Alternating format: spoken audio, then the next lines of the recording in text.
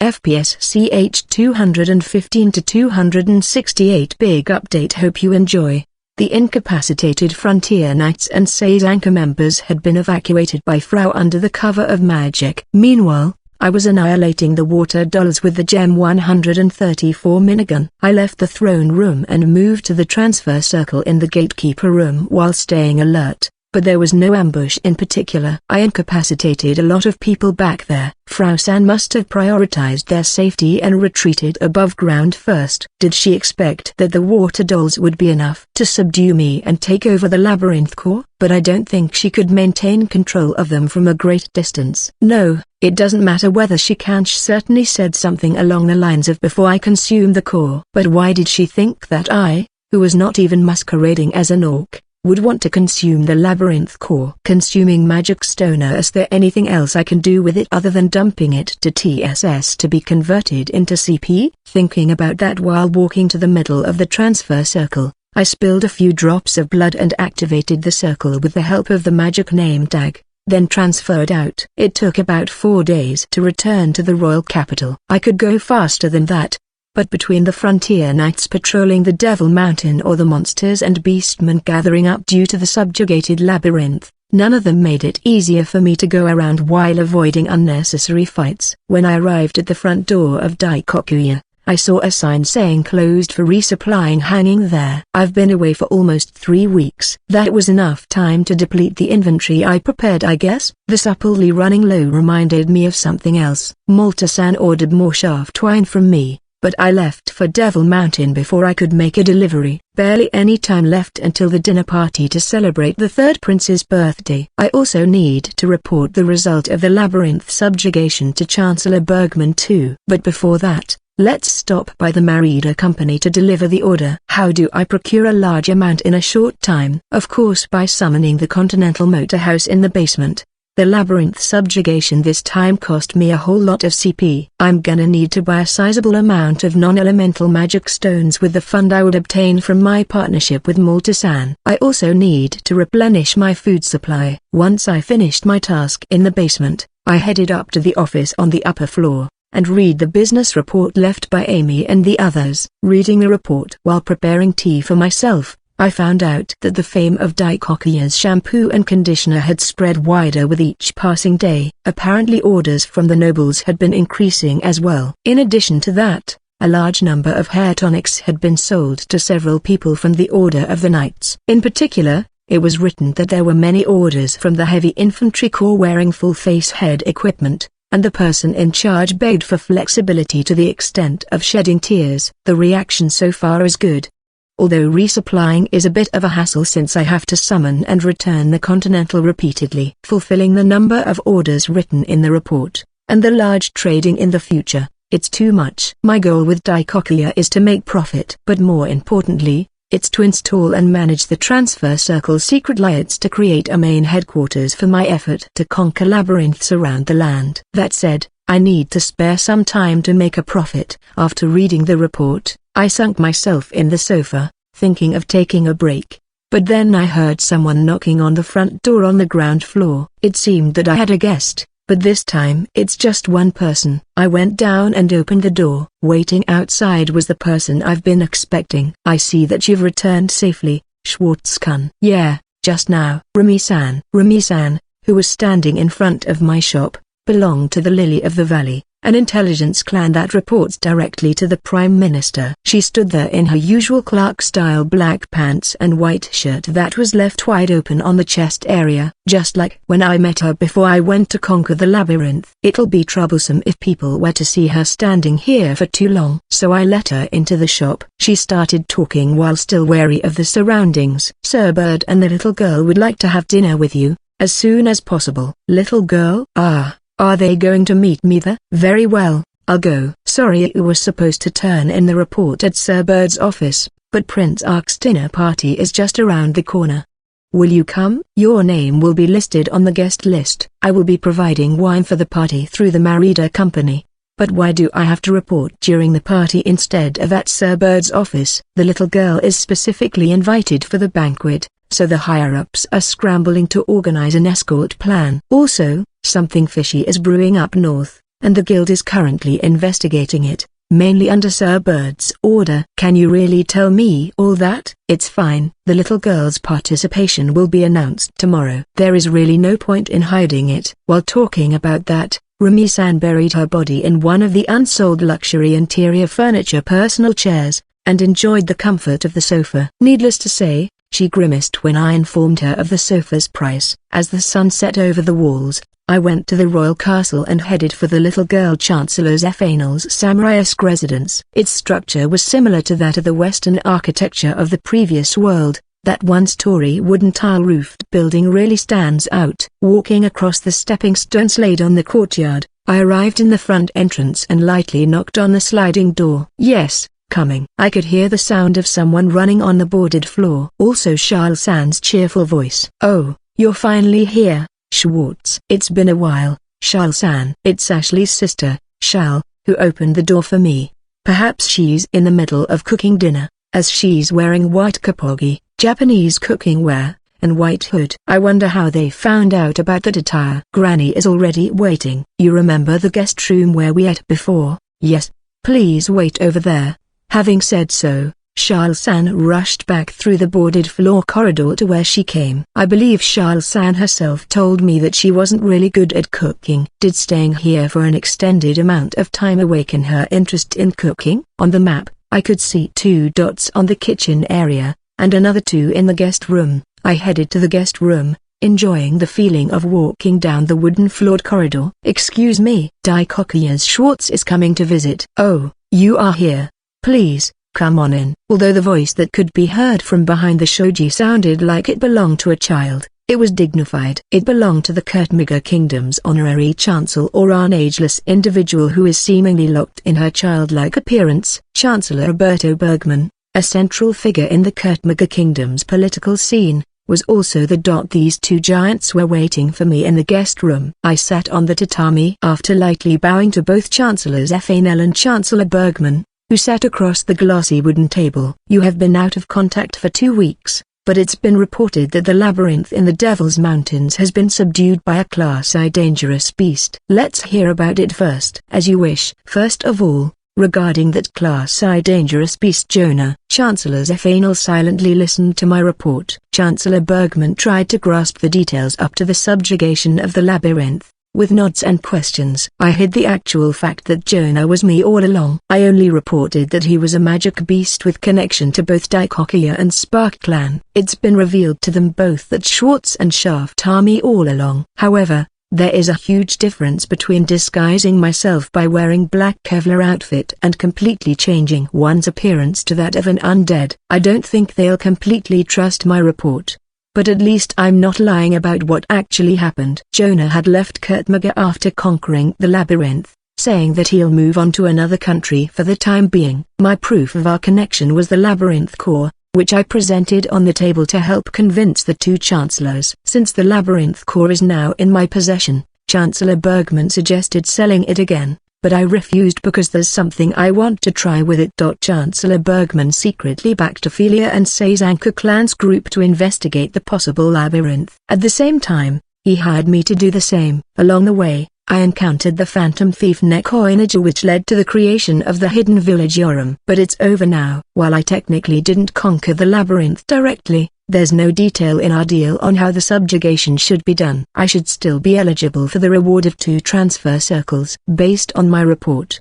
Chancellor Bergman will send a messenger to the Margrave of Drag Range, ordering the stability of the Devil's Mountains and the recovery of resources from the mine labyrinth. In the future, the fact that there are actually not enough monsters to collapse the Drum Fortress will be kept a secret, and in the name of stability of the Devil Mountain Range and search for Jonah, the mountain will become an effective buffer zone with Drak Kingdom. It will become a dominant form and will be a great restraint to the northern part of the continent, which is currently on the move. You have worked really hard, Schwartz. However, I feel like the reward of 2 transfer circles is a bit measly compared to that. Around the time when the report to Chancellor Bergman and the confirmation of the reward were roughly finished, Chancellor Zephanel, who had been silent until then, spoke up. No, The transfer circles are already more than enough already. No need to be so humble. As an additional reward from this one, you are allowed to attend Ark's birthday party with Chan. Ark's birthday party. Isn't that the banquet to celebrate Prince Ark's birthday? FPS 216. The unplanned reward proposed by Chancellor's FNL was permission to attend Prince Ark Kurtmaga's birthday banquet as Ashley's escort. The sudden proposal took me by surprise, but first I decided to listen in detail. At this event, Honorary Chancellor's FNL will make an appearance in public for the first time in decades, and Ashley attending the banquet can also serve to make herself known as the next Lord of the House. However, the protagonist of this banquet is Prince Ark, who will be accompanied by Lapitira Kabaga, the leading bride candidate. And not only the prince, but every attendee will also come in pairs. Chancellor Zepanel is likely to be accompanied by Shalsan, who will be dressed as a man. However, Ashley currently has no specific partner. The Zefanel family is one of the most important families for Kurtmaga royal family, though their influence does not really stretch to the other nobles. However, as long as the immortal Chancellor's FNL is alive, there is no doubt that theirs is the only family that has the biggest influence on the royal family. By marrying Ashley and becoming a member of the Zefanel family, it is synonymous with having the power to influence the royal family. It is not impossible to reach the top beyond all the noble titles of other aristocrats. If Ashley is accompanied by a young noble at this banquet, the envy and anticipation for that person would probably prevent people from celebrating Prince Ark's birthday properly. The sweet juice that her companion will jet eats like a huge elephant in the room that will attract all kinds of insects. The attendance of Chancellor's FNL herself will most definitely turn the eyes of the banquet participants. If the next Lord of the House's spouse is introduced, the protagonist of the banquet will be completely taken away from the royal family. Naturally, Chancellor's FNL, who puts serving the royal family as her first priority, would like to avoid that. Then why not go without a companion? I thought for a moment, but then it's like declaring Ashley is free. Unmarried aristocratic boys from all over the country will raise their hands to become the candidate for son-in-law, causing further confusion. That's why I was offered the position. Daikokuya, as a subsidiary of the Great Ravensburg Trading Society, has its own shop in the royal capital. In addition to that, the shop had several important people in national affairs as customers on the opening day. It is said that other companies are thinking that the shop will bite the dust because the products they handle are not available at other companies, not to mention that the place of production and the manufacturing method are unknown. And Schwartz, who is the only merchant of the company, opened a shop in the royal capital, even though he has not been an apprentice or a subordinate at any company in the past. Some companies have of course already investigated his true identity. One is D-rank adventurer Schwartz and the other is map shop Schwartz. Other than that, not much else is known about him. What if the mysterious merchant accompanies Ashley at a banquet? The eyes of the young aristocratic men who participate in the banquet will be turned to the suddenly appearing candidate. The royal capital's influential people and merchants invited to the banquet will be amazed at the appearance of the mysterious merchant. As a result, the attention to the Zefanel family should disperse a little, thus making it possible to avoid taking the leading role in the banquet. But wouldn't that make me end up in the spotlight? Then, I will instead call the second son of the guard knight captain to accompany HR. Thank you for this reward. Having said that, out of reflex I could hear Chancellor Bergman's muttering, "The guard knight captain doesn't even have a second son, you lucky magicless." Unable to change my answer, I say nothing, while Chancellor Bergman sits back in his chair in dismay, and Chancellor Zefanel grinned. If so, then it has been decided. On the day of the dinner party, you should come to the venue early. To enter, just introduce yourself to the guards as the owner of Daikokuya. They will lead you to the waiting area this one is occupying. Wear some nice attire. Also, it's customary for men to bring gifts at birthday celebrations, so be prepared. What needs to be prepared? The voice belonged to Ashley, who came by pulling the serving table. Ashley, who came into the drawing room, wore the same white cap hoagie and a white hood as Shalsan. The ruby choker I gave her was shining around her neck. Since I gave it as a gift at the Harvest Festival after subduing the Green Demon Labyrinth, I often saw her wearing it, so I suppose she really likes it. Oh, It looks like dinner is ready. This one is famished. It's for Prince Ark's banquet. Will Schwartz also attend the banquet? That's what happened. Originally I was planning to go to the venue to deliver fruit liquor. He will be there as an attendant to An exclamation mark. Following Ashley's surprised voice was Shal, who placed a large clay pot carried from the serving table on the table in the drawing room. Charlotte, what do we have for tonight? Chancellor Bergman asked with a worried look on his face. I made it with my sister this time. It's okay. It's a hot pot dish. This time, she didn't make a mistake in adding seasonings or overcooking the meat. Tonight, if this is does that mean she botched a hot pot dish before? Looking toward Ashley, I saw her open the lid of the clay pot while turning her flustered face, and silently separate it into a number of bowls with a wooden ladle. More importantly, do you really want Schwartz to accompany you? That's what my sister is that? Shall, I'll ask the predecessor slowly later, so help me divide the food first. I'll be there with you at the time. The two chancellors laughed, watching the exchange between Ashley and Shal-san. My cheeks also loosened into a smile, but more because the three members of the Zephanel family, even Chancellor Bergman, sat around the table like a family. Chancellor Bergman seems to have eaten here many times, and he probably has a fairly close relationship with the Zephanel family. From there was no talk of the Devil's Mountains or the banquet. It felt like a very ordinary dinner.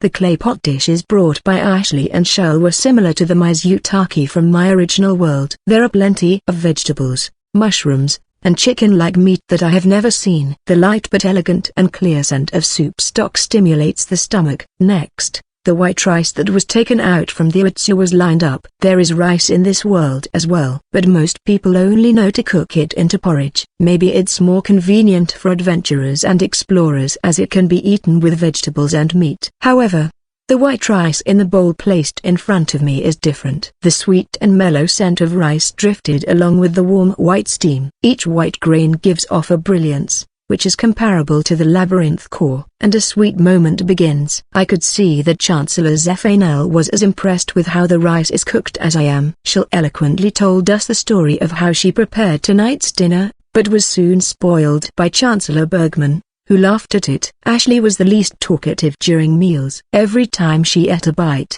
her facial expression would change to a smile. I can only guess that she's satisfied with the quality of the dish. I also held up the bowl in my hand and took the first bite of the freshly cooked white rice. Delicious. It's a simple word, but there are no other words. There's no better word to describe this impression. The heat passes well to the core of each grain of rice, but it is not too hot and not too slimy, and even the water vapor exhaled from the mouth gives off a scent that tickles the nasal cavity.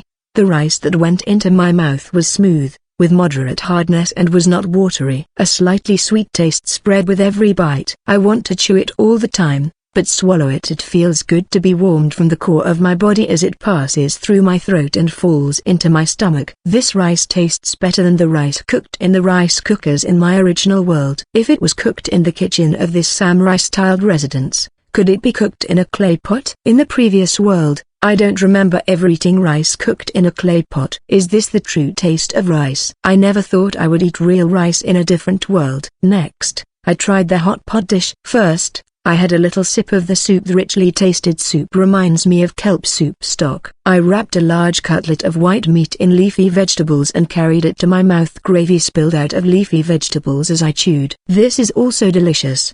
The ingredients look a little different from the previous world, but the taste is similar. Isn't there any sauce for this hot pot dish? Is the seasoning too light? No, it's very delicious. Because it's delicious, I want to enjoy this dish with more types of seasonings. For example, what do you want? Waterfowl pots are generally cooked with seaweed soup stock. Chancellor Zephanel taught me the general seasoning. This waterfowl hot pot looks like a mizutaki. I wanted to eat ponzu and sesame seeds in this world, but it seems that those are not so common here. Well, for example, this. While saying that, I put my hand in the cloth bag I brought, from which I took out the labyrinth core, and summoned some seasonings from the food gift box, acting as if it was inside from the beginning. Looking at the small bottles lined up on the table one after another, Charles-san picked it up with interest, opened the lid, and smelled it. Chancellor Bergman was more interested in the screw caps and hinge caps than the contents, and Chancellors Fenel and Ashley dropped a little sauce on a small plate to confirm the taste. Schwartz,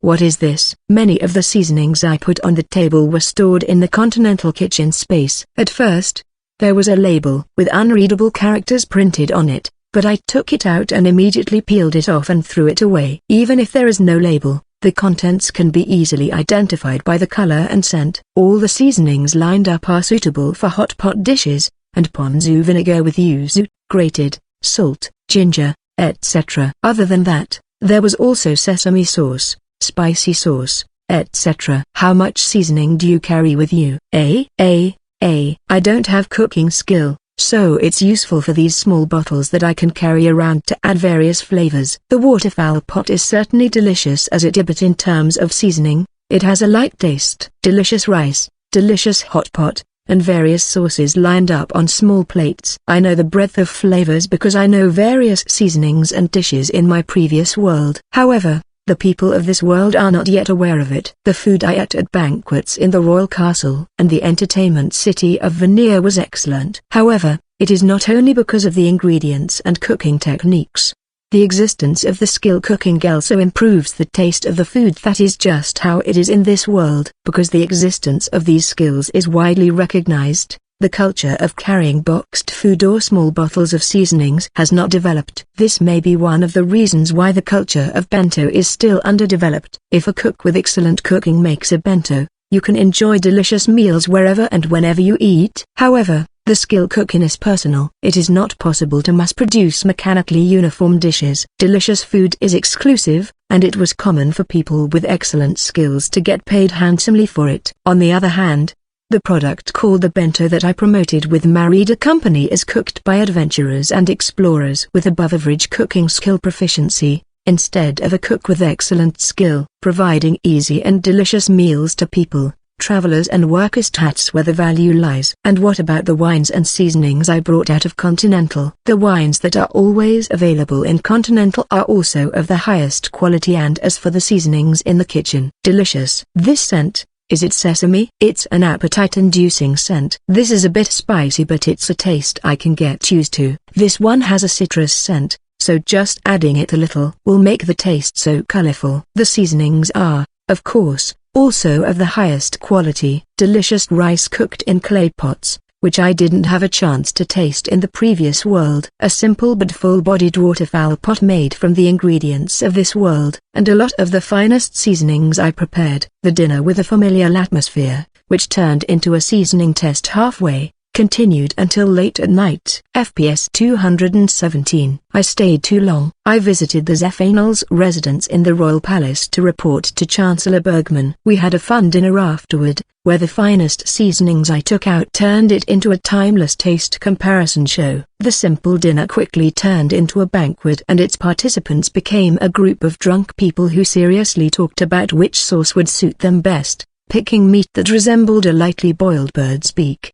I enjoyed a lively time, but I guess I enjoyed it way too much that I far exceeded the curfew. However, perhaps because of how often Chancellor Bergman ended up staying the night here after dinner, a futon for accommodation was prepared next to the guest room. I would also be staying here tonight, and head to Marida Company tomorrow morning. Now, Chancellor Bergman and I are staying in the guest room, reconfirming the report in the Devil's Mountains and discussing how and when to deliver the reward. Ashley, Charles-San, and Chancellor Zephanel headed to the innermost private space of the mansion, where they stayed for the night. This will be the place. Chancellor Bergman, who sat on a tatami room table lit by faint magical light, removed the glasses that look like reading glasses hanging on his nose and declared the end of the discussion. Then, he moved his gaze from his notebook and showed a page to me, who sat on the other side of the table. By the way, Schwartz, what is it? It seems that there are rumors floating around the noble ladies that the real face of the Black Mask shaft seems to be quite ugly. It's embarrassing that the news has reached the ears of Chancellor Bergman. I'm interested in your skill to change your face,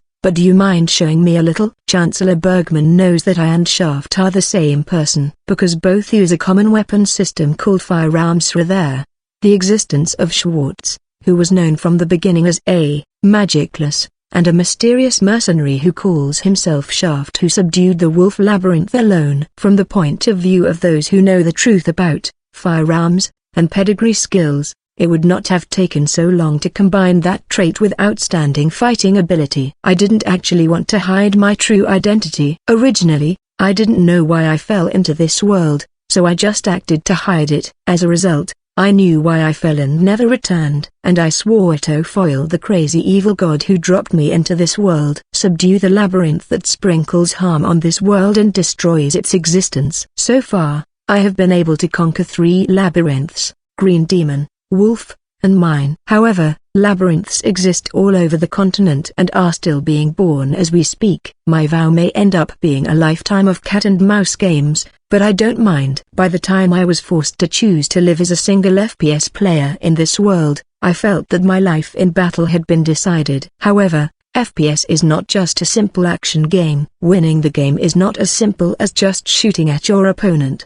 The most important thing is to show teamwork according to the game rules and aim for victory as a whole. I may not be the only FPS player in the world, a united companion. Still, the map in my view has a light spot showing Chancellor Bergman sitting in front of me, and the map of the mansion also has a light spot showing Ashley and the others. Often, there is a hero's line that says, "Save all the people within your sight." In other words, live to destroy the labyrinth. But it is not going to be a sacrifice to the world for everything that lives in this natural world. Instead, I will save everyone shown in my radar. I will save my acquaintances, friends, and people who I want to cherish. It's the companions who I live with on this different world stake. That's how we, as an FPS player who values team play the most, should live. Chancellor Bergman is also a person who can be recognized as an ally to me. There will be no problem in responding to the requests for me to show the true face of Shaft. I swung my hand lightly in front of my face. At that moment my face turned into a swanky zombie face! Exclamation mark.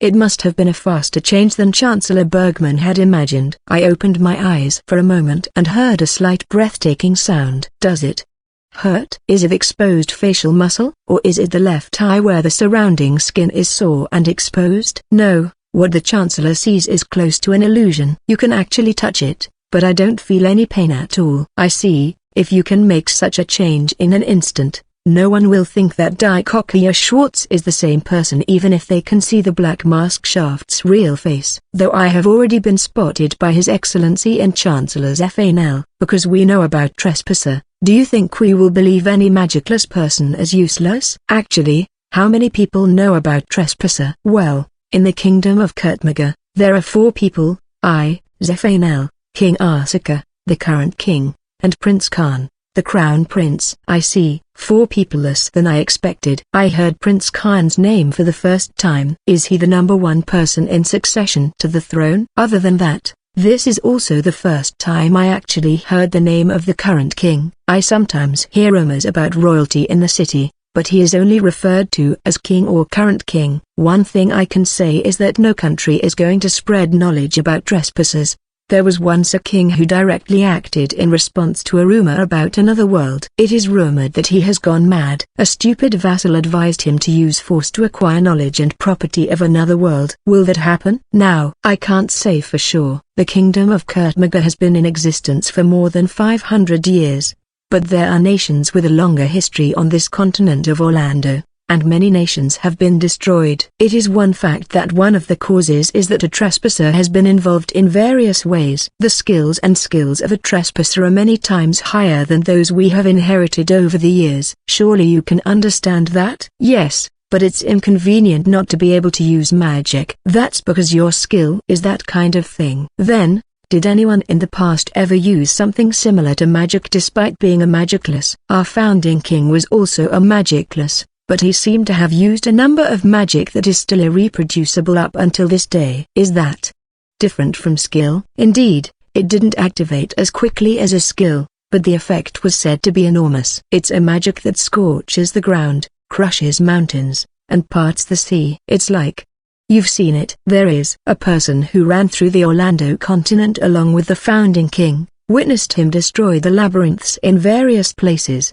and how he always stood on the front line to protect the country. Even after the founding king abdicated, he continued to protect the country. Only those who survived the war 100 years ago could have seen the great magic. Could this person be Chancellor Zephanel? Chancellor Bergman didn't answer my question, Both corners of his mouth were raised and he was strangely satisfied. No. He had a proud look on his face. I would like to give you one piece of advice. He decided to step down from the front line because he had too much power, and he chose to work to nurture the younger generation. He wanted people to not repeat something one thing, to never try to assume the form of a magic beast. Staying in that form for too long will cause the transformation to become permanent and corrupt your heart. I'll take that warning to heart. FPS 218. The next morning, after staying overnight at the Zephanal residence, I left the royal castle at the same time as the gate opened and returned to Dai-Kokia. There is not much time left until Prince Ark's banquet. I must also consider the gift of congratulations that is customary for male participants, as well as delivering the shaft wine to married company. Goods to give to the royal family of this world. Honestly, I had no idea. Maybe a precious metal, or is it a rare ingredient? Considering this world, magic stone's labyrinth core. No, it is too unnatural for Dai-Kokia Schwartz to have a labyrinth core. It's been more than half a year since I fell into this world. The values of things have become quite clear, but they are only from the perspective of the general public, or from an adventurer or explorer. Although I regretted that I should have asked Ashley or Chancellor Bergman before leaving, I laid a transfer magic circle and a copy circle in Dai-Kokia's basement, and first jumped to the VMB garage. It's been a while since I came here. From the time I decided to protect the Phantom Thieves Nekoinagi in the Devil's Mountains at the request of Chancellor Bergman, I could hardly come to this garage or private room. The main reason was that I had to leave Continental out as their living base, but as long as there is a restriction that 2 or more mobile vehicles cannot be summoned at the same time, this inconvenience will remain unavoidable. Moving to the Continental in the garage, I took out the finest wines and restored the vehicle's durability. Repeat it several times to secure enough stock of shaft wine. Next, I moved to the private room, started the notebook PC that can only be used here, and selected shop, which has interior furniture, avatar costumes, and items that can only be purchased here. I took a look at a variety of luxury interior furniture, bookcases, sofas, appliances, musical instruments, beds, and more. There are many types and categories, but the party I would go to is a birthday celebration. It may be quicker to give furniture if it's a wedding reception, but it's not a wedding reception. Speaking of the essentials for a birthday party. Cake. However, there are no ingredients or food in shop. There is no status change such as hunger for VMB. This is because that kind of stuff is not necessary for a competitive shooter like FPS. Even if I try to reproduce the cake of the previous world with the ingredients of this world, I don't know how to make one, let alone the ingredients. However, I feel that the perspective of food in the previous world is not bad. At the moment I saw a banner displayed on the monitor of my notebook PC, limited time offer, special material box. This month is a wedding fair. It has been updated. The material box is a lucky bag whose contents are unknown. In other words, it's a gaka. It also contains up to 6 limited design color firearms and limited mobile vehicles. Monthly and seasonal boxes are also on sale other than the standard types, and could be purchased with CP. Certainly. I saw this banner before. I remembered that it was a monthly firearm box, but I do not know when it was updated. I thought. I launched the browsing function error. It seems that the laptop is not connected to the internet in the previous world. Then why? It took only a short time to get to the answer. Even if I fell into this world and lost contact with the previous world, I was able to receive it only a few times. When I emailed the one who released me from becoming a labyrinth master, and when I contacted the villain who dropped me into this world, that crazy evil god, the lineup of notebook PCs may have been updated in that short time. I can only think of that. I don't know when in the previous world it connected to. Did it adapt to the calendar of this world, or did it coincide by chance? Anyway, in front of me, there is a material box in which wedding-related objects are randomly enclosed. Guess I have no choice but to buy it. Just in case, I checked the offer ratio and the lineup. Rarity was set for the firearms and object items enclosed in the material box, and the probability was set very finely. The lineup starts with a gift bag, a wedding costume, a wedding car, a wedding ring, a limited interior design that transforms a private room into a wedding venue, a church type, and a reception hall type. And there was an item for decoration. Wedding cakes, reception food sets, flower arrangements, candle sets, etc. in shop via TSS. The type of avatar costume is fixed to the gender of the character. If the gender is male, you can neither buy nor see for females. However, the material box is different. It was enclosed regardless of gender, and if a costume of the opposite sex came out, it could not be worn. So it was usually used for trading with other players. And cooking is an object item that is treated as furniture. It was a lump of data that could not be eaten in the game, but there is no doubt that it can be eaten with the current VMB system that is already adapted to the real world. It has been proven with wines and seasonings brought out from Continental. However, the rarity of wedding dresses and wedding cakes is high. That also includes wedding rings, which can be said to be the protagonists of weddings. There are other firearms such as bouquet-type pistols and cracker-type grenades, but the most wanted is probably the cake. The food should be prepared at the venue. And even if I suddenly bring in an entire wedding reception, it won't be accepted. However, if it is a wedding cake, it will be brilliant just to leave it. You can't say anything unless you actually try and taste it. There is no doubt that it will have an impact in terms on the confectionery technology of this world. The CP consumed when subduing the mine labyrinth is enormous. If I don't go to the Marida company and purchase a large amount of non-attribute magic stones, future activities will be hindered. But first, let's spin the material box to secure a gift. Well, it's just a wedding cake. It should pop out if I give it a spin a few times. I managed to get 2 wedding cakes, one for the gift and another for tasting. It cost me half of my current CP though. FPS 219. The second one finally came out. It's been about 2 hours since I started buying the special material box from the laptop in my private room. By paying 10 CP, you can get 11 material boxes as a bonus, commonly known as 10 consecutive gacha. I bought and opened it. After opening the 11 material boxes tens of times, I was able to get the second wedding cake. I consumed more CP than I expected. The wedding cake prepared as a prize for the special material box was divided into normal, rare, legendary, epic and rarity. I was aiming for epic's royal wedding cake, which was the highest rarity. It is a cake made by stacking whole types of cakes on a circular 6-tiered pedestal, and each cake was decorated with fresh cream and white chocolate icings in the form of elaborate flower and swirl patterns. You can even feel the noble atmosphere exuding from the whole cake. Looking at the flavor texts, it seems that the cake was designed by a well-known confectioner who received orders for parties hosted by the British royal family and world-renowned artists. In my original world, the completion of the full dive-type VR system that realizes the virtual reality world gave the world view of the game and the construction of the system infinite possibilities. It is now possible to experience things that are impossible to experience in the virtual reality world. What you experience in the virtual reality world is not just to immerse yourself in a shooting battle action like FPS or a game world like MUPC, wearing dresses made by world-renowned designers, wearing supreme precious metals loved by historical figures, and attending balls and banquets at the gorgeous palace of the distant past. It's possible. I was able to enjoy it at a shopping mall with an infinite level and size built in the virtual reality world. No matter how high-class clothes or precious metals you try on, you can try them on freely, and if you visit a famous restaurant, the electronic taste information will be sent as a signal to the brain, and you will feel as if you actually tasted the food. In the limited time products such as VMB's special material box, the ones actually designed by the first-class designers were often enclosed as a form of advertising. The same is true for the prizes at this wedding fair edition. We could even order and rent cakes and costumes for each rarity designed by famous pastry chefs and designers, some of which were actually identical to the real-world version. Recalling the overly convenient social environment of the world before that, I opened the material box that had not been opened yet. When summoned from the inventory to a private room,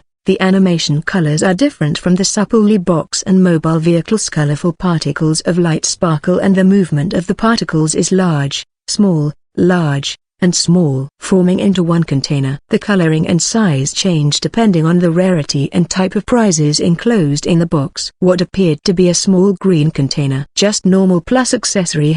I pressed and held the open switch on the front of the container to unlock it. A light fanfare can be heard from the sound collecting sensor, and a dazzling light leaked from the slightly opened lid. I opened the lid while sighing silently, and checked the contents. A gift bag, a modern reception dish set, French food, hors d'oeuvre, and a wedding ring, WG. The minimum number of enclosed items is 4. It is a complete deviation. I realized it by repeatedly buying this gacha. Each reception dish also has rarity, and are further divided into courses such as salads, hors d'oeuvre, and desserts. In other words, in order to use the French reception set, it is not possible to complete all 7 courses in a single pull, and so on. Once I was able to get a gift for Prince Ark, I prepared everything I needed and headed to Merida Company. The last time I visited Merida Company was before Daikokuya opening day. I felt like it had been a long time, but I asked the escort standing in front of the office to let me through. All the people concerned knew that Daikokuya Schwartz was already under the umbrella of Merida Company, so the escorts who I only met for the first time still sent me in without any hassle. "I'm sorry to have kept you waiting. I'm glad that you're safe and sound, Schwartz-san." "It's been a while, Malta-san." Malta-san, who smiled as he entered the drawing room, greeted me. "I was worried because I heard from Arms that she hadn't seen you for almost 3 weeks. I had been back for some restocking, but I've been working in the north for the last 2 weeks." "North? Is it the Margrave of Drag Range?" As expected, information spread fairly quickly. Did he know about the collapse of the Drum Fortress, or has he heard the story of the hidden village of Yoru? "Well, that's about it. Today, I'd like to deliver the requested shaft twine, buying a large amount of non-attribute magic stones, and one request from Malta-san." "Thank you for arranging the shaft twine. And please tell me anything. For this Malta will do everything in my power to fulfill it. However, I'm sorry. I have secured some non-attribute magic stones for Schwartz-san, but about a week ago, non-attribute magic stones were sold out in the cities and towns around the royal capital, and now they are scarce. It will be difficult to secure quantity for the time being." "Hoarding? Did someone find any new usage for non-attribute magic stones?" "No. Not that we know of. All we know is that the merchants under the Yamagasa Company go to the labyrinths around the world to buy them." "Yamagasa Company?" "Certainly. It is the same company that bid off the labyrinth core that I brought back from Wolf Labyrinth at the King's Festival." "Like the Merida Company, it is one of the largest trading companies in Kurtmaga. They are also the sponsor of the kingdom's oldest and largest clan, Rafflesia." Non-attribute magic stones are used as the initial fuel for various magic tools, but attribute magic stones are much more efficient. It can be obtained mostly in the labyrinth and in the natural world, and its value is the lowest among magic stones. Unless they specifically require non-attribute magic stones like me, I don't think it's possible to run out of stock around the royal capital. "That's right. For the time being, I'd like to buy everything that Merida Company has secured." "Very well, I'll have it ready immediately." "So what about the request?" My cheeks loosened in spite of Malta-san's question. I got up from the sofa I was sitting on and moved to a place with some space. Malta-san chased me with curiosity as I suddenly stood up. But we had a long-standing relationship by now. He must have known that I have something amazing in my pocket. "Schwartz-san, what's next?" "Actually, I'll be attending Prince Ark's banquet, and I've prepared a congratulatory gift. But I'd like Malta-san's opinion about it." "Huh? Did they notice Daikokuya right away?" "I've heard that the products handled by Schwartz-san have been a hot rumor around the royal castle." "How envious." "I wonder if I'm looking back at the time when I was worried about the gift of celebration with my arms folded next to me, closing my eyes and continuing to talk, repeatedly nodding, yeah. But then, who'll be Schwartz-san's partner?" "Ashley Zephanel." "In the first place, I wasn't invited because of Daikokuya, but as an attendant to Ashley." I answered while operating the TSS, but there was no response from Malta-san. Mysteriously, when I looked sideways, he was standing there, wide-eyed, and his mouth was wide open. Never seen him acting like that before. "Ashley is just a good friend." No, what are you saying, Schwartz-san?" "This is the Ashley Zephanel of Kurtmaga, who had completed her training period in the fortified city of Baga and had captured many villains in the southern pirate subjugation we are talking about. The same person who rescued the people and the people of the Union of Filtonia Islands." "Are you really talking about her?" "Well, that's what it is." "That's what?" "Schwartz-san, you are." "That's actually the Goilvrio and will wonder who I am. and at least the various gazes on the Zephanel family will be redirected to me instead. Chancellor Zephanel was bothered by this problem because she wants Prince Ark to remain as the focus of the banquet. Well, I'm certainly surprised by that, Schwartz-san. It's still early to be surprised. This is the gift I've prepared for the prince. I took out the festive items from the inventory on the screen monitor just like that. Particles of light gathered in one corner of the drawing room, and a circular 6-column royal wedding cake was summoned. What in there? As Malta-san was stunned once again, I relaxed my mouth, feeling like a child who had carried out successful mischief. FPS 220. The royal wedding cake was summoned in the drawing room of Merida Company. The elaborate flower patterns and swirls applied by fresh cream and white chocolate gave the white cake a sense of purity and nobility. As soon as the summoning was completed, Malta-san rushed to the wedding cake and moved around the cake while silently wowing and sighing in admiration. Schwartz-san, which cook made this cake? How many skills one should have to make this cake? No, can something like this even be possible to be made? And he rushed to me as if something inside him had flipped. He grabbed my arms firmly, so as not to let me escape. First of all, Malta-san, calm down. I am calm. Shaft wine, shampoo, and the items that Schwartz-san prepares do not exist not only in Kurtmaga, but also in any of the many great powers on the Orlando continent. Where did you actually get it? Has he actually looked at countries all over the continent? Maybe I should let him know. Very well. It'll take too long to talk about everything, so I'll just go straight to the main points. I've been meaning to let someone else know. I just wanted to decide who to talk to. Of course I won't tell this matter to anyone else, not even Merida. Calm Malta-san and sit back on the sofa first. By the way, where should I start? Does Malta-san believe in God? God? Do you mean the creator God? Maybe that's it. Can you tell me their name? I'm afraid I can't. Besides, the name of the creator God was forgotten long ago. According to the old legend, when you say their name, all the magical power in your body will be consumed, and that can lead to death. So no one dares to say it. Thus the name disappeared from history. That's the first time I've heard it. After investigating this world at the museum in the fortified city of Baga, I was devoted to various requests and exploring the labyrinth, making the time to research something at the museum reduced. Creator God, a god whose name could kill someone when uttered. That is probably the one who released me from becoming a labyrinth master. Then, what about the evil god who created the labyrinth? I know that is also an old god. But what is the relationship between the gods and Schwartz-san? It's a very simple story. The evil god brought me from another world to this world, and the creator god saved me. All the products that I sell are from a different world. My original world, that is. That's how it reacts. Malta-san had a confused look on his face, and was left speechless for a while. However, this is the truth. Although I skipped the things about the power of VMB, whether I was originally dropped as the dungeon master of the labyrinth, or how I have a tireless game avatar's body for now, being sent here by one god, released by yet another god and left alone here, that's my story. S.H. Schwartz. Are you a child of God? I'm not. Then, are you an apostle? I don't think that's the case either. I replied to Malta-san's question almost as soon as the words left his mouth. That crazy evil god called me my child.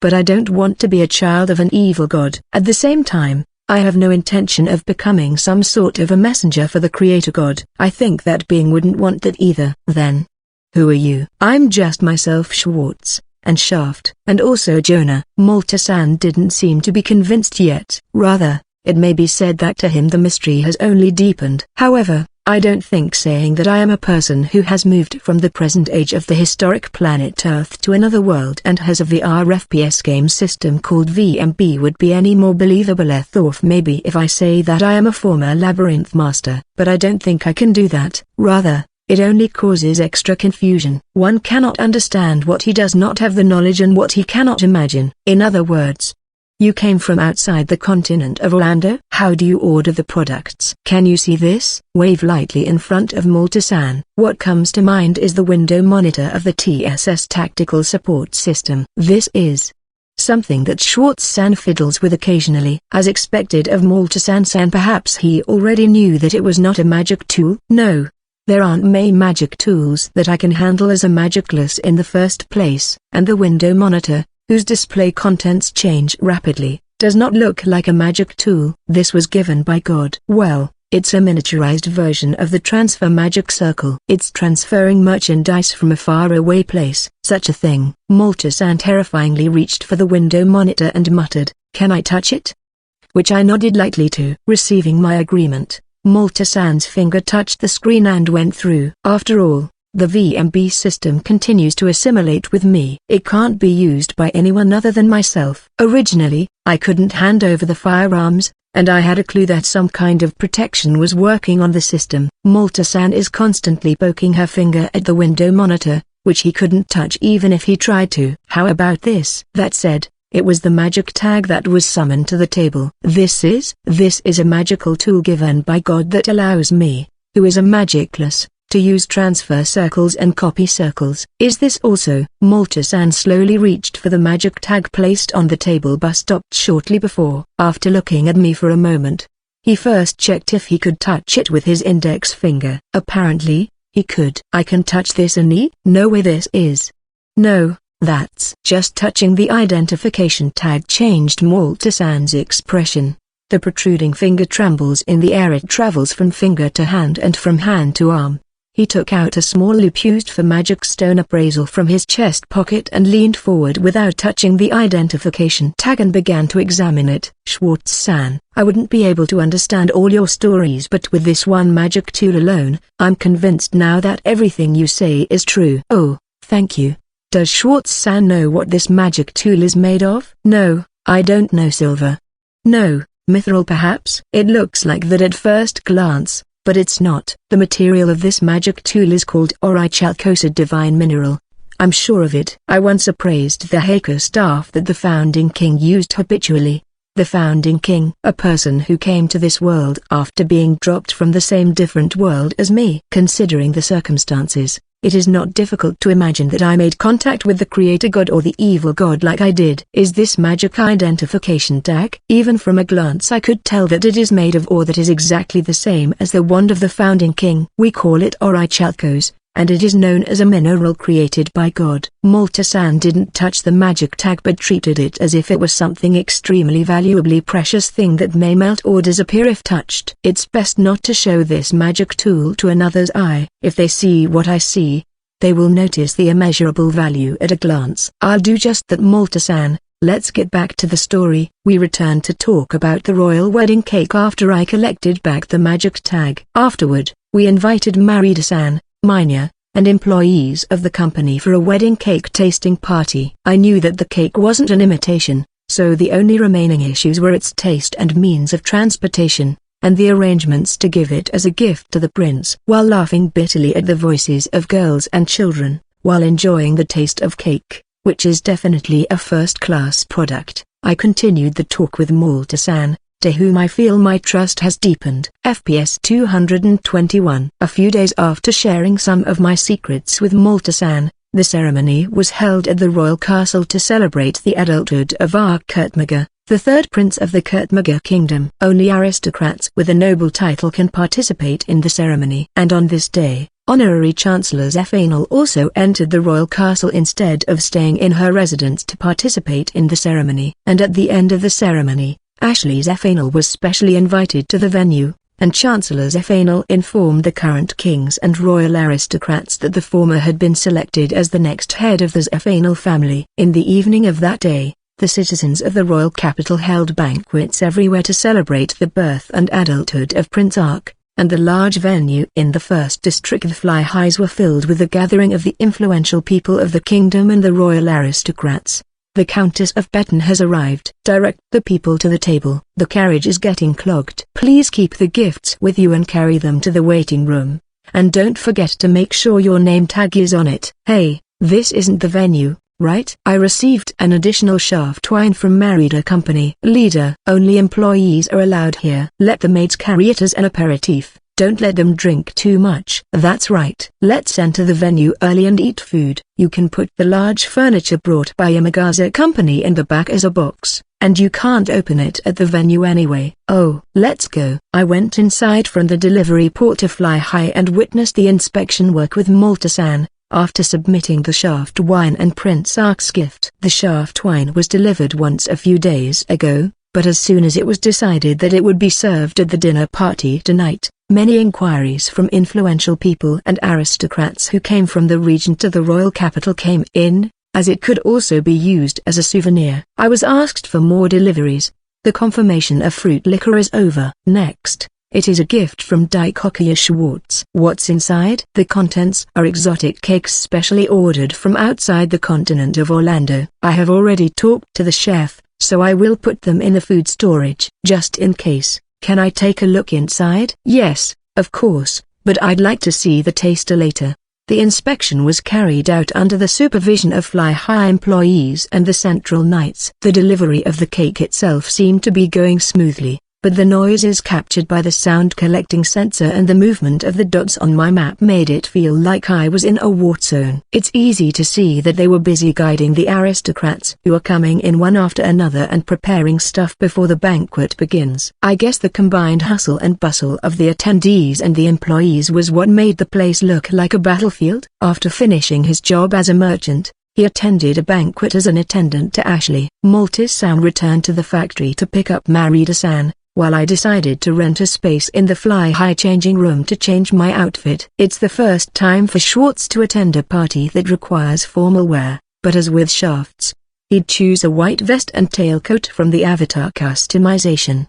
The design of the tailcoat is slightly different from that of Shafts. It may not make much sense because it's only a minor difference, but I didn't have the courage to stand in exactly the same clothes in front of Lapityricus-sama, who I've seen many times. Checking the time displayed in the field of view, we decided it was a good time and started moving to the guest waiting room at Fly High. I have to greet the honorary chancellors F-Anal and pick up Ashley. Also, Charles-san, who will be attending as an attendant of the Chancellor. It seems that the story has indeed been passed on to the guarding Central Knights. I was able to proceed just by mentioning the name of Dikokia and showing my Merchant Guild card. Weapons and hidden equipment were checked at the time of initial entry, and a large magic team was prepared in the basement of this Fly High, there to set up the barrier that interferes with the activation of magic and skills in the venue by the time the dinner party starts. The same magic circle is also laid in a part of the royal castle. Apparently, it cannot be activated all the time because it consumes a large amount of magic power and magic stones,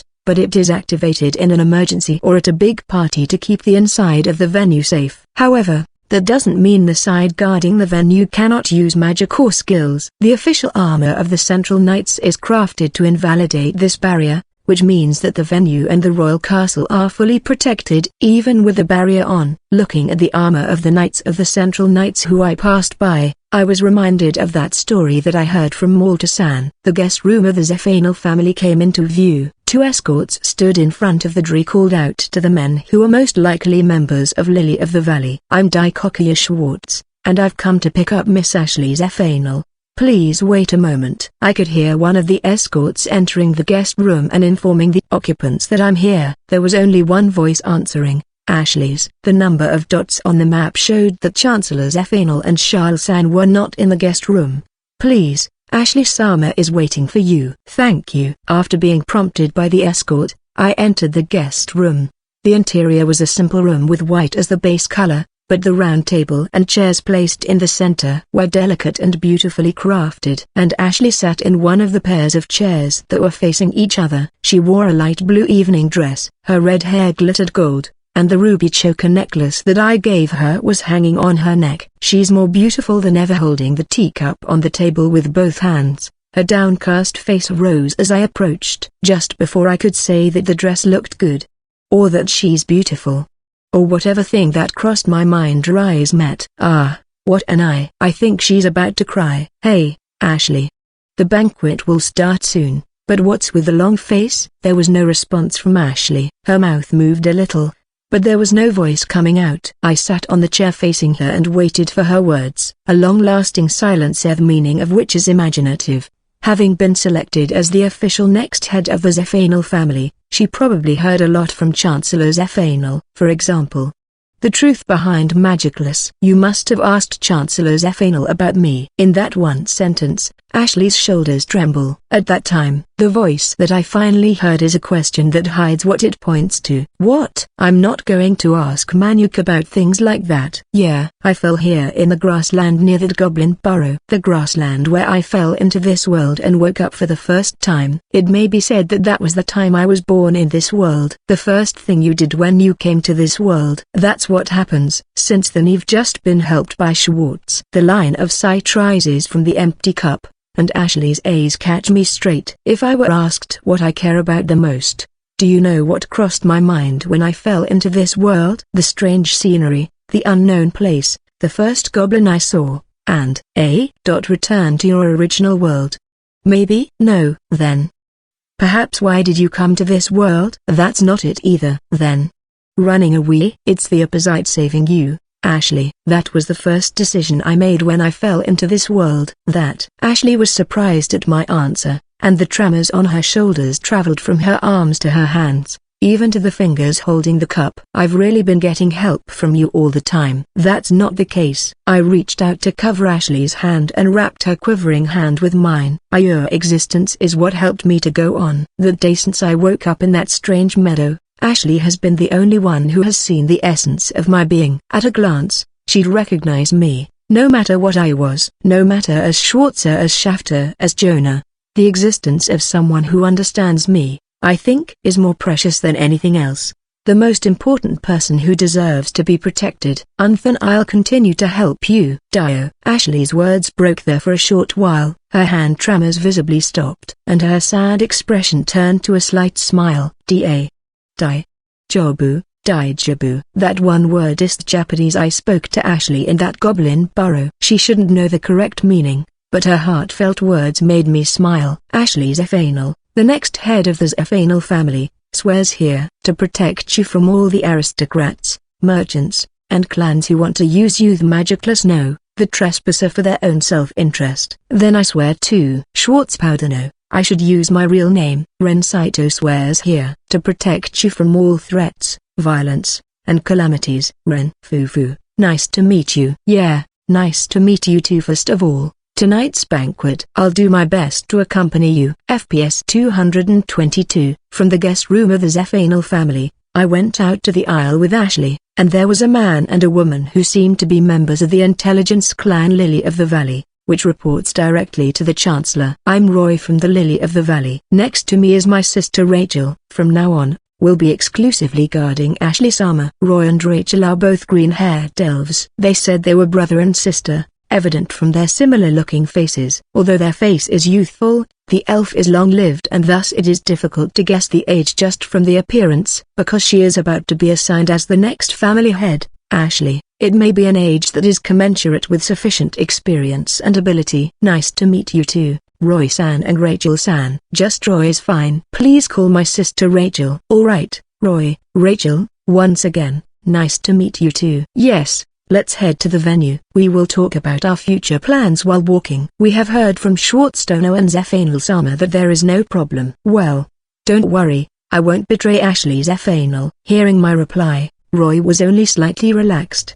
but his sister Rachel, who stood behind him, blushed and wooed. But I ignored it. The banquet that I attended in the entertainment city of Veneer was seated with the seating order specified, but tonight's banquet will be held in a standing style. Not only Prince Ark, who is the main character of the banquet, the first and second princes will also participate. The banquet will be hosted by the second prince, and since the current king celebrated Prince Ark's adulthood at a ceremony during the day, the banquet is mainly for his brothers to celebrate their younger brother's birthday. Chancellor Zephanel participated because she was invited by the current king. In addition, nobles' children and influential merchants who have not participated in the ceremony will participate with their partners. Ashley confirmed the situation while listening to the names and characteristics of important people from Roy. Whilst watching the situation from behind, I walked to the venue. Schwartz-san, what kind of relationship do you have with Ashley-sama? Rachel, who was walking beside me, asked. The relationship between me and Ashley? I can't express it in one word. I think it's more than an acquaintance. A friend. More than that too. Wow. So you two are lovers? No. The fact that the predecessor approved this, is You. Rachel turned away and muttered in a whisper in response to my reply, but the sound collecting sensor caught it. Either way, I know what you mean. However, the relationship between me and Ashley cannot really be described by a single word. Is she my lover? Fiancé? Certainly. I and Ashley made an oath to each other. From each other's standpoint, protect each other with the power we have. May sound like a proposal. Schwartz, I can't enter the venue. What's wrong? Your face is bright red. Oh, yeah, it's nothing. Let's go. I came to the front of the door that seems to be the main venue. The map showed a large hall behind the door and many dots. Also, in front of the door, there were two knights, as well as the dignified Charles San, dressed in a male knight's clothes, along with Chancellor Zephanel, who was standing with her hands on her hips. Archan, Schwartz, you are late. Yeah, Schwartz, don't let the predecessor wait. We're hungry. Who is hungry again? Sorry to keep you waiting. Chancellor Zephanel wore a yellow one-piece dress. Combined with her porcelain-like white skin, her appearance is cute like a fairy. When you are ready, you may go inside. One of the knights standing in front of the door called out to us. Ro and Rachel remained here, waiting for Chancellor Zephanel, Charles San, me and Ashley to join hands to open the door. I heard a voice calling the visitors' names from inside the venue. The door slowly opened. I could hear cheers and clapping sounds. The dinner party had already started. Light and graceful music is played, and many aristocrats and influential merchants hold glasses in their hands. The conversations and celebrations were interrupted to welcome Chancellor Zephanel, an individual who has lived with the founding king before the founding of the Kurtmaga kingdom, and has devoted herself to the kingdom and the royal family since then. There are many people who want to cling to the prestige of the name, but a lot more have gathered due to respect and awe. Not to mention the three princes who would come in after this. The applause that echoed in the fly high was greater than the applause that greeted the current king at the King's Festival. FPS 223. The members of the Zephanel family, led by Chancellor Zephanel, were greeted with great applause. The applause changed sparsely when they saw me coming in. Not only Chancellor Zephanel and Ashley, the next head of the family, but also Charles San were recognized by the participants of the dinner party, but I was not. Some people may know Dikokia Schwartz, or Mapsella Schwartz, or my other nicknames. However, I barely spent any time on the sales floor after the opening of Dikokia, since I left most of the sales floor to Amy and Priscilla, who came to help from Merida Company, while I went on an expedition to the Devil's Mountains and talked with Chancellor Bergman and others. Only a few actually know my face. Oh, Dikokia Schwartz. Never expected to see you here. A little distance from Chancellor Zephanel and Charles San, who began to be surrounded by aristocrats as soon as they entered, I was approached when I received 2 wine glasses from the waitress. Good evening, Crude Sama. I'm accompanying Ashley tonight, and this should be my first time meeting you together with your wife. I'm mostly known as Dikokia Schwartz, a simple merchant doing his business in the royal capital. It was the advisor of the knights, Ali Crude, who called out to me. A mature woman who seemed to be his wife stood next to him. Good evening, Crude Sama and his wife. Are you acquainted with Schwartz already? Ah, Ashley Zephanel, still gorgeous as always today. I have Dikokia to thank for the miracle water. And look at this. This is the result. Dikokia? Is this the person whom you bought the hair tonic from? You keep saying it was miracle water, even keeping it with you while sleeping. Shush, Sherry. It would be embarrassing if others know, and the Knights leaders would crush my face. Shaking the glass with such a funny story. Sir Crude was embarrassed, but he was constantly putting his hand on his head. When I first met him, he was suffering from early baldness that caused him to have an M-shaped hairline. But now it has changed to a beautiful full hairline. Oh, that's true. Anyway, Ashley-san, your hair is beautiful. It smells good. What are you using? As Sherry-san said, Ashley's red gold hair was brighter than anyone else. The hair of Chancellor Zephanel, Charles-san, and some beautiful women shining over the venue, all of which are probably due to the shampoo and conditioner sold at Dikokia. With Sherry-san wowing over Ashley's hair quality on the side, there is no shortage of tropics here. Well, it's been a hot topic among the eagles who would stand next to the next head of Zephanel, but this is quite unexpected. There are various things. But look behind you. Slowly looking back slightly in response to Sir Crude's words, I could still see the aristocratic sons stuck with their partners. Despite having company already, The eyes of the sons glanced at Ashley and me. They are young men who haven't gotten a title yet. Will they join the order or serve in the territory of their parents? Well, they are promising but have few choices. The story is different if they can get closer to someone important. It might become one of the few turning points for them. Even if you say so. That's right, but be careful. If anything, they'll drag you down from the side of Ashley's F-anal in silent unity. For us, it's a trivial matter. But I don't want Dicockia to be closed. I know what Sir Crude wants to say. He knows that I've sent a black shaft into the Devil's Mountains at the behest of Chancellor Bergman, though I feel like what he cares about is to get a hair tonic. He knows that I made arrangements to crush the Drum Fortress and hide the Princess of the Kingdom of Drak in the hidden village of Jorma. But, of course, not everything about that assignment, so to speak. But well, that's okay. It was Jonah who went wild in the Devil's Mountains, and very few know that I was directly approached by Chancellor Bergman, and these will not be made public, including the fact that shaft is Schwartz. Thank you, I'll be careful. After giving a tentative reply, there was a voice in the hall, announcing the entrance of the three princes. The elegant string music played by the orchestra stopped, and a solemn song began to play from a keyboard instrument that looked similar to a pipe organ. The voices calmed down, and the eyes of all the participants gathered at one door. From the back of the slowly opened door, 6 figures approached. There were 3 familiar footsteps. First person no. The first couple came in. Prince Khan. Prince. I recall he was only sitting at the ceremony. He has already recovered to the point that he could walk. The surrounding aristocrats saw the first group and let out their voices. Crown Prince Khan Kurtmelga, the future king who is first in line for the throne. However, his body looks too thin. Is it due to some kind of illness? He had a cane in his right hand, and he walked while being supported by a woman who seemed to be his companion for the party. No way. The prince, who had never seen or talked to him in the royal capital, was in a state where he couldn't walk without being supported. With the appearance of the crown prince, one hand began to be struck one by a knee and changed to cheers and applause. Sir Crude approached next to me as I vaguely stared at the scene and tried to catch it. Is this your first time seeing the crown prince? Yes. Does he look unwell after all? Is he sick? Yes. The crown prince was born with much more magical power than normal humans, and it is eroding his body. There is no cure or method, and the accumulated magical power must be consumed in the form of magic and constantly released. It is said that his body will eventually collapse. But, isn't he the crown prince? Isn't it better to recuperate somewhere and find a way to treat it? Following Prince Khan, the second prince, Kilik Kurtmelga, appeared. Standing next to him was a woman with a very flashy outfit. And while Prince Khan's pair was a neat and calm woman, this one who accompanied Prince Kilik was like the total opposite. He cannot do that. Why? Because he is the eldest son of the royal family, and the second-ranked successor is Kilik. If you keep moving under Bergman, you will soon hear various things about him. If Kilik succeeds to the throne, this country will change. Sir Crude never mentioned how it would change.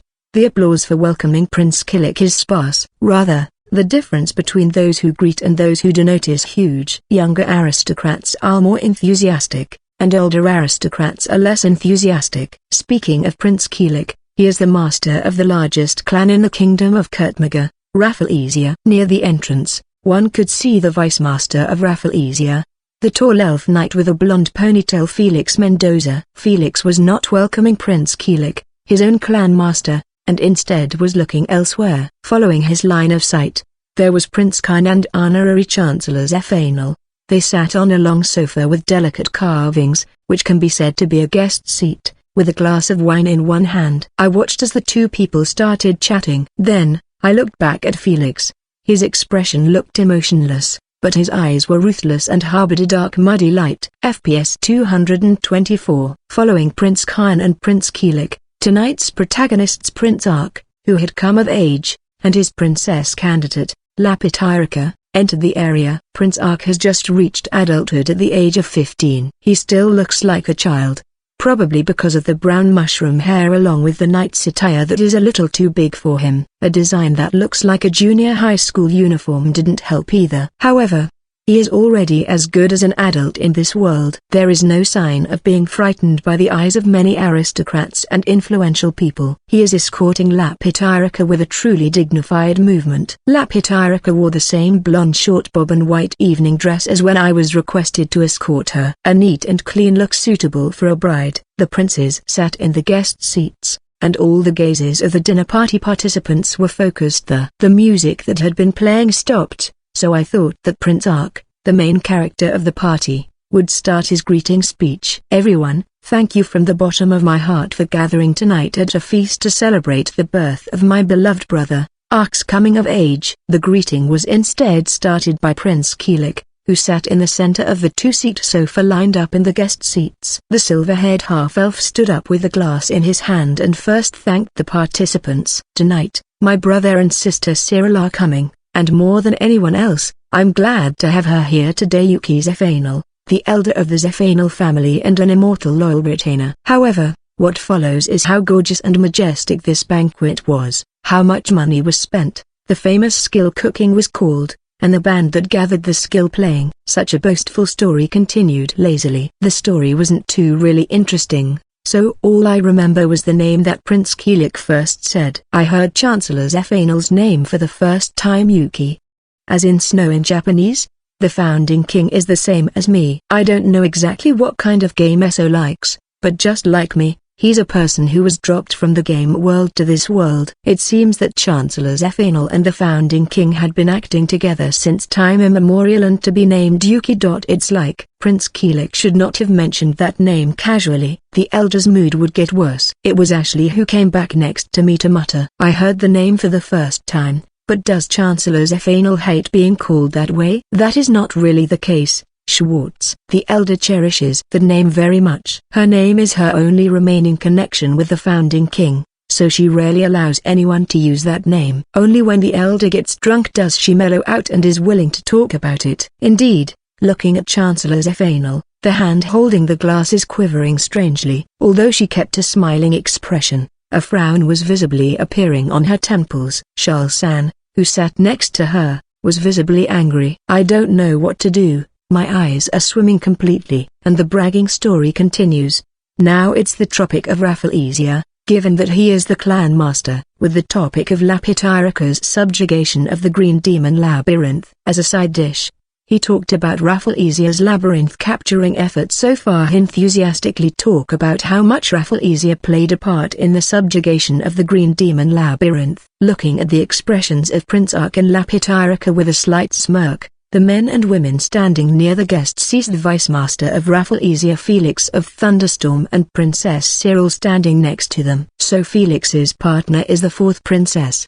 Perhaps he noticed my line of sight. Felix's line of sight moved and overlapped, but that was only for a moment, and he immediately took off his line of sight, and was silently listening to the complaints of Princess Cyril standing beside him. Apparently, I'm not the only one tired of Prince Keelik's long-winded bragging. Prince Khan, who had been listening to the greetings with a smile, finally opened his mouth. Keelik, if you keep talking so much, your throat will soon dry up. It's unfortunate that everyone can't drink this mellow-scented fruit liquor before you do. Let's have the first toast, to celebrate Ark's coming of age. A powerful voice that goes through every corner of the venue, which I would never have thought could come out from a sickly slender body. In a word of Prince Khan, I heard sneaking laughter all over the venue. Pardon me. So everyone, let's moisten our throats first. Then let us celebrate Ark's coming of age grandly and thank you for your continued support. Cheers. A glass was hung up in the hall to match Prince Keelik. When the dinner party started, the visitors started to move as they pleased. Starting from the one with the highest rank,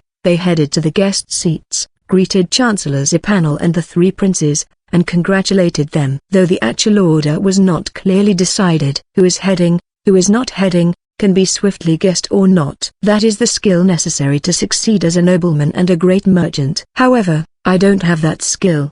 There are only a few aristocrats here who I recognize. As long as I'm attending Ashley, I need to say hello at some point. What should I do? Schwartz.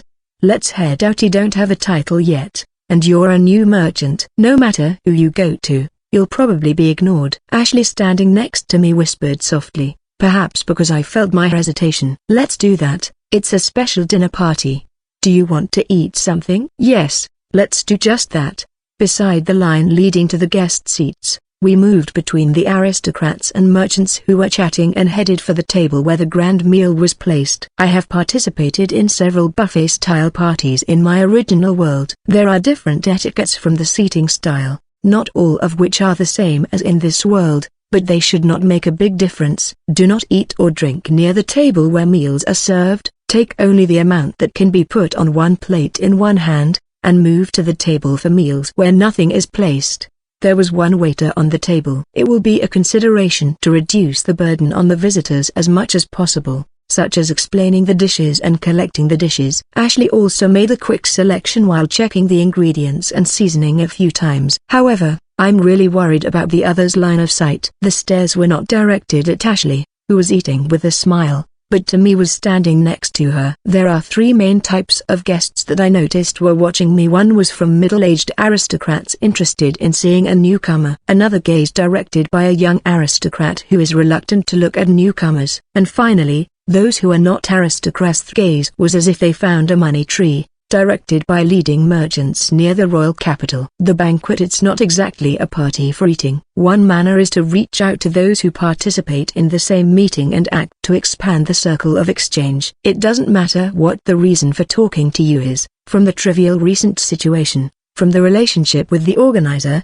The exchange starts from casually talking eyes, like this. Have you been here, Schwartz-san? And Ashley's Sama. We finally met for the first time. I run Marida Trading Company mainly in the royal capital. My name is Malta. This is my wife Marida. It is nice to see you. I'm Ashley Zefanel, the next head of the Zefanel family. Speaking of Marida Company, you must be the people who are doing various business with Schwartz. I've heard of you before, but it's the first time we've met indeed. The ones who came to us were Malta-san, who was dressed as a merchant, and Marida-san, who was wearing an elegant light blue dress instead of the usual clerical dress. The first woman and first friend I met after falling into this world. It's been a long time since then, but apparently it was their first time meeting. With Malta-san initiating the conversation, those who were just looking at us slowly approached the merchants. If it isn't the chairman of the Marida Company and his wife. How is your business? It seems that you have been attracting a lot of attention recently in collaboration with this young merchant. Congratulations to Ashley Zefanel for being selected as the next head of the family. Lady Marida,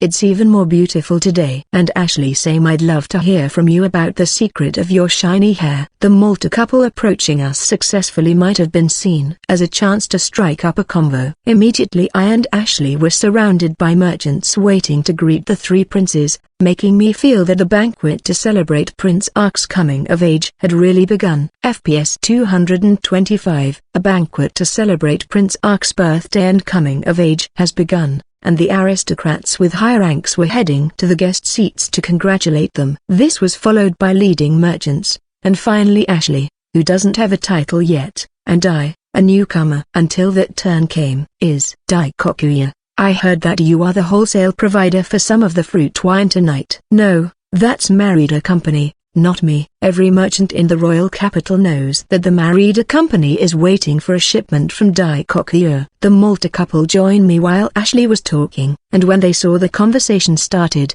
the leading merchants of the royal capital who were watching the situation around me also entered the circle. We have heard rumors about fruit wine that was made at the King's Festival the other day. Now, we can't afford to go on the market because of orders from the aristocrats. I'm jealous. How about it if you try to expand the sales channel? For example, if you put it on the sales channel of our company. No, it would be better to use our company. Thank you for your offers, but I'm sorry. Shaft wine is very small in number. The amount that can be put on other than us is. Malta-san and the leading merchants in the royal capital chat with each other with a smile. Their facial expressions are soft, but the words they exchange are unforgiving. Shaft wine is becoming a hot topic among aristocrats. If you get that sales channel, you can connect with many aristocrats. It is not the sales that the merchants want, it's the connection with the aristocrats. The benefits will be immeasurable. Once connected, the products to be traded will naturally expand beyond shaft wine. Then, how about shampoo and conditioner that are rumored in the streets now? It seems that they are sold only at Daikokuya shop, but it is currently closed. It seems that the inventory is a little too low. The real aim is this. That's right. I'm also an adventurer, so I don't open the shop when the arrival of goods is delayed. If that's the case, I'd like to help you. If you look at Ashley's hair, the ladies of the royal capital cannot be silent. Besides, Lapitiraku-sama and Chancellor Zephanel can't be ignored as well. Is it available again? Yes, I resupplied my shop the other day, as expected.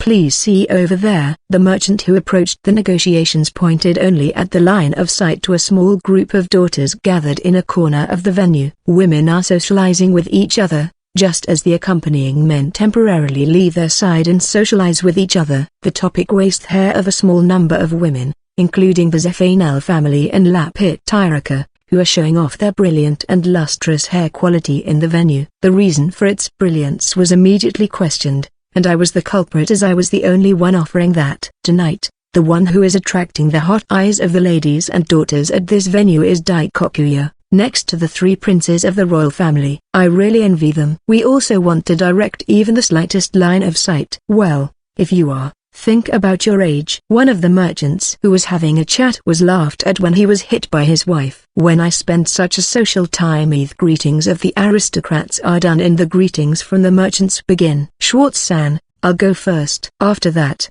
I'll be preparing for that immediately. Please do, Malta-san. The Malta couple called out and got out of the circle of chat. Marida Company is one of the largest trading companies in the royal capital, and once the greetings of the merchants begin, the lineup will naturally start with the leading group. As a new merchant, I will be the last one with Ashley who does not have a title. Until it's our turn, I have to keep dodging offers from the leading merchants in the royal capital. So what about Daikokuya? Our company also has a large manufacturing plant in the third area of the royal capital. Well, that's right. Some of the products I sell use a number of carefully selected and precious herbs, with the help of rare attribute magic stones that can be obtained from magic ore mines. I am formulating it myself. What? So other than being an adventurer, you are also an alchemist? Then, I will prepare the material. Don't interrupt me for a moment. I'm talking about an exclusive contract with Daikokuya. No, we haven't talked about that at all. While the demon wasn't there before Malta-san returned, the merchants who were surrounding me started to rush to build a relationship with me, and the momentum of the surrounding merchants was increasing. For the time being, the products you are looking for cannot be mass-produced, and my shop is sufficient for sales channels. It is important to expand mass production and trade areas in order to make big profits, but there is also a way to increase the value and price of a product by intentionally creating a shortage of goods. You will know the story of magic recovery medicine. A large amount of magic water, which is a raw material, is wholesale, and that's why the price took a plunge. Sure, it's still unclear which merchant wholesaler, but it's unlikely that the price once dropped will return to its original level. Of course, in addition to the impossibility of mass production, I don't want to take a sales method that reduces the value of the product. I am very grateful for the offer. I can't help but think that way. You're still young, but you have a great view of business as a merchant. I actually managed to get through. Even after Malta-san and his wife returned, the invitation to me, which could be called a business alliance, was not interrupted. A mysterious route from greeting the three princes to inviting me was being created in the venue. Schwartz, it's about time to see the end of the line. Ashley was surrounded by the merchants' wives while I was talking to the merchants. The topic, of course, is shampoo and conditioner, which further enhances shining hair. Still, I think she is more accustomed to answering questions than I am. I noticed that the tail was visible in the line of greetings to the three princes. Then everyone, I will go to give my greeting. Ashley, let's go. Looking at Malta-san, he went through the circle of chat and headed for the food section. I left the merchants, who seemed to say they still want to negotiate, and headed to the end of the line with Ashley. This is our first meeting. My name is Schwartz and I run the shop Daikokuya in the royal capital. I cannot thank you enough for the honor of greeting Prince Khan, Prince Keelik, and Prince Arkansas. I often said this, but I often attended social gatherings in the past. So all I needed was to customize the forgotten sales talk for the royal aristocrats,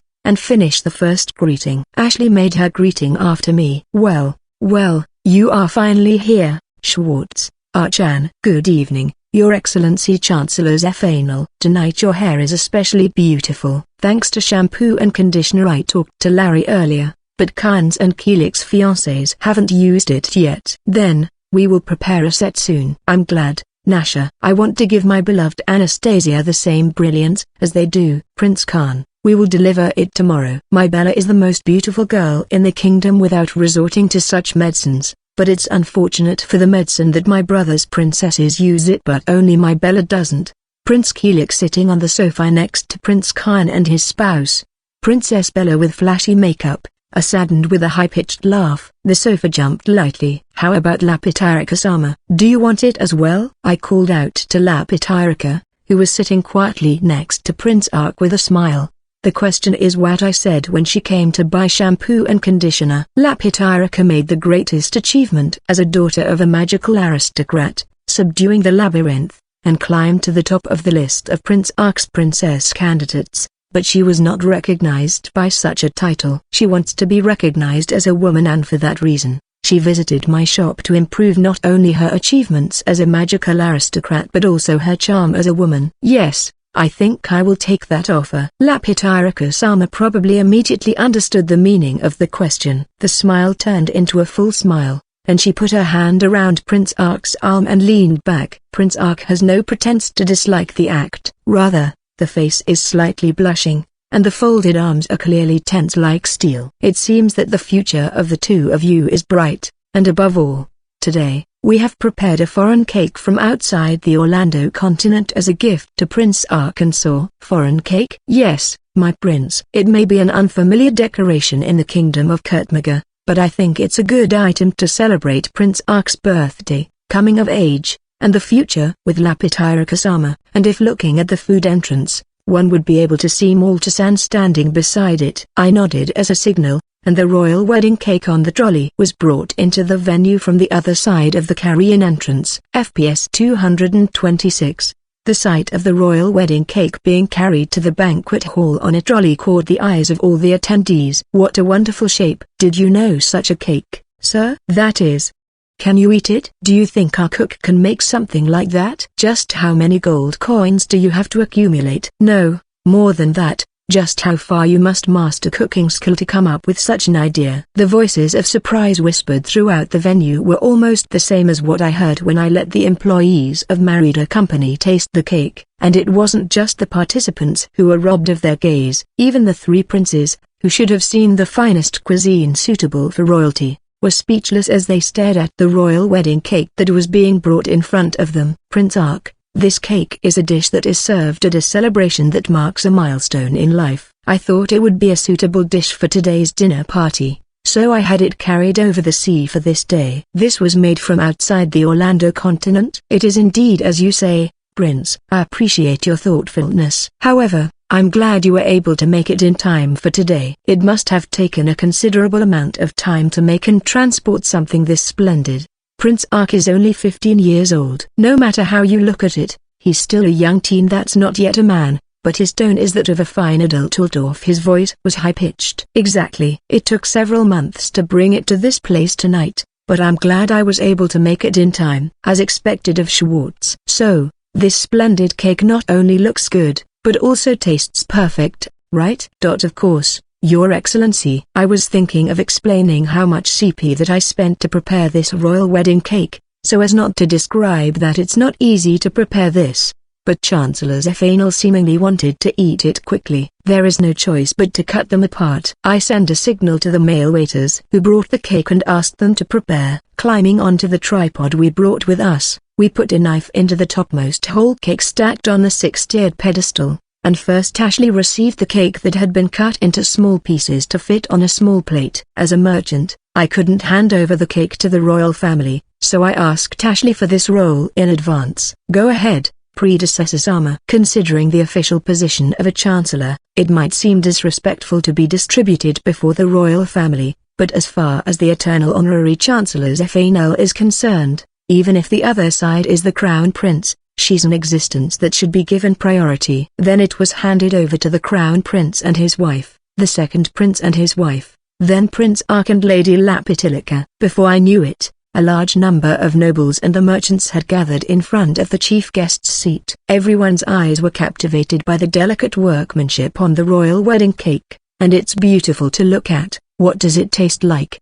And watched as the princes brought the cake to their mouths. Ho ho ho ho, this is delicious too. Chancellor Zephanel provided her impression first. When people eat something that tastes too good, they unintentionally burst into laughter. Certainly, I don't remember eating a cake like this even in the royal castle. So, there was a confectioner outside the kingdom who could make something like this? Keelik, I want this for my salon too. Delicious. It's really delicious, Prince Arkansas. Following the Chancellor, Crown Prince Khan spoke up. Then Prince Keelik's wife Princess Bella, as well as Prince Ark and Lapitarika Sama spoke up. Of course, Princess Anastasia and Prince Keelik also had a satisfied expression on their faces. Only Shalsan, who could be considered as the only commoner among the group, was blushing while eating under the eyes of a large number of people since she's sitting on the same sofa as the Chancellor. How about it, Prince Ark? I think it is impossible to prepare something like this again. Very satisfied.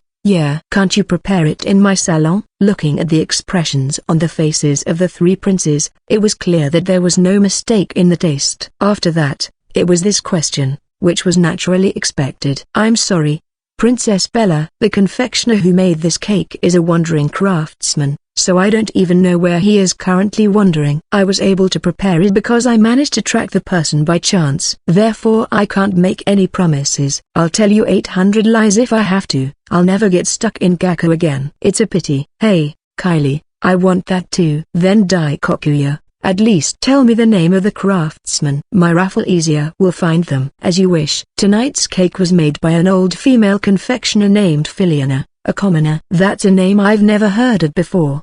Hey, Prince Keelik called out to the man behind the sofa, and immediately gave instructions to search for the confectioner. But, you probably won't find it. It's a random name I've just come up with. Ark, everyone seems to be very interested in this cake. You should ask the waiter to divide it for the guest. Yes, Brother Khan. I want Cyril to eat it too. I'll leave it to you. I heard a sigh of admiration leaking from behind me at the shout of Crown Prince Khan. Starting with the Chancellor, the three princes and their wives all raised their voices of admiration. It's obvious that the nobles and influential merchants wanted to taste this cake as well. Prince Khan, who felt the atmosphere, immediately made the call.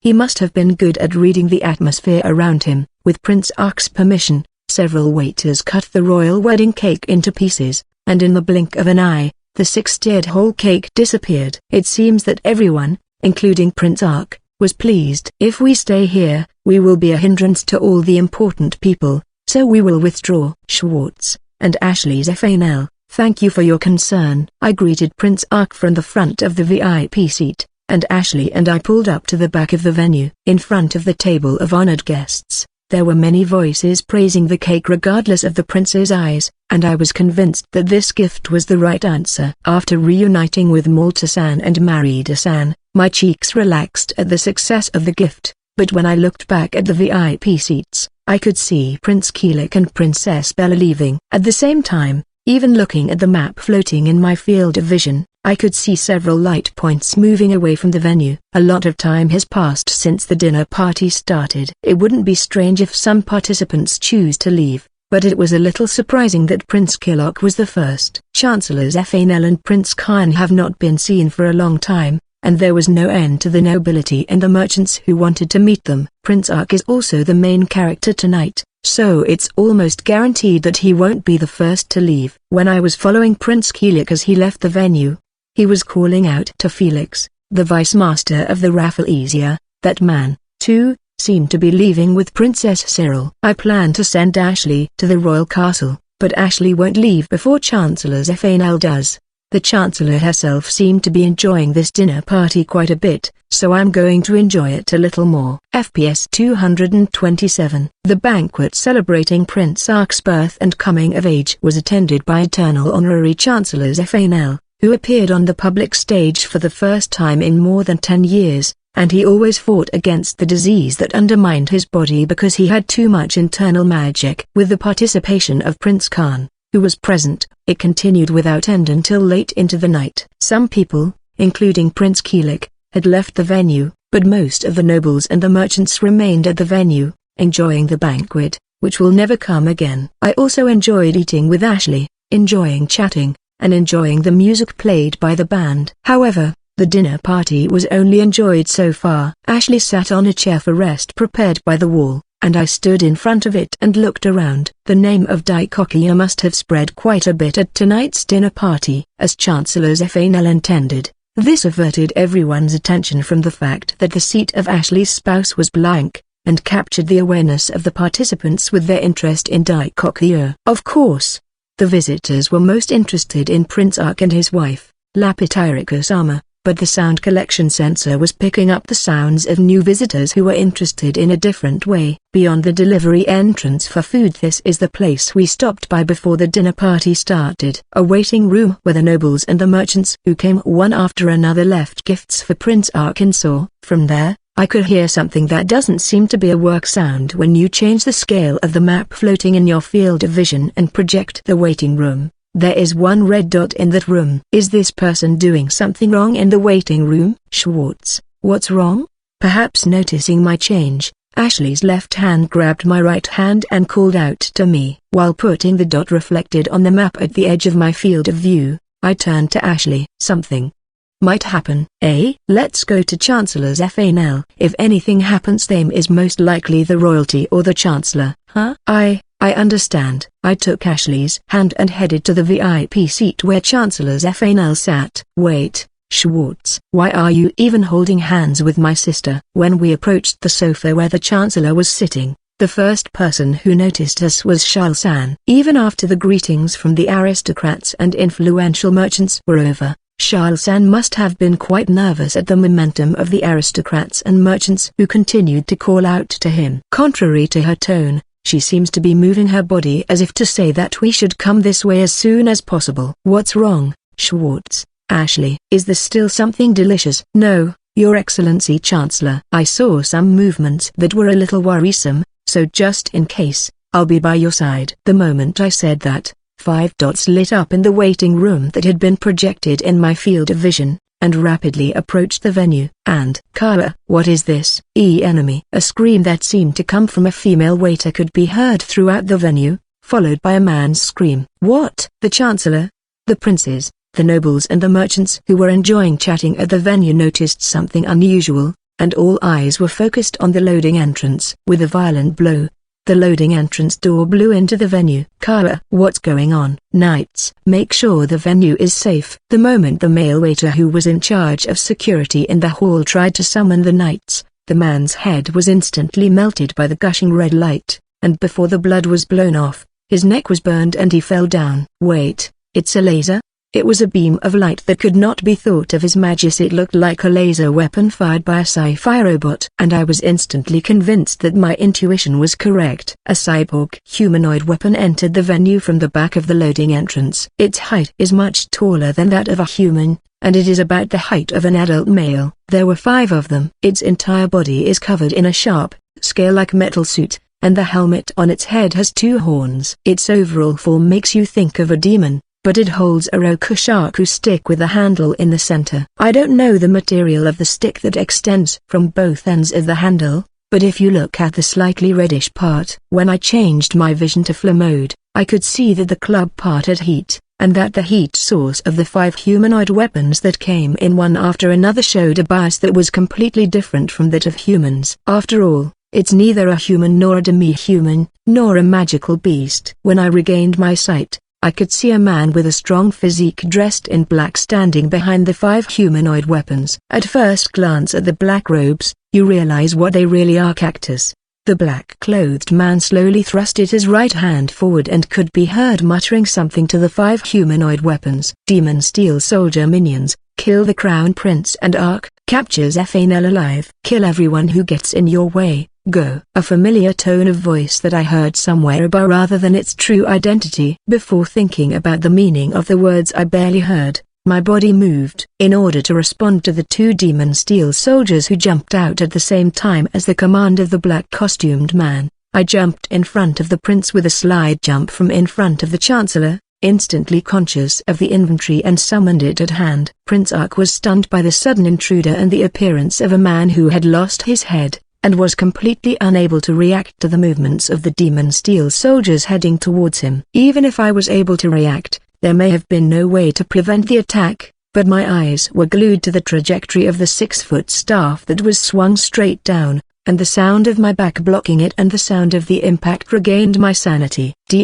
Die-cock-the-ear. It was the ballistic shield that I summoned on the spot that blocked the demon steel soldier's 6-foot club. Prince Ark, please step down. As soon as I yelled that without looking back, I immediately focused my mind on the next response, summoning a firearm in my right hand to drive away the enemies. The incoming demon steel soldier jumped over me, who was standing in front of its target, Crown Prince Khan. I aimed my crosshair towards the incoming demon steel soldier, and pulled the trigger the moment it was passing directly above me. An explosion that was completely different from the sound that blew away the delivery port resounded throughout the venue, and I could hear the woman scream reflexively, but I ignored it for now. A .33-30 live ammunition fired from the Winchester M94 held in my right hand caught the demon steel soldier's abdomen, and the impact pierced the ceiling of the venue and blew it away. This firearm that was summoned on the spur of the moment, the Winchester M94, a model developed by Winchester,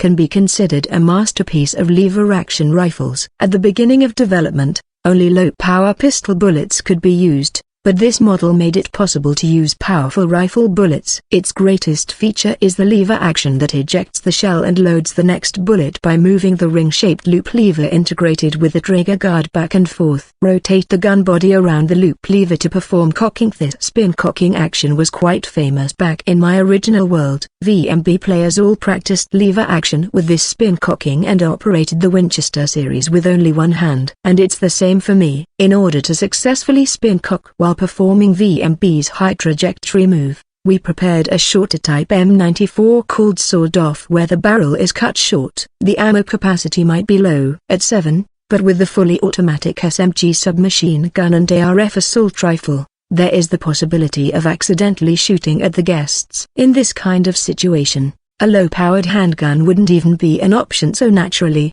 I had no choice but to choose from the semi-auto rifle system. I rotated the M94 while paying attention to the angle so as not to hit the ballistic shield, spin load, and immediately push the muzzle to the side of the demon steel soldier who is gathering strength within its Rokushaka club in front of me, and pulled the trigger. The moment I saw the demon steel soldier knocked away followed by the sound of gunfire again, I turned around. Prince Ark hadn't backed down yet. Lapitirakus armor was also slow to move because of the dress. However, contrary to the movements of the merchants fleeing the sudden attack, the nobles at the venue rushed to the VIP seats. Protect the crown prince and the prince. The knights are still here. Duke Barger and Earl Crude spoke up. And then there were the appearances of the young nobles as well. I let go of the ballistic shield, grabbed Lapitirakus' right arm and pulled her off the sofa. If it's Prince Ark's clothes, this should be no problem as long as he starts moving. Hurry down, I shouted while my right hand spun,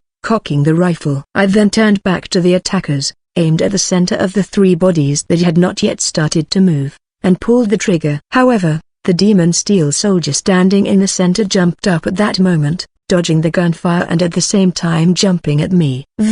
Did Duke Barger's words come first, or did Duke Barger's exclusive bodyguard, who was dressed in black leather armor and hid her face with an eye mask and face veil, cut down the demon steel soldier in the air first? I don't know, but the moment I heard the voice, the demon steel soldier was slammed to the floor. And then, the guard knights rush in from the doors in the venue. I thought that the situation had turned around, but on the map in my field of vision, I also caught red dots that seemed to be black costumed man's reinforcements. The venue is completely surrounded. The man in black seemed to smile as if he heard me mutter, "There's no escape, map seller. Any pebbles, all of you and that female fox that gets in the way of our supremacy will be ground to dust." FPS 228. A banquet celebrating Prince Ark's birth and coming of age. Happy moments came to an end with a sudden attack. The assailant was an ogre-sized cyborg-like being covered in steel armor that could not be imagined to have been created in this world. Following behind the demonic steel soldier minion, was a man. The sharp glint in his eyes distorted behind the black hood as he laughed. And he called me a map seller. Not many people call me by the name. That physique, that tone of voice, what comes to mind is Hat Man who joined Rafflesia, the largest and the most powerful clan in Kurtmaga Kingdom. However, the one standing in front of me called himself part of the assassin who I fought during Lapitilika's escort request members of Cactus. Those two things, which should never overlapped with the one word he said. Rheinl, I didn't know you hid something like this. After that muttering, I heard the sound of tongue clicking coming from under the black hood. If it isn't the witty female fox again. But, can you protect yourself from this demonic steel soldier, this wonderful magic weapon? After exchanging a few words with Rheinl, the 4th Central Knights, who were in charge of security in the venue, rushed in. However, at the same time, the siege network of the venue was also about to be completed. Schwartz. Do you know that man? V, who cut down the demon steel soldier in the air and knocked it down to the floor, came to my side. It's Dai-Kok-Yer. An acquaintance. No, I don't think that man remembers me. Come on, you demon steel soldiers, stand up. I've never heard of you guys being so soft. With Lionel's words, the demon steel soldier stuck in the ceiling, the demon steel soldier who shot through the side and was blown away, as well as the demon steel soldier knocked down by V, all stood up. The 3330 ammunition should have landed on the abdomen, but there is no visible damage now. Did it recover while lying down, or was there no damage at all? Are you safe, Prince? Prince, evacuate the visitors. Don't let any attackers escape from this place. Have you secured the underground magic barrier? I have confirmed it. The barrier is working without any problems, and we are the only ones who can use air skill sound magic. That's right. In the venue and part of the royal castle, it is possible to set up barriers that hinder the activation of skill sound magic. It consumes a large number of magic stones and magic power, so it can't stay activated indefinitely. But, in order to ensure the safety of the Chancellor and the 3 princes, it was activated before the dinner party started. The metal armor of the Central Knights has a function that can nullify the barrier. I don't know what kind of system it is, but they should be the only ones who can demonstrate their true power in this venue. But I saw it. The red light runs through the venue. Demon steel soldiers, mow them down. The demon steel soldiers who stood up at Rheinl's command stick out their left hand, and a trapezoidal object pops out from near their wrist. The knights who protected the princes and the young nobles were tense for a moment, but they didn't understand what was going on. Avoid it. I could tell what it was just from a glance. It's the laser weapon that blew off the head of the first male waiter. I immediately turned around, threw away my M94, and jumped holding Lapitilika's armor and Prince Ark in my hands. A laser beam was shot from the demon steel soldier's left hand. It burned down the delicately decorated walls, shot down the painted ceiling, and mowed down the knights who were unable to respond properly. Then, apart from the laser attack, a number of explosive sounds rang out, shaking the entire fly high. The merchants and non-combatant women seemed to have regained their composure when the knights rushed in, but they fell into a state of panic as they saw the venue being destroyed by lasers and the knights being cut off. Thank you, Schwartz-san.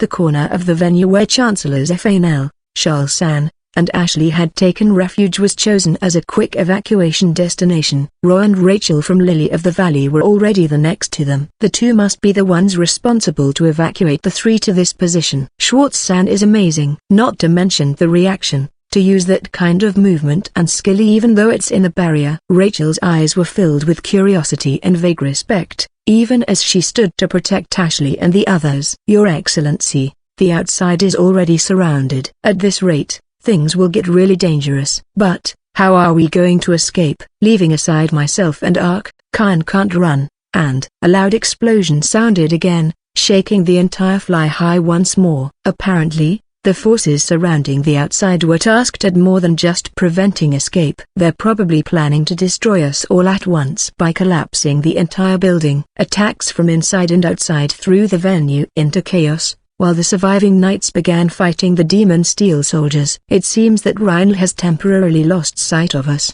but I don't think this situation will naturally fix itself. Only the Central Knights have weapons and combat abilities, and yet they fall one after another in front of the Demon Steel soldiers. The Demon Steel soldiers' combat ability was on par with that of the Knights, but while the venue was still in chaos, they were unable to use their firepower effectively. In that case, it will be a battle with only melee attacks. But the armor of the demon steel soldiers was thick, and soon the knights were pushed back by their opponents that continued to move without fear of death. The demon steel soldiers probably didn't feel their own wounds nor fear death at all. After all, it's not a living creature with a will or feelings, it's a machine. I don't know why something like that exists, but it's not that I don't have a clue. But let's keep it for later. Right now, the first thing we have to think about is I will prepare a means of escape. However, it is impossible for everyone. An attack of this scale cannot be carried out without guidance from the kingdom. Unless we know who the traitor is, we will not be able to rescue all the visitors. At this time, I won't make any public statements about Ryan's double allegiance to both Rafflesia and Cactus. It's because I still don't know how much the two clans overlap. If they turn out to be the two sides of the same coin, that is to say, a rebellion by the second prince, it could lead to a civil war. I can't say something like that so easily in this situation. Out of the corner of my eye, I could see Ryan picking up my Winchester M94. However, the moment it is lifted, it becomes a particle of light and disappears. Only I can hold VMB firearms. Firearms that have been touched by others would disappear into particles of light and are returned to the inventory. Summoning M94 again from the inventory to my right hand, I shot at the demon steel soldier who was trying to finish off the knight it knocked down with its 6-foot club. Daikokuya, then at least let Chancellors Fanel, the Crown Prince, and the women escape. What about Lord Grood? I will command the young nobles who can fight to let others escape. Underneath Fly High, there is an underground passage used to lay the barrier at the time of construction, which should still be usable. You need a decoy to use it. It was Duke Barger who came into the conversation with Lord Grood. I'll be in charge of that role as well. As I fired to save the knight, Ryan, dressed in black, noticed my position. Can you do it? Duke Barger's narrow eyes at me. He doesn't know I'm Shaft. Just like when I was asked to escort Lapityricus armor, it's as if I was peering into the abyss when our eyes met. I've seen those eyes before, SE, so that's how it is. Chancellor's FA. Perhaps realizing the connection between me and Shaft, Duke Barger turned to Chancellor's FA, who was watching the scene unfold. V, please work with him. I will do my best. Before I knew it, V was standing behind Duke Barger. Behind him, I could see Ashley looking at me with a worried look. Daikokuya, can you do it? I'm fine, Sir Grood. It's going to be a bit flashy, so please take care of the merchants. Only this time, I can't protect Malta-san and the others personally. I could hear Ryan giving instructions to the demon steel soldier. In order to secure Chancellor and kill Prince Ark as the Crown Prince, all 5 of the demon steel soldiers turned towards us in order to complete their initial objectives. We're running out of time. Activating the TSS, I selected the pouch from the avatar customization and attached it to my waist, and at the same time selected the 30-30 ammunition that is the M94 ammunition, and summoned it directly inside the gun. The M94 needs to be manually loaded with live ammunition one by one from the ammo feed port on the top of the trigger. It only has 7 bullets. Since I've already fired 4 shots, I'm manipulating the TSS by my own will to fill the ammo feeder with live ammunition. The demon steel soldiers raised their left hand. That laser attack is coming again. Selecting another item in TSS,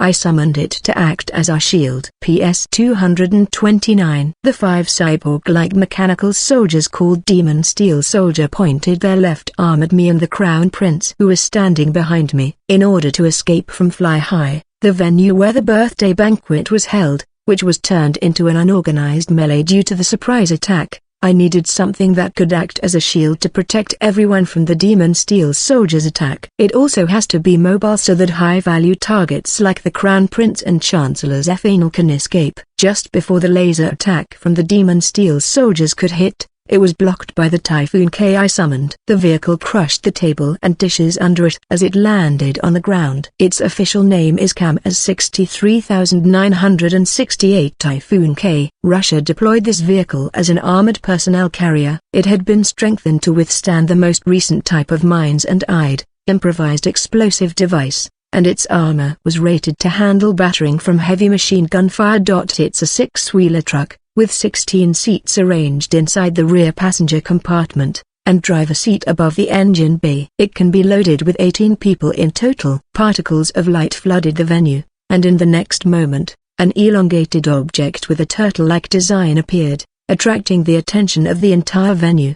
The Typhoon K armor withstood the laser shot from the Demon Steel Soldier. I immediately checked the vehicle durability via the UI floating in my vision, confirming that the damage would be negligible even if it received 5 consecutive laser shots. With this, I wouldn't need to worry about the vehicle getting destroyed before it could escape. I opened the rear hatch with just a thought while opening the door of the cockpit on the opposite side of where the Demon Steel Soldiers were. Wow, what is this? Why are you able to do that inside the barrier? From earlier, Rachel, a Lily of the Valley's agent, continued to ask in disbelief about my capabilities, of which both Ashley and Chancellor Zephanel chose to ignore.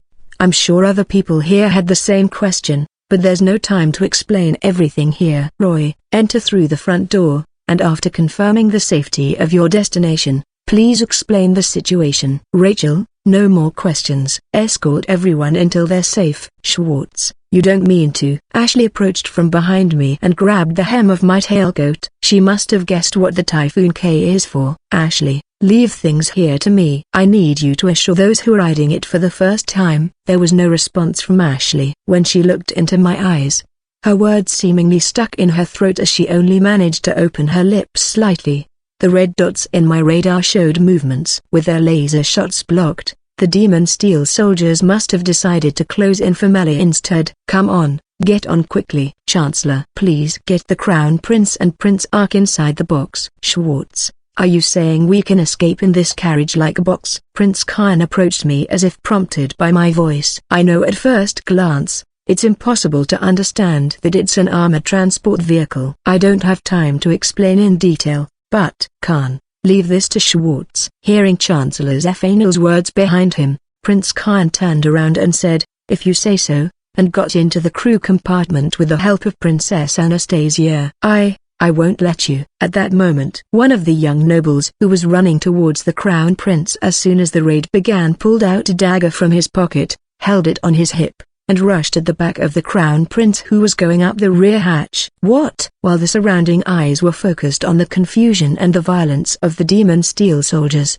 the only one who moved to stop the charge was Chancellor Zephanel's escort, Shal-san, who was dressed like a man. Are you doing? Jumping between Prince Khan and the young nobleman, she kicked up his dagger-holding hand and pushed the young nobleman away. Sanson, what in the world are you doing? Lord Crude and Duke Barga caught up with Charlene San's movements and subdued the young nobleman who had been pushed away. Who would have known that there are also hidden enemies nearby? Charl-chan, that was a wonderful response. Khan, quickly get in. Arc 2, looking sideways at Lord Crude holding down a young nobleman, I leaned my back against Typhoon K's rear hatch, aligned my M94's crosshair to the approaching Demon Steel Soldier, and pulled the trigger. Your Excellency Duke, please get in as well. I'm sorry to say this, but I'll evacuate the people I trust first. Schwartz-kun, have decided on where we should go? That shot temporarily subdued the approaching Demon Steel Soldier. Then, I turned to the ever-calm Duke Barga. Originally I planned to evacuate to the royal palace,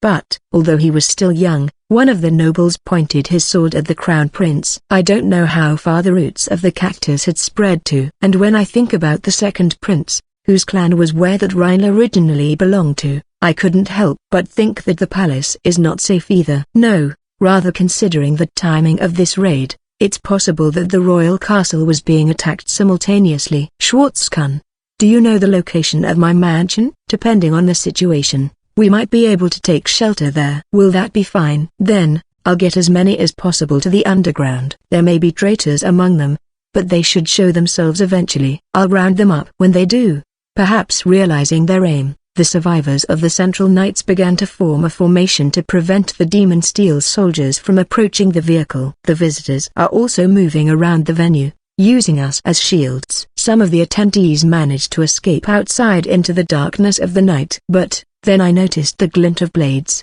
followed by screams. He realized that the enemy would not only kill us.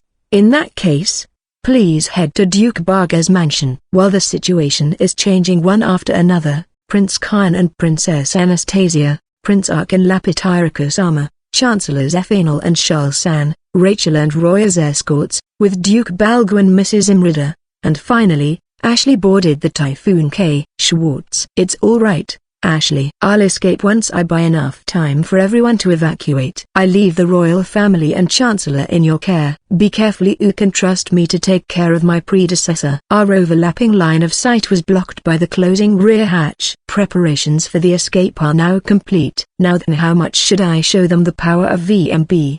No, I shouldn't be stingy now. While loading 30 rounds into the M94's bullet feeder, I took out several types of melee weapons while keeping an eye on my inventory. At the same time, Typhoon K began to emit a deep bass engine sound, transitioning to a state where it could move at any time. Lord Crude, please take this. It's impossible to arm everyone, but it's better than going underground without weapons. After saying that, I handed over 5 large battle machetes. Western swords did not exist in VMB's melee weapons repertoire. Even though it's a substitute, a modern machete should be enough. Where the hell did you get all these weapons from? Save that question for Laterno. Just ask Chancellor Bergman. Bergman? Yes, he'll focus their attention on me. Now go underground. After the machetes, the next thing I took out was the RPG-7. The RPG-7, which can be said to be a masterpiece of portable rocket artillery, is a portable anti-tank grenade launcher developed in the Soviet Union, and has been widely used around the world since the Vietnam War until today. One of the features of the RPG-7 is the extension of the range and high hit rate due to the addition of a rocket propulsion function to the shell, but at the same time, the disadvantage is that gas injection occurs behind the barrel when fired, which can kill allies. However, the VMB's RPG-7 had only that advantage, and even if an ally was standing directly behind it, the only disadvantage was that the white smoke would obstruct the view. The green cylinder I summoned at the RPG-7 once again earned me a questioning look from Lord Crude, but I had no intention of explaining it. The surviving Central Knights were being pushed back by the Demon Steel soldiers. The opponents were too tough. The attacks from the troops surrounding Fly High continued. A burning smell began to drift in the air, indicating that a fire had broken out. I have no time to dawdle. I put the RPG-7 on my shoulder and pulled the trigger, aiming for the wall ahead of Typhoon K. The sound of jetting and flying echoed throughout the venue, and in the next moment, it turned into an explosion. At the same time, the Typhoon K, controlled via TSS remote control mode, ran toward the newly created hole that leads outside. It's hard to say whether the venue is level with the ground and flat, but the Typhoon K has the performance to run through any desolate wasteland. The 6 wheels moved up and down to absorb the recoil, then ran outside and jumped out into the front yard. With the screen monitor of the TSS in my field of vision, I drove steering wheel operation with my will. The Typhoon K breaking through with a roar from its engine caught the ambushers outside in surprise. Some of them were run over as the vehicle made its way to the center of the capital city. TCH. What is that Demon Steel soldier? Don't let them escape. I could hear Reiner clicking his tongue and shouting. I can't let the Demon Steel soldiers catch up to the vehicle. And neither can I allow Lord Crude's escape to be hampered. In order to keep Reiner's mind glued to me and bite time, it was necessary to show him what the cactus would hate the most. Taking a smoke grenade from the inventory, I removed the pin and rolled it at his feet. Lord Crude, please start the evacuation. What is that?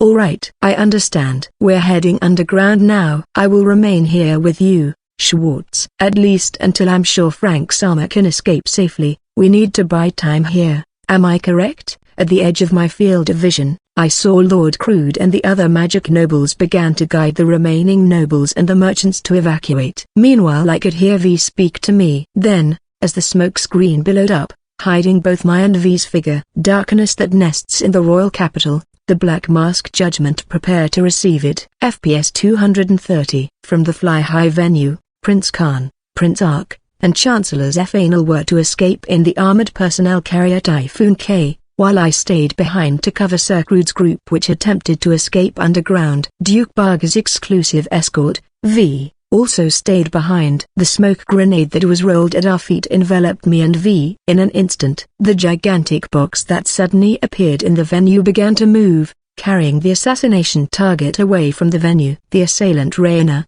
who was supposedly a member of Raffle Easier, was unable to correctly perceive the situation. TCH, What's going on? What's with that carrier that moves without a horse? And where did this smoke come from? And the Central Knights, who were in charge of security at the venue, were also unable to grasp the situation. What's that? Where did the Crown Prince go? Amid the chaos of the venue, further upheaval descended. Jumping out of the billowing smoke, I tossed the newly summoned melee weapon sledgehammer at one of the demon steel soldiers.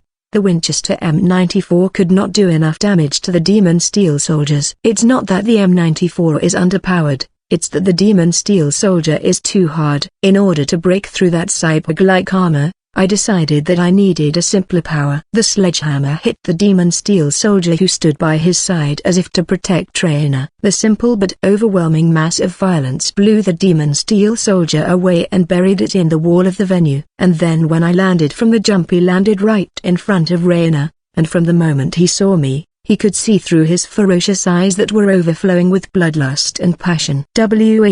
Why are you here? Black Mask Shaft. That's right. Just before I jumped out of the smoke screen, I changed my avatar customization costume set, wearing an overcoat, a German SS black uniform, and a black tactical Kevlar mask. He changed from Schwartz to Shaft. That's Shaft. Black Mask. Is that the Black Mask Shaft? The Central Knights and the visitors leaving the venue were also surprised by the sudden appearance of Shaft. Your black outfit looks familiar, Cactus, isn't it? Hearing those words, I could see the eyes of Raina, who hid his face with a black hood, distorted. And his line of sight moves left and right, trying to see what's behind me. I see, so that's what it is. You're such an annoying bastard, Mapselino. The Black Mask Shaft. This man is certainly no fool. Despite me changing appearance while hidden behind the smoke screen, if Schwartz made no further move and a masked man suddenly appeared instead, it shouldn't be that hard to figure out. It just means that we both have something to hide. Looks like you managed to let the Crown Prince escape, but you're just delaying the inevitable. Their death is set on stone. What do you think? Do you really think that you can harm anyone under my protection? Magebane, the Magic Armor Terror Chaos. The 6 clowns. No matter what you tried, none of them worked against me, did they? Yeah, you're right. Both Will and Gallic failed and died. Eh? Did I really kill a Will or Gallic before? Even though I pretended to be calm, under my Kevlar mask I was ruminating on Raina's words, trying to recall those names. Will was the light warrior in charge of drawing maps for the Rafflesia, while Gallic was a heavy warrior who acted as the party's tank, also a member of the same clan. Then, I tried to make a connection between those two and the cactus assassins I've encountered so far. I see, Will was most likely one of the assassins during the Magebane incident. Meanwhile, Gallic must have been the magic armor-wearing Black Knight who challenged me to a duel. At the end of the battle, both of them had reached an end where their true faces could not be confirmed. However, looking back on that hair and body build, there were many features that matched. Don't tell me that Rafflesia under the Second Prince is actually one of the dark guilds operating under the cactus. It's not that hard now to connect the dots, but I still hoped that I was wrong. I shouldn't jump right to a conclusion. However, you'll be sorely mistaken to think that I'll be as easy to deal with. Since we failed to kill you back at King's Festival, Felix decided to postpone the assassination order. But who knows that I would run into you here of all places? Even the Vice Master of Rafflesia is connected to it. Is it really true that Rafflesia and Cactus are actually two sides of the same coin? While sorting out the information, I looked at the map and focused my hearing on the sound collecting sensor, taking note of the locations of the 5 demon steel soldiers, the movements of the merchants and nobles escaping from the venue, and the movements of the reinforcements that were surrounding the outside. I can go after the Crown Prince later. I should settle the score with you first, who can only obey that female fox, is not needed for our supremacy. At the same time as Raina let out an angry roar, he pulled out a dagger from behind his waist with his left hand and stepped in to cut my neck. Along with that movement, I also take a step forward, punching Raina's left arm from the outside to the inside with a right palm strike, and blowing his chest with a flowing elbow strike. Having been struck on his chest, Raina choked, using the recoil from the elbow strikes to fly backwards. But it was intentional on my part. The moment our distance widened, I reached into my coat to hide my hand, all the while accessing my inventory with my will. I instantly summoned a handgun with a silvery metallic silhouette Desert Eagle. a handgun with a history of being designed and produced by multiple firearm manufacturers in multiple countries, including the United States and Israel. Its greatest feature is that in the semi-automatic pistol category, it can handle heavy-duty bullets focused on offensive power, that is, magnum bullets. Magnum bullets have the highest class of power for handgun bullets, and were selected at the same time as the bullets to be loaded into the Desert Eagle. The 50 bullet was the pistol bullet with the highest attack power in the VMB. There are also disadvantages instead. When the 50 bullet is selected, the number of bullets is limited to 7, and the recoil and reticle spread value when firing become very large. If you don't pay attention to the firing interval, the bullet will not fly accurately at the target. There were 2 reasons for me to pick Desert Eagle. One is to avoid friendly fire, and second, because the Demon Steel Soldier's durability is greater than expected. Certainly, I have many other firearms that could probably shred through their armor, like the RPG-7 or M134 minigun, but I'm gonna need extreme caution since there are also allies around. I pulled my hand out of my overcoat. Rainer seemed to understand what it was the moment he saw the Desert Eagle. Demon Steel Soldier, protect me. Both Schwartz and Shaft used firearms, and I used the M94 earlier. They certainly have collected information about the weapon Shaft chooses. Naturally, they know the danger of firearms even if it should be the first time they see it with their own eyes. I aligned my crosshair to Rainer's right shoulder and pulled the trigger. At the same time as the heavy low-pitched gunshot sound, a fire-like muzzle flash graphic was displayed on the muzzle. Fresh blood and screams erupted beyond. FPS 231. The moment the Desert Eagle's crosshair was aligned with Rainer's right shoulder and the trigger was pulled, Demon Steel Soldier minion entered as if to cut in there. However, it was impossible for the Demon Steel Soldier, who didn't even have a shield, to completely hide Rainer's body from the line of fire. I realigned the crosshairs in an instant, gliding from the right shoulder to the right hand, then pulled the trigger. A fiery flash came out of the muzzle, followed by a low-pitched gunshot, and then Rainer's scream. There. 50 bullet caught him below his elbow. The impact not only detached his lower arm but also shredded it to pieces. That kind of wound not even healing magic can regrow that hand. Rainer immediately retreated further backward, this time hiding himself behind 2 Demon Steel Soldiers.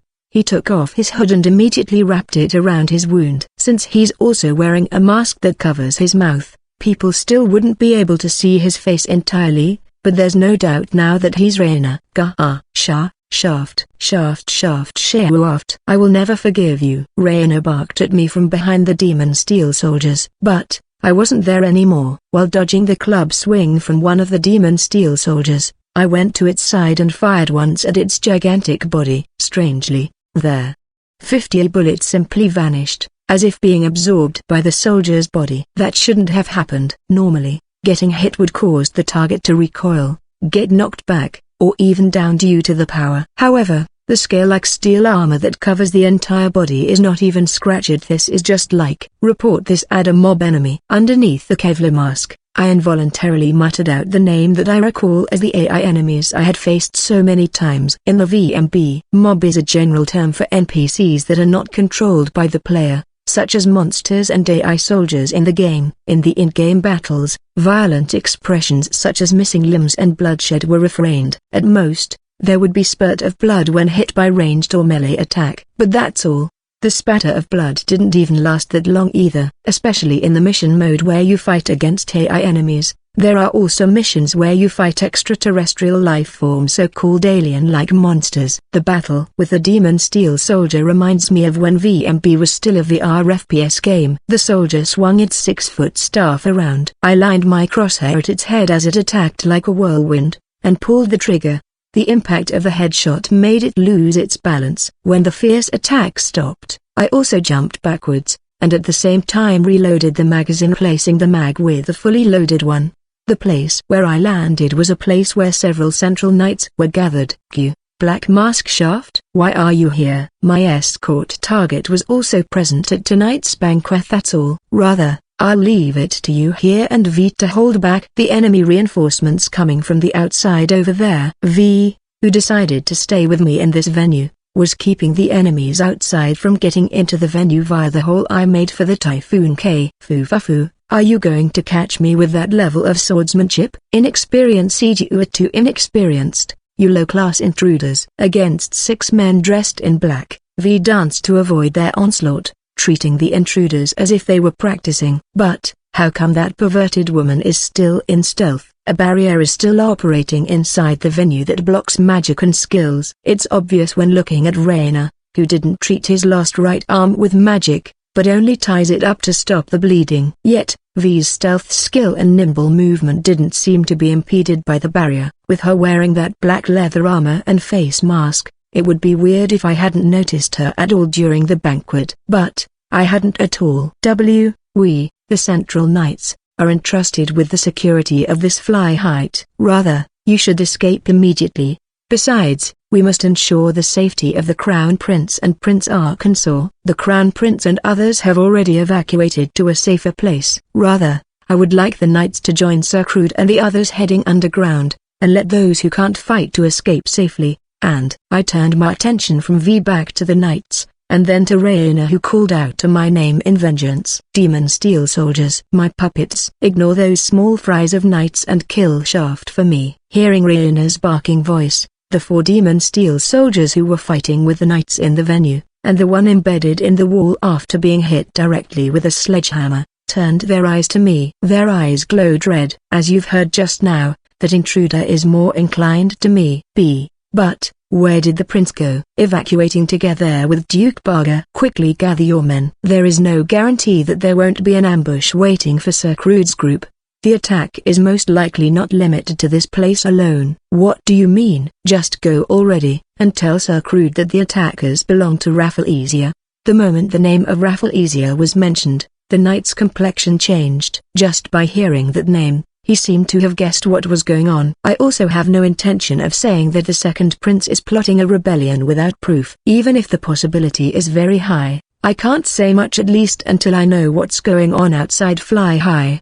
The only thing that is certain now is the fact that the black-clad man with murderous intent in front of us is Raina, a member of Rafflesia. At the same time as the 5 Demon Steel soldiers set me as their first target and started moving, the surviving Central Knights also gathered and rushed towards the basement. Just before leaving the venue, one of the knights looked at me and said, "Black Mask, I'll leave this place to you. I'm getting tired of having to deal with the cactus." Ever since the request to escort Lapityricus armor, they have been relentlessly aiming for Shaft, my life. Now that I can see their true nature, I can't let them be. Even if my body has a monster-like natural healing power that makes me able to recover from any wound, if they keep hunting me with skills and magics that are supposed to have gone extinct and never letting me to heal, then my life will most likely end there. In addition, the aim of the Rafflesia was not only the death of the Crown Prince and the third prince, but also the capture of Chancellor Zephanel. It's hard to say that Kurtmaga Kingdom will remain safe and peaceful.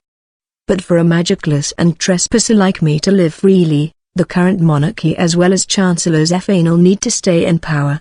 Besides, I can't handle the thought of Chancellor Zephanel, and those around her especially, being held captive by those people. The venue of the dinner party had completely changed from the calm and lively atmosphere from a little while ago. The corpses of knights, waiters, and guests lying miserably everywhere in the venue only added to the grim outlook. Magic attacks from outside have temporarily stopped, but it's only a matter of time before the entire building collapses. But from now on, there's no need to worry about accidentally shooting allies. It may cause further damage to bodies and buildings, but my first and foremost goal is to eliminate the enemy. You can see the 6-foot clubs held by the Demon Steel soldiers turning red, leaving the handle in the center. When I switched my vision to flow mode, I could see that both ends of the club started to accumulate a high amount of heat. Apparently I'm not the only, and the Demon Steel soldiers are about to get serious too. FPS 232. I checked the dots on the map floating in my field of vision, listened closely to the sounds captured by the sound collecting sensors, and the only ally in the surroundings was V, and the rest were Raina, who had lost his right arm, and 5 Demon Steel soldiers minions. The number of enemy reinforcements trying to enter the venue was 12. No, It was 11 with Viber heading 1 just now. Another window monitor that only I could see was floating in my field of vision. Typhoon K's first-person view with the Crown Prince and others on board was projected on that screen. It's unexpectedly difficult to control Typhoon K in the corner of your consciousness while fighting. Whether they were on patrol, or whether they were rushing to fly high or another place, the group of knights and mercenaries on guard were surprised at the iron box running with a low-roaring heavy engine and reproached it for running. They blocked the street and stood in the way. But we can't stop driving while blaring horns at the mercenaries guarding the mansions of the central knights and aristocrats, who could be friends or foes. They thankfully retreated from the streets while the vehicle rushed to the residence of Duke Barger. The instrument panel of the driver's seat, which is reflected in the window monitor, has a monitor that displays the image of the rear passenger compartment. It is also possible to have wireless communication between the driver's seat and the passenger compartment, but due to the specifications of the VMB, it is done by voice chat, so even if I can send my voice to the passenger compartment, I won't be able to hear Ashley's or other passengers' voice. Report this ad on the small monitor. I could see Charles-Anne clinging to the chair in fear of the shaking crew compartment, and Rachel, who was boarding as an escort, rolling onto the Crown Prince's chest and onto Duke Barger's feet. We will soon arrive at Duke Barger's residence. Please be patient for a while longer. My voice suddenly flowed out into the crew compartment, and everyone on board was surprised, and they looked around to find me, but there was no way I was there with them. Your Excellency Duke. There was a familiar face among the assailants, a member of Rafflesia called Raina. In addition, the conversation with him revealed a connection between the clan and the Dark Guild Cactus. Please use this information as you may after arriving at the mansion. For now, let's just tell him what I know. I saw Duke Barger nodding, which means he'll put the info into consideration when planning for the next move. As for me, my first priority is to quell the confusion in Fly High. Both ends of the 6-foot clubs of the 5 demon steel soldiers emit a high level of heat, and it would be dangerous to block their attacks directly. I accessed my inventory and summoned a new ballistic shield. Including laser attacks, ballistic shields should be able to block most attacks from the demon steel soldier unless there is an attack method that has not been shown yet. Chih, what the hell are you? Why can you use within the barrier? Apostrophe. That's right, barrier ignoring shaft. No, disguised Schwartz. Seeing that the large ballistic shield was summoned out of nowhere, both Raina and V raised their doubts. However, I also had the same question. Then V, where did you get that longsword? No, I didn't even see you during the banquet, which means, you used as well, didn't you? The thing in V's hand is different from the sword wielded by the Central Knights and that of the attackers. She's wielding a black longsword. There's no way I can use within the barrier. I'm different from you. Frank Sama will be participating with Emeralda Sama. There's no way I would miss seeing his majestic figure and brilliant demeanor at this elegant dinner party. Therefore, I've been hiding under the tablecloth in front of the empty hall. V, who was standing around against the 11 people from outside, stepped back behind me and stared at each other's black clothes and demon steel soldiers. While standing back to back, she pointed to the table and loudly confessed to her perversion. I see. So you've been there even before the opening. Let's put aside this perverted woman's behavior. Then, how come you can use ? Probably the same reason why the demon steel soldier uses something that seems to be I guess. What? Even if I say the same reason, there's no way V knows the root of it. However, she seemed to have something in mind. Same. You said? Shaft, are you saying that what you did was the effect of a magic weapon? Magic weapon? Come to think of it, did Raina say that when he first launched an attack? No, I think I heard those words from someone else some time ago. Nah, I don't have time to remember that now. 2 demonic steel soldiers stick out their left hands, deploy laser units from their wrists, and their gun muzzles immediately glow red. Evade, V. I warned V, who was standing back to back with me and at the same time dodged sideways with a slide jump. Irradiation type laser, unlike the single shot counterpart, is harder to dodge. I had to keep moving since the 2 lasers swung around as if to chase me. Meanwhile, I peeked from the opening on the upper part of the ballistic shield, which I kept raised up just in case. I aligned the crosshair at the end of the front sight with the chest of the demon steel soldier and fired twice. Suppressing the recoil of the Desert Eagle on the top of the shield, I landed 3 more shots at the same time. This caused the demon steel soldier to lean back. Its laser was also raised to the ceiling, piercing through it rather easily. While blocking the other laser with the ballistic shield, I jumped further, kicked the wall, flew just above the ceiling, and fired 2 shots at the demon steel soldier directly below. That's 7 shots. Even with .50 bullets, the demon steel soldier just bowed back. Its movement couldn't be stopped completely. However, I can feel the number of bullets fired, the behavior of the demon steel soldier, and its existence can only be thought of as a mob. The demon steel soldier should fall shortly. As soon as I landed, I used the ballistic shield to cover myself, then summoned a magazine from the inventory and reloaded. Even though I was able to take out the firearm with just my consciousness, I still had to manually replace the magazine. No matter how much the assimilation phenomenon progresses, the ammunition capacity will never become infinite, nor will it automatically reload. No matter how far I go, I'm an FPS player, so I can be sure of that. This one should be kill. Keeping myself hidden behind the ballistic shield, I once again aimed. This time at the head. The bullet fired from the hand cannon hit the demon steel soldier in the head, vaporizing its head. The next moment, the center of the scale armor rapidly expanded into red. It's gonna explode. Realizing what would happen the moment I noticed the change, I rushed to V, who was still busy fighting the black-clothed men. I grabbed her from behind and immediately did a slide jump and a strafe to escape outside. At the same time, we were still in midair due to my strafe. I confirmed the appearance of the demon steel soldier as it exploded with explosive swirling flames.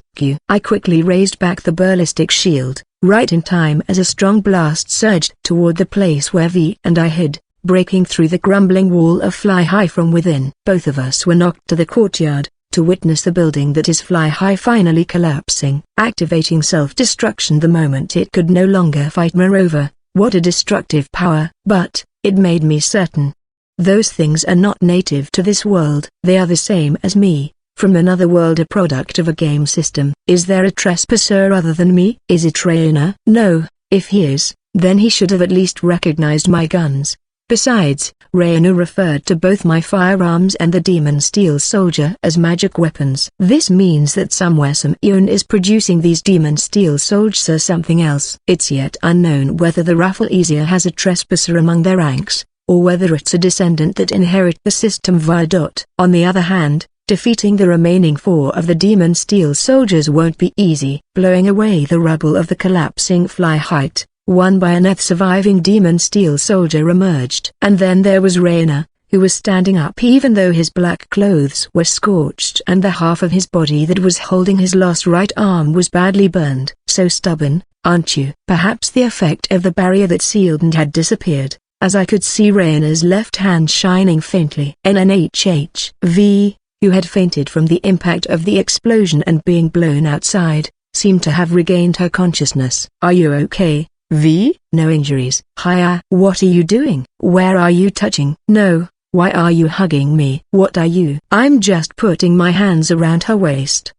This is pervert shaft. No lusty beast Schwartz. In spite of the situation, you actually took the chance to defile my body that I have dedicated to Frank Summer. I let go of V, who was raging on my chest, and while listening to the consecutive volley of rash words, I thought about the battle after Thizar to defeat the demon steel soldiers, but there was only one thing that crossed my mind. This perverted woman is actually a maiden. FPS 233.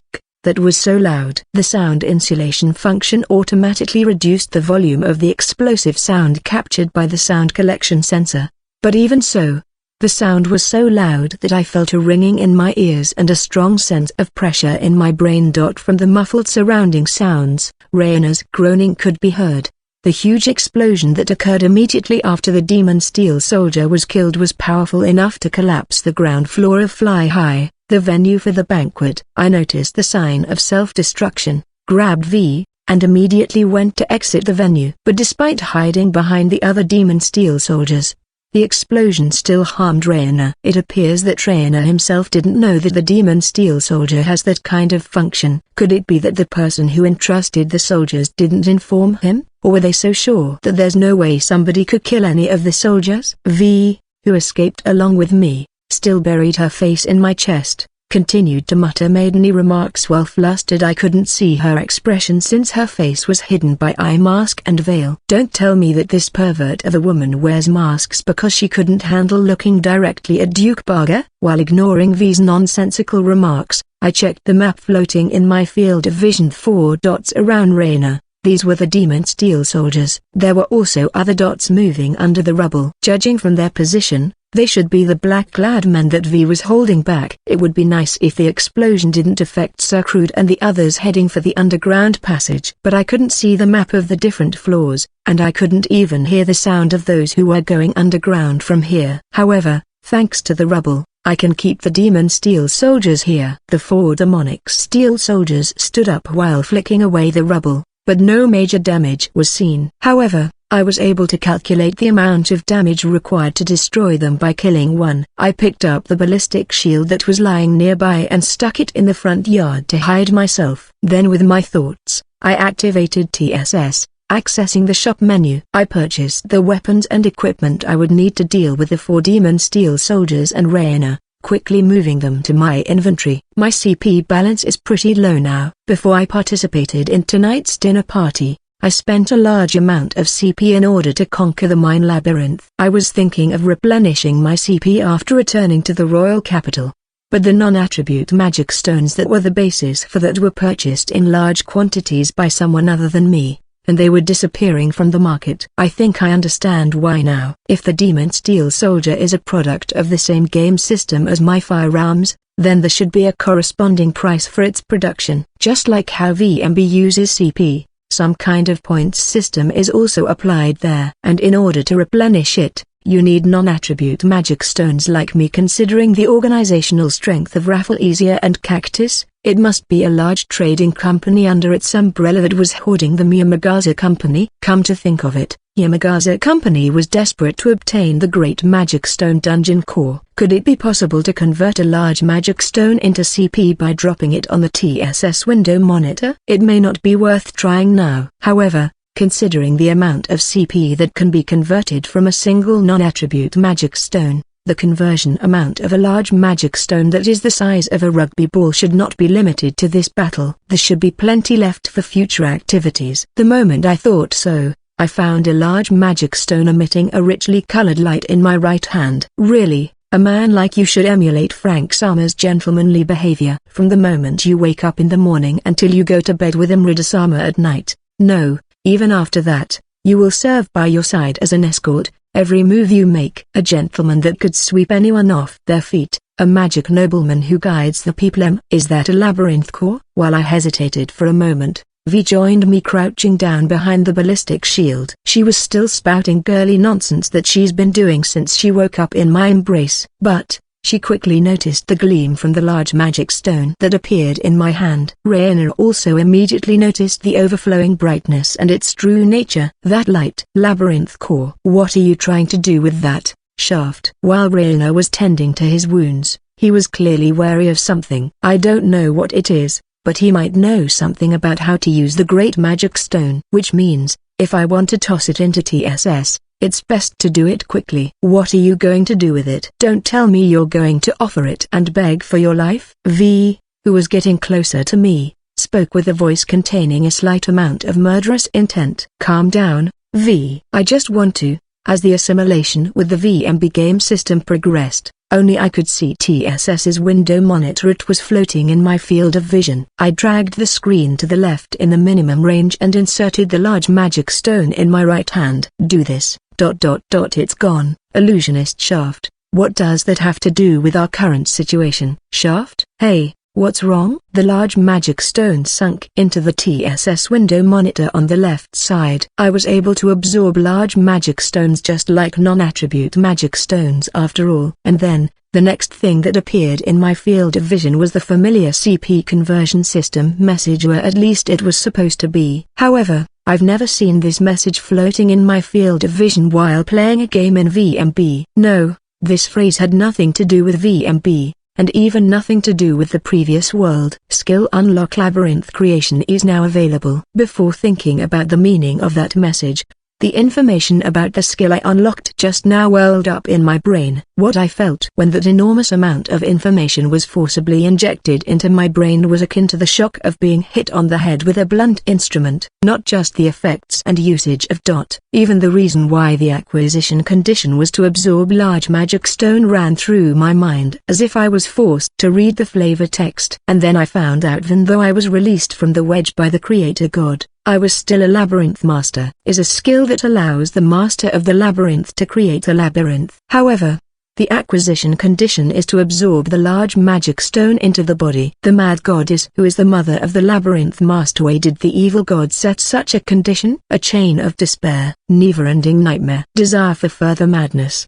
The labyrinth master and the labyrinth will not die until they are defeated. However, there are two methods of subjugation. One is the death of the master of the labyrinth, and the other is the seizure or destruction of the great magic stone. Just like me, the newly born master of the labyrinth, who was dropped from another world, despaired by the little bit of self that remained, and our heart eventually fell into madness. Yes, just like the werewolf subjugated in the wolf labyrinth. However, there is a way to escape from the before it falls. That is to destroy the great magic stone that should be protected with your own hands. However, the evil god won't allow that. Even if you destroy the large magic stone and kill the labyrinth with your own hands, you will absorb the large magic stone and be forced to create a new labyrinth. Suicide is not permitted by the master of the labyrinth. And the master of the labyrinth who has fallen into madness spreads evil and gains strength. Day in and day out fighting all life that lives in the natural world, sometimes succeeding, sometimes perishing in the process. But, what will the labyrinth master do after the natural world round the dungeon has been completely destroyed? Naturally, they left their nest to aim for the next land. That's why they have dot. Until the time when this world is covered with despair and the evil gods are released from the interstitial world, they will go mad, kill, destroy, and continue to fight, until the day they were subjugated. That is the duty of a labyrinth master. FPS 234. Shaft. Oi, Shaft, are you okay? The waves of information about flooded my brain, but I was able to barely keep my consciousness up, especially with V continuously shaking my shoulder. I'm okay. V, I suggest you rejoin Duke Barga. The demon steel soldier will explode once defeated, so fighting it with a sword will be too dangerous. Understood, is what I would like to say. But if I leave the scene right now, there will be very little information I can report to Frank Sama. I told her to go catch up to Duke Barga, expecting that she'd agree without much complaint. But it seemed that V had other things in mind. Information, it's certainly important. The front view of the Typhoon K that was still hovering in my peripheral vision showed that the vehicle had arrived in front of Duke Barga's mansion. The information obtained from this place will be very useful for the Duke and Chancellor's Fanal to decide their next actions. For that purpose, then, we have no choice but to capture Raina alive. That's right. I'll leave those exploding knights to you. I'll target the man in command. Then, take this shield with you. Even if it's just a little, it should be able to block their attacks and explosions. I pointed at the ballistic shield on my back with my thumbs, and V's gaze, hidden by her eye mask, moved slightly behind me. Thank you, I shall put it into good use. But what about you? I won't be needing that. From here on out I'm going all out to attack. At the same time as saying that, I jumped out from the upper part of the ballistic shield with a big leap backward, summoned two RPG-7s from my inventory, hefted them on my shoulders, and fired while I was still upside down at the demon steel soldier who was farthest away. The demon steel soldier's laser attack was shot up into the sky as the rockets hit it first. The impact caused an explosion of flames and dust, making my landing invisibly as so it was supposed to be. But the other demon steel soldier must have found my position somehow. Breaking through the rising dust, one appeared in front while brandishing a 6-foot staff that emitted high heat. I dodged the staff while taking 1 step, 2 steps back, but a large piece of rubble that was taller than my height approached behind me, and I stopped retreating. The shadow of the demon steel soldier completely covers my body. Scorching heat. The 6-foot staff was swung down. Too naive. Instead, I moved forward and weaved around the demon steel soldier at the same time summoning the sledgehammer. Immediately after the 6-foot club was swung down and melted the rubble, I struck at the back of the demon steel soldier's head with the momentum of the turn. Along with the sound of a blunt weapon hitting something, the demon steel soldier was knocked into the rubble that it had just cut in two, making it look like a criminal sent to the guillotine. Making full use of the power of the assimilated powered suit, I swung another blow to the head of the demon steel soldier, who was waiting for execution. The rubble was pulverized with a destructive sound that surpasses the first hit, and the demon steel soldier's upper body is buried in the rubble. However, there was still no sign of its whole body turning red. 2 hits from a sledgehammer were not enough after all. Pulling out the sledgehammer buried in the rubble, I touched the neck of the demon steel soldier, summoning a C4 bomb from my inventory and sticking it on. And then jumped away. I could see the demonic steel soldier who tanked the RPG-7 approaching behind me from the map floating in my field of vision and the sound collecting sensor. A 6-foot staff struck the spot where I was standing, and at the same time, the rubble beneath exploded. Of course, it was the explosion of the C4 bomb I planted earlier. I threw away the detonation switch in the sky, kicked the wreckage of the fly-high that had become a pile of rubble to maintain altitude, and looked at the state after the explosion. I could see even more heat generated in the dust and white smoke. It's the demon steel soldier's self-destruct. I don't know if it was the one that ate RPG-7 or the one that got hit by the sledgehammer, but one of them swelled up in Radagon. There was a big explosion that blew away the rubble. If I hadn't protected my face with the Kevlar mask, it would have been difficult to see and breathe with the dust and debris that had been kicked up. When I landed while being fanned by the blast and checked the map, 2 light dots had disappeared. Apparently, the other one was blown away by the self-destruction and now there were only 2 left. The 2 stood beside Rainer as if to guard him. V, who was supposed to capture him alive, was nowhere to be seen. She must have disappeared with the skill. The number has decreased, but we still can't let our guard down. It's too dangerous to receive a 6-foot club that can emit high heat. I need to use the advantages of firearms and exploit the power of FPS VMB system to its fullest. Spreading both hands, I summoned 2 remote-controlled heavy machine gun sentry guns on the left and right. The remote control monitor has been assimilated with the UI in my field of view. I operated the aiming only by intention, overlapping each with the 2 remaining demon steel soldiers. Looking back, when VMB was just a game and I was just an ordinary person, it was not possible for me to control multiple targets and remotely control a vehicle at the same time. Typhoon K arrived at the front yard of Duke Barger's mansion, so I opened the rear passenger compartment hatch and driver's door. Prince Ark and Duke Barger began to move into the mansion. Ashley, who remained in the crew compartment until the end, was staring at the back of the crew compartment. That's the camera from where I was looking. The other side shouldn't be able to see me, but she may have sensed something.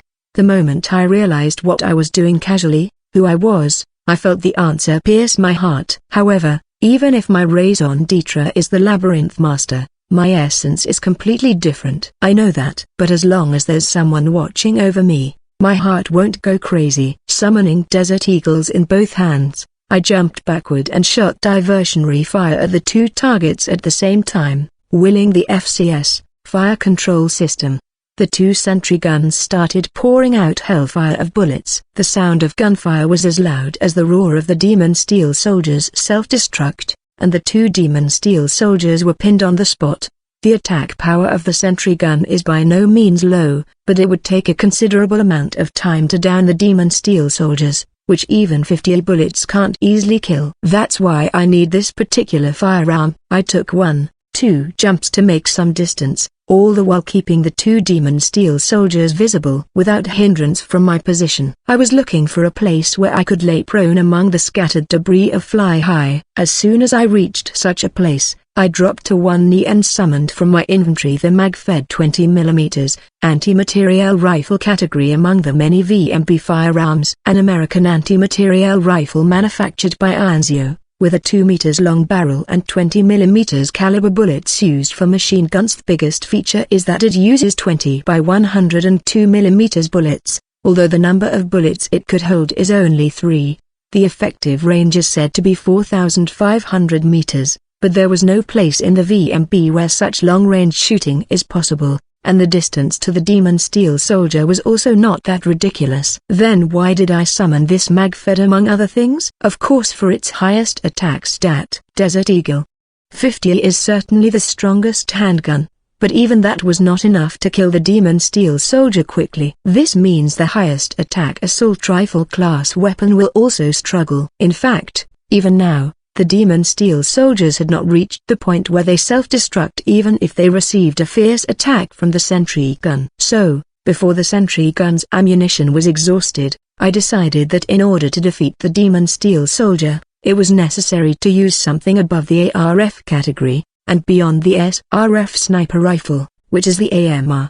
The magfed, which is longer than I was tall, comes with a bipod to support the barrel, as it was meant to be shot from the ground. According to VMB specifications, most of the AMR category firearms can only be fired while lying down. I haven't tried it myself, but I'm sure it's still the same. Looking down and looking through the scope at the top of the barrel, I put my Kevlar mask-covered face on the cheek rest on the stock, held the trigger with my right hand, and the grip at the bottom of the stock with my left hand. It's a bit cramped, but the correct shooting posture is important to control the recoil when firing. I aligned the cross reticle engraved on the scope with the head of the demon steel soldier whose movement has been stopped by the sentry gun's barrage, lowered it slightly and aligned it with the lower part of the chest. Considering the power of magfed, precision shooting is not necessary. One shot, one kill. All I need is one hit. In addition to only having 3 bullets, just a single shot is about as expensive as a single ARF in terms of CP consumption.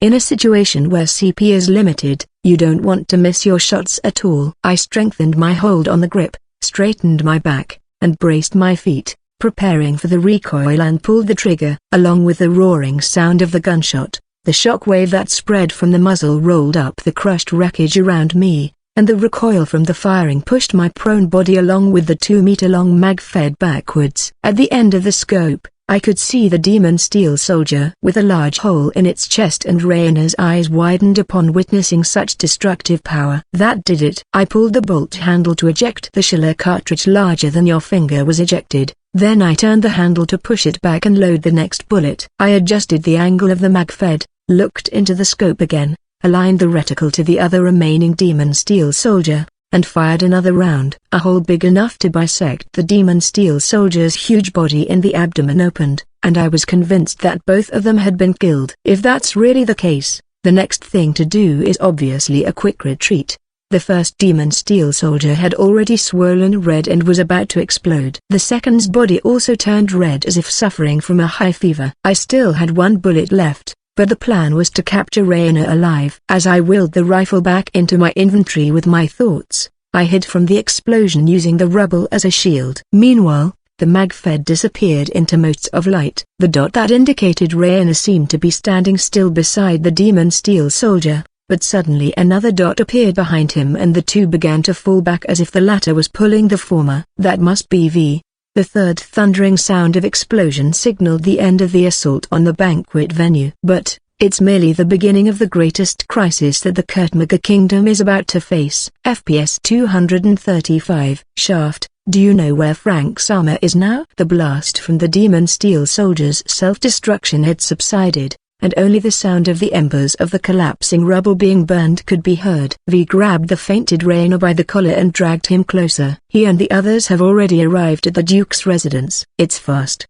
Is that horseless carriage that fast? I'm going to take this man and go to Frank Sama. What are you going to do, Black Mask Shaft? While listening to V's question, my eyes were on the large lump on the back of Raina's head, who had completely lost consciousness and couldn't even move. V, why did you hit so hard that he got such a big lump?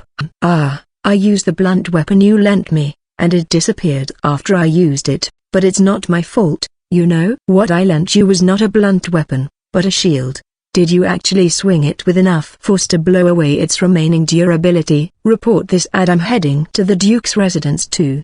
But there's a place I want to stop by before that. Go ahead and report about the demon steel soldier minions' self-destruction. I don't know how many of them are left. That's right.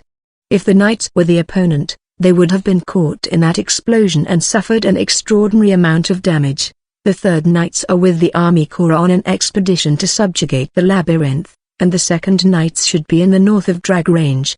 This raid seems to have been planned meticulously. It was a sudden attack, but it seems that it was a well-planned attack. The purpose of the attack on Fly High was to murder Prince Kyan and Prince Ark as well as abduct Chancellor Zephanel. But what would have happened if the attack had taken place at the same time elsewhere? The current situation is still largely unknown. However, in this rebellion, which seems to be a coup d'état by the second prince, only I understand there is a key point that only I understand. It's a demon steel soldier minion.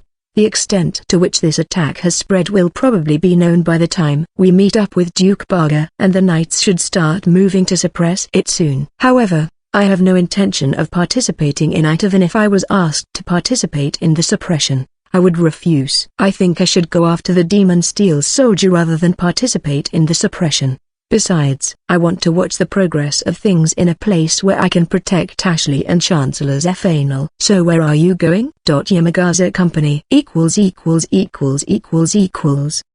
========================================================================================================================After parting with Viet Fly High, I ran straight to the trading house of the Yamagaza Company, which was built in the 2nd district of the royal capital. The 1st district, where the collapsed Fly High was situated, was filled with the sounds of turmoil. After all, they were carrying out multiple simultaneous attacks, eliminating important figures in the kingdom or securing them. I can see the red light that looks like an explosion flickering even in the royal castle in the distance. The fact that the battle is continuing means that it has not yet been brought under control. There is a need to hurry further. The 1st district and the 2nd district are separated by a wall built in the past. In order to go back and forth between the two districts, it was necessary to pass through a castle gate built in a predetermined position. However, due to a coup d'état by the Rafflesia or the Cactus, the gate was closed and was firmly protected by the central knights. In this situation, I don't think I will be able to pass through the castle gates smoothly. I ran up the castle wall away from the castle gate,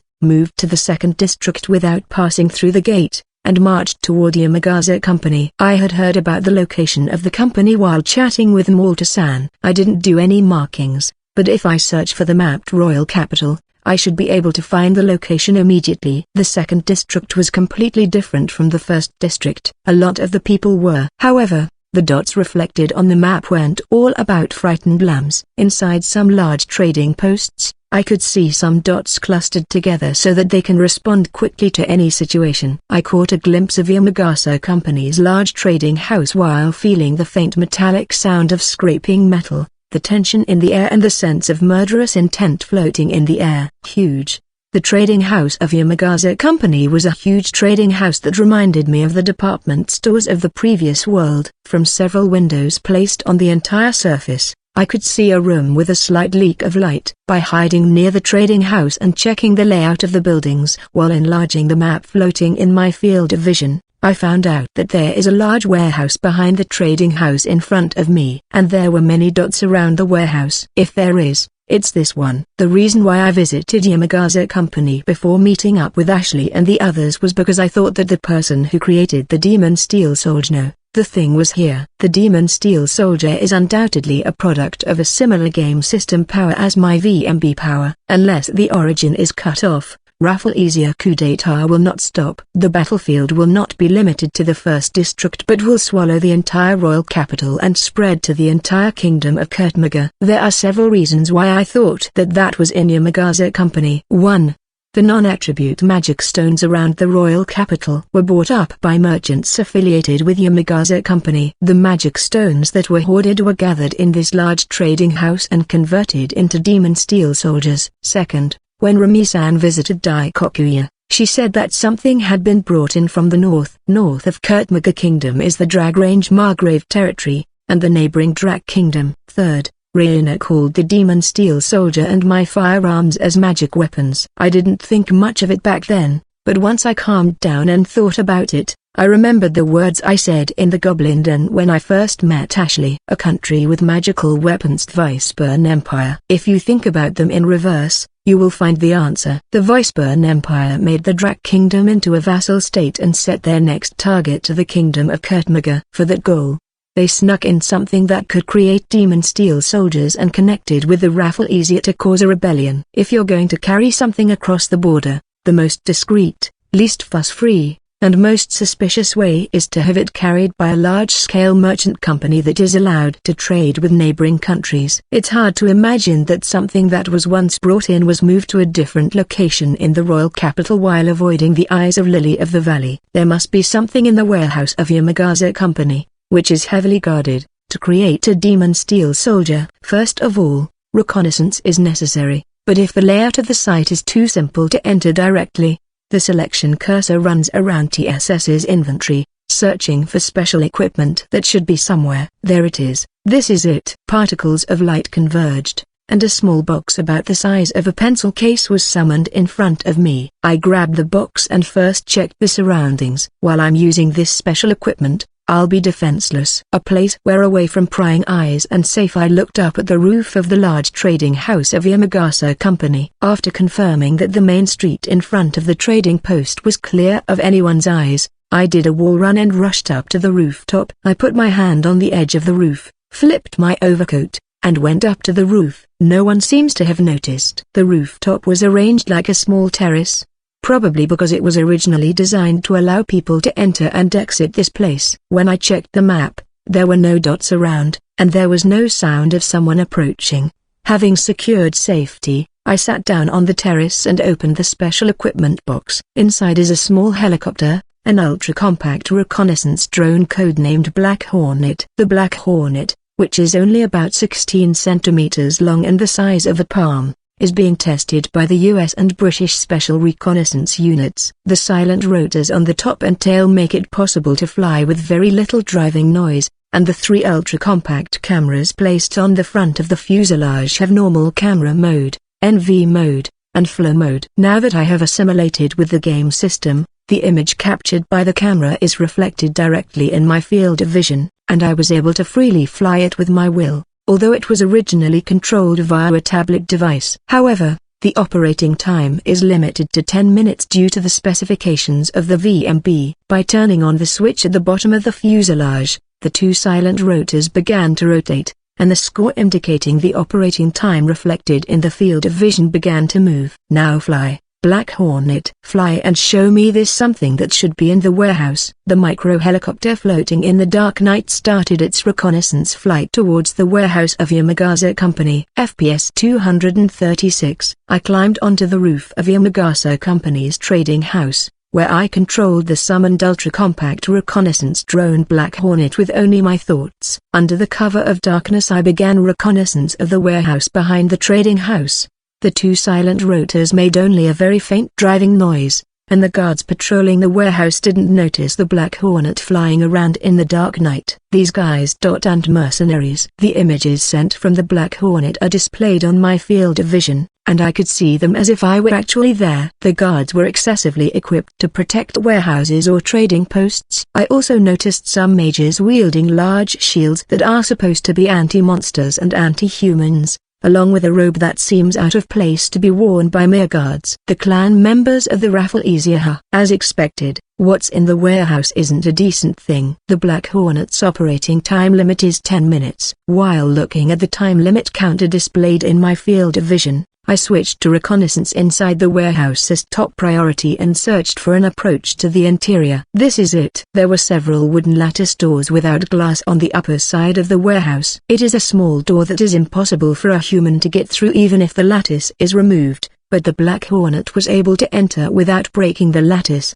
The inside of the warehouse, which was the size of a school gymnasium, was dimly lit. There were few moving figures. On the contrary, there were countless unmoving silhouettes lined up. Report this ad lined up enough to fill the warehouse, was an army of demonic steel soldiers. They were standing quietly like a silent doll, with a 6-foot stick sticking out. 2-man yand. If this number of demon steel soldiers self-destructed, the royal capital could be wiped out. The Black Hornet flew between the unmoving demon steel soldiers, slowly proceeding in stealth flight to the only place in the warehouse that emit light. 2 moving figures could be seen beyond the demon steel soldiers. They seem to be talking about something, but the Black Hornet only has a camera. There is no choice but to try to eavesdrop with a sound collection sensor from the roof of the trading house.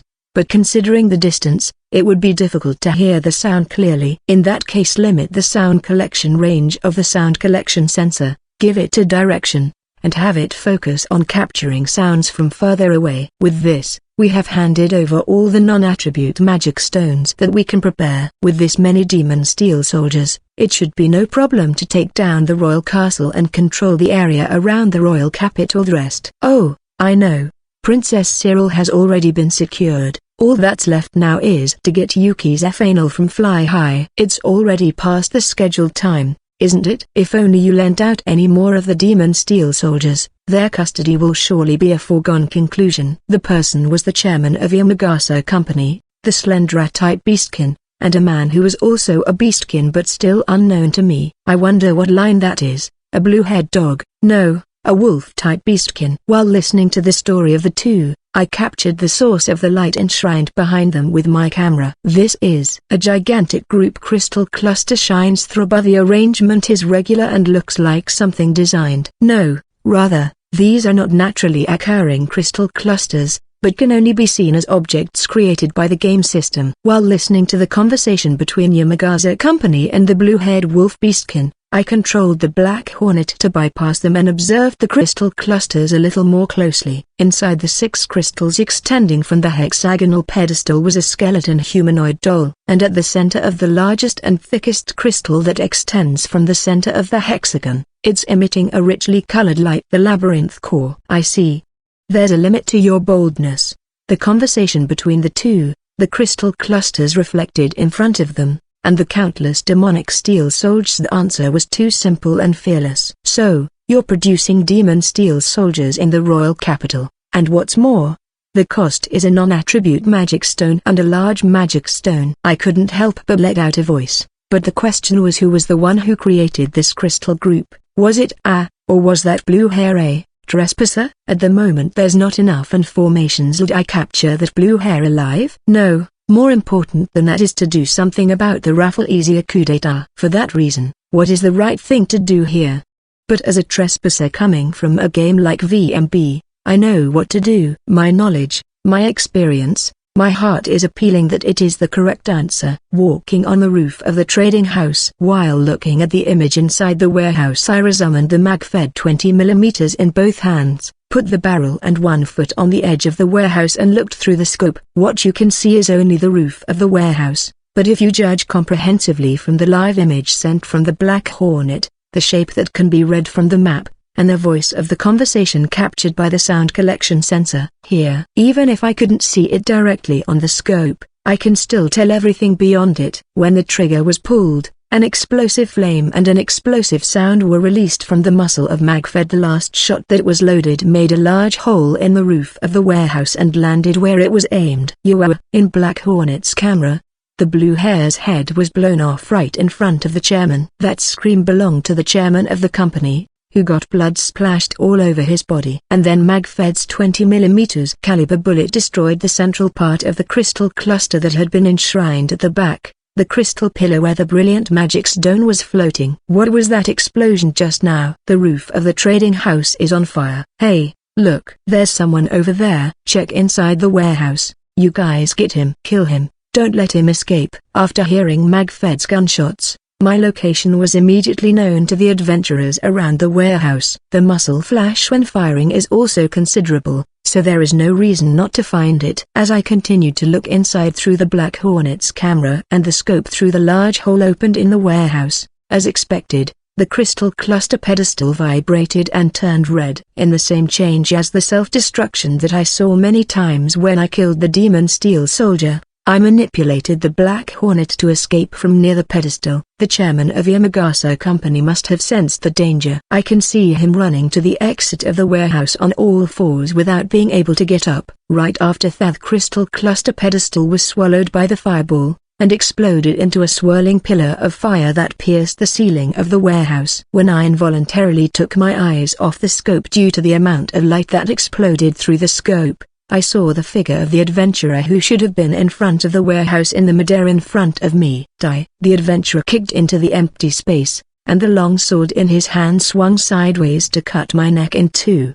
Involuntarily, I lifted the mag-fed to defend myself, using it to block the cut-in on the side slash. However, This adventurer's swordsmanship must have been of a high level. The magfed was bisected by its characteristic long barrel and disappeared from my hand as particles of light. Oi, this is extremely expensive stuff here. Using the moment that I bought with magfed as a shield, I did a backward slide jump on the rooftop to gain distance. At the same time, summoning Smith & Wesson E&E tomahawks in both hands to face the adventurer. Who are you? The adventurer was clad in light armor, and the long sword he held in his hand had a special decoration and brilliance compared to mass-produced products. This man must be quite skilled even in the Rafflesia. Without answering the man's question, I reconfirmed the map in my field of vision and the Black Hornet's camera image. The dots were moving around the trading house, and I could hear many footsteps running up the stairs. And then, the inside of the warehouse in question progressed as expected.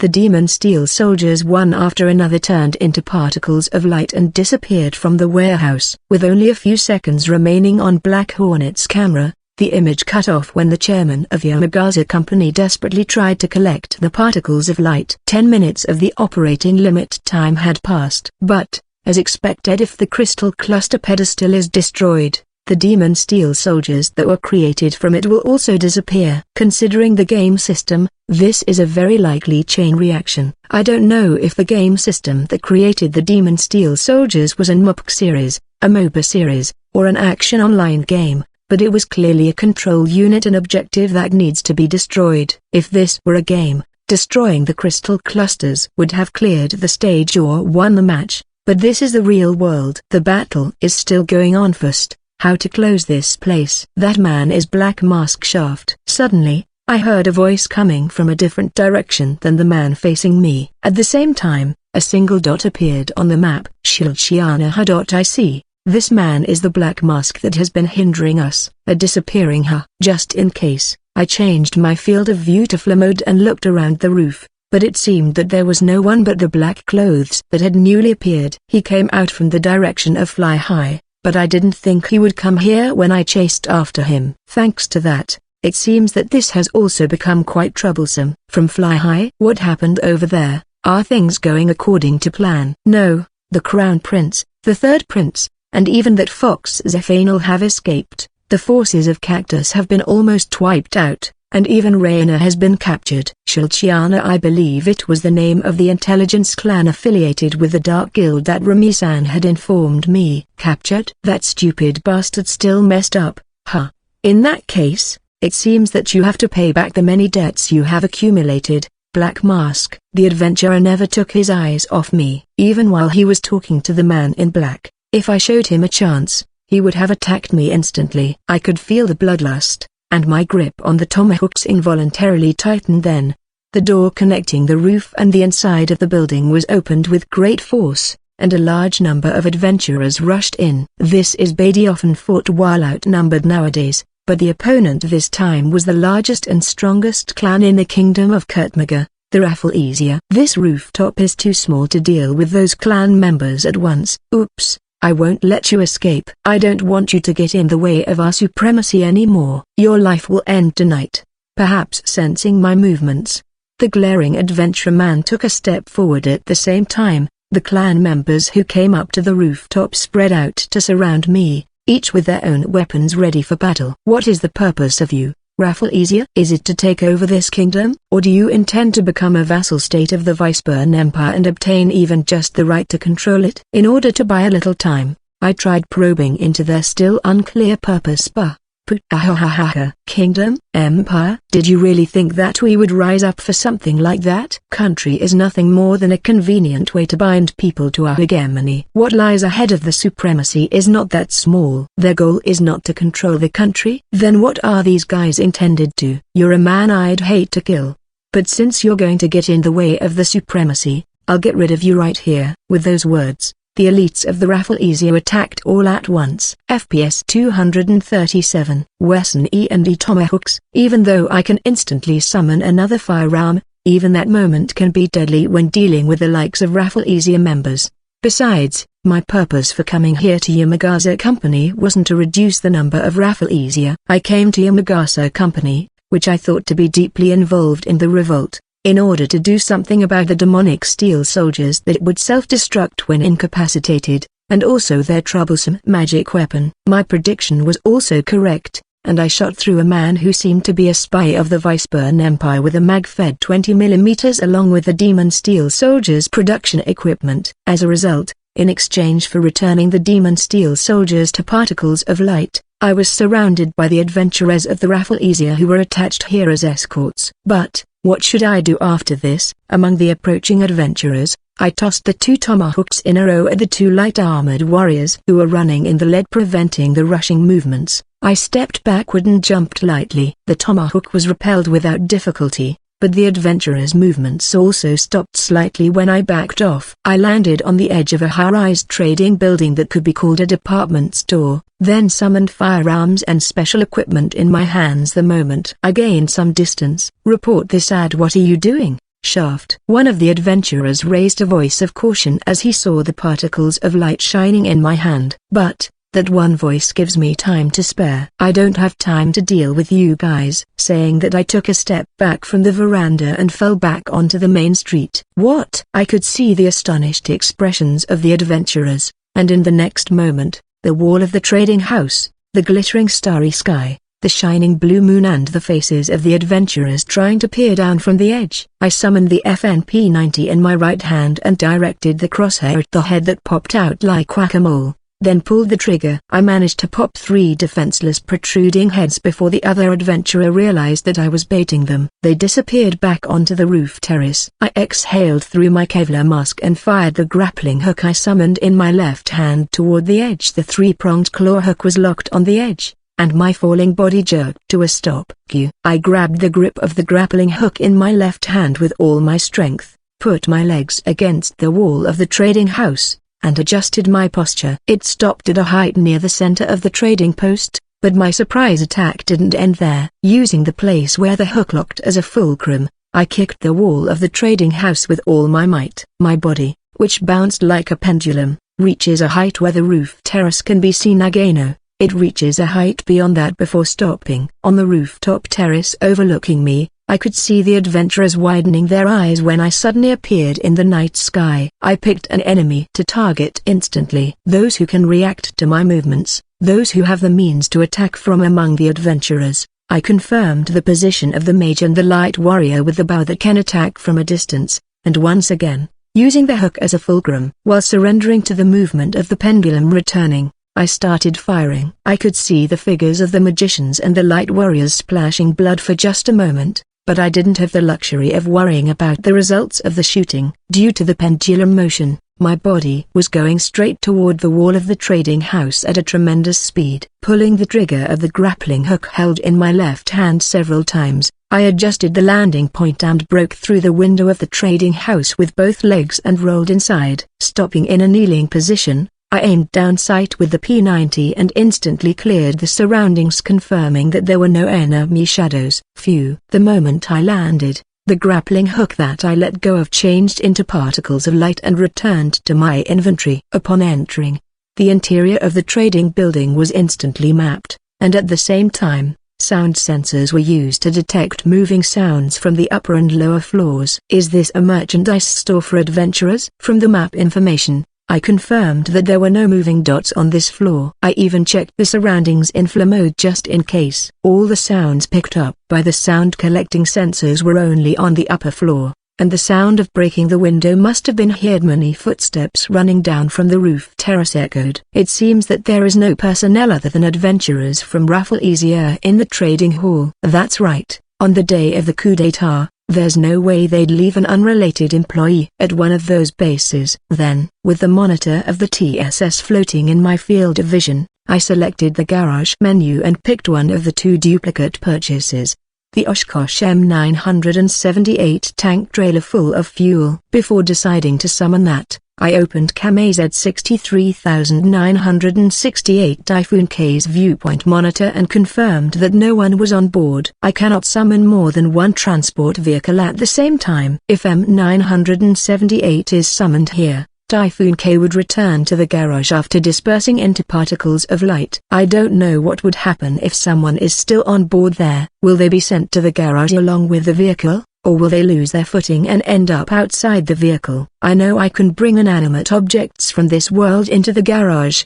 but I haven't tried anything alive yet. Should I try it soon? With that in mind, I decided to summon M978. The summoned M978 barely fit the sales floor inside the trading building. I attached C4 bombs to its body afterward. And one more thing. I set up the N/GSR9, V1, TUGS in the shadow of the car body and kept the mini-map that appeared in the field of view open so that I could always see it. Preparations are now complete. While summoning a P90 magazine and reloading the gun, I started walking towards the opposite side of the main street where I broke the window, aiming for the warehouse shot through by MagFed 20th chairman of Yamagasa Company Shibita. Borrowing one of the long ropes for adventurers on display in the shop, I opened the closed window and swooped down to the back of the trading house with my overcoat flapping in the air. Confused by the surprise attack from the roof of the trading house and the pillar of fire that shot through the crystal clusters, most of the guards seem to have gone up to the roof aiming at me. There are 3 shadows in front of me,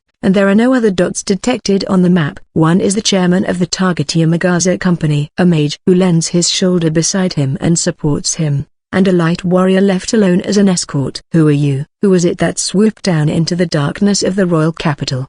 Black nobleman. That's how it is. I walked slowly toward the warehouse and waited for the right time while making jokes. Why you?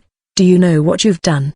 The chairman of the company, realizing that it was I who had attacked the warehouse, shouted out loud. Do you really understand what you're doing? A clan led by a royal family connected with another country, recruited soldiers, and started a rebellion. Shut up. Do you know who you killed? You blew the Imperial Prince away. Imperial Prince? The spy whose head was blown off by my shot in the warehouse was the royal family of the Weisburn Empire?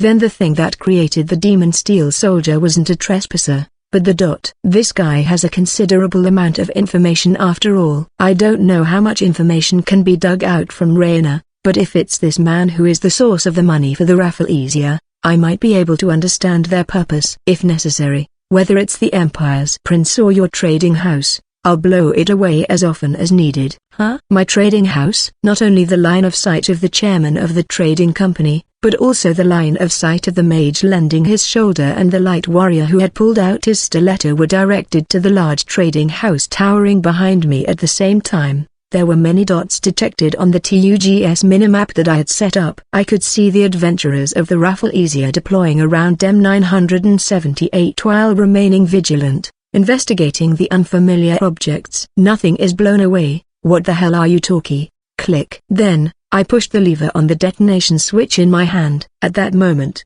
the C4 bomb attached to the M978 detonated, causing the fuel-filled M978 durability value dropped to 0 and in turn igniting a large explosion. The roaring sound of explosions and bursting flames overflowed from the windows of the summoned floor. The explosion pressure was not enough to blow away the walls from the inside, but the entire floor was engulfed in flames. And then, screams rang out as the ever-dark night sky turned bright red. 239. Last one was just mislabeled, 3. It's the right in the order. Ignore it.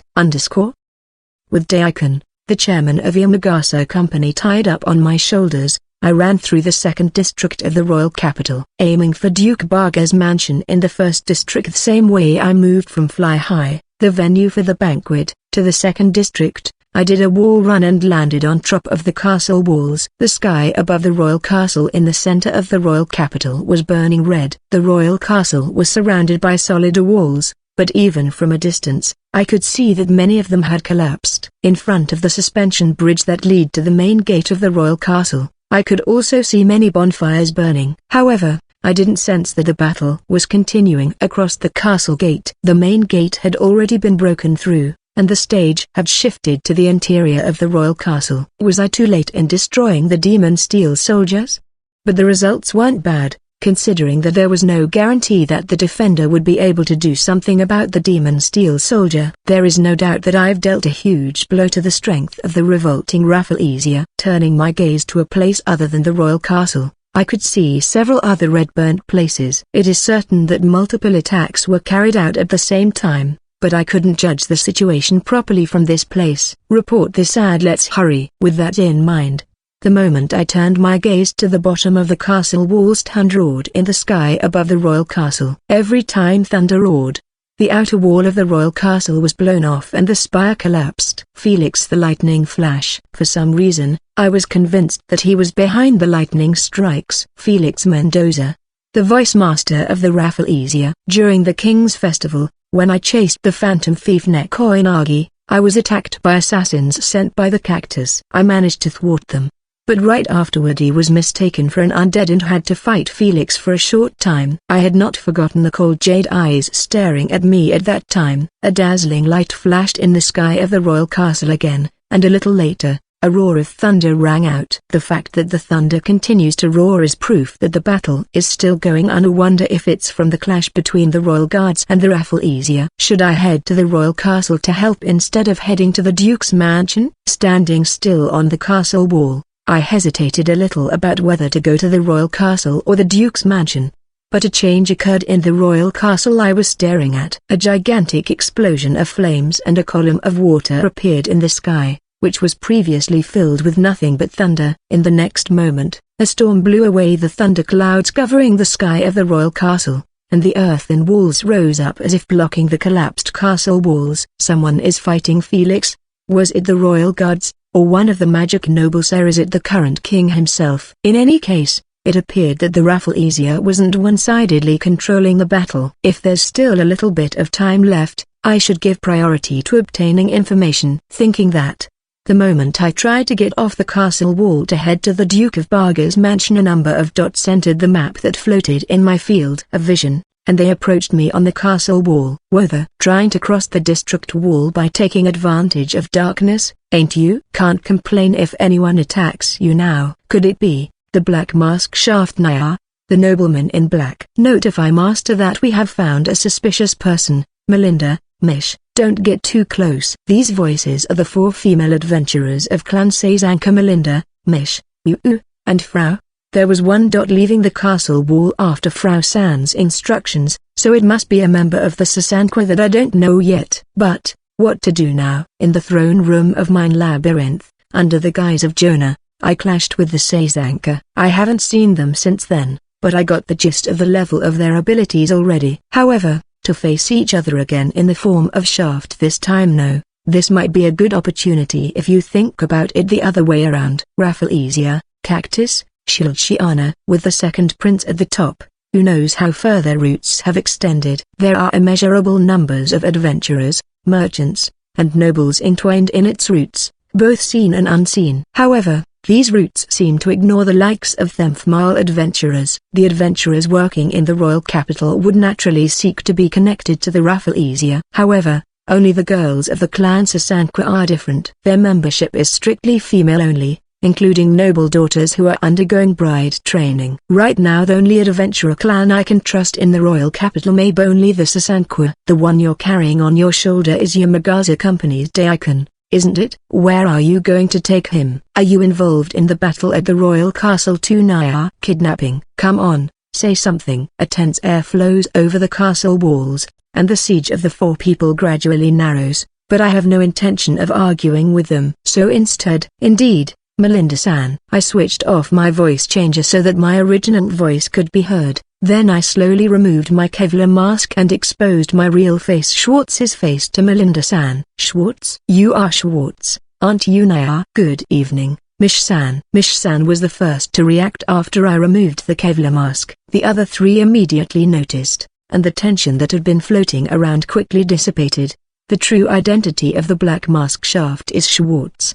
What exactly is this? Frau San, about the details. The moment I was about to answer Frau San's obvious question, thunder roared in the royal castle again, and a pillar of fire erupted with a roar to match it. Due to the excessive roar, everyone's eyes on the castle wall turned to the burning royal castle. I will tell you the details at Duke Barga's residence. Can you come with me now? I understand.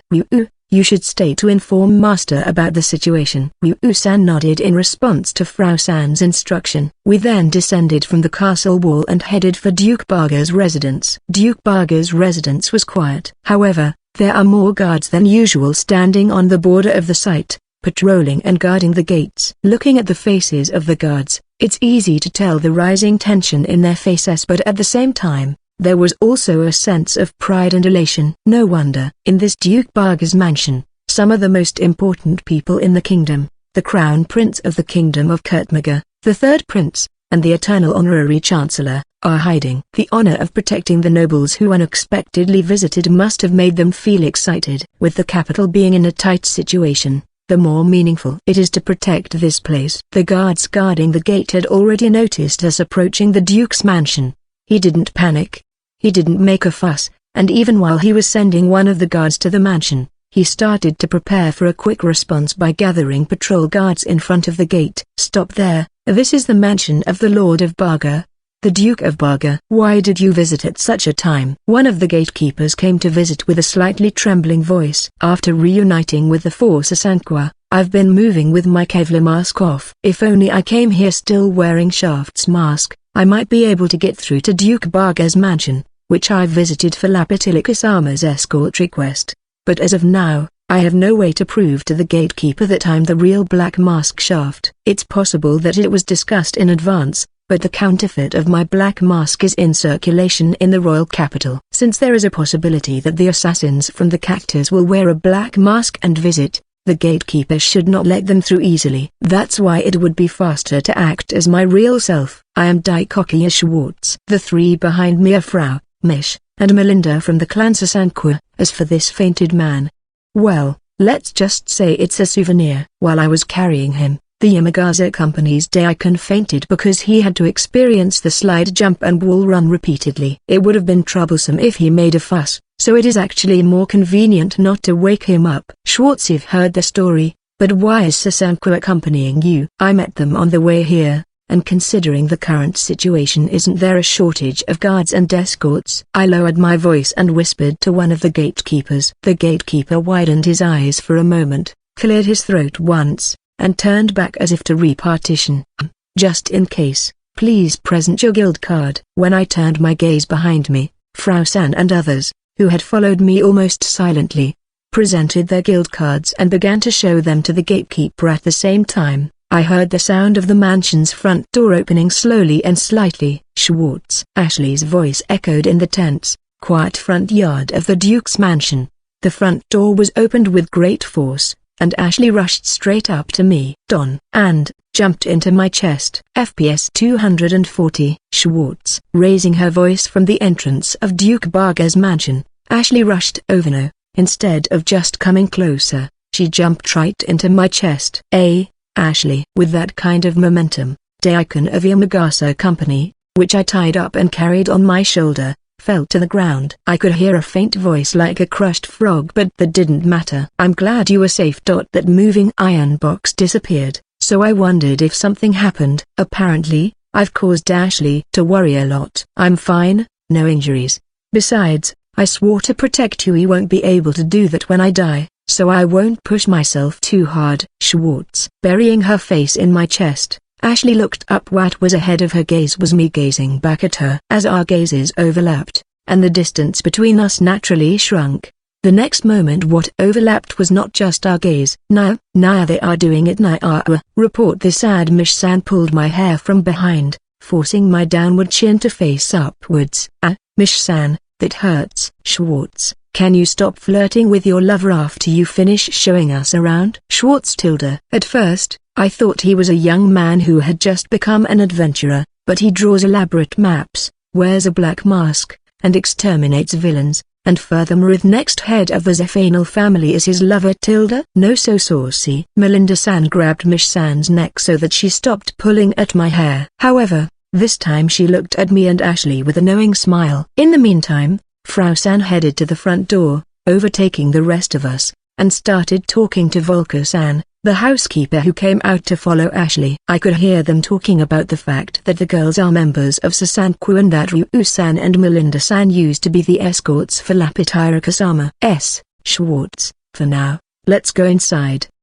The Duke and predecessor are waiting. Ashley's face was dyed bright red, perhaps because of the words said by Frau San and Melinda-san. Seeing that, Mish-san gasped even more and said, Sha, it's a little scary.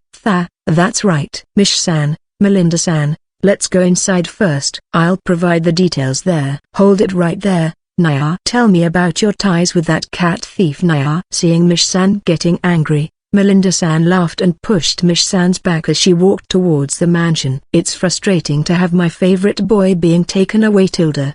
But well, invite us out for a drink and everything will be forgiven. So noisy, Naya. While arguing with Melinda-san, I couldn't help but smile bitterly at the sight of Mish-san walking to the entrance while glancing at me.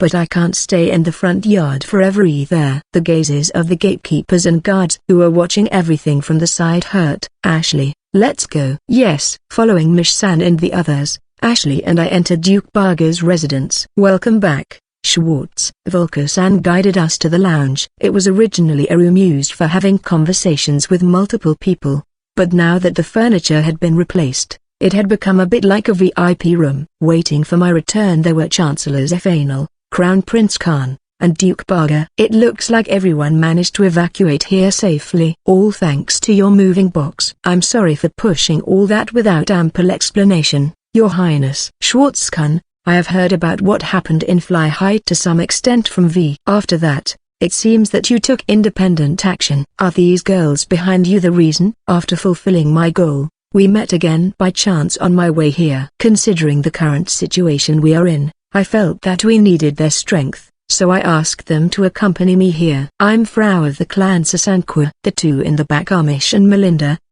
Mish-san and Melinda-san were staying at the entrance of the lounge. Only Frau-san was standing right behind me as a representative. After the return report and a brief introduction to the members of the Sasankwa, I reported on what I had seen at Yamagasa Company and the arrest of Daikon, the chairman of the firm. Then I heard from Duke Barger about Raina, whom V brought back. Raina was quite tight-lipped at first, but apparently after spending some time in the servant's basement made him vomit some information. No. V is still doing her best to extract new information as we speak. From around the time I entered the mansion, the sound sensor continued to pick up screams that I could not believe were human voices. Daikon was also brought into the basement by the guards. The amount of information available should increase dramatically with his addition. However, a large amount of information has already been obtained, such as the intervention of the Weisburn Empire, the Second Prince's Rebellion, and the relationship between the Rafflesia and the Cactus. Some of the reasons behind the riots have also been clarified. And above all,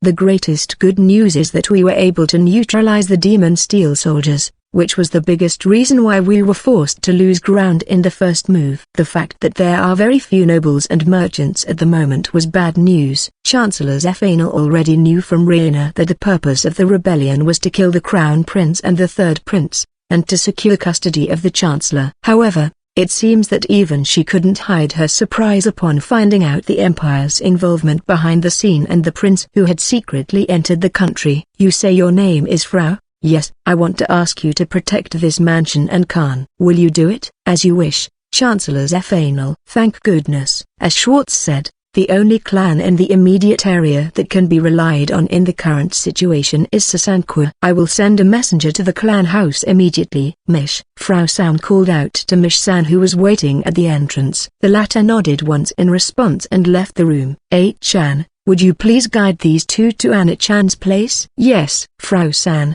Melinda-san, my name is Ashley Zephanel. Let me guide you to the room where Princess Anastasia and Prince Ark are waiting. Leiferi is also there, so please keep them safe. During the debriefing, Ashley took the role of an attendant instead of having a maid serve that role. It's not that the maids at the Duke's mansion weren't enough, but if the other party was the Crown Prince, his wife, and even the eternal honorary Chancellor and the Third Prince, who suddenly visited late at night, even they would crumble under the tension. I guess there was no satisfactory personnel to take the role other than her. Now that Frau-san and Melinda-san left with Ashley, only me, the Chancellor, the Crown Prince, and Duke Barger remained in the room. So Schwartz don't know. How is the royal palace? Before I came here, I only saw it from afar, but various magics such as fire pillars, water pillars, storms, and earth walls were being fired in rapid succession to match the intense lightning strikes. Father, there is no doubt, only that kid can cast that many elemental magics. I answered Duke Barger's question as I saw it. but judging from the reactions of the Crown Prince and the Prime Minister, I'm pretty sure it was the current king who was fighting Felix. Chancellor, we should go to the rescue as soon as possible. If the king falls, he will be taken to the Empire at once. But we lack forces. Isn't it the same for the enemy? If Schwarzstono's story is true, those Steel Knights are no more. If we move the Fourth Knight Order together with the Sasanqua as the center, we might be able to sandwich them with the royal guards at the palace. The reason why the Rafflesia attacked various places simultaneously with the help of the Empire is probably to concentrate the strength of the main force on attacking the royal castle. I don't think Kilik will let soldiers from other countries enter the royal palace. The total strength of Rafflesia is equal to or greater than that of a single knight order. With only the Fourth Knight together with the Sasanqua, it might still be enough. Even in the worst-case scenario where it devolves into a war of attrition, should be able to annihilate them. Besides, the problem is whether or not there is a trespasser among them. Pardon, Your Excellency? Trespasser? Yes, the trespasser, Frank. Chancellor Zephanel briefly explained to Duke Bargy about the trespasser. That said, she didn't mention anything about them coming from another world but described it as someone possessing skill, which is the origin of pedigree skill. I see, so that's why Drac Kingdom is hunting them, and also what the Empire is aiming for. Using pedigree skill as one of their pawns to bolster their strength. Killing me and Ark, targeting the Chancellor or the Empire is definitely trying to obtain our kingdoms. Taking them into the country. Kilik must be blind. Indeed. However, we do not have enough numbers to go to reinforce the royal palace while ensuring your safety. Chancellor Zephanel, Crown Prince Khan, and Duke Barga continued to discuss the matter. But why am I still here? Then, there is no choice but to withdraw to the Barga territory at once. Consolidate the safety of His Highness, send the knights from the Western Barga Knights and the neighboring territories, and return to the capital. Certainly this may be the only way to quell this rebellion while ensuring the safety of the royal family. But then I unconsciously blurted out, "That is right, Schwartz. Therefore, we need your power." Chancellor Zephanel immediately followed through my blurt. The three, including Crown Prince Khan and Duke Barga, turned their attention to me, who had been silently listening so far. FPS 241. We need your power. When Prince Khan said so, both Duke Barga and Chancellor Zephanel focused their attention on me. But Your Highness, and Chancellor Zephanel, even though Schwartz Khan is the Black Mask Shaft, wouldn't it be too much of a burden to leave His Majesty's rescue to him alone? Duke Barga has not been told that I am a trespasser here. But, from Lapityricus Sama's escort mission or from preliminary investigations, he should know that his Chwaz is a magicless. Duke Barga may not be able to correctly connect the lines between magicless and trespasser, but he should understand that I own a dot. However, it is certainly impossible to rescue the current king with just that dot. That's what Duke Barga wants to say. Also, should I only save the king? What about the other royals, such as the Queen? Chancellor Bergman should still be in the royal palace. And even if the rescue was successful, would he tell the remaining Knights of the Guard to join the death squad? Your Highness, and Your Excellency, I will do my best if I can, but as His Excellency the Duke said, there is a limit to what I can do alone. Specifically, what should I do? Report this ad. Let me ask this back. Schwartz the trespasser. What can you do with your power? No. How many can you save? Prince Khan was staring at me intently. He was emitting an unbelievable presence that betrayed his sickly and emaciated body. Chancellor Zephanel sitting next to him didn't seem to have any intention of adding anything to Prince Khan's question. How I answer with a faint smile, I even feel like I'm enjoying it. What can I do with my power? In other words, what VMB is capable of? No, what the Crown Prince wanted was a rescue mission. He asked me how many people in the royal palace I can rescue, how many I can save, the firearms, weapons, and vehicles that I currently possess, and the remaining CP that I need to use them. The magic stones obtained in this world and my body that was in the process of assimilating with the VMB system. Fighting in the royal palace is the main force of Rafflesia against the royal guards led by the current king. In addition to the soldiers, there are also many attendants in the royal castle. It's impossible to rescue them all away. In that case, what about annihilating the Rafflesia side instead? I know that the clan master, the second Prince Kilik, should be there, and the vice master, Felix Mendoza, as well. If I crush the two heads, I should be able to bring this rebellion to an end. All at once, but there's no sure way, just a clear target. Then how about making it my goal to achieve at least half of each objective? I understand.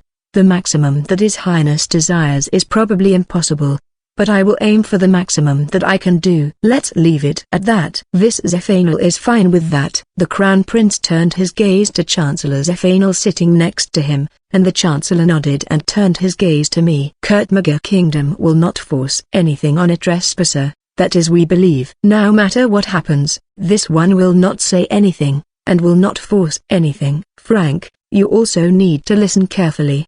You shouldn't covet the power of a trespasser and try to bind them. It's fine to ask for help, but it must be on equal terms. I'll keep that in mind. Regardless of the outcome, I will prepare an appropriate amount of gratitude for your assistance this time. But it will have to wait until this is settled. Although I do not know if I can provide anything worthy of your help, I won't be asking for a reward. Since I'm taking action for the sake of our convenience, it might be better to keep it that way. Yes, it might be better to keep it that way. My power, the power of the VMB, which continues to assimilate, is too different. In particular, the labyrinth creation, which has just been unlocked, is too different in many ways. I don't know if I should call it that, but this is not something I can handle. Unlike firearms and vehicles, I probably won't use it. However, if I started wielding those powers under the royal family banner, I would be forced to use those powers constantly. That's how I felt. At the same time, I might turn into something that cannot be undone. That's how I felt. Your Excellency, I have one request. What is it? Pray tell, Schwarzkhan. The Sasanqua will come to aid us soon. I would like you to use their strength to retake the Transfer Circle Control Building. The Transfer Circle Control Building? Certainly. At this moment in time when the defense power has decreased, but I don't know if Sasanqua and a few guards will be able to retake it. I can understand the Duke's concerns.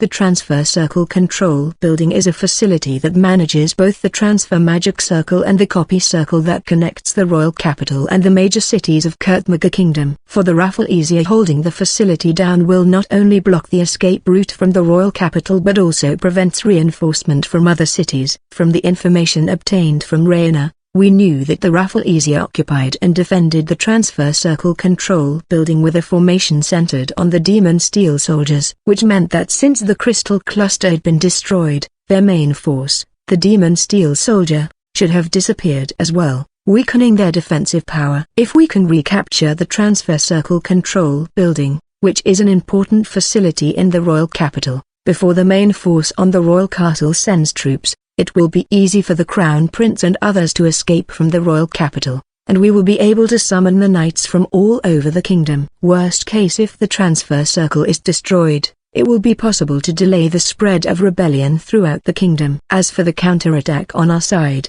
it could be said that recapturing the transfer circle control building was the best move. The Duke narrowed his eyes even further and hesitated a little, but it was Chancellor Zephanel who broke the silence. In that case, this one will also leave. Anyway, let us all head the Khan. As the Crown Prince, you must show the power of the Kurtmaga royal family. Very well, Duke, make preparations immediately after a successful recapture. We shall set up headquarters in Baga territory and wait for Schwartz. Understood. But both of you, please do not let the transfer circle be damaged. The building can be rebuilt, but not with the transfer circles. Why, of course. We are not so foolish as doing things like releasing great magic in the middle of the royal capital. His Excellency Duke, can I borrow a bit of the warehouse in your mansion? Before heading to the royal castle, I would like to make various preparations. Of course, I don't mind. Feel free to use it. Thank you very much. Your Highness, Chancellor, I will depart as soon as preparations are complete. We are counting on you. Schwartz, just try not to make Chan sad. Will you? Naturally. Everything about what to do after this has been decided. At the same time that I left the room, Volker-san, the housekeeper, was called by the Duke and entered the room. I feel sorry for Frau San and the others that I had to drag them into this situation. Besides, the clan master of Clan Sasanqua is Viscount Cypria Asneva. The Sasanqua, where many daughters of magic nobles come to train, is a little different from the many clans that mainly focus on fighting monsters and exploring labyrinths. The nobles are the ones who are obliged to take the lead and lead the people, and the magic nobles are the ones who lead even those regular nobles. Cypria, as a magic noble, should not be able to overlook this situation. Even more so, Duke Baga's third daughter, Lapityricus Sama, was trained in Sasanqua. When I, as Shaft, was appointed as her escort, Cypria even said that if something happens to Leferi, she'll kill me herself. And now, Lapityricus Sama's life is in danger yet again, since she's betrothed to Prince Ark, one of the targets on the kill list. But they were unable to do anything when Fly High was attacked.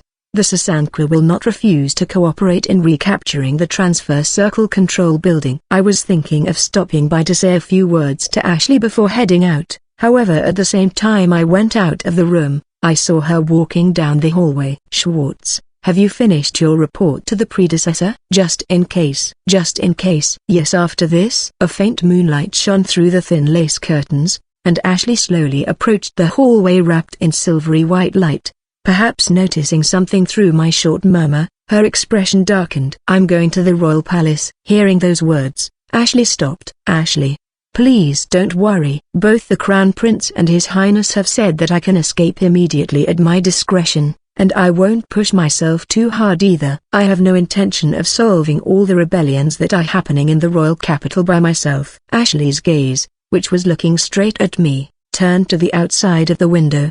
Her swaying red gold hair glittered in the moonlight. I was momentarily fascinated by the brilliant Southside view of her face, and then she turned to me. The sunken expression she had until just now disappeared, and she was staring at me with determined eyes. I'm going to. Yes. 8. No, it's dangerous. I unintentionally answered yes, but I couldn't bring Ashley with me. I know it's dangerous. It was the same back then. But you still follow me to the south anyway. The south, when Ashley went to subdue the pirate fleet that was ravaging the southern seas on the orders of Chancellor Zephanel. I pushed my own will and followed the subjugation operation, and secretly destroyed most of the pirate fleet. If she brings up that time, I certainly can't refuse so easily. But having Ashley accompany me is different. Our combat range is very different, as well as our movement speed. However, indeed, I went to the south while knowing the danger. It's cowardly to say that you can't do the same for me now. That's right. I could see that Ashley's expression was loosening, as if she sensed that I wouldn't refuse her company. Not to mention, even if Schwartz went to the royal castle alone, you wouldn't be able to tell who is who in the royal palace, would you? Similarly, the royal guards and the royal family wouldn't know who Schwartz is, so they would be confused if you suddenly show up in front of them. Isn't that just enough reason? You're right. Then whose help do you need? I need your help. Come with me, Ashley. There was no verbal response from Ashley, only a dazzling smile that rivals the sight of her glittering under the moonlight. FPS 242.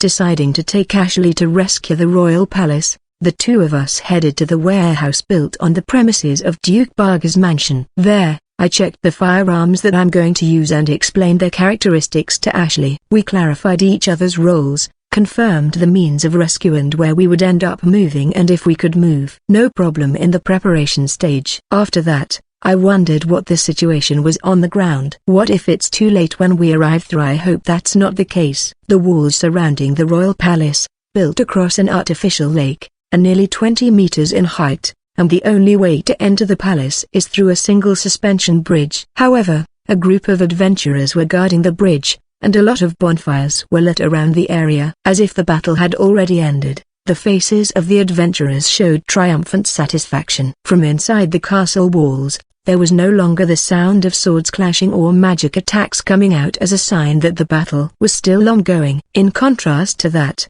many knights and soldiers were lying on the main street. The fourth knights and the capital's security guards rushed in to reinforce the royal palace. The battle was over, and it was pretty clear who the winner and loser were. Ashley, there's a group of adventurers at the front, but we'll break through. Understood. Report this. Ashley's response was picked up by the sound collector sensor, telling me that she was ready. Now I wonder whether the king is alright. Selecting the tactical Kevlar mask from avatar customization, I changed my appearance from Schwartz to Shaft, and took action. Oi, something is coming. A carriage? No, it has no horse to pull it. Be careful, it might be hostile. LVTP-5, landing vehicle tracked, personnel model 5, an amphibious armored personnel carrier, barreling through the main street leading to the royal palace, raising the adventurers' alertness. It's rushing in. Don't let it cross the bridge, Put out a wall. Tilde tilde tilde, tilde tilde tilde,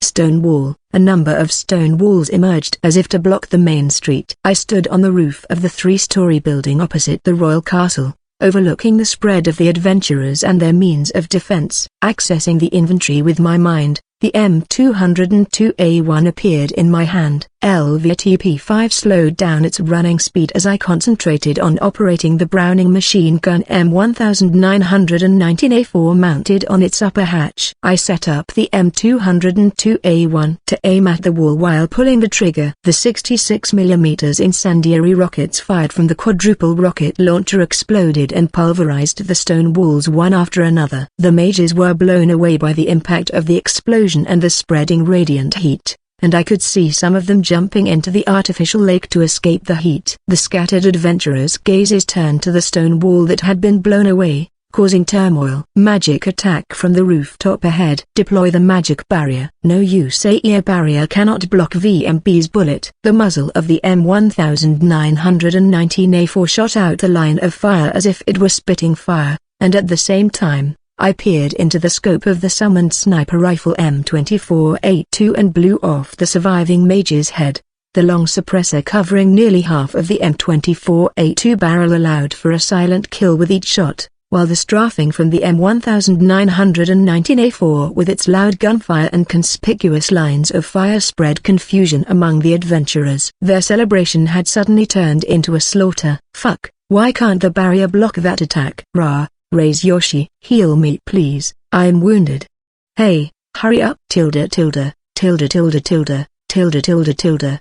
Aquahi. M1919A4 targeted mainly the adventurers with full plate metal armor and large shields, while I used the M24 to blow off the heads of mages who try to use support magic behind them. I didn't let any of them finish their chant. I may not be able to understand their chant, but it only made things easier for me since I only needed to target anyone who spoke something that I couldn't understand. Even though the running speed has been reduced, if LVTP-5 receives a direct attack, its durability value will decrease, and in the worst case, it may explode. I have insurance, but it's too early to lose it here. However, we need to go all out. I replaced the M24 magazine, wrapped it around my back with a sling, and jumped down from the sniper nest. At the same time, the LVTP-5 started running at full speed, knocking off the surviving adventurers and rushing into the suspension bridge. While chasing after the vehicle, I summoned FNP-90 with a spare magazine and finished off the adventurers who were still able to move. If I don't reduce the number when I can,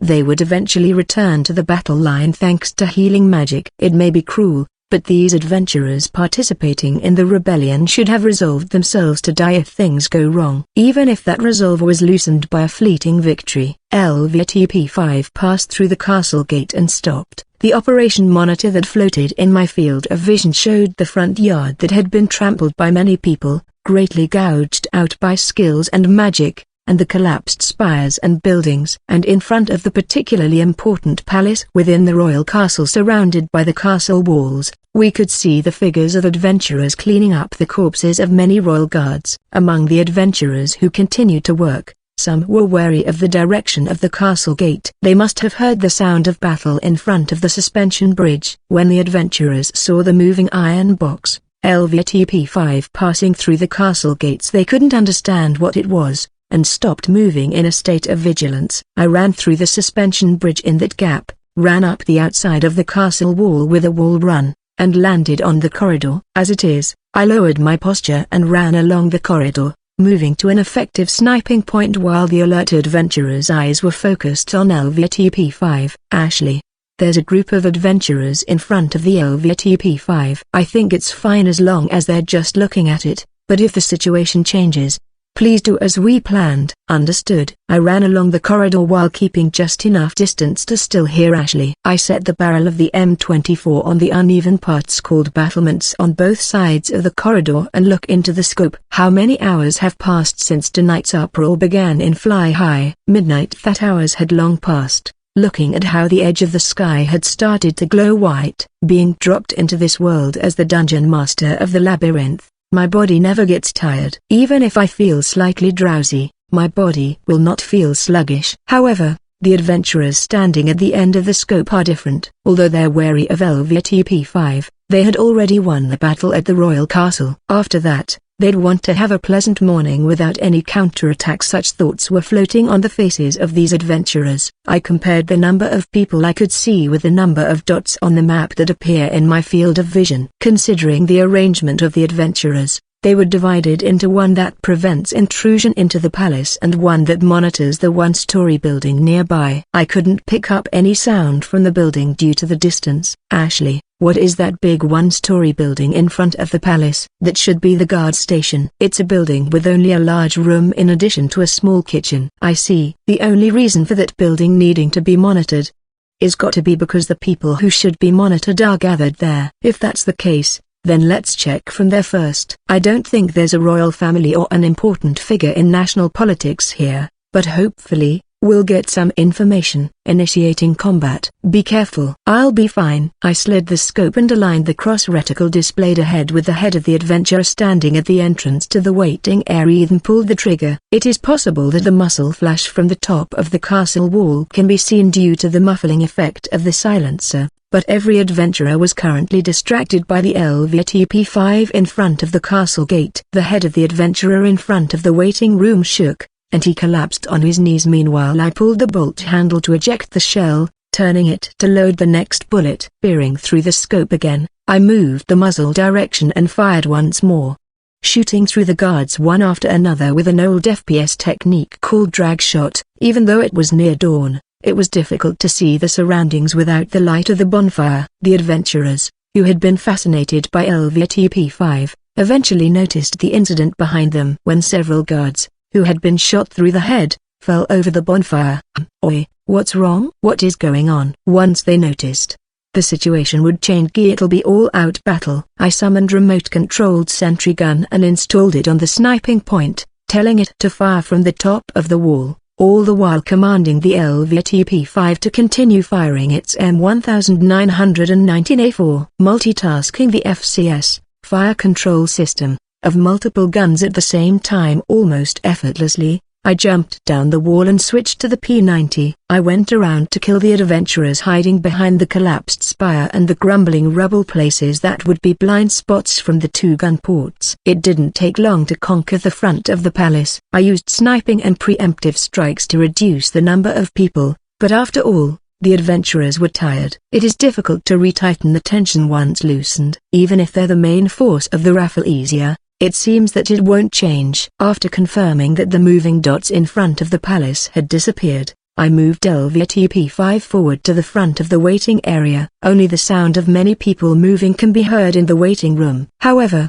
I can't hear any voices, and I don't feel any kind of murderous intent. The only thing I could feel was fear. Ashley, I've cleaned up the front of the palace. Please come out and go inside the waiting room. Saying so, I slowly opened the front opening of LVTP-5. LVTP-5 can carry more than 30 soldiers inside. Ashley stood alone in the large interior space, waiting for the opening to open. I was worried about how Ashley, who came out, would see the devastation in front of the palace, but she only had a slightly sad expression. But that expression disappeared quickly and she came straight to my side. Let's go in. Anytime. While holding the P90 on my waist, I opened the door of the waiting room, then immediately slipped my body in and aimed down sight. My finger on the trigger reacted to the shadow and moved for a moment, but I quickly removed my finger and released my stance. Shaft. These people are the maids and servants of the royal palace. Ashley, who followed me into the waiting room, looked around and said, so, are there any royalty or dignitaries? Right. I stayed nearby while Ashley extracted information from the frightened maid. It seems that the people who were packed into this waiting room were kept alive to keep them working for the royal family and the royal castle even after the second Prince of Keelock obtained the throne. However, most of the royal guards were killed, and it seems that the members of Rafflesia will take that position in the future. The current king, who was defeated in the duel against Felix, headed to the underground temple in the depths of the collapsed palace with Prince Keelock. The rest of the royal family remained in the castle along with the dignitaries, including the queen and her relatives. However, the underground temple is not that big. The site of the labyrinth that was subjugated by the founding king once remains, and it seems that it has been renovated into a temple. Why to that place I won't ask. The founding king was also a trespasser. In other words, a person who was dropped into this world as the Lord of the Labyrinth and had that wedge cut off just like me. It's no surprise that he seeks his roots in the ruins of the labyrinth. But, what are you doing there? I thought. But Ashley told me the answer. It's the ceremony of succession to the throne, but they don't have the necessities. Necessities? The predecessor. Succession to the throne of the kingdom of Kurtmaga requires an oath in the underground temple in the presence of the predecessor's Phainal. But the Chancellor is not even there. Excuse me. When I was asking about the succession to the throne, one of the maids called out to us. Before Kiliksama took His Majesty to the temple, I saw the cavalry heading outside. Maybe they're meant to pick up Her Highness Chancellor. I hadn't seen this cavalry she mentioned. Did we somehow miss them? Felix. Where did Felix Mendoza go? I think that man is accompanying Kiliksama in the temple. Felix is here.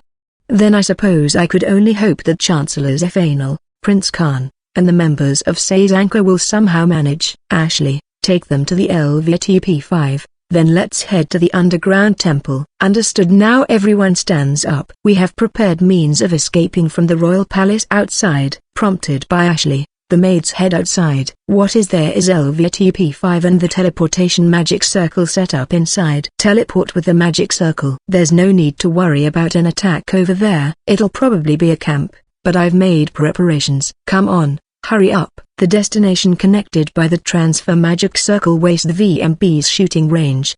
Before heading to the royal castle, in the warehouse that I was allowed to use at Duke Barga's mansion, I confirmed the feasibility of escaping by teleportation. I have confirmed whether anyone other than me could enter the shooting range through animal experiments, and it was a success. After that, I asked Ashley to teleport, and I was able to confirm that it could be used as an escape destination. The shooting range is a solitary island surrounded by the sea. You can conduct shooting training and vehicle operation training in various situations, and you can also conduct combat training indoors as well as outdoors. The copy magic circle, which is the exit of the transfer magic circle, was set up in the urban battle area, and the surrounding rags could be used as a resting place. I brought water and food. Cooking will be difficult, but they should be able to satisfy their hunger for a while. Giving top priority to saving the lives of those left behind in the royal castle, that's what I can do. And to return to the original world from the shooting range, it would be pointless if I didn't set up another set of transfer magic circles in a safe place. I mean, I can't die here. It is necessary to act without overdoing it, assessing the extent to which it can be helped, and then escaping. I don't have the time to thoroughly search the ruined palace. The same goes for other buildings. The reason why he kept the other royals and dignitaries nearby was probably to make sure that he could succeed the throne despite the absence of Chancellor's Phainal, just in case. Back at the Yamagaza Company's trading house, Rafflesia members told me that it's not about ruling the kingdom yet. Kilik is seemingly aiming for the throne. Even though I felt something strange, I also resumed my movement after seeing the transfer of the maids. FPS 243, running through the corridors of the collapsed palace.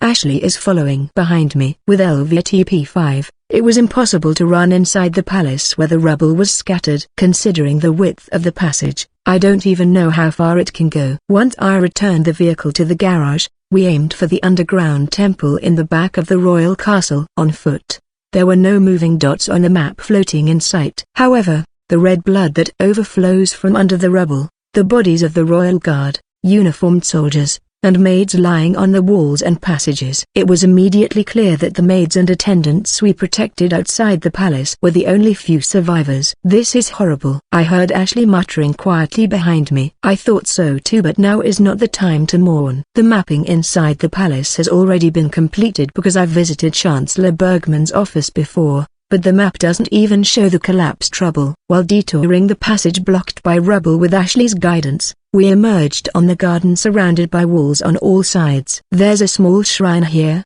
and a staircase leading down to the underground temple. Advertisement. The garden was beautifully maintained, but tall plants were intentionally planted to hide the center. Ashley, wait. There are other people in this garden besides us. They might be guards. 6 dots appeared on the map. I said it's probably the guard, but when I saw that the dots were not moving, It might be the dignitaries or royalty. Holding the FNP-90 with both hands and looking slightly behind, Ashley also took out a stiletto and a round shield from the tool bag on her waist. Our gazes overlapped, and we silently nodded and descended into the garden. The garden was still dark, with the four walls and tall flowers blocking the dawn light. Change the field of view to NV mode and proceed quietly and slowly. Ahead, a small wooden shrine building resembling the shrine I often saw in the previous world came into view. 6 figures could also be seen nearby. There were 2 women and 2 men, both of whom looked mature and did not seem to be adventurers. 2 adventurers stood by to watch over the 4 of them. Ashley,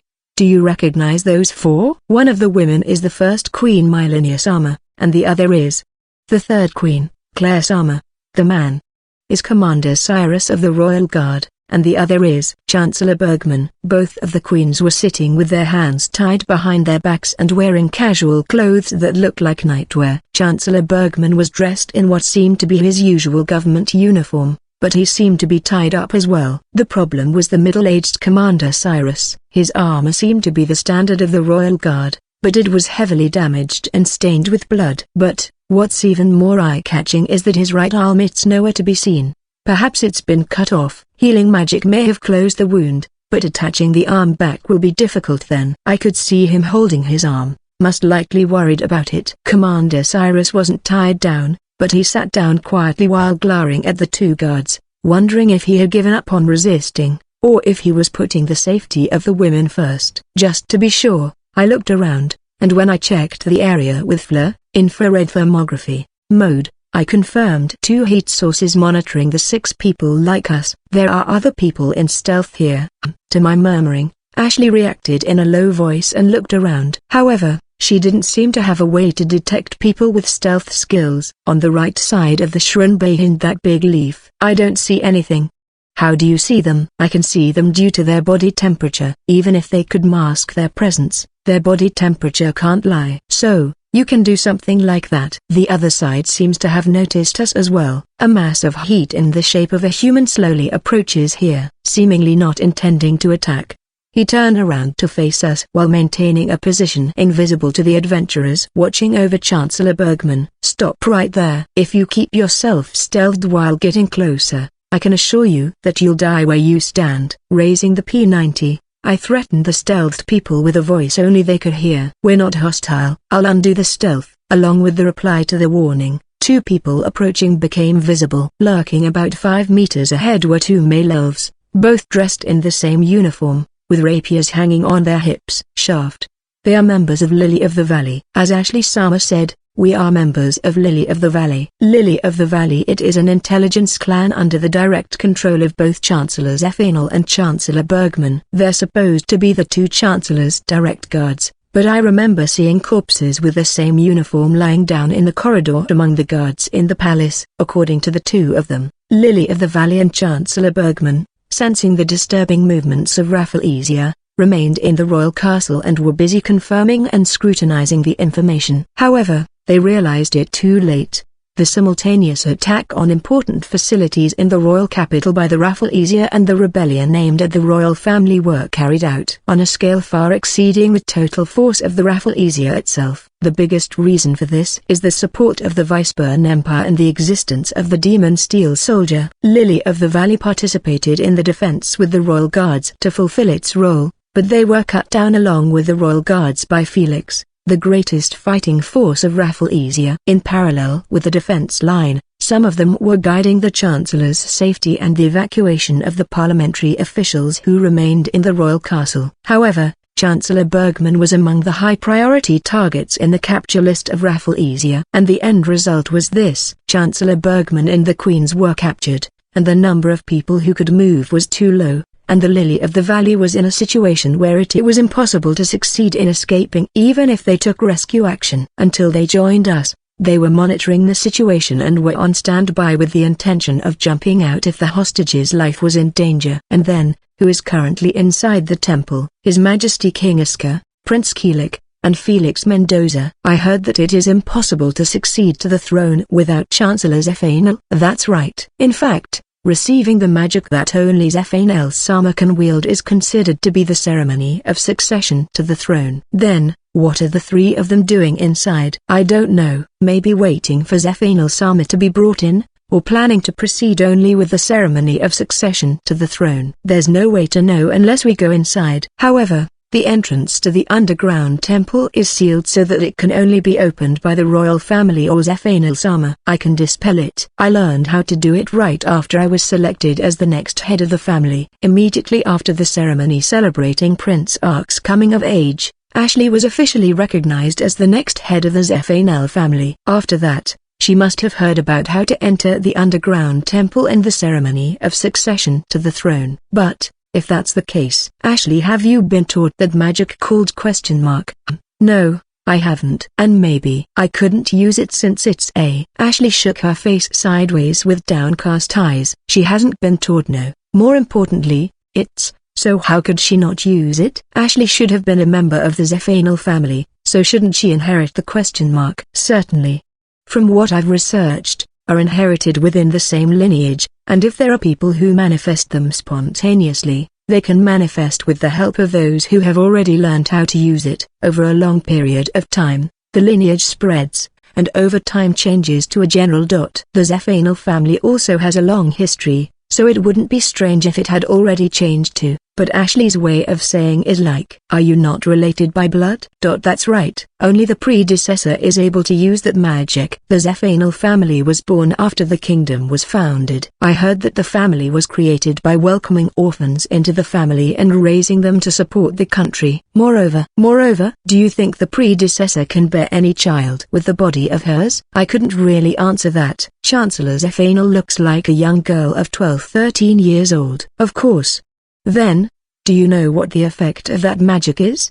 There was no answer to that question. Both Ashley and Lily of the Valley seem to know the name of the spell but don't know the effect. Is that magic why Rafflesia wanted to detain Chancellor Zephainel? No, it doesn't matter. Chancellor Zephainel is still on our side right now. The current king and Chancellor Bergman should be rescued. Let's focus on the situation at hand, and start by helping the four people in front of me escape. FPS 244.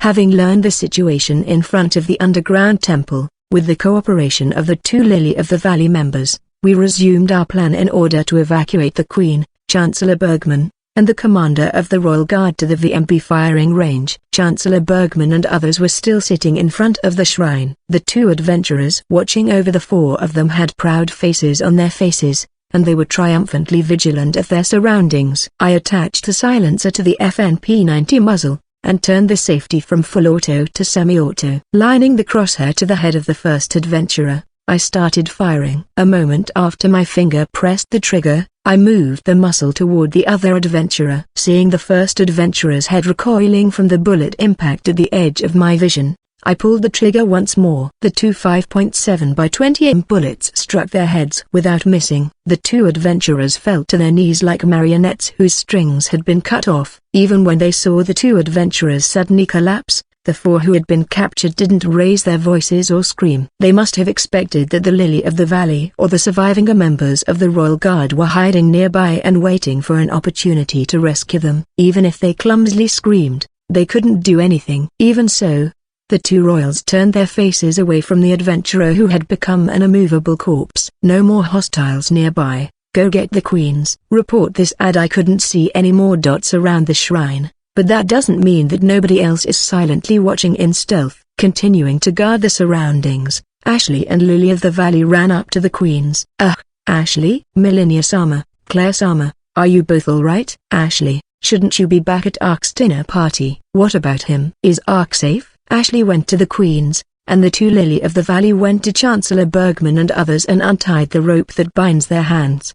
Prince Ark is safe. All thanks to that person. The eyes of the two royals turned to me as if guided by Ashley's gaze. Since I'm still watching the surroundings for threats, I simply bowed my head in greeting. However, Chancellor Bergman, having been released from restraint, immediately came to my side. Commander Cyrus, who lost his right arm, seems to be under the care of Lily of the Valley, receiving healing magic. I couldn't see it well when I looked before, but when I looked closely, All four of them were wearing familiar collars around their necks, magic disturbance rings to prevent them from fighting back. The fact that you came here means that the Crown Prince and Prince Ark are safe, right? By now, they should be attacking the Transfer Circle Control Building alongside Chancellor Zephanel. They're escorted by Duke Barga and members of Sasanqua, so they should be fine. Transfer Circle Control Building. I see, the situation has gotten that bad. Shwano, Shaft, can I leave the rescue of His Majesty to you? Once we leave safely from here,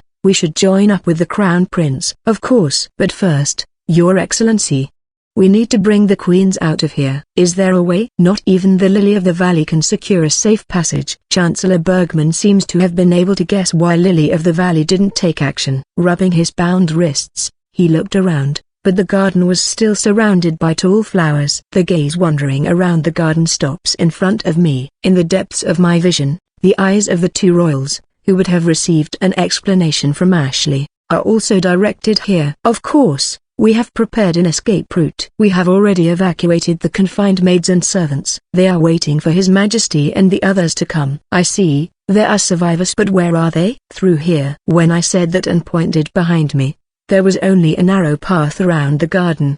But Chancellor Bergman can probably see a large number of light particles gathering there. Is this the power of a trespasser? Chancellor Bergman muttered that much, his eyes glued to the appearance of LVTP-5. It goes without saying that the gazes of the royals, Commander Cyrus, and Lily of the Valley members were also directed at LVTP-5. The front hatch opened, revealing the teleportation magic formation set up inside. I never thought that the magic circle I gave you as a reward would be useful in this way. Alright, hurry inside. I can guarantee the safety of the teleported destination. Chancellor Bergman entered the LVTP-5 that was forcibly summoned in the garden, and then Commander Cyrus passed by me while being supported by Lily of the Valley members. Thank you for your help. Commander Cyrus wasn't much for words, it seems. No, in his condition, speaking might have been difficult for him given his condition. Even if the wound is treated with healing magic, the right arm that was cut off will not regenerate. If he had the right arm that had fallen on the spot,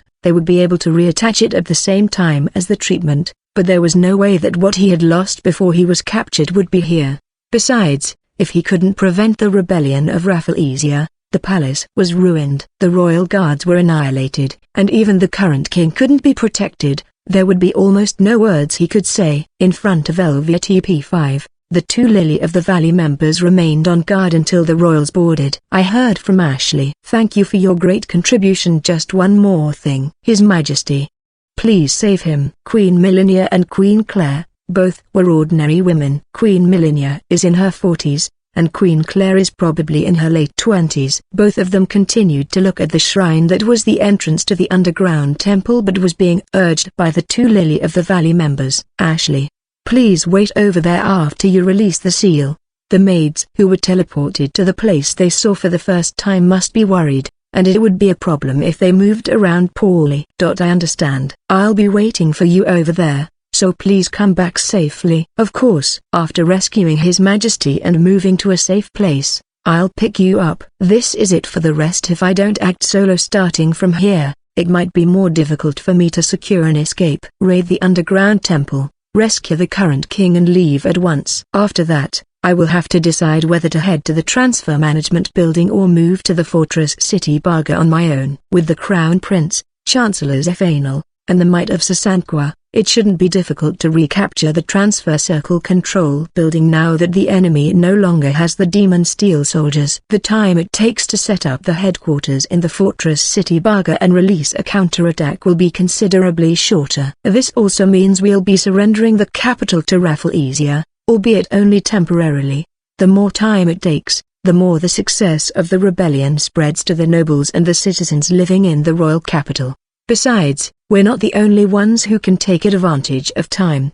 The Rafflesia side will also be able to prepare a defense system, and there is a possibility that reinforcements will be drawn in from the Viceburn Empire. Speed is one key to winning a battle. From here on, the key is how quickly we can build up our forces and how much confusion we can bring to the opponent. The two of Lily of the Valley had also been transferred, while Ashley had begun to break the seal on the gate. Chanting an inaudible magic word, She then traced the magic formation that floats on the tightly closed gate. At the same time as she finished chanting the magic word, light ran through the magic crest drawn on the magic circle, and it disappeared with a burst. "The seal is broken. Thanks. Leave the rest to me." Ashley nodded once, brushed past me, and headed for the transfer magic circle, while I gently pushed the gate open. In the depths of this room, there should be the current king, the second prince of Keelik, and Felix, the vice master of the Rafflesia. Involuntarily, the hand holding the grip of the P90 tightened. Felix's ability is not to be trifled with. It is clearly disadvantageous to fight while protecting the current king, and there is no choice but to go with a hit-and-run approach. FPS 245. The entrance to the underground temple was a heavy gate that would only budge after I pushed it with both hands. A slight squeak and an unpleasant metallic sound resounded. I don't think Felix and the second Prince Keelik, who was supposed to be inside, would hear me, but I couldn't let them know that I'm intruding. There is nothing inside. It's a building with wooden frames and mud walls that looks like it might break if you poke it. But it's protected with magic, so it can't be easily demolished. The only thing here was the stairs that lead down to the basement. At first, there were wooden stairs, and after going down about one floor, there was a dark cave. I summoned a tactical light attachment for FNP90 from my inventory and installed it. Having a light source will make my presence known to the surroundings, but NV night vision mode will not work in complete darkness. Without a light source, even the slightest, I can't see through the darkness. The light illuminates my path as if it were the only shining hope in despair. The inside of the cave, which is colored in two colors of green and white, draws a gentle descending line and curve. It went deeper and deeper. Only one road was displayed on the map floating in my field of vision. I saw the stone steps after going a little further. Slowly and quietly, I walked through a silent cave, along a long, narrow path, and down the stone steps. The underground temple was built on the site of the labyrinth, and the royal palace was built above it, but this cave may have been the labyrinth itself. I don't know how many floors I've gone down, but when I got down to that floor, I was convinced that this was the lowest floor. Report this sad straight path. The single road on this floor stretched unnaturally straight. But, this road looks familiar. The passage just before the throne room. With a straight line that's as easy to understand as this, there's no need for a tactical light anymore. Besides, I noticed light at the end of the straight line and voices. "Father, isn't it okay if you just tell me? Don't you think it's unfortunate that your cute son doesn't know the full extent of pedigree skills?" "Don't make me say it again. Only the king and the crown prince know the full details of the pedigree skills of the Kurtmaga royal family." "Class change. Then make me the crown prince." "It seems that my brother escaped from the attack on Fly High, but could he escape from my Rafflesia? And that ailing body of his won't last for years." "Father, you should know that too." "Think again, Keelik." "I accept your track record of leading the Rafflesia, but there is a difference between putting together a clan and putting together a country." "You think I don't have the capability to rule a country?" "Not only that, you are overconfident in your power, arrogant, and conceited." "Class change is a skill that shows possibilities. It's a double-edged skill." "How unfortunate. Don't you think so too, Felix?" "My father doesn't appreciate me at all. In fact, I think he doesn't even consider me a decent replacement for Khan." "Give up, Keelik. It's a fleeting illusion that will vanish the moment you think you've grasped it." "Hey, Felix. What are we going to do with this kingdom again?" "What?" "It no longer has anything to do with you, Your Majesty." "Even if you don't recognize Keelik as the crown prince, it doesn't matter. Once we have confirmed the nature of, you will have no value anymore." "What a vain excuse. Do you really think that that person will lend her power to Kurtmaga so easily?" "I don't think so too, Father. However, there are many ways to convince her. First, I will kill the women of the Zephanal main family. Then, the branch family. If she still won't comply, then I'll kill every woman in this kingdom." "What a foolish thing to do. The people of the country will die out." "That's not enough, Father. In order to govern the world of the new supremacy, inferior species such as women are unnecessary. At best, I will let them live as livestock to produce labor. If you don't let the people give birth to children, raise them, and inherit them, how are you going to keep the country alive? Are you planning to turn Kurtmaga into a land of the dead?" "No need to worry. It is now Zephanal's problem, not yours anymore. It's time to spread our supremacy to the world. For that reason, It was the quickest way to obtain the throne of Kurtmaga. But if father doesn't approve of it, there is nothing I can do about it, at least in the end. Consider yourself lucky to be beheaded by your son Felix, sword. No way, your true aim is, as if ignoring the current king's words. Kilik raised the over-decorated longsword that he held in his hand with both his hands and stopped above his head. All that was left was to swing down and cut off the king's head with a single stroke, but the longsword never reached the current king's neck. Jaya! I shot through Kilik's raised arms from the elbow forward. VMB set the 5.7 by 28 mm bullet used for the FNP-90 is a bullet with excellent penetration power. However, by falling into this world, its power was fundamentally enhanced, and the 5.7 by 28 mm bullets not only pierced the opponent, but the energy contained in them rampaged around the point of impact, destroying everything in its path as it went. In other words, Kilik's arms exploded from the elbows down, and his blown hands couldn't withstand the destructive force and were torn all the way to the tips of his fingers. The final destination of the straight road is a place that is neither a cave nor an underground temple. It's a place that I have seen several times now, the throne room. At the same time as I shoot, I dashed down the road and tossed the M84 flashbang and smoke grenade with all my might. But right after I shot through Kilik's arm, Felix cut in my line of fire. The special grenade took 3 seconds to explode after the pin was pulled out. The grenade was thrown at the attack target within that slight margin of error, but it was cut in half a few seconds before it exploded. A lightning-fast counter-slash. Felix slashed away the special grenades that I threw with my physical strength, which was strengthened with a powered suit, and immediately stood in front of me as soon as I turned my gaze to Kilik for a few seconds. Black Mask. I could hear him muttering, but immediately his mouth was closed, and his jade eyes, which seemed to be freezing cold, caught my whole body. However, that didn't faze me, as I rushed through the straight road and into the throne room. The current king, with his hands tied behind his back, was kneeling in front of the throne a few steps up. He was supposed to be beheaded by his own son. His eyes widened at the screams, and his eyes followed the now armless, writhing Kilik. The throne room was a wide space with no pillars, but a red carpet was spread in front of the throne. The current king, Kilik, and Felix were just ahead. The 2 types of special grenades slashed away by Felix turned into particles of light without demonstrating their effect, and Felix smoothly sheathed his sword from the AI slash. Then, the waist falls slightly. Sword draw, lightning flash. Felix drew his sword with a lightning-like speed and swung sideways. I instantly understood what the words and actions meant, thus transitioning from sprinting to low sliding while aligning the crosshairs with Felix and squeezing the trigger. As the silenced shot was fired from the muzzle, the flash of slash passed over my head. The 5.7 by 28 mm bullets made their way toward Felix, but at that instance, thunder drive. Felix's entire body seemed to blur, then he jumped to the right with a movement that gave the illusion of the speed of light. He's fast. The bullet that should have caught the area around the waist shot through the phantom and landed on the pedestal leading to the throne. It was clear from the movement of the flash that Felix moved to the right,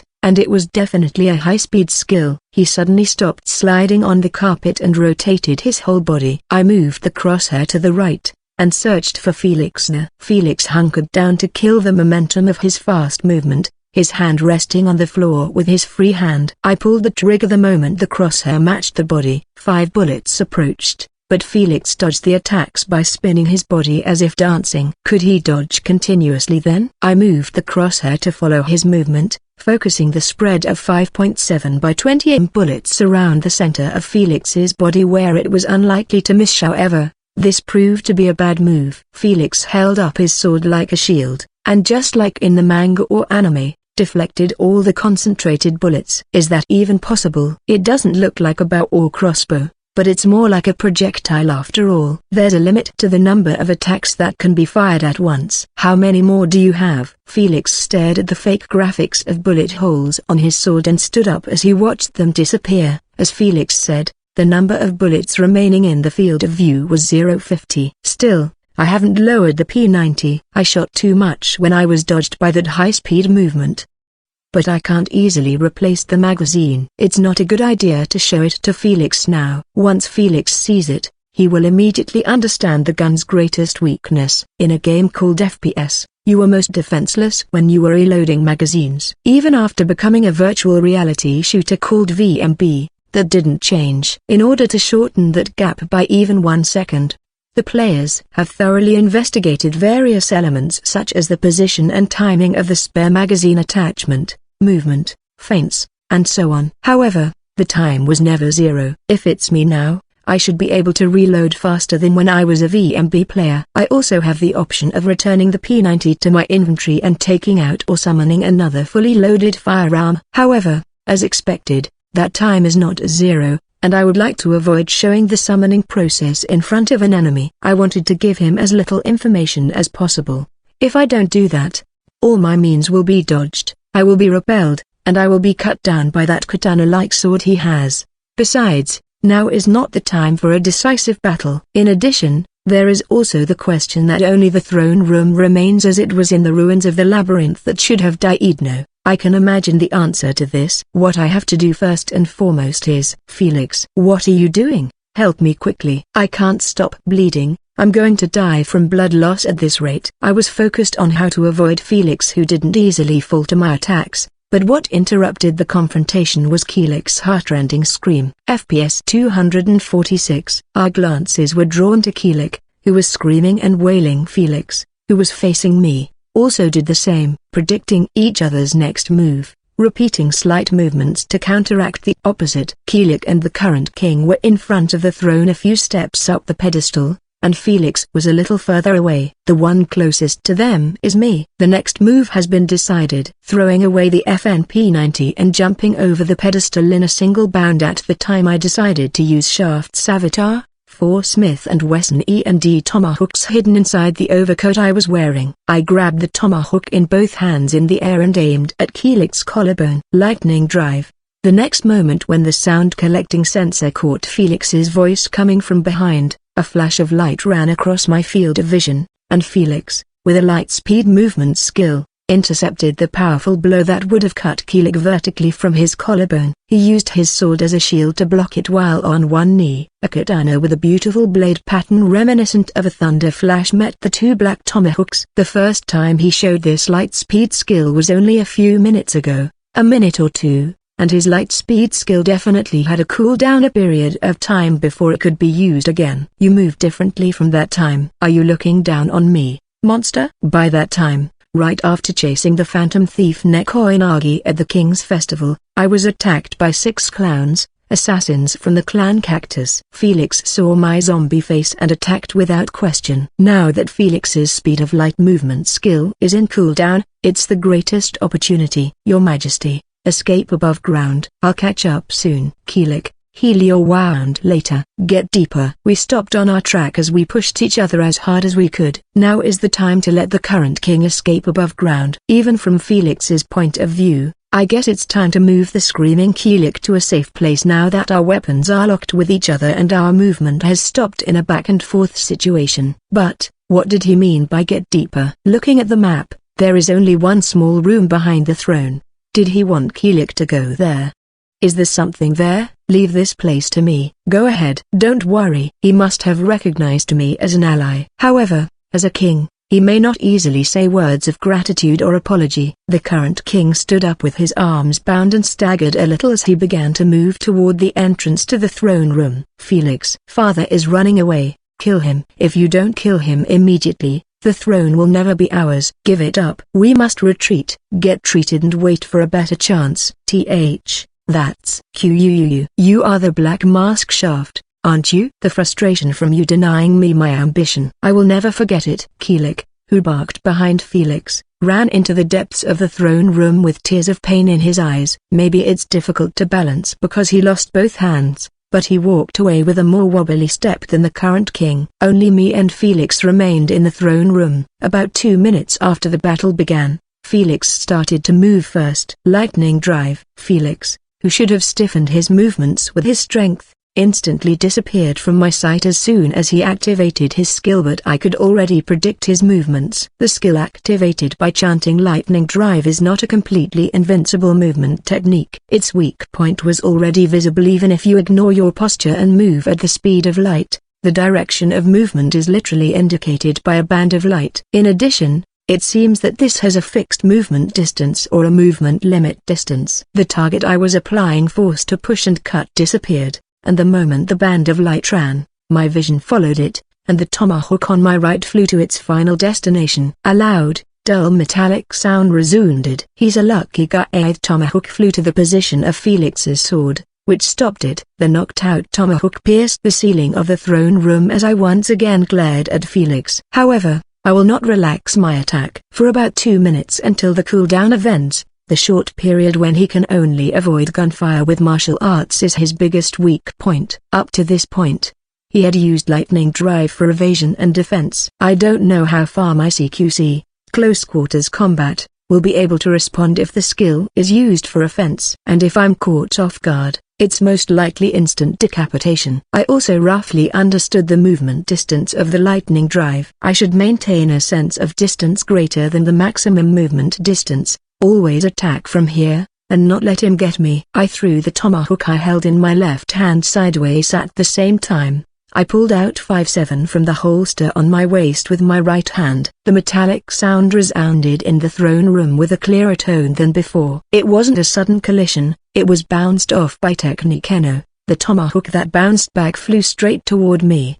I sent the crosshair toward the tomahawk with just a sensory aim, and almost unconsciously stopped. Suddenly I realized that the tomahawk and the crosshair were perfectly aligned, and fired the trigger twice in rapid succession at almost the same time. The first shot didn't match the timing of the rotating tomahawk. The second hit the handle, and the tomahawk changed to a sharp angle and pierced the floor in front of me. But my shooting didn't stop. 5.7 has 20 bullets. After firing 2 shots at tomahawk, I slid the crosshair over Felix again and pulled the trigger. Felix deflected a 5.7 by 28 mm bullet with his sword while moving sideways, bending his upper body to dodge, and swinging his sword as if scooping it up again. Regardless of whether he was looking at the bullet that flew in, or where the muzzle was pointing, Felix foresaw the trajectory and dodged it, even though I was aiming at the center of his body. Then, hiding my left hand inside my overcoat, I summoned the M84 flashbang and smoke grenade again. I flicked the pin away with my finger and threw it away as soon as I took it out. The 5.7's crosshairs were still overlapping with Felix. I fired 3 times as follow-ups to the 2 types of special grenades. However,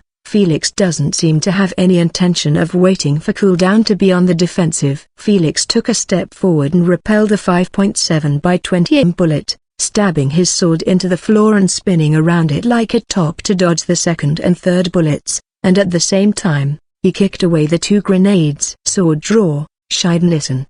TL note, purple lightning flash. At the moment when he landed smoothly from the spinning top move, he seemed to have sheathed his sword at the same time and chanted the skill name. His figure faded. Felix moves so fast that he couldn't be seen.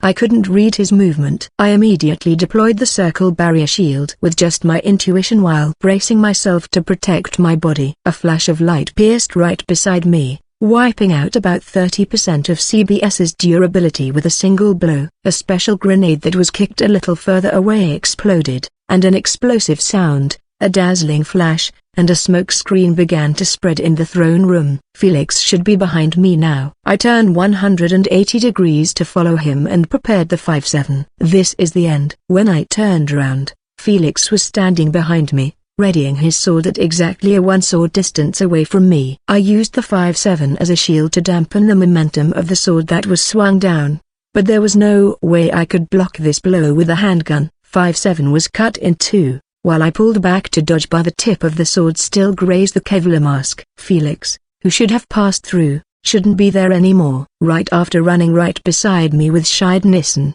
did he activate lightning drive and come back behind me? A coordinated attack using a skill that I, a non-human of this world, cannot learn. He can't let this flow continue. While pulling back my upper body, I put strength into my lower body. I was able to dodge a direct hit while losing my balance with a sudden backward slide jump. However, as the distance increases, the Kevlar mask was cut and torn, revealing the true face of Schwartz instead of a zombie's face. It was only for a moment, but my gaze overlapped with Felix in front of me. My body jumped backwards and jumped into the smoke screen that spewed out from the smoke grenade. It's not the ugly face you used to have, Is that your real face? Felix's voice echoes through the smoke screen. Is he wary of the smoke screen, or is he just waiting for me to pop out? I switched to FLIR, infrared thermography, mode to confirm Felix's heat source. Are you not going to answer? No chance. If I answer, it's like telling him where I'm hiding in a smoke screen. About a minute left until the smoke screen disappears. In this stalemate,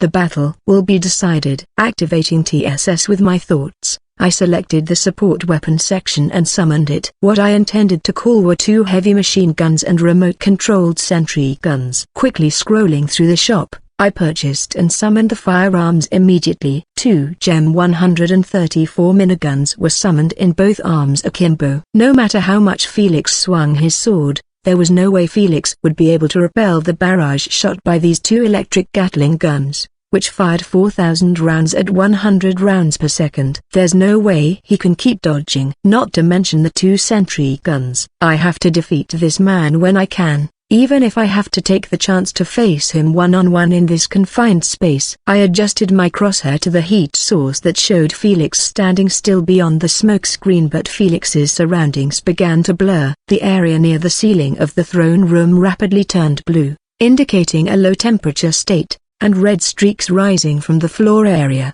indicating a high temperature, increased in number, and began to swirl around Felix. The minigun began to rotate, and a roaring electric sound echoed through the smoke screen. As if to counter it, thunder began to roar from around Felix. At the same time, Felix, who had been visible until then, was hidden by a vortex of cold and hot temperatures. Roaring thunder invitation divine sword manifestation. A roar of thunder resounded like a dragon's roar, and the area beyond the smoke screen was enveloped in high temperatures. This is bad. This attack is bad news. Felix may have felt the same way as we faced each other in a stalemate inside this confined space. Sword draw thunder god dragon kana kamui. Relying on a voice faintly heard beyond the thundering smoke screen, I aimed my crosshair and sentry gun and started firing. As time passed, the smoke screen disappeared, and at the same time, 2 miniguns and 2 sentry guns fired, as the jaws of a giant thunder dragon approached me.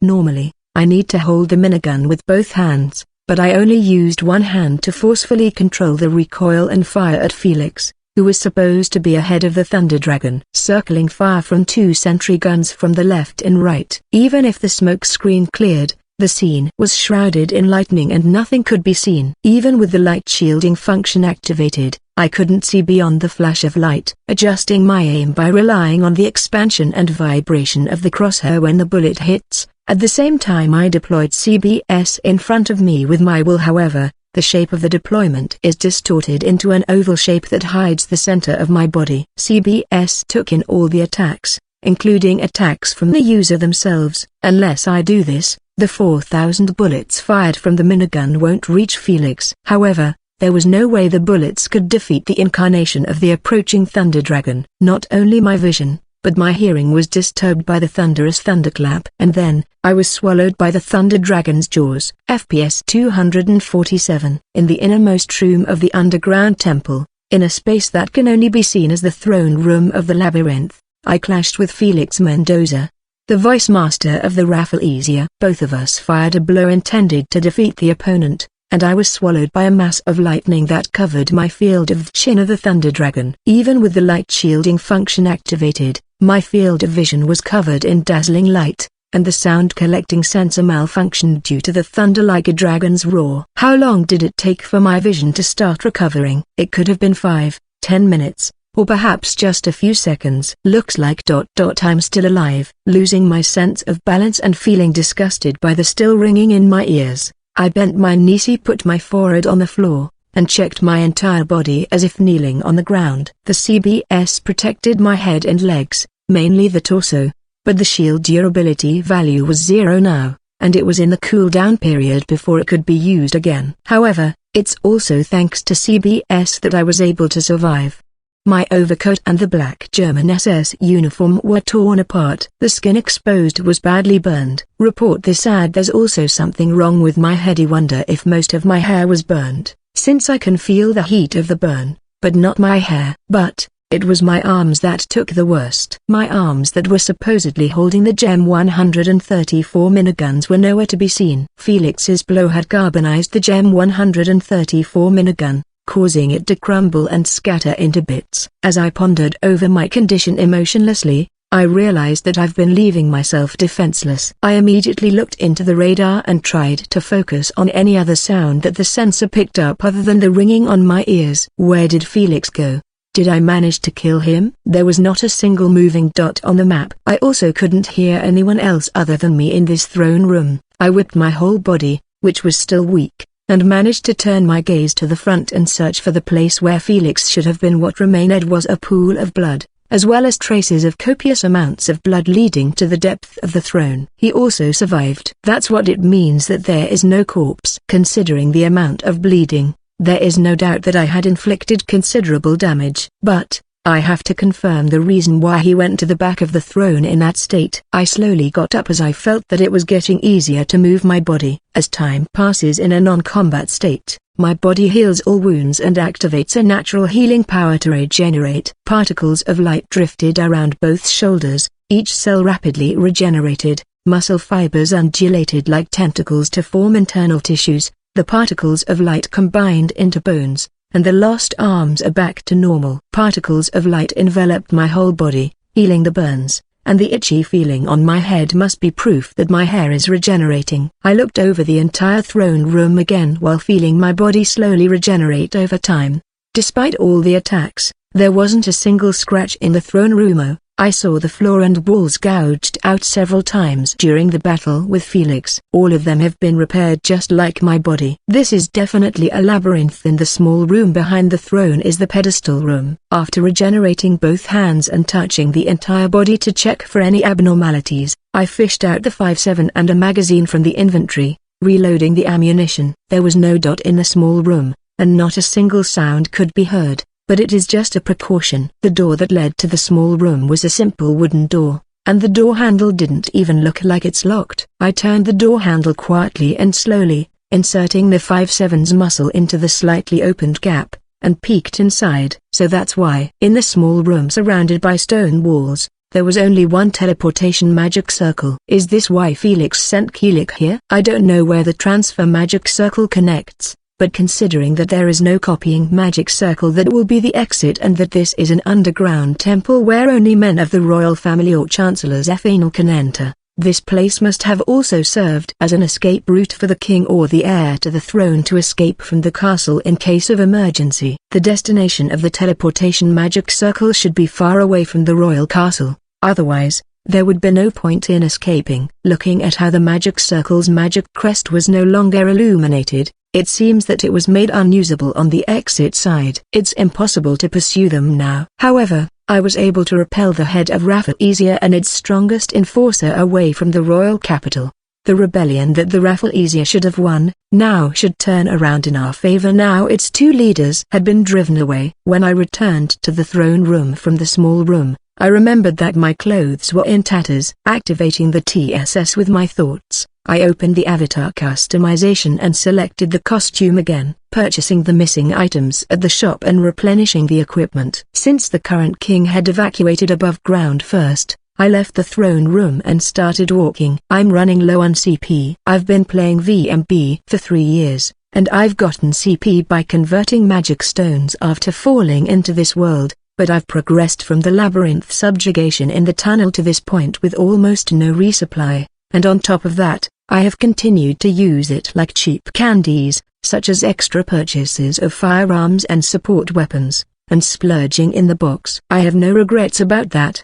But if I don't quickly collect non-attribute magic stones and convert them to CP, my future activities and battles will be greatly restricted. Yamagaza Company, an underling to the Rafflesia, had its affiliated merchants buy up non-attribute magic stones around the royal capital. But it may calm down with the capture of Daikon, the chairman of the firm. However, since it turns out that there are pedigree skills that require non-attribute magic stones as fuel, there is a possibility that they will continue to be in short supply. If it's difficult to collect all of them, then I have no choice but to earn it on my own. Once this is over, I'll have to shut myself up in a labyrinth somewhere. I sighed and accelerated my pace following the dot that appeared on my radar. There is no doubt that it is the dot that indicates the current king, but it is not moving. It's a little bit more to the ground, but did his legs stop due to injury or fatigue? Lowering my gun while maintaining a ready-to-shoot posture, I moved forward while keeping vigilance. Your Majesty, are you okay? The current king sat down on a pitch-black road, leaning his back against the wall. Black Mask. No, the trespasser Schwartz. Yes, Your Majesty. What happened to my idiot son and Felix? Both of them were heavily injured, but they managed to escape through the teleportation magic circle behind the throne room. Where does the circle connect to? Lending my shoulder to help support the current king, I lifted him up and slowly started walking towards the above ground. The current king's breath was weakened, and a large amount of blood seeped out of the tattered clothes. Perhaps the results of a fierce battle. I wonder if he had not received any healing magic in the interim, but I noticed that he had a magic disturbance ring around his neck just like Chancellor Bergman and the others. It connects to a forest around 2 miles southeast of the royal capital. There are only 2 guards, and from there it's possible to go out to sea or cross to another country while traveling north. Is it an escape route after all? But yes, that's right. That idiot son and Felix have left the royal capital. What's going on outside? Roberto, Milenia, and Claire helped, right? Yuki, Khan, and Ark, are they safe? Yes, they are all safe. After escaping Fly High with Duke Barga, they're going to retake the transfer management building as a counter-offensive against the Rafflesia. I see, then it would be a good idea for us to head there as well. Yes, I will escape the royal castle and aim for the transfer control building. However, I would like His Majesty to evacuate to a safer place. A safe place? Where is a safer place than a place near you? Who could even repel Felix? In addition, if Yuki and Khan aren't here, how did you come down to the underground temple? I had Ashley Zephanel break the seal on the shrine. I'll explain the safe place after we arrive outside. Ashley. I see, so the next head of Zephanel family helped. After we cleared each other's doubts, we returned to the shrine from the underground temple. Having confirmed that there were no suspicious dots on the map floating in my field of vision, I went outside and summoned LVTP5. So, this is the power of a trespasser. The current king muttered that much, but he didn't look that surprised. It seemed that the current king, who knows the truth about Magicless and trespasser, was only interested in the summoning process, which was neither nor. Your Majesty, please evacuate to a safe place using the transfer magic circle first. Chancellor Bergman and the Queen are also waiting there. Ashley and members of Lily of the Valley are also in the area, and some maids have also been evacuated. A transfer magic circle. If I remember correctly, you were given special permission to use the magic circle because it was obtained outside of our territory. However, the rebellion of the Rafflesia must be suppressed as soon as possible. Assuming that you evacuated temporarily, how long will it take you to pick me up? The current king looked curiously at the inside of LVTP5, where only the transfer magic circle was spread and went up the ramp. It depends on the situation in the transfer management building. After transferring to the fortified city of Barga, we will set up our headquarters there and lay out a copy magic circle. If that's the case, it won't take long. Yuki has joined the fray, right? I'm more worried about whether or not the transfer management building will remain functional. With a wry smile, the current king turned around, looked around LVTP5 again, and added the words in a soft whisper. Thank you for your help. The current king just said that, and without waiting for my reply, he poured blood on the transfer magic circle and transferred to the shooting range. The king of the country had spoken not as a member of a royal family, but as a man who speaks words of gratitude. Even I, who lived in the previous world, can understand the significance. The current king may have known me as a trespasser and viewed me as an equal. If he had taken that attitude in front of Keelik and Felix, he would have given them crucial information about the Black Mask shaft. The Viceburn Empire treated pedigree skill holders as one of its pawns. If you turn it over, it shows that there are plenty or pieces with pedigree skill. Returning LVTP5 to the garage, escaping from the royal castle and heading to the transfer management building, I thought back. The fourth Princess Cyril was nowhere near the royal castle or Felix. I'm sure she was taken somewhere else. For example, by the Viceburn Empire. After the king's festival involving the phantom thief Nekoinagi, which was also my first clash with Felix, The existence of the 17th Princess Courtine of the Drak Kingdom was revealed, and she was requested to marry into the Weisburn Empire. At first, I thought it was one of the conditions for making the Kingdom of Drak a vassal state, but there is no doubt that behind it was the intention to obtain the pedigree skill of the Kingdom of Drak. In the past, the Kingdom of Drak also hunted the magicless in its own country, and wanted the blood and wisdom of the trespassers. However, the Weisburn Empire wasn't satisfied within its own country, and while conquering other countries, they started collecting pedigree skills and gathered daughters of that lineage. Did they conquer other countries in order to gather them? I don't know which one came first and what the real purpose is, but I can see the purpose of the Weisburn Empire. But, what about the Rafflesia? Come to think of it, the current king seems to have some idea about it. Shall I ask him about it when I pick him up? FPS 248. The rebellion of the Rafflesia, which turned into a fierce battle, had reached a turning point. After transferring the current king to the shooting range, I ran to the transfer circle control building while looking back on this rebellion. Dawn had already passed, and the royal capital was facing a quiet morning. No, a too quiet of a morning. However, as I approached the transfer circle control building, I heard a large number of controlled footsteps. And then, what came into sight was the transfer circle control building, about half of which had collapsed. The main street and unrelated buildings around it had clear traces of destruction left behind. Chancellors Ethanol and Prince Khan seemed to have violently rampaged but succeeded in recapturing the transfer circle control building. Halt! You need special permission or you the Black Mask Shaft? The familiar knights wearing silver full-plate mail formed a formation to surround the transfer circle control building. They were careful not to allow anyone to come near it. When one of the knights saw me approaching the transfer circle control building, he shouted, but he seemed to immediately guess who I was. It's only natural. After leaving the royal palace, I put on the Kevlar mask and shaft avatar again. Besides, the knights guarding the building were the Barga Western Knights. The members of Barga Knights wouldn't soon forget me as I was Lapitarika's savior while I was working as her escort. In any case, they let me in the transfer circle control office building when I told them I was working at the behest of the Duke. But just in case, 2 knights escorted me to the building, and I had to leave behind my weapons. Report this at Duke Barga, along with his eldest son Commander Steed Barga and Deputy Commander Butler Kamen, had converted the director's office in the transfer circle control building into a meeting room. One of the knights knocked on the door of the director's office, and I heard a voice asking for permission to enter. Your Excellency, Mercenary Shaft is here to report. So he's back. Let him in immediately. Commander Steed's voice came from inside. Come in.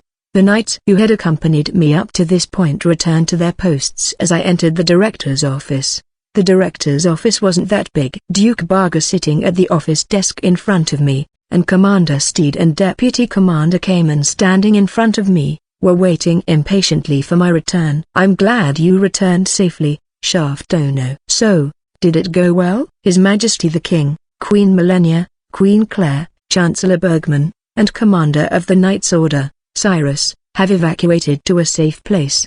Nothing less from the Black Nobleman. It looks like you've done a wonderful job this time too. Shaft, where is this safe place? With the rebellion not yet over, there is no safe place in the entire capital. Steed, calm down a little. However, esteemed father, we must confirm His Majesty's safety as soon as possible and put an end to the Rafflesia rebellion. That's why Chancellors Ethanol and Crown Prince Khan sent him to the royal castle, right? Shaft Khan, will you be able to bring His Majesty here immediately? And what about the second Prince Keelig? Of course. First of all, I want all of us to transfer to the fortified city of Barga with the transfer magic circle here, and join His Majesty and the others there to prepare the system. The Master of the Rafflesia, Keelig, and the Vice Master, Felix, have transferred away from the royal castle. He transferred with a magic circle to escape from the royal capital. I gave a simple answer to Duke Barga's question, but this area was decided before I left for the royal castle. Set up the main camp in the fortified city of Barga, prepare a counter-offensive system, and suppress the rebellion. However, the necessity to do that person is not here. The fact that I came here alone is obvious when you see that I didn't bring the current king with me. Not only Duke Barga, but also Commander Steed and Deputy Commander Cayman both tilted their heads at the statement that they would join the current king after transferring to Baga. However, there is no time for a detailed explanation of the procedure for welcoming the current king. Duke Baga seems to understand that, so he instructed Commander Steed to speed up the start of the suppression operation, and for Deputy Commander Cayman to guide me, transferring to the fortress city of Baga. It's been a while.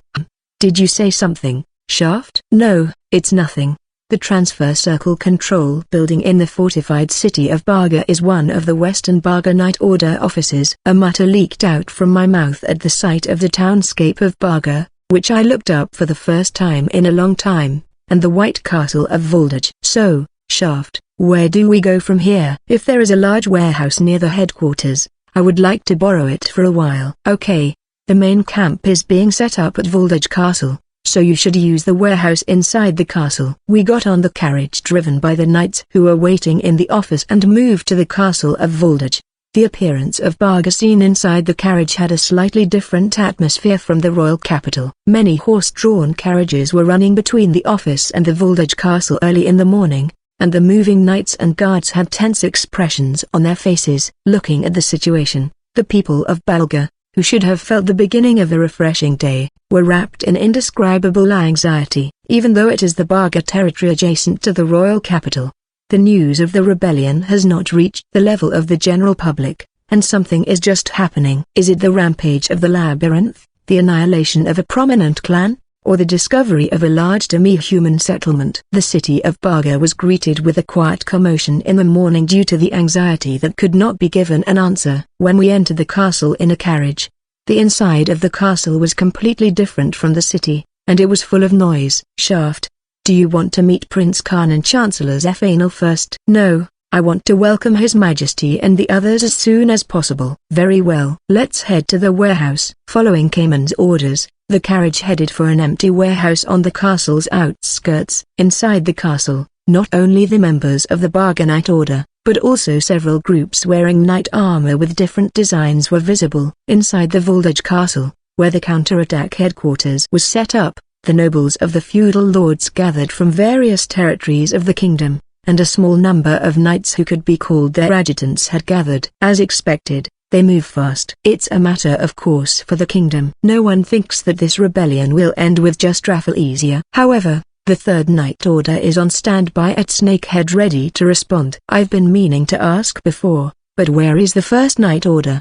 The First Central Knights Order is an intangible order of knights. You can say that it's the kingdom of Kurtmagu itself. His Majesty is the leader of the Knights Order, and the magic nobles are listed as members of the Knights Order. I see. I thought it was weird that I haven't heard anything about the First Night Order, but turns out the kingdom itself is the Night Order. If I remember correctly, I heard before that the original magic nobles and nobles were also adventurers who went around crushing the labyrinth with the founding king to protect Kurt Melga, who had just founded the country. It changed little by little, and it probably fit into the form of the Central First Night Order. I don't know how many knights are participating in this headquarters, but looking at the colorful knight armor, I can see that this counteroffensive operation has taken on the appearance of an all-out war. Here, the carriage stopped, and I got off with Deputy Commander Cayman. Is there no people inside? Should be. Then the Deputy Commander, please gather the guards in front of the warehouse. I'm the only one who's going inside,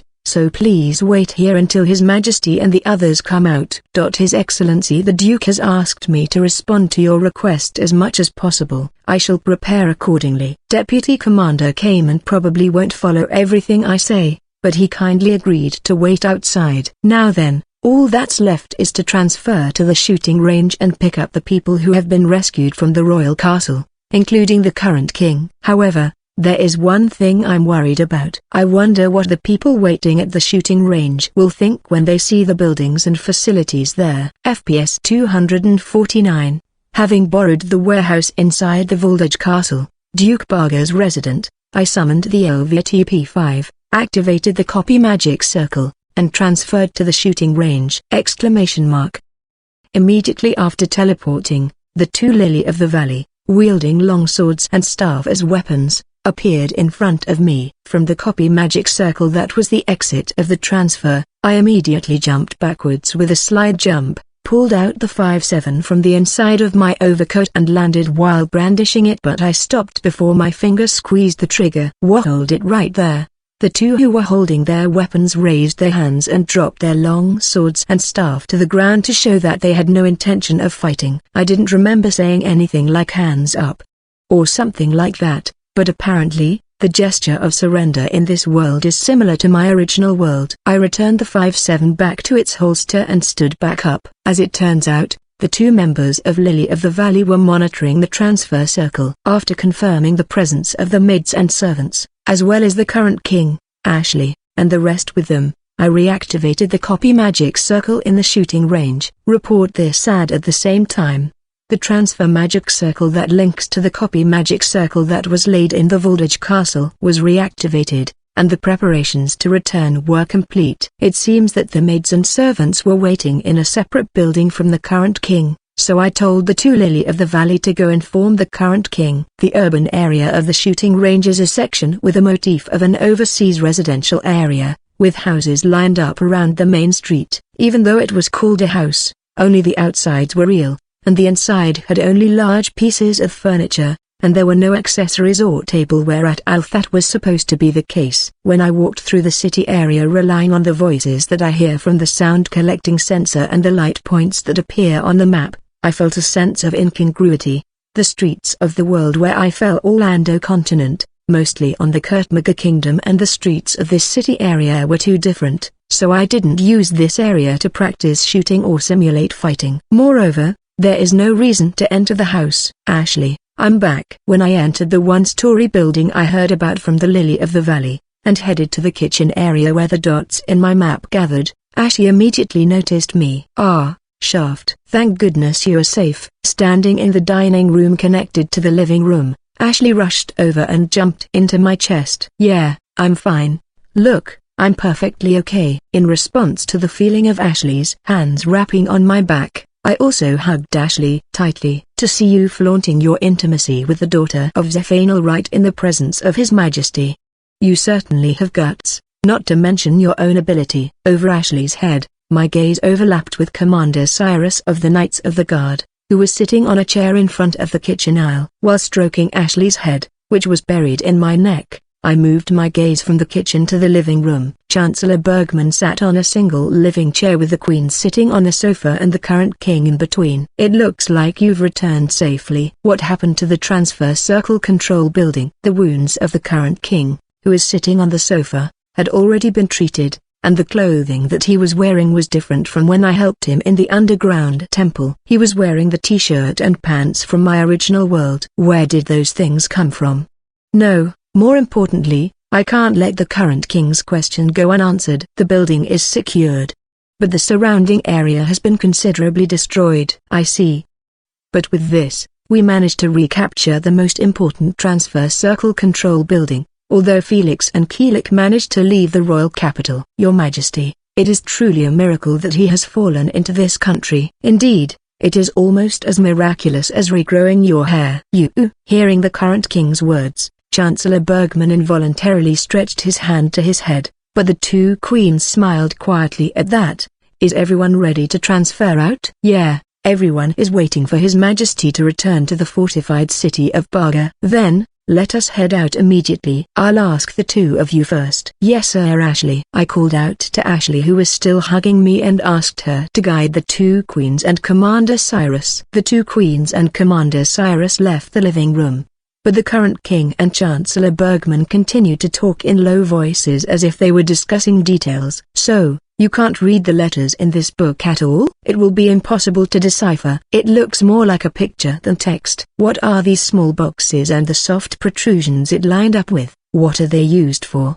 Isn't it something that stimulates pressure points on the soles of your feet? Is it possible to reproduce the animal paintings on this cup with Kurtmaga's technology? I have to show it to the craftsman. The coloring technology for pottery is in the process of developing, but first, how to bake this shape. They're talking about TV remote and character mugs. No, more importantly, why are there even remote and mugs here? While preparing to move, I looked away from the two who continued to talk in whispers. When I looked around the house again, I saw a lot of small items that I had never seen before, even though I knew them. All of them were small items that were commonplace in my original world, starting with the TV remote control. Many DVDs and Blu-rays were leaning against the TV rack. A large number of tableware and cooking utensils could be seen in the kitchen. There was an air conditioning unit on the wall, a landline phone on one of the wall panels. If you think about it again, the equipment inside the Continental, which is a transportation vehicle, can be used in this world. It has become a real thing that one can use or consume. In that case, it wouldn't be surprising if not only the furniture but also the small items that were nothing but rough fake graphics were accurately reproduced and existed in the houses that lined the shooting range. Shaft, once this rebellion is quelled, can you bring me back here? Just before the two of us finally started to move out of the living room, Chancellor Bergman approached and called out to us. May I ask why? I replied while continuing to walk outside. This place is neither in the Kurtmaga Kingdom nor the Orlando continent, am I correct? Yes, pretty much. I'm not telling you to teach me all of your knowledge as a trespasser, but as long as you allow us to study it ourselves, we can certainly glean something out of it. Kurtmaga is facing a crisis due to the rebellion of Prince Keelik, but we can't let something like this stop the progress of the kingdom. Beginning with His Majesty, those who lead the country must also be able to look at what is ahead of them. It's certainly difficult for those who lead the country. What are you saying, Shaft? No, Schwartz, you have already been recognized by His Majesty as a candidate for Ashley's companion, and you will probably be recognized by many magic nobles with your work this time. That's right. There is no way someone who has protected the royal family and the chancellors of a country from an attack and even saved the life of His Majesty the King on his own, will remain unnoticed. Schwartz and Shaft might be officially two different people, but each has their own achievements worthy of praise. The current king, who was walking toward us, silently nodded his head. Has Yuki not acknowledged you already? Ashley will not seem to mind considering the scene unfolded before us earlier. Even if my country allows the trespasser to go wherever they wish, we cannot simply ignore the possibility if they choose to stay.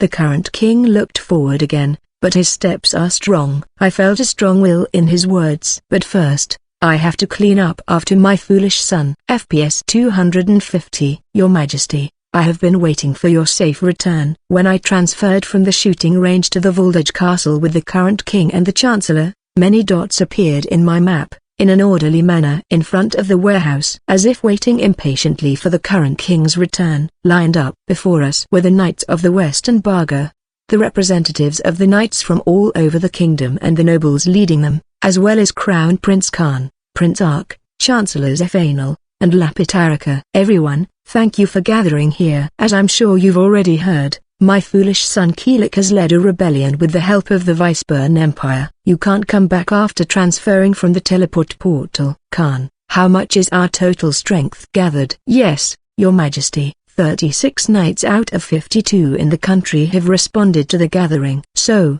the remaining 16 have been swayed by Keelik? We have no confirmation yet. Also, we have received a message from the General Guildmaster, Duke Berlin, that many adventure clans under the umbrella of Rafflesia have cut off contact. Report this, Duke. Has the Viceburn Empire declared war on us? It shouldn't have come yet. When we return to the royal castle, there may be a letter lying around, but first we need to calm the country down. The movement from then on approached the rebellion of the Rafflesia. Leaving the fortified city of Barga with the Queen and its defense forces, the Western Knights of Balga headed for the capital. We recaptured the temporarily occupied important facilities of the royal capital one after another, forcibly investigated the clan house of the Rafflesia and its affiliated company, and whipped out the remnants of the Rafflesia remaining in the half-destroyed royal castle. By the evening of the day after the rebellion, we regained control of the royal capital. However, the suppression of the rebellion did not end there. Dispatching the knights to the noble territories that had refrained from gathering in this emergency, and temporarily restrained them, they would be questioned in various ways, to glean whether or not they were involved in this rebellion and their connection with the Viceburn Empire. However, although we were able to capture most of the main force of the Rafflesia, Keelik and Felix, who transferred away from the underground temple, disappeared, and the adventurer clans under their umbrella were scattered and unable to be followed. The biggest reason why we couldn't follow them is that we can't confirm the individual. There is an identification card called a guild card, but it is only one of the many means of proof. The guild issues guild cards but does not store duplicate information. By presenting card information that can only be presented by the person themselves, it is possible to verify the person's identity. In that case, we had no choice but to interrogate them and collect evidence after arresting them, just like we would normally do to maintain public order. But we couldn't do that to all the adventurers in the kingdom. Doing so will cause the adventurers to leave Kurtmaka and move to a neighboring country. A few days after the suppression of the rebellion, the Weisburn Empire and the Drak Kingdom, which had become a vassal state, remained silent. We never received any war declaration, nor an inquiry about the imperial family that I killed at the Yamagaza trading house. They continued to take a wait-and-see stance, as if all the things about the rebellion were irrelevant from the beginning. And, as for myself, Shaft-sama, dinner is ready. After transferring the current king's party to the fortress city of Baga, I moved to the oceanic city of Amar at the request of the current king. I wonder why. Where are Prince Khan and Prince Ark now? Having a conversation at the salon with Princess Anastasia and Lapitarika. Ashley and the predecessor still at the fleet headquarters? Yes, but I think the two will be home soon. Is that so? Then, please get the crown prince and the others to eat first. What about Shaft-sama? I'm fine. I'll wait for Ashley and the others to return. As you wish. Please, Lester. When I saw Lester-san, the butler of the Zephanel family's main residence, leave my private room, I took off my Kevlar mask and took a breather with my true face as Schwartz. After rescuing the current king from the royal castle, I didn't participate in the operation to suppress the rebellion. Of course, I was asked to participate in the war, but I continued fighting all night, and decided to take a rest in Baga, arbitrarily arranging that I was at the limit of my physical strength and morale. The real reason is that my remaining amount of CP was no longer enough for protracted combat. Considering refueling vehicles, and resupplying ammo, it's just impossible to continue fighting. Therefore, I decided. While the suppression operation was in progress, I visited Marida Company in Baga, met with the branch manager, Bill, and secretly asked him to buy non-attribute magic stones. Bill-san felt uneasy about the appearance of the knights of each territory overflowing in Baga,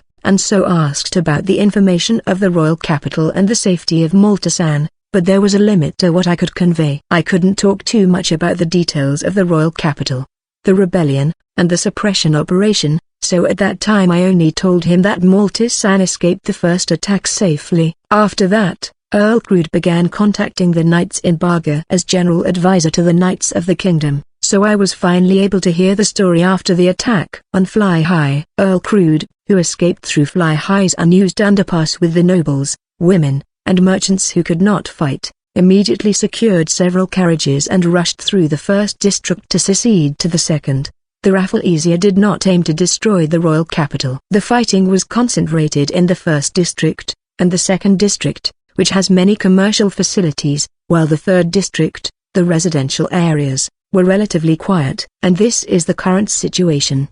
The current king, having suppressed the rebellion of the Rafflesia, widely informed the people about Keelik's rebellion, stripped him of the right to succeed to the throne, and declared that the remnants of the Rafflesia must atone for their crimes of treason. However, the scars of the rebellion carved into the royal castle are deep. Therefore, it is difficult to take command of the kingdom's governance and live a daily life. In addition, Prince Khan, who continued to shoot powerful magic in the counter-offensive, fell ill due to the magical power that overflowed in reaction, and needed rest. Therefore, it was decided for the prince to take a rest at Zephanel's mansion in the oceanic city of Amar, far from the royal capital and the Weisburn Empire, and impossible to directly board with the transfer magic circle. Since Prince Ark could still be targeted, he was also sent here, accompanied by Lapitarika. The current king asked me to protect the two princes, their spouses, and the Zephanel family. I felt a sense of indebtedness for not participating in the suppression operation, but there was really no reason to refuse when I think that it is an occasion to protect Ashley. Ashley exchanges information with the royal capital almost every day at Amar's escort fleet headquarters, and under the supervision of Chancellor Zephanel, She is being educated to become a symbol of nobility as the next head of Zephanal family. Well, I was able to restore my CP a little with the non-attribute magic stones that Bill Sand prepared for me and some that I bought in Amar. In the future, I plan to buy non-attribute magic stones from the Filtonia Islands Alliance, which is doing ocean trade with Amar, and accumulate more CP. Personally, I would like to explore the nearby labyrinth. But there is no labyrinth within a day trip distance near Amar.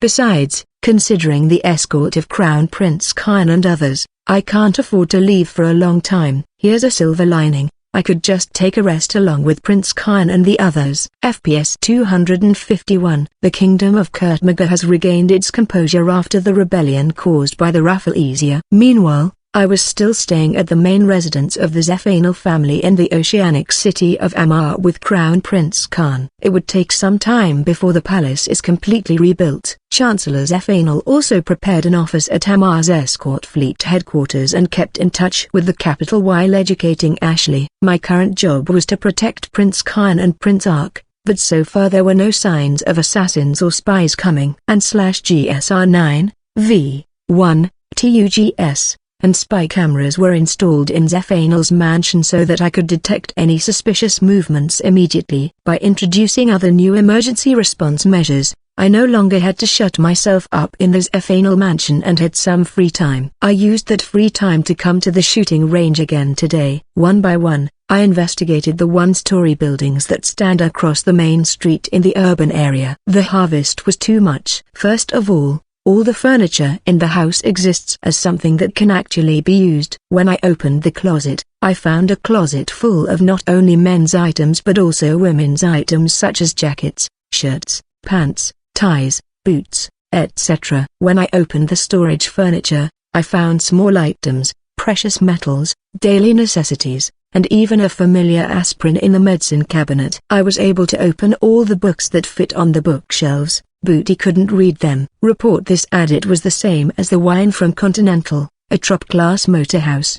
The numbers indicating the alcohol content were written with the familiar characters, but everything else, such as the place of origin, were in mosaics and could not be read. The automatic translation function didn't work either, and it seemed impossible to reconfirm the knowledge of the previous world as text. But I was able to see the encyclopedias and photo collections without any problems. Up until this point, I had expected this due to the Continental equipment, but what piqued my interest the most was the home appliances. When I turned on the TV, there was only static on the screen, but it was strange that it could be turned on. I should have noticed this much sooner since the Continental lights were on and the system kitchen was in motion. I then found out that the home appliances actually had a fuel gauge instead of a power source, and can operate without electricity until the fuel gauge runs out. The fuel gauge can be replenished with CP. In other words, I can probably take it out to the outside world, and it will continue to function for as long as I can replenish the fuel gauge. But well, there's no point in bringing out a TV that doesn't work. This is nostalgic. The DVD that was on the TV rack is different. Even if I couldn't read the title, I could tell what DVD it was by looking at the package. After confirming that the playback deck is connected to the TV with a cord, I inserted the DVD and pressed the play button. It was an old movie DVD. I was reminded of the vibrancy of the previous world that I had almost forgotten, but strangely, I'm not sad, because I have already decided to live in the present world. I pressed the stop button without finishing the movie and moved to the next area. I gained a lot in the city area, but the search never ends. This shooting range can freely change the configuration of the facility by the operation of the player. The default configuration consists of an outdoor shooting range, an indoor shooting range, a training hut called the Kill House, and a field battlefield where you can practice driving a mobile vehicle. However, the VMB's stage is not limited to battlefields with motifs from past world wars. There were various stages such as world-shaking terrorism and hostage incidents, important facilities of hostile countries, space satellites set in the near future, and virtual areas centered on battles against extraterrestrial life forms. And this shooting range is also a training hut with the motif of those stages. It is possible to set up a training area that is too large to fit in the world. For example, large shopping centers, high school buildings, giant chemical plants, skyscrapers, airfields plus jumbo jets, missile launching bases, and so on. The list goes on and on. Originally, this function would have AI bots, a simulated enemy controlled by the CPU, placed in a set practice area, using simulated bullets to run through a predetermined course, a time attack, a kill zone in which endless AI bots continue to spawn, and a monitoring network of AI bots. It is a competition for scores and times according to several prepared rules, such as moving to the goal without being spotted. I can still place the AI bots. It doesn't consume anything, and there are no disadvantages in changing the configuration of the shooting range. I tried changing the composition several times, and checked what can be taken out and what can't. A large shopping mart had just been set up for that reason. By the way, I couldn't take the jumbo jet out. I was able to fly it, but I guess since it's an airplane, it can't be stored in my inventory no matter how I tried. The large shopping mart was a one-story building with a high ceiling, and was pretty wide. This was also the first place I checked when I started exploring the shooting range. Various overseas brand shops are lined up in the tenant space, and there are all kinds of shops such as clothing and jewelry shops, watches, interior goods, household goods, stationery, hobbies, music, video, and sporting goods. In the food court, I could see signs that looked like nostalgic burger shops and coffee shops, and sweets and donuts. And what intrigued me the most was, when the tenant space came into view, the inner pocket of the black clothes vibrated little by little. While enjoying the long-forgotten feeling for no reason, I put my hand in my pocket and took it out, pressed the green button, and put it to my ear. Hello. Schwartz? It's me, Ashley. Can you hear me? Yeah, loud and clear. Good. I'll be home soon. Okay, I'll come pick you up. Thanks. Also, predecessor asked you to bring ice cream and juice. Roger that. I'll bring some. Appreciate it. I'll be waiting. The call was cut off, and I pressed the button again to finish. Yes, I got a prepaid mobile phone displayed in the tenant space in front of me and was able to communicate with remote locations in real time. However, its shape was neither that of a screen touch type like the TSS nor a tablet type smartphone, but a button touch mobile phone, which was already obsolete in my original world. There is a clear reason for choosing this type. There is no way its display can be read as it is, thus Ashley and others can't use it. Of course, I can't read either, but since I know that, I can operate it even if I can't read the characters.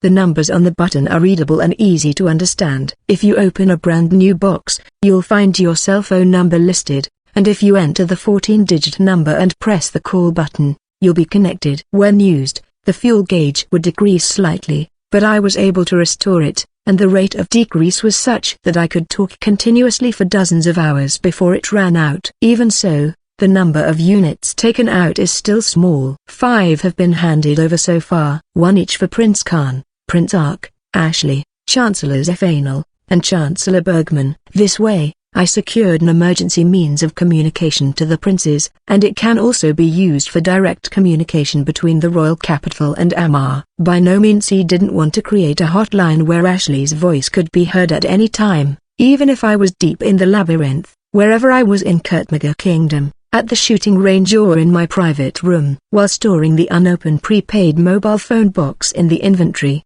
I went to the food court and collected ice cream and juice, plus beer and sweets that Charles-san would want in a box, and left the shooting range, transferring back to the Zephanel mansion. FPS 252. It's been 2 months since I started living a calm life as if I were on a vacation in the seaside city of Amar. The rebuilding of the royal castle had only just begun, and the carefree days of escorting the crown prince and others continued.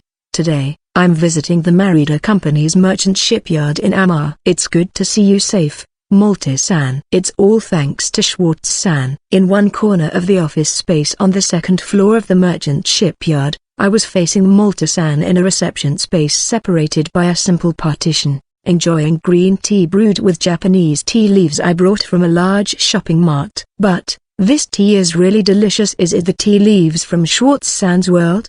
Perhaps he was worried about the other employees doing clerical work in the office space. The second half of his sentences was a whisper that only I could hear. Yes, this melty richness and mellow sweetness is the best, isn't it? This powdery and dark green color looks cheap at first glance, but this strong scent is definitely the mark of the best product. It's been a while since I had a tea party with Malta-san, but there are many things I want to confirm. So, how is the situation in the royal capital? Advertisement. It's going to be amazing, huh? Is it Rafflesia again?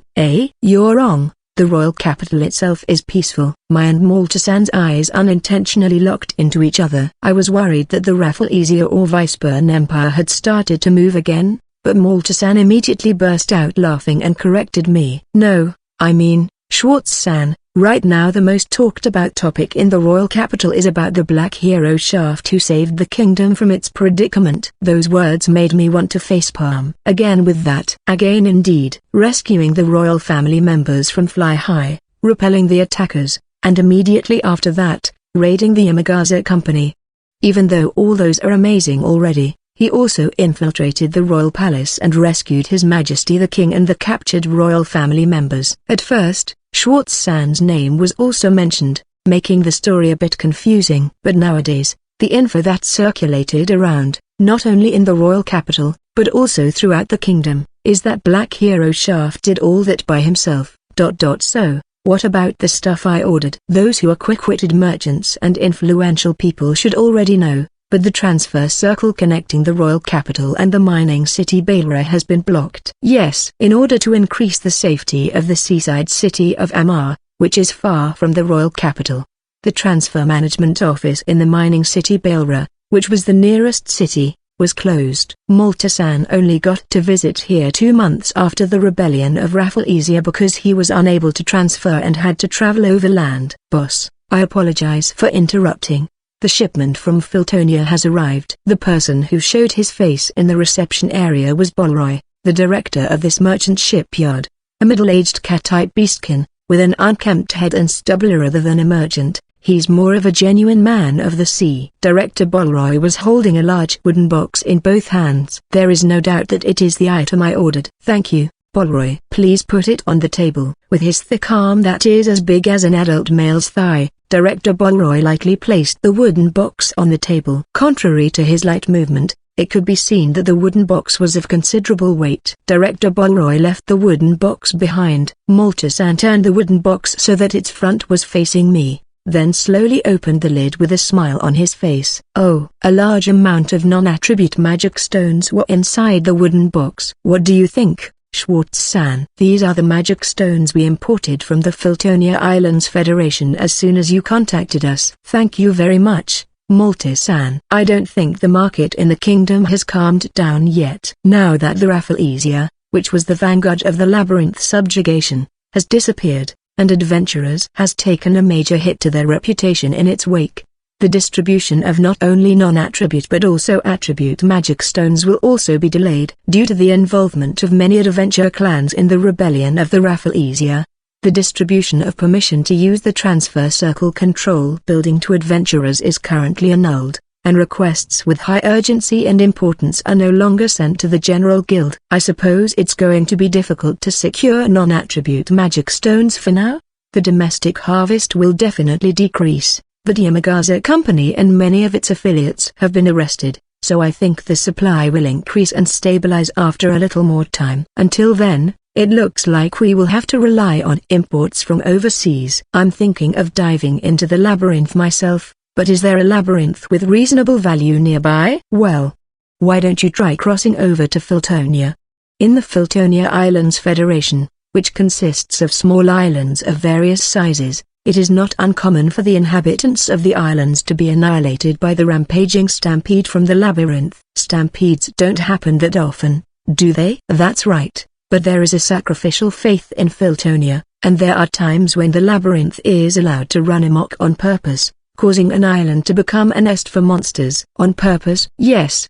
The magic beasts can't cross the sea, so there is this tradition in Filtonia to feed slaves and criminals into the labyrinth, so that they could hunt the overflowing monsters on the coastline. Filtonian Islands Federation. 2 weeks of traveling south through the ocean on a large ship from Emma, one will reach the ship city of Big Ship in the northernmost area of the Federation territory. Around 200 large and small ships gather in the ship city of Big Ship, forming an artificial island and a living environment. Big Ship is the gateway to the Filtonia Islands Federation and a trading port that conducts commercial transactions with foreign countries. Merchant ships from Kertmega can only enter Filtonia up to this floating city, and formal immigration procedures are required to land on the actual islands. Malta-san said that there seems to be a small island full of labyrinth monsters about 2 days further south from Big Ship, and there are about 5 other places, but in fact there should be some labyrinths that are not known to foreign countries. Deliberately run the labyrinth out of control,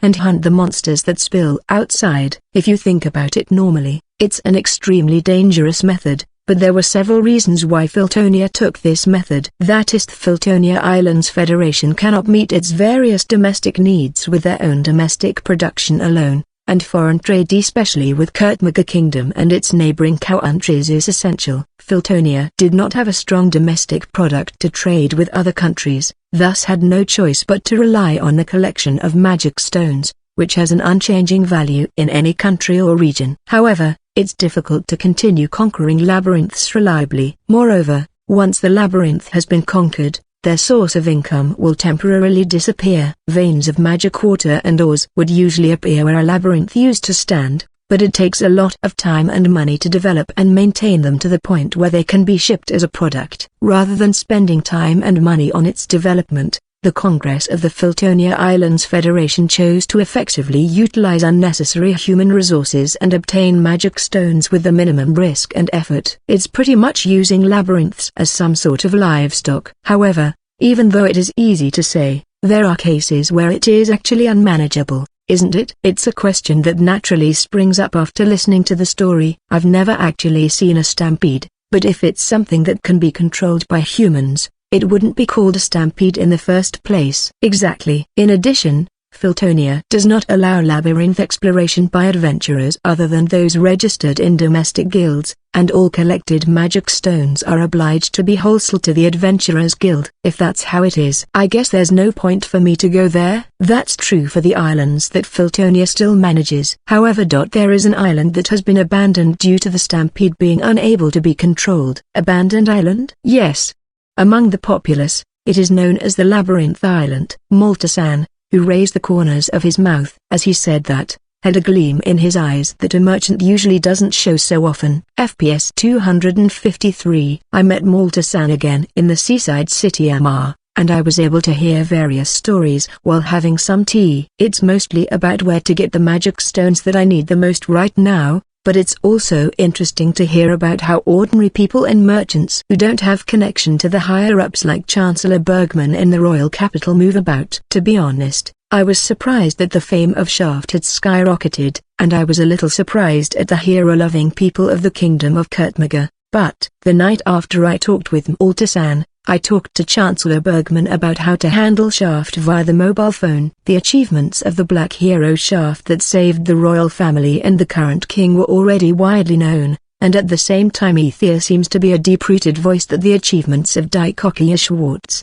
the new merchant who created the opportunity for many nobles and the merchants to escape from Fly High, should also be praised. Chancellor Bergman tried to focus this achievement on the black hero Shaft, but he couldn't get everyone who saw me in Fly High to shut their mouths, and the name of the mysterious merchant Schwartz was secretly spreading. As for me, no matter how much Shaft's reputation grows, as long as my freedom as Schwartz is secured, I don't care. That freedom is already diminishing now, but I'm not willing to be surrounded by strangers of the kingdom. Report this ad. Chancellor Bergman also agreed with my idea. However, the rumors and reputation that had spread could not be stopped. On the contrary, tail fins are added, and even Schwartz, who should be a mere merchant, could become a hero who saved the country. If the situation progresses further, people will see that the mysterious merchant who attended the party alongside the next head of the Zephanal family is more approachable than Shaft, who has already been taken over by the royal family. In other words, the next time Schwartz,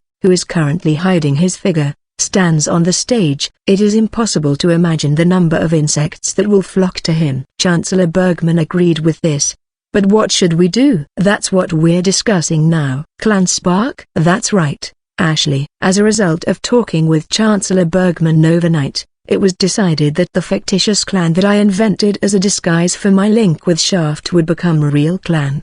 But how does the existence of Spark connect with Schwartz's free movement? It was also noticeable in the movement of the Rafflesia this time, that behind the execution unit there is a company that provides logistical support. Behind Spark, there is Dikokias Schwartz. Certainly. Yes, and the two chancellors of the Kurtmaga kingdom will collectively be in charge of it. In other words, just like the intelligence clan Lily of the Valley, Spark will be formally announced as the execution unit under the direct control of the chancellors. Then, it should be alright. There aren't many people who want to butter up Chancellor Bergman and predecessors Fanel directly. They both hate that kind of thing the most, so even if anyone tries to butter up with them, they will simply ignore it. Walking side by side with Ashley through the corridors of the royal palace, which was being rebuilt, we headed for the audience room, which was one of the purposes of our visit. That said, the main throne room was destroyed during the rebellion and has not been restored to this day. We're heading towards a private room for an audience that has been prepared in a hurry. The audience room is just around the corner from here. I'm going back to the mansion. I'm worried about Charles since she's staying alone. Today, it's not only me and Ashley who came to the royal palace. Prince Khan, who was recuperating in the seaside city Amar, Prince Ark, who evacuated to the same city just in case, Chancellors Fanel, Charles San, as well as Princess Anastasia and Lapitira Kusama who were accompanying the princes. All of them had returned to the capital.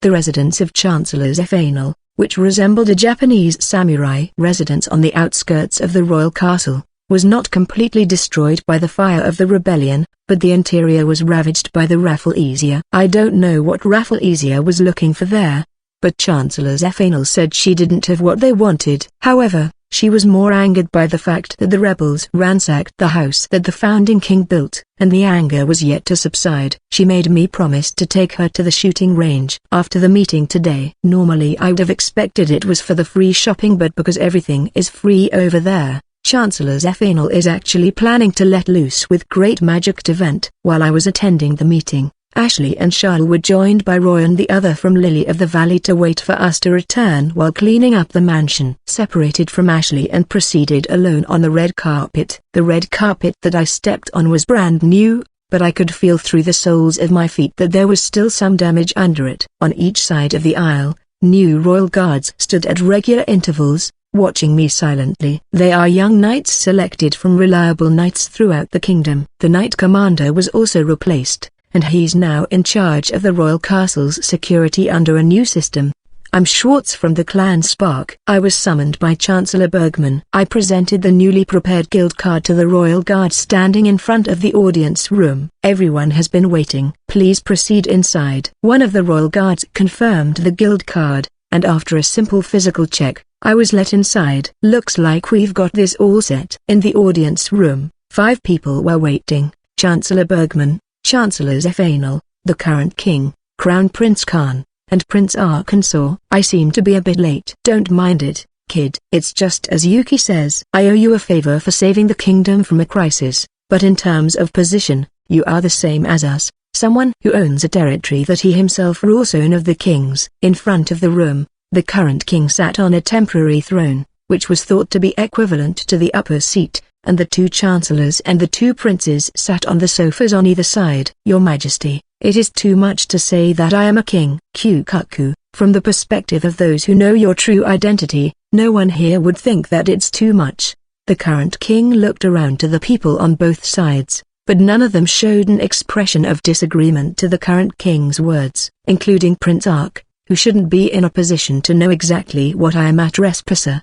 Perhaps he heard it from Chancellor Bergman, or from the current king himself. Also, did the king say, those who own territory that they themselves rule? I guess he's pertaining to the master of the labyrinth. However, rephrasing it as a king doesn't seem to be certifying me as a magical beast. It may be that he is telling me to go out with him on an equal footing.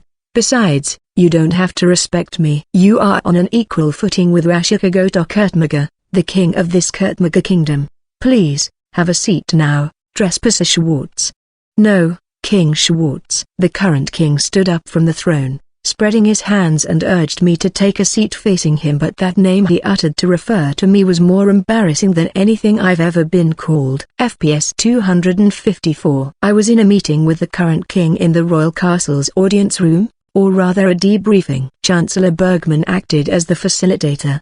The main topics were about the intent of the Weisburn Empire and the whereabouts of both Kilik and Felix, who remain unknown up until now. From intelligence agents who are collecting information in the Kingdom of Drak, we have received reports that the Dragon Knight unit stationed in a town near the border has returned to the center. Are they planning to go south, in line with Weisburn? I will give instructions to the Second Knight Order in the Drag Range Margrave territory to continue to be vigilant. How about the case of the Weisburn imperial family who entered the kingdom?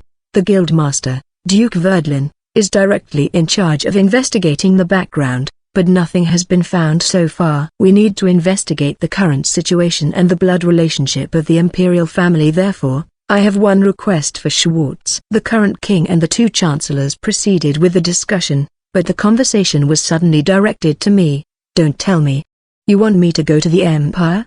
Don't worry, I just want you to arrange one of your mobile phones. In order to safely communicate with Remy, who has infiltrated the Empire, it is desirable to use a method beyond their imagination. Report this ad. It's true that if you use a mobile phone, you can report every piece of information you get from infiltration work. Besides, it would be easier to ensure the safety of Remy-san if it was a means of information transmission that the Weisburn Empire is unaware of. If that's the case, I'll be happy to prepare one. There's a limit to how long it can be used, so you should probably bring more than one just in case. Thank you. So, about the whereabouts of Prince Kilik and Felix Mendoza in question, as well as the missing Princess Cyril. In addition to Kilik and Felix, who transferred away from the underground temple of the royal castle, Princess Cyril, the fourth princess, was also missing after being last seen in Fly High. Most of the Lily of the Valley, the intelligence clan under the direct control of the chancellors,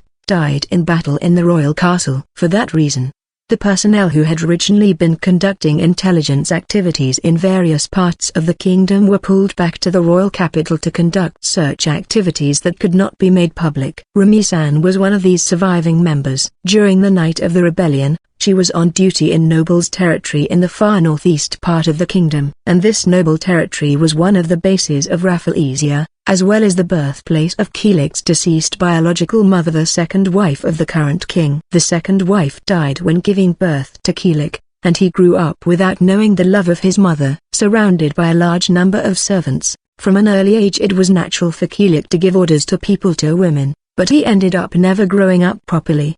The current king showed remorse for that, but I think that the king should be the king of the nation before being the parent of a child. No matter how Kilik grew up, no matter how much the clan called Rafflesia encouraged his character further down the depth, he himself should be held responsible for his actions. Kilik and Felix fled north from the forest to the southeast of the capital and escaped into this noble territory, and it was thought that Princess Cyril, who had disappeared, was also in this noble territory. However, after the rebellion was suppressed, the Central Knights conducted a search, but all they found was the self-destructed figure of an old nobleman who was also Kilik's grandfather and the lord of the noble territory. A search of the lord's mansion revealed that a number of cargoes had passed through the territory via the north. There is no doubt that this place was deeply connected to Weisburn.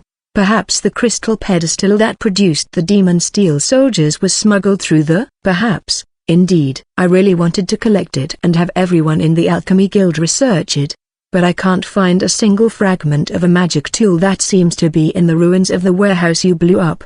The crystal pedestal that produced the demon steel soldiers seems to be a game system tool or an in-game object embodied by pedigree skill. If that's the case, just like VMB's firearms and vehicles, it would have disappeared with a particle of light or similar phenomenon at the moment it was destroyed. It must have been the product of a pedigree skill. Since the caster, the imperial family member, died, it should also disappear without a trace. Fume.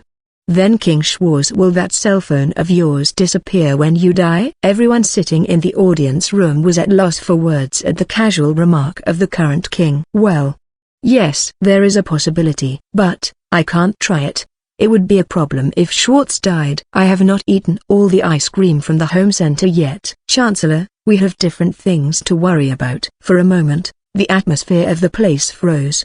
But then it changed due to Chancellor Zephanel's carefree words and Crown Prince Khan's gentle reprimand. Good grief.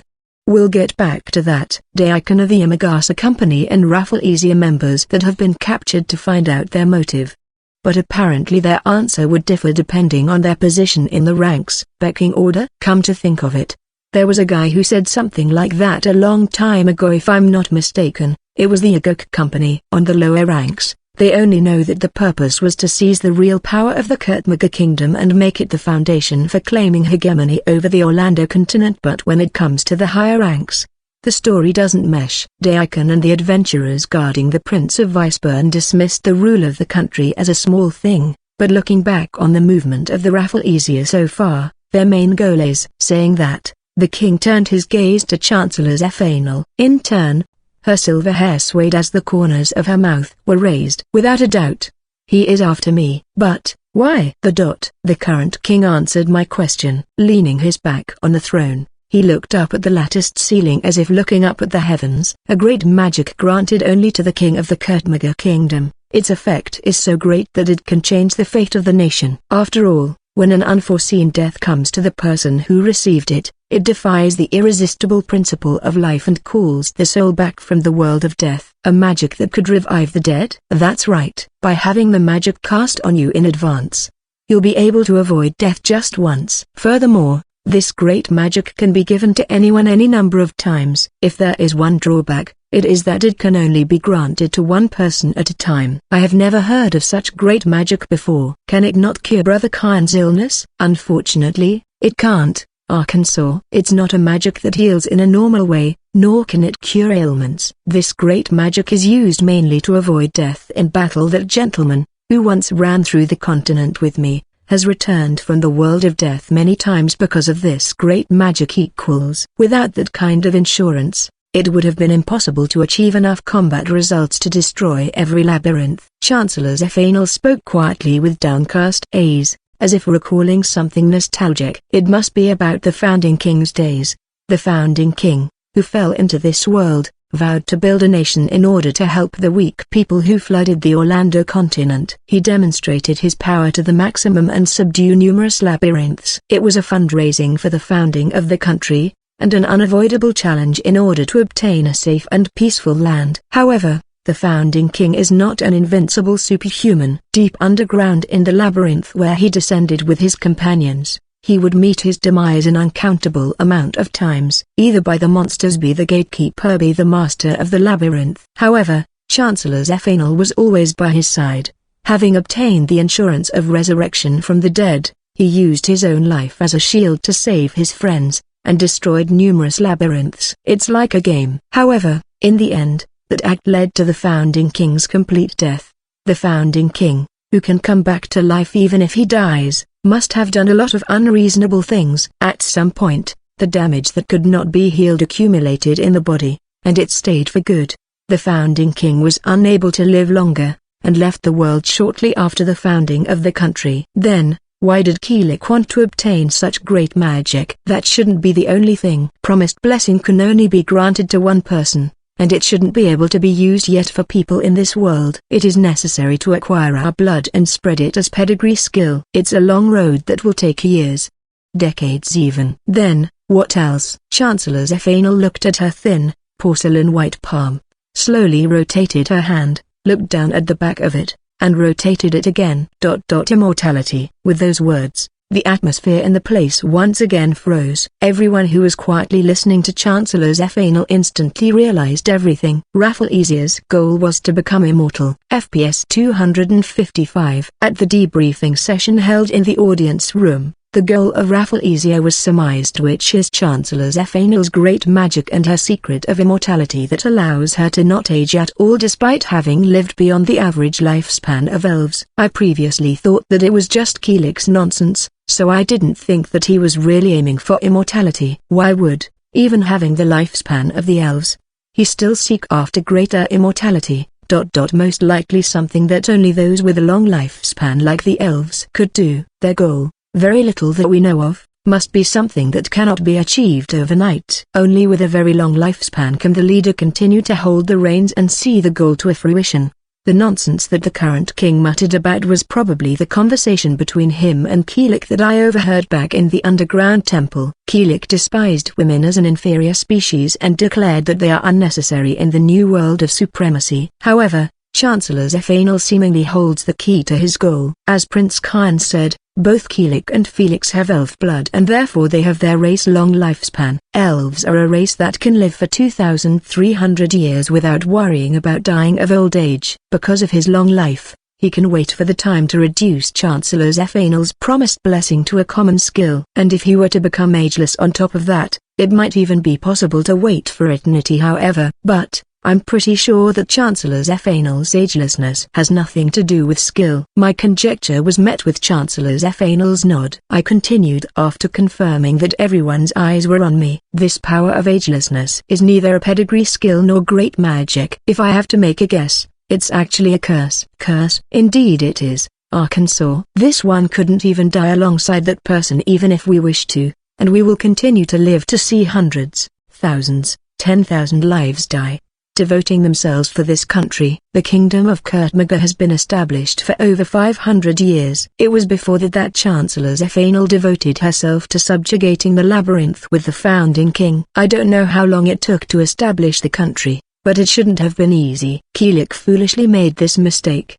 It might be possible to eventually reduce the promised blessing into a normal skill but not with this agelessness. Yuki, you said that the power of agelessness is a curse. Then, who put that curse on you? The current king's question is at the heart of this story, whether it was to prevent the Rafflesia from achieving their goal or to protect Chancellor Zephanel. It was impossible to take measures unless it was clear. But, that power. Chancellor Zephanel's jade eyes were looking at me as if they were piercing through me. A god. Right. When I first met Chancellor Zephanel, she gave me some sort of a warning. I've come into contact with two beings, one each after conquering the labyrinth. Now, I know that one of them is the god of this world called the god of creation, and the other is a mad goddess who was isolated by the god of creation. But, I had no idea which one of them gave Chancellor Zephanel her agelessness. God, where on earth did you meet such a being? In the deepest part of the labyrinth, the throne room. That was where I made a wish. I wanted to be able to heal not only the wounds on that person's body but also the wounds of his heart. Even though I,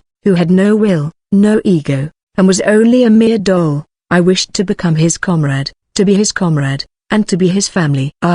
As expected, the current king and Chancellor Bergman couldn't seem to make sense of Chancellor Zephanel's monologue, given that they only knew about this world. However, I immediately understood the meaning of her monologue, even though I know in the truest sense that the founding king is also a magicless just like I who came here when I was playing VMB. I know that he also came here while he was playing some kind of a game. Chancellor Zephanel once mentioned about SO Eternal Story Online, the story with you that will be spun for eternity which I recall existed during the early days of VR games. In that game, players should have been able to create a partner NPC that will act as a guide and companion while traveling through the game world. NPCs, in other words, AI-controlled characters. But this type of character creation has a high degree of freedom, and can be created in a wide variety of forms according to the player's tastes, such as appearance, age, race, special skills, and personality. The little elf dot was a character template that remained popular since. When I saw Chancellor Zephanel having a good time in the bathroom of the Continental, he felt that it's somewhat artificial, and that intuition was not wrong. Yuki Zephanel, who never ages and always pined for the founding king no matter how much time had passed, was the founding king's former partner NPC. She, too, was an existence that surpassed the world and defied reason, a trespasser so to speak. The debriefing session in the audience room ended with Chancellor Zephanel's monologue. The current king and Chancellor Bergman had plans to dine with the Night Order executives and magic nobles, which couldn't be delayed any longer. But, the most important thing was that in the latter half of the discussion, the existence beyond human knowledge such as God came out. At the end of the debriefing session, Chancellor Zephanel answered Prince Ark's casual question and kept his mouth shut. Will the gods grant the wishes of those who conquered the labyrinth? It is up to their whim. That is all there is to it. They've most likely tried, The founding king conquered a lot of labyrinths in his lifetime. After Chancellor Zephanel gained sentience and life of her own, he must have gone to the deepest part of the labyrinth many times to confront those beings. Because he wished for something. Return to his original world, enormous wealth, or maybe absolute power. But his wish was never fulfilled. An encounter with God, and a miracle of wish fulfillment. Prince Ark asked Chancellor Zephanel for affirmation with his eyes shining, but the Chancellor denied it so as to gently persuade him. Schwartz. After the debriefing session, we went shopping at the shooting range. But before that, in order to join Ashley and the others, Chancellor Zephanel and I headed through the courtyard of the royal palace to the Chancellor's residence. Prince Kyan and Prince Ark were heading to the garden to call Queen Anastasia and Queen Claire, who are supposed to be having a tea party with Lapitilicus armor. Chancellor Zephanel walked in front of me and called my name without looking back. What is it? You didn't seem to be surprised after hearing about me. Really? Well, I had a hunch. It must have been a laughable story. Yes, a foolish puppet that wished to be a human for the sake of a certain man, only to gain it from the same hand that tormented the same man. Not at all. To love and pine for someone is a proof of your existence as a human being. Is that so? It is so. The Chancellor continued her pace without looking back, perhaps reminiscing about her past, which is pretty much the entire history of the Kurtmaga kingdom. I thought so as I followed her, noticing that her shoulders were slightly trembling. FPS 256. After the debriefing session held in the Royal Palace's audience room was concluded, I, along with Chancellor Zephanel, headed to the Japanese samurai-style residence on the outskirts of the palace. We joined Ashley and the others, who were cleaning up the ruined rooms. We then headed to the first rebuilt protective facility in the royal castle that was still under reconstruction.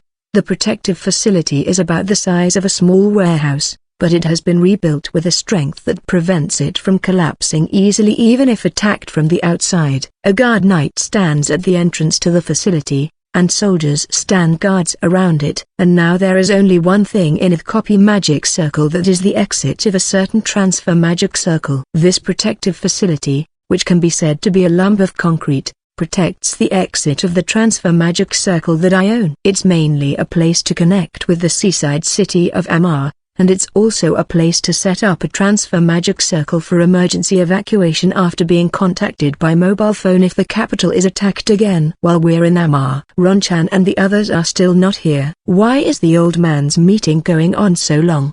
It was a meeting with the Night Order executives and the magic nobles, right? Isn't it time-consuming? That's right.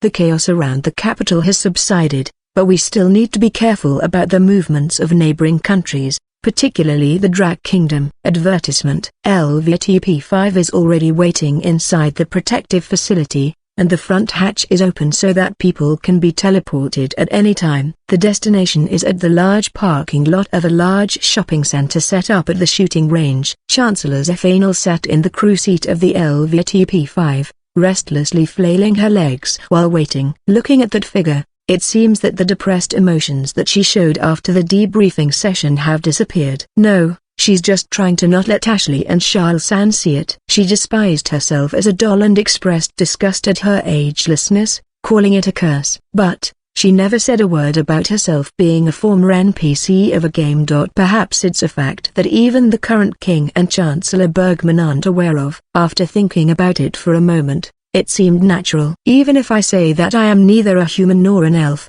but an NPC in the game world, there is no way the people of this world will understand me. Furthermore, who would believe that she was given sentience by the god of creation, or the goddess of madness, and obtained a life as a human? It would probably be more believable to say that she was an apostle of God. The reason why Chancellor Zephanel exposed her heart so much was probably because it was in front of me, who fell into this world under similar circumstances as the founding king. I want them to come quicker. Schwartz going on an expedition means that I won't be able to drink beer while he's away, so I'm going to bring a lot of it home today. Yeah, that's right. We're going to collect a lot of chocolate as well as ice cream. Looking sideways at Charles-san boarding the LVTP-5, Ashley, who was standing in front of me, involuntarily let out a wry smile. "How long are you going to stay in Filtonia?" "I don't think I'll be able to return for at least 2 months. A normal merchant ship would take 2 weeks to get to the entrance of the Filtonia Islands Alliance. My ship would probably be faster,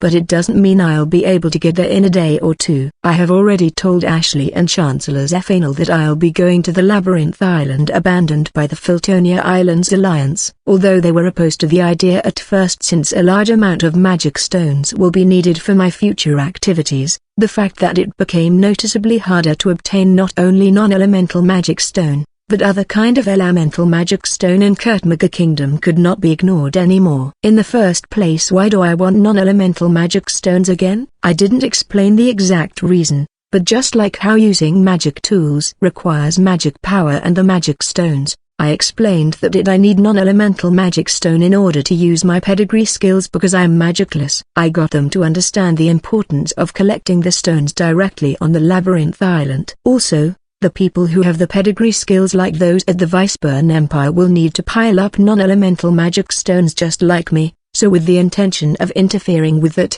the whole kingdom will gather magic stones from all over the Orlando continent. From now on, Kurtmaga Kingdom and Viceburn Empire will secretly fight over the distribution network of magic stones. In order to avoid that conflict, it is necessary for me to collect magic stones directly in the labyrinth. However, doing so within the Kurtmaga Kingdom will entail even greater danger than exploring the labyrinth. If I act alone in the labyrinth exploration, the adventurers under the umbrella of the Rafflesia hiding all over the kingdom will aim for my life. In order to avoid trouble and obtain more magic stones, I decided to leave the kingdom and go hunting the magic beasts and demi-humans that overflowed on the Labyrinth Island. "But will you be alright on your own?" "It's safer if I'm alone, and if the situation gets out of hand, or if I need reinforcements, I'll come back to Amar via the transport circle as soon as possible." Yes, without that safety measure, Chancellor Zephanel and Chancellor Bergman wouldn't have agreed to the expedition. Because of the consent of the two, Ashley was convinced, and the current king willingly agreed to let me leave the duties of escorting Prince Khan and Prince Arkansas. However, so depressing. While Schwartz is gone, the person in charge of security in Amar will be that pig Lemon. I heard Charles Sands murmuring from inside LVTP5, as if she could hear our conversation.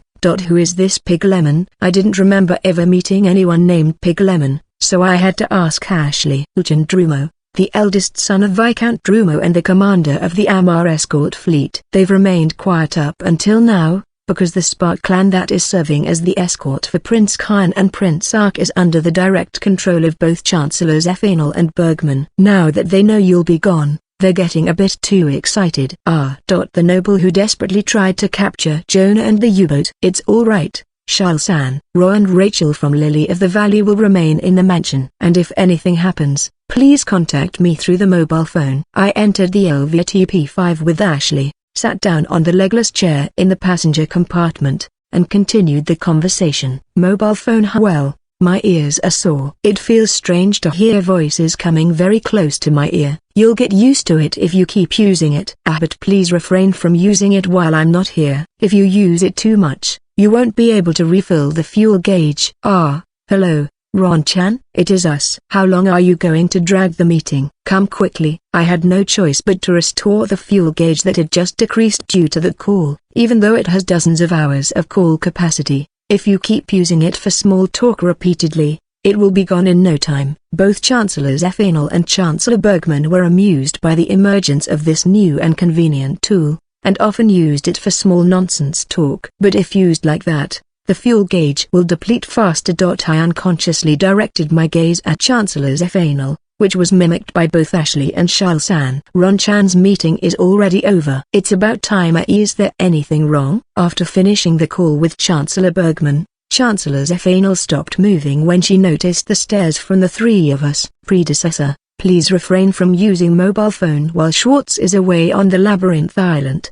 If it runs out of power at some important juncture, wouldn't that be a big problem? I understand. Chancellor Zephanel nodded, slightly embarrassed. At about the same time, Chancellor Bergman, Crown Prince Khan, Lady Anastasia, as well as Prince Ark and Lapityricus-sama entered the protective facility. FPS 257. Let's go, Charles-chan. Next, let us conquer that area. Yeah. Chancellors Phenol and Charles-san slipped past in front of me, using shopping carts akin to a scooter. The carts were each loaded with boxes of beer and carbonated drinks, apparently also used as counterbalances to prevent them from tipping over. Wait a minute. It's unfair since only the two of you have the cart. Wait, what the hell is this music repeating like you're making fun of this person?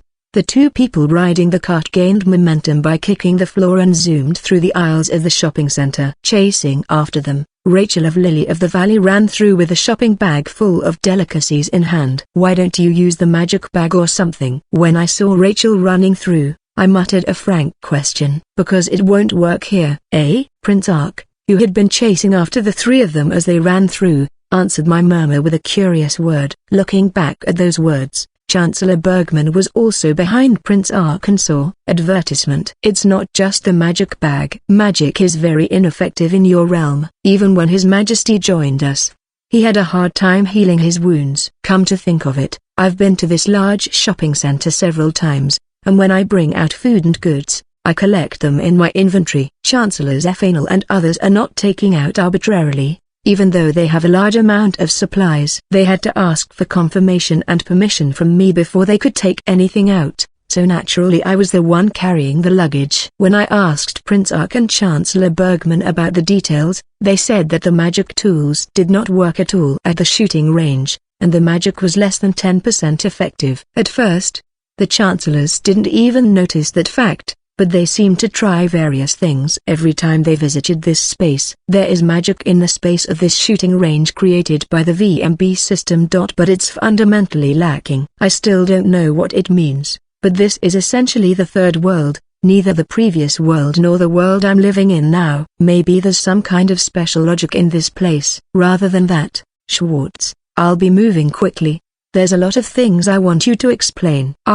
So here you are. I left Troy to accompany Nasha and the others. The one who came late after saying that was Crown Prince Khan. It seems that after going to the shopping center's fashion booth with Anastasia-sama and the other women Ashley, Lapityricus-sama, and Troy, who is carrying luggage, he decided to join us. Brother Khan, is it really alright for you to move alone? Prince Ark rushed over to Prince Khan and assisted him in supporting the arm opposite to the one that thrust the cane. Although Crown Prince Khan had recovered from his rest in Amar, it was still difficult for him to walk around alone. He was once suggested to use a wheelchair while he was recuperating, but he refused, saying that as the heir to the kingdom, he must stand on his own feet. If you look at the clothes and accessories related to Schwartz's world, there's no way those girls will stop. They might not know how to use it, but they're interested in things like beauty lotion and milk lotion. Chancellor Bergman breathed a sigh of exasperation and walked over to Crown Prince Khan. Today is the last shopping day before I leave for Labyrinth Island. Chancellors Phenol and Charles-san are hunting for a lot of food and beverages, while Ashley and others are hunting for clothing and cosmetics. And we, the men, are planning to hunt around for various accessories and tools so that I could explain how to use them. We brought back tools that could be reproduced in this world as samples, and conveyed the techniques to the heads of the capital's workshops and various production guilds in the form of transmission, including the clothing-related items that Ashley and the others went to see. It's a little troublesome procedure, but I don't intend to spread the existence of this shooting range any further. Ashley also agrees with my opinion. Hiding my existence, the shooting range, and technology it provides, under the guise of hidden knowledge obtained from the Zephanal family, while providing techniques and tools that can be reproduced in this world. But, of course it's not for free. As the price for providing technology, Schwartz and Shaft's position within the kingdom of Kurt Melga will be guaranteed. This is achieved by announcing Spark as an execution unit under the direct control of the Chancellor. Then, there is also a fee for providing information. I will have a part of the non-elemental magic stones that the kingdom manages to secure. In the last shopping trip before the expedition, I secured a large amount of tools that I would also need. Things like cooking utensils and portable stoves. Up until now, it's difficult to start a fire outside without using the continental kitchen. But with these tools, I would be able to have a hot meal while camping. I also secured tools such as portable LED lanterns and folding camping chairs that could cover fields that were slow to develop due to magic, a skill unique to this world. Then, I decided to collect ingredients, processed foods, and perishable foods that are almost impossible to obtain in this world, to prepare for a long-term expedition. So, Schwartz, what is this tool with continuous rings used for? It's a whisk. It's a cooking utensil that you use to stir eggs and add flour and ingredients. Charles-chan, next is the candy store. I see. These rings help mix the ingredients. Chocolate, baguette. Schwartz, what is this ingredient? It smells good, but it doesn't seem to be chocolate. Ah, Prince Ark, it's curry roux. I don't know how to make it, but I would heat flour with butter, mix it with the whisk I mentioned earlier, add several spices, then bake it until the moisture is gone. Put it in a pot with vegetables and meat and use it to season the soup. Wait for me. Are we really going to take all that back home? Hey, is that delicious? Yes, it's basically a spicy dish, but the taste can be addictive. There are already similar dishes in the kingdom, but this one is easy to use and store. Adventurers and travelers might appreciate it when they need to camp. This dress is cute, and the sewing in this uniform. Is it made using special tools? Schwartz, is this shopping center run by a single company? Not exactly, Crown Prince Khan. Some are indeed managed by one body, but in most cases, each sales floor is operated by a different company. The owner makes a profit by leasing the floor to these companies. Lepiri, take a check on how amazing this cloth feels like. Schwartz said it's called silk, but I don't think there is similar animal fiber with such luster and texture in this world. Bergman, do you think Kurtmaga can build a similar facility? Land is a problem if we want to build it in the royal capital, but if we use the vacant trading house in the commerce city of Melka in the southeast. However, I think it will be difficult if we don't manage it comprehensively in the kingdom. Ashley, I'm pretty sure you use face lotion, beauty lotion and the milk lotion in that order, right? There are many merchants and craftsmen who are smoldering in flats without having a trading post. Why not give them a chance? Isn't that a good idea? Melka's economy has been stagnant for a long time, but the collapse of Yamagaza Company has created a big business opportunity. If we proceed with this general commercial facility plan, a new surge will be born. Prince Ark and Chancellor Bergman seem to be interested in the many products lined up in the shopping center, but Prince Khan seems to be interested in this commercial facility itself. Concept itself. With a cane in his right hand supporting his body and a body eroded by overflowing magical power, Crown Prince Khan was unable to walk around alone, but he may be the one who thinks about the future of the kingdom more than anyone else. It's about time. That's right. It seems that Ashley and Chancellor Zephanel have also headed for the parking lot. Today's shopping was divided into 3 groups, but I could grasp the situation through listening to everyone's voices collected by the sound collection sensor. After this, only Chancellor Bergman will be transferred to the royal capital, and the rest will be transferred to the seaside city of Amar. With that, my duty of guarding the dignitaries will end. But I can't leave anyone behind at this shooting range. While making a final check on the map floating in my field of view to see if there are any people left on the floor, I turn my feet to the parking lot while listening to the in-store music that I heard somewhere.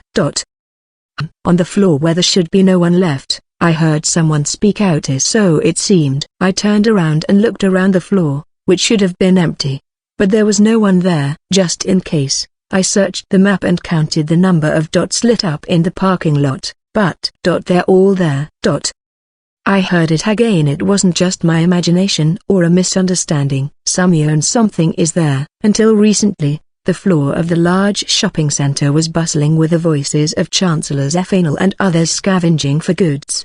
But now the repetitive and cheerful music could be heard eerily on the contrary, and the chilly air of the air conditioning caressing my cheeks made my body warm. I feel the illusion that my body temperature is rapidly dropping. Everything looked different from just a few moments ago, from the lights that colored the floor to the gondola where products were displayed so much that it was impossible to see into the back. I shouldn't stay for too long here. I forced myself to suppress my anxiety and rushed to Ashley and the others who were waiting in the parking lot without looking back. You've finally arrived, so hurry up and set up the transfer magic circle. The ice cream will melt. In the parking lot, Chancellor Zephanel was waiting for me in a standing position. I'm sorry. I'll prepare it right away. Activating the TSS with my thoughts, I took out a gift box from the inventory, then fished out the transfer circle I had stored within. When I pointed my hand toward the parking lot, light particles began to gather, and the teleportation magic circles started to appear. Two of them. Chancellor Bergman is on the left, and the one connected to Amar is on the right. Alright, let's go home. Charles-chan, let's go. We're having a dinner party tonight. I will ask Lester once we arrive home. Chancellor Bergman briefly greeted Crown Prince Kyan and Prince Ark, before transferring back to the royal castle. Chancellor Zephanel also transferred one after another, and Ashley was the only one left at the end. Ashley 2. You better transfer quickly. A little awkward, that's what I said. But Ashley stared at me and didn't seem to move. Schwartz. Did something happen? Nothing. The anxiety actually didn't go away even after leaving the shopping center. In fact, the momentum that wells up is increasing. I wonder if it was on my expression. Ashley immediately noticed a slight change in me. That noise again. It's okay, it's just that the preparations for the labyrinth island took a little time. That's right. I can't see it, but I grabbed Ashley's worried shoulders, turned her around and pushed her out into the magic circle. Go ahead. Clean up the magic circles and I'll be there soon. Ashley seemed to have given up on asking, saying, I understand, as she entered the transfer circle. When I was left alone in the parking lot of the large shopping center, the intervals between the strange noises I heard earlier began to shorten rapidly. Ping, and an electronic sound echoed in my brain. It was the sound of a personal chat message from VMP that I heard for the first time in a long time. Right now, there is only one person who can send chat messages to me. Incomprehensible hieroglyphs displayed in the text chat window displayed in the field of vision. Then, it was translated by the automatic translation function, so more familiar characters emerged. And at the same time, the sky over the shooting range, which was supposed to be sunny, quickly clouded over, and shadows began to cast over me. Found you. The log in the chat window floating in my field of vision was filled with those words. FPS 258. Found you. The log in the chat window floating in my field of vision was filled with those words. A large shadow was cast over the sunny parking lot in front of the large shopping center, and I sensed something big in the background. But there were no bright spots on the map. It's a story that can be done in retrospect, but it shouldn't be the case. No, for some reason it felt like that. However, the chat log displayed a dizzying list of hieroglyphs, and the automatically translated sentences that filled my field of vision. Why is this evil god contacting me at this timing? And what does she mean by, found you? Did she find me? The pressure I felt from behind stiffened my body, making it difficult to speak and breathe. And then the list of the same words stopped, and another character string began to flow. My cute, sweet child. My child who is cut off from parent by that hateful one. However, I know that my child will find their way back to me. Take your life and grow strong. Report this sad now. Time to open a hole in the narrow world. Now, come save your mother. Now, let's restore the bond that was severed. Now, together. Bring woe to her children. Together, bring turmoil to her world. Together, bring chaos to her world. Now. I held my breath, without making a sound or making any noise. No, I was just unable to move at all due to the suffocating pressure, but the evil god's appearance gradually changed. He could see that she was going insane. The sound sensor continues to pick up something that cannot be heard. Is this the voice of the mad goddess herself? I wonder if the reason why I can't hear anything is because magic dwells in every word she speaks. The moment she felt that, the entire air of the shooting range shook. My child? Where is my child? Let me hear your voice, my child. Remember the wave of my power? Where? Where are you? Where are you? The shadows that covered the sky shook violently, and the air in the entire shooting range shook over and over again. It's like the realm itself is being hit from outside. It was clear from the reaction of the maddened goddess. To be honest, the pressure and the madness felt from the trembling of the air became even stronger, and I even felt fear. It may be the first time I've fallen into this world and felt definite fear. The mad goddess kept demanding that I show some movement, voice, movement, VMB power, something roaring madly to show my presence. That's probably because she could no longer sense me. Thinking about it, my trembling fear eased a little. The jet black shadows swaying greatly faded little by little, and the vibrations of the violently hitting air gradually weakened. The momentum of the chat log had weakened, and before I knew it, the sky in the parking lot had returned to clear skies. S. Gone. The pressure disappeared, and the mad goddess disappeared. Even if I turned around and looked up at the sky, there was no shadow or shape. Even when I looked around the unmanned parking lot, I no longer felt the eerie or cold feeling I felt in the shopping center. However, he couldn't linger here for too long, even if the chance of her reappearing is unlikely. I collected the transfer circles, moved from the shooting range to my personal quarter, then transferred back to Amar. Schwartz, what happened? Your face is pale. Ashley was waiting for me when I transferred to the basement of the Zephanal mansion where the copy magic circle was placed. I'm fine. Maybe you said. Did something happen? Ashley's worried face came right up to her eyes and nose. Should I tell her about the chat log? No. Me going alone on an expedition to the Labyrinth Island is already making her anxious. Adding more worries is. But Ashley already knows my secret. That I wasn't born in this world, but a trespasser from another world. Moreover, I don't want more secrets between me and Ashley. Let's change places. I have something I want to talk to you about. After that, Ashley and I moved from the basement to my private room in the Zephanal mansion to see how much she knew about how I fell into this world. I hadn't really talked to Ashley about that. We've talked about the previous world, but we've never talked about VR games or FPS. No matter how I look at it, it's impossible to understand in such a short notice. Besides, there was too little information about the existence of Evil God and Creation God. The fortified city of Balga, the royal capital of Kurtmaga, and wherever I searched, I could find almost no literature about gods. Even if there is any et al., all the documents are similar. It's the origin of the evil god that created the labyrinth, and how the creation god sealed the evil god somewhere. Information about the names of the evil god and the creation god has already been forgotten, and no proper lore remains. Ashley didn't know why I fell into this world, which was originally to become a labyrinth master. However, she had heard a similar story from Chancellor Zephanal. I also don't want to say that I am the former master of the labyrinth, because that's an unacceptable fact, and it makes me wonder if it's really original. However, when I thought about the evil god that appeared at the shooting range, I couldn't help but touch it forever. Evil god, something like that in that realm. No, I think it's outside the realm to be exact.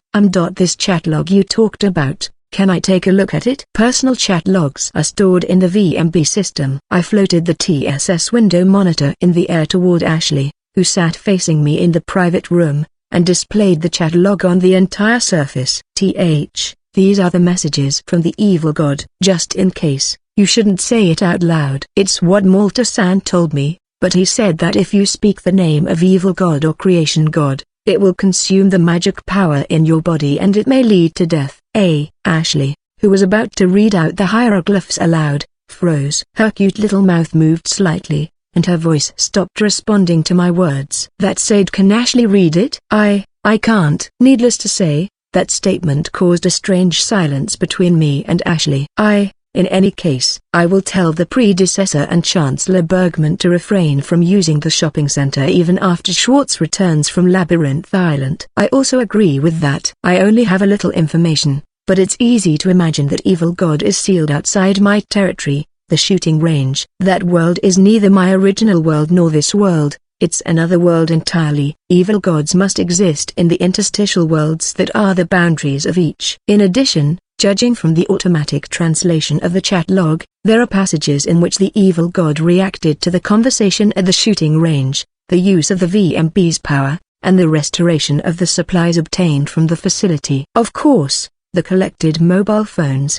food, and other supplies know not only the area of the shooting range, but the VMB system and power itself were given by the evil god. Using it or consuming it might have sent a wave of power that is transmitted to the evil god. If I consume supplies or act in that area, the evil god will follow my movements. It's better to think of it that way, and I don't think I can do anything about it now. That waste pressure and fear that I felt at that time, and the conclusion that I could directly sense its presence. That mad goddess is sealed in the interstitial world. There is no need to open a hole in that boundary and challenge her in a reckless battle. As originally intended, I will destroy the labyrinth that was created in this world. Destroy it, annihilate it. That should be one of the ways I can make the mad goddess regret, and lead to an eternal seal. But it's difficult to stop the techniques and tools that have been circulated. There is no need for Schwartz to solve everything, and regarding the techniques and tools that have begun to spread, I will firmly manage them in the name of the next head of the Zephanel family, Ashley Zephanel. That apostrophe s. Vow after all. Very well, I'll leave that to Ashley. That's right. And that day at the dinner party in Fly High, Ashley and I made a vow to each other. I'll try to use the shooting range as infrequently as possible and keep my distance so that the evil god can't find me. It would be fine if I leave the rest to Ashley. Foo-foo, leave it to me. Perhaps satisfied with my reply, Ashley smiled broadly. FPS 259. After discussing with Ashley about the future handling of the shooting range, our conversation turned into casual chatting, and we lost track of time just talking. Knock knock. Such a peaceful and enjoyable time ended by a polite knock on the door. Excuse me, Ashley-sama, Schwartz-sama, dinner is ready. Also, Lord Drumo is here to greet you. The person who came to my room was Lester, the old butler of the Zephanel mansion. It seemed that it was time for dinner. Today, at the request of predecessor-sama and Charlotte-sama, we have prepared a small dinner party. All right, thank you, Lester. Ashley-sama's change of clothes is prepared in the room, so please go there first. All right, I'll head out first. Although it is called a dinner party, it is actually a dinner party for inviting guests. Since Prince Khan and Prince Ark, as well as Chancellor Zephanel, have been staying in Aml, such sudden dinner parties have been held frequently. It's held on a whim by Chancellor Zephanel for no particular reason, but if you don't create an opportunity to meet the nobles and influential people around the seaside city of Amar, it could become a seed that gives birth to rebels like Raffle Ezio again. Report this. Ashley returned to her room with Lester to change clothes, and I operated the avatar system to change clothes in an instant. However, there is no need to change into dress code clothes such as a tailcoat. The dinner party at the Zephanel mansion is more casual in nature, so I changed the set costume from Schwartz to Shaft, change the tactical Kevlar mask to a Black Panther's Venetian mask, and take off the overcoat. The outside world only knows Schwartz and Shaft as different people, but as Schwartz, I can walk around in Zephanel's mansion fairly freely, as the servants here are more than trustworthy. Even though they knew that I am both Schwartz and Shaft, the sound collection sensor never caught a voice mentioning that. When I descended from the second floor where the private room was located to the first floor, there were already several dots floating in the dining room map. Shaft, you've finally come down. Where is my sister? Going back to her room to change clothes. The first person who called out to me when I entered the dining hall was Charles-san. Instead of the light adventurer clothes that she usually wears, she was wearing slightly fashionable men's formal clothes. Charles-san doesn't seem to have any intention of wearing feminine clothes. Holding a glass with a yellow bubbly drink in her hand, the contents must be the beer that she brought from the shopping center.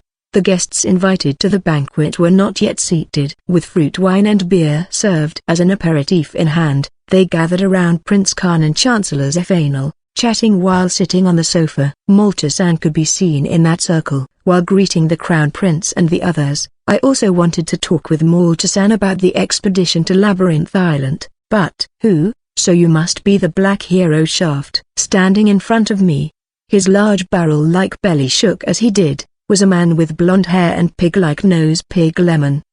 Please refrain with that black hero moniker, Lord Drumo. HMPH, you're right. Even though it's under direct control of the Chancellor, it's just too much to give a person from a simple combat unit such a moniker. But that doesn't even compare to me, the Supreme Commander of the Amar Escort Fleet, Sea God of Lietzen.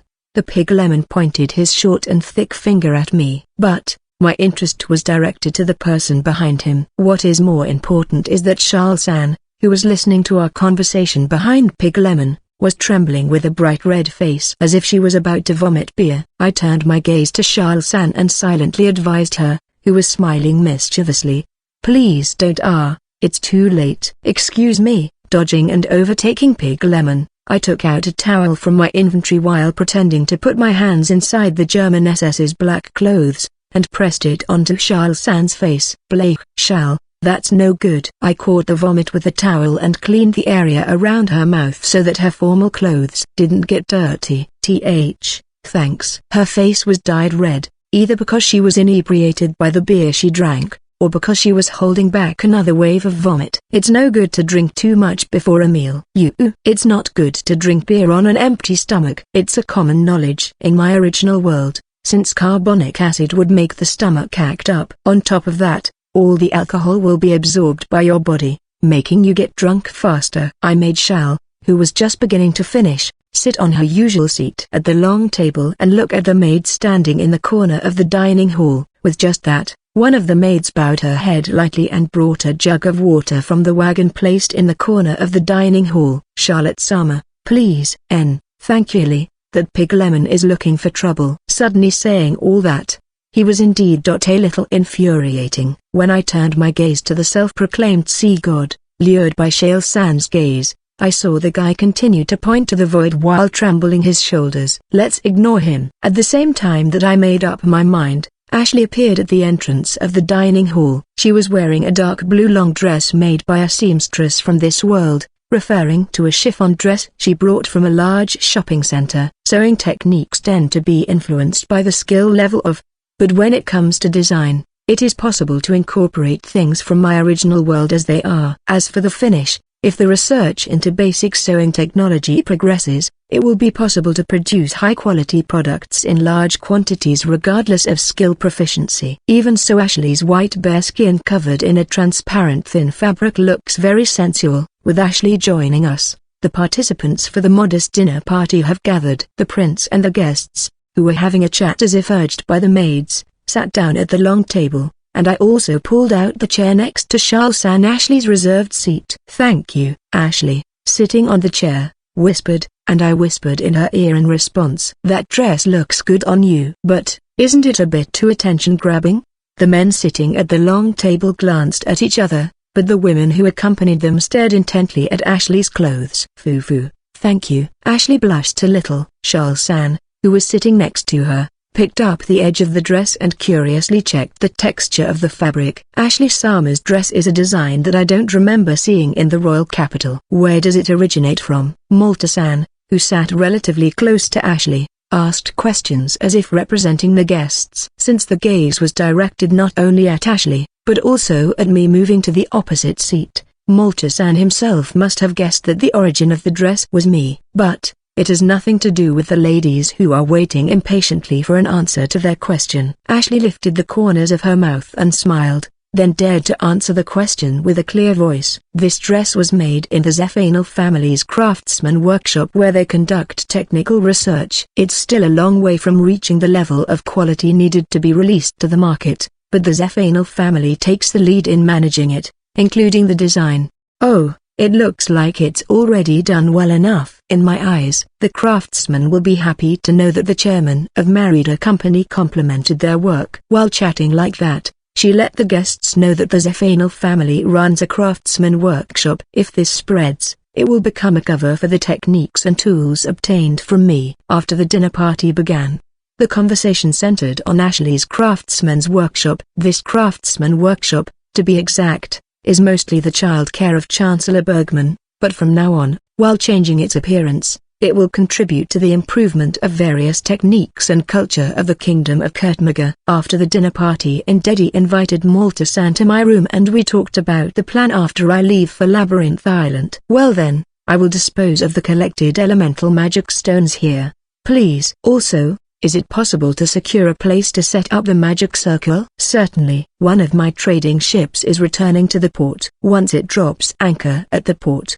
you can install it in the hold, and you should be able to transport supplies without any suspicion. We sat facing each other across the table, and proceeded with the discussion while drinking tea after the meal. What I discussed with Malta-san was mainly about supply lines. With my CP at the bottom of the line, I can't go on expeditions while relying only on non-elemental magic stones that can be collected from magic beasts and demi-humans. There are also magic stones imported from the Filtonia Islands Alliance, but I don't know what will happen to the abandoned labyrinth island where the runaway stampede is repeated. Emergency escape route, supplies such as magic stones and food, emergency response for Prince Khan and Prince Ark who are staying in Amar. Considering all of them, I will keep the fact that I personally owned the transfer magic circle a secret. A set of magic circles that I owned. Transfer magic circle that connects the Zephanal mansion and the royal capital is planned to be left in the basement, but for the time being, the Marines dispatched from the escort fleet will manage it. For this reason, the installation location of the magic circle connected to the labyrinth island and Amar cannot be done at the Zephanal mansion. So I asked Malta-san to prepare a place where I can freely transfer. And in addition to securing a supplely line, it is also where I could report on the activities on the Labyrinth Island to Ashley and the others. This is to keep the Marines unaware of the use of cell phones, and because Ashley is worried if a clear communication procedure is not established. In this way, the conversation between the two of us continued until late at night, when Malta-san was picked up by the carriage from the shipping dock of Marida Company. The day of departure finally arrived. FPS 260. It's the day I depart to Labyrinth Island. In addition to food and supplies, Malta-san prepared all other necessities for traveling to the Filtonia Islands Alliance. It takes about 2 weeks by ordinary merchant ship to reach Big Ship, the gateway to the Filtonian Islands Alliance. I don't think it will take that long because I'll be sailing on a U-boat Type 7,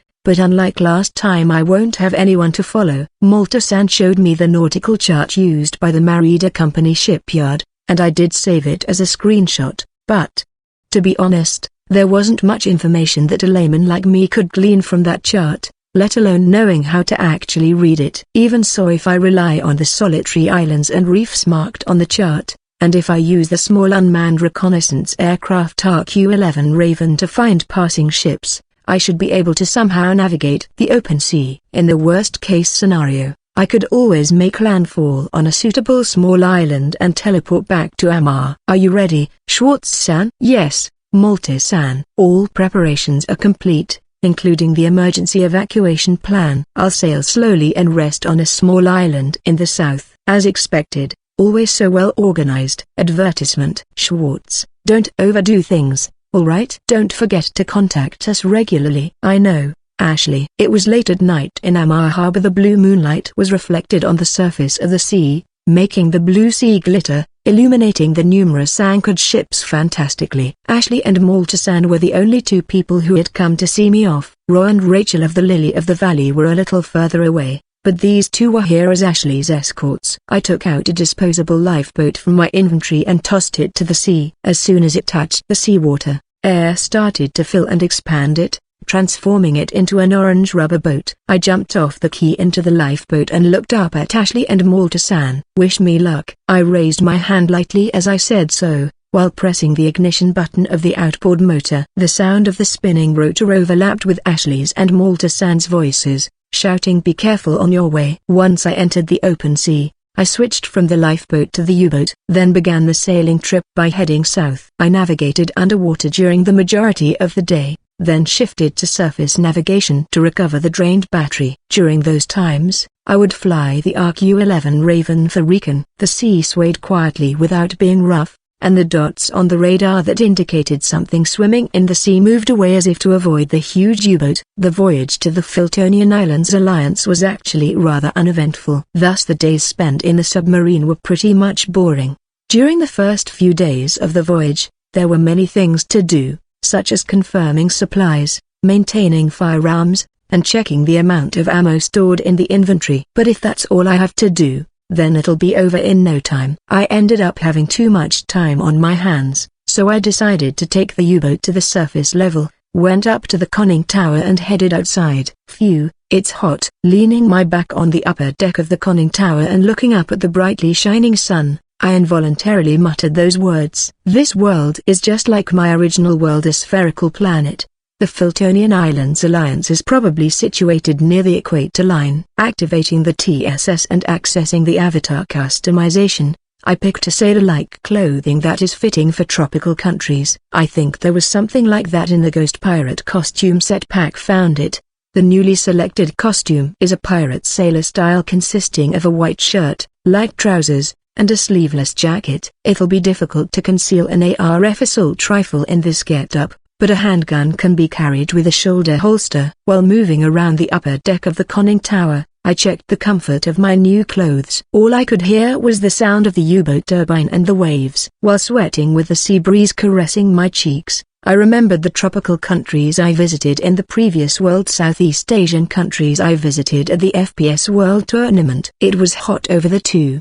At that time, I saw a black shadow in the blue sky looking up. Black something big, an ellipse with wings on the left and right sides, and a faint tail. The moment I thought I could see it, it disappeared beyond the pure white clouds. It was flying higher than the clouds. Something was flying far above the U-boat. The moment I realized that, the sweat that ran down my cheeks absorbed the heat from my body, and a chill ran through my body. Rapid dive. It might seem like I was talking to no one, but it was the command for the U-boat to submerge. I immediately slid back inside and activated multiple windows of monitors via TSS. The image of the periscope, and the map information of the current location. Also, I displayed the nautical chart that has been mapped so far and checked what is in the direction where the black flying object flew. Unexplored territory, but it really exists. A dragon. The silhouette of the black object that disappeared beyond the clouds could only remind me of one thing: the strongest monster in this world, the dragon, known as the ruler of the surface world. From the black silhouette, all I could tell was that it was a western dragon type with a fairly large body, 4 legs, and large wings. According to the materials I found in the General Guild Museum, it is a rare monster that only a few have been confirmed to inhabit the continent of Orlando, where I fell. Dragons have a habit of building their nests in places where mana is more concentrated, and it seems that they also spread mana themselves to attract magical beasts to feed on. Is it also heading for the Labyrinth Island? However, the traditional magic stone hunting method of the Filtonia Islands Alliance is to intentionally run the labyrinth out of control and hunt the overflowing magic beasts and demi-humans. If it becomes the cause of summoning greater threats, it is too dangerous to become a traditional culture. Then, did that dragon just happen to be flying over the sea? While getting lost in the labyrinth of thoughts with no answer, the U-boat continued to sail south. It was 12 days after leaving the seaside city of Amar that I finally caught sight of the port city of Big Ship, the gateway to the Filtonian Islands Alliance. Considering the speed of the U-boat on the water, it took too much time, which was the result of my anxiety at the time of departure. I lost my landmark in the middle of the ocean and continued sailing by relying only on the direction, but it was too difficult for an amateur like me to navigate long distances. A normal sailor would probably figure out their current location from the position of the moon or stars shining in the night sky. But in my case, the only thing I could do was to fly the RQ-11 Raven to look for ships sailing in the direction of Filtonia. I was never really sure of my exact location. As a result, the latter half of the voyage was spent diving behind large, slow-moving merchant ships. The Big Ship, which consists of 200 large and small ships that float on the sea like a single island, is recognized as a country within the Filtonian Islands Alliance. However, even if it is called a country, it does not mean that it was a monarchy like the Kingdom of Kurtmaga. It seems that most are governed by the Beastmen, and that each of the islands that make up the allied nations has a similar system of government. While monitoring Big Ship's situation with a periscope, I quietly waited for the passage of time for the darkening of the night. After the lights on the ship had dimmed and the city had fallen asleep, I boarded the lifeboat from the U-boat and approached the stern of the large merchant ship that I had been tailing.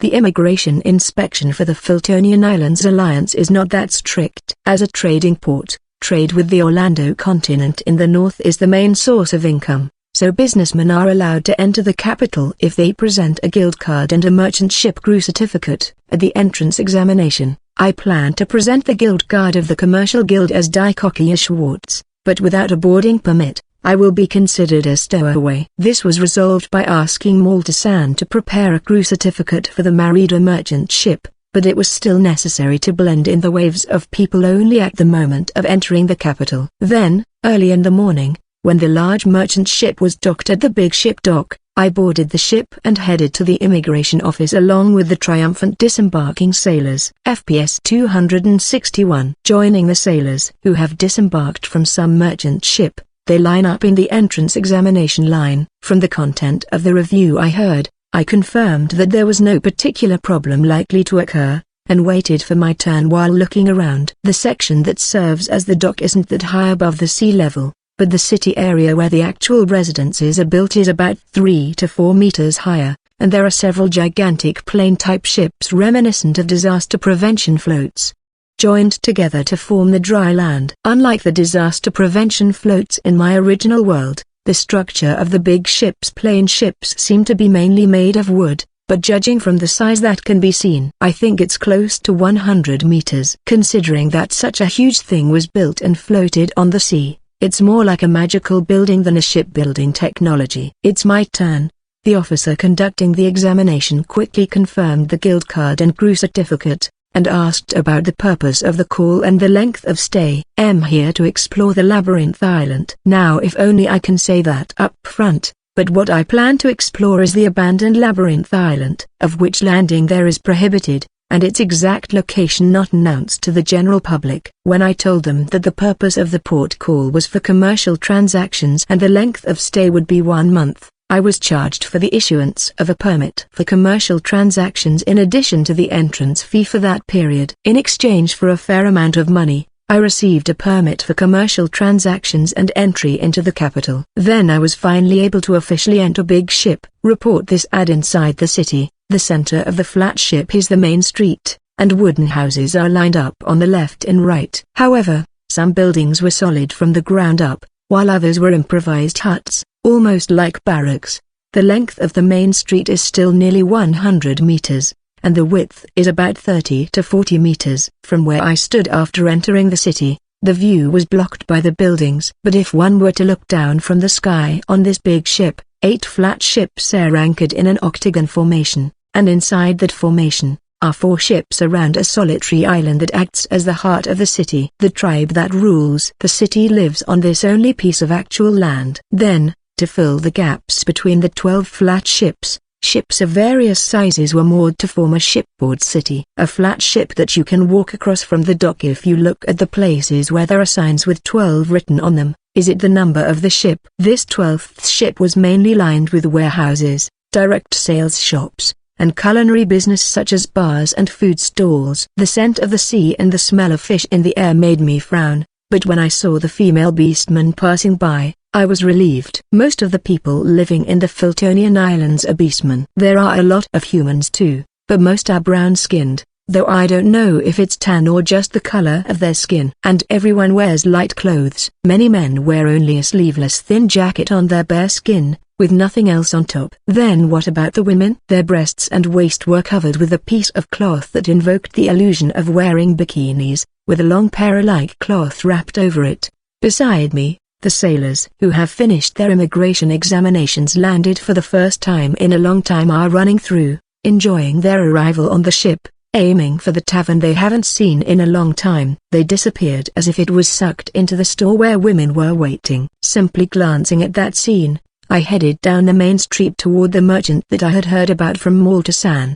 Before heading to Labyrinth Island, I entered Big Ship to gather information, buy magic stones, and set up a supple route. At the 12th ferry boarding point, I asked for the location where the merchant ship that I was aiming for is anchored, then boarded the adjacent number boat. The view of Big Ship from the ferry reminds me of the floating city of Venice, but if you ask me which one is more beautiful, it's Venice. However, no matter where you look, you can enjoy the scenery full of life in Big Ship and the slightly mysterious feeling of having a house built on top of a ship. This is the 6th ship. The shop you're looking for is on the left after going up. Thanks. As I climbed the stairs from the 6th ferry landing, I found that most of the houses lined up there were shops of some kind. This number 6 ship is probably a large commercial ship where Big Ship stores gather. I quickly found the shop I was looking for. Sierra's shop. The house is reminiscent of a simple souvenir shop or candy store, and the storefront is lined with large and small attribute magic stones. In the dimly lit interior, I could see fangs and furs packed in showcases,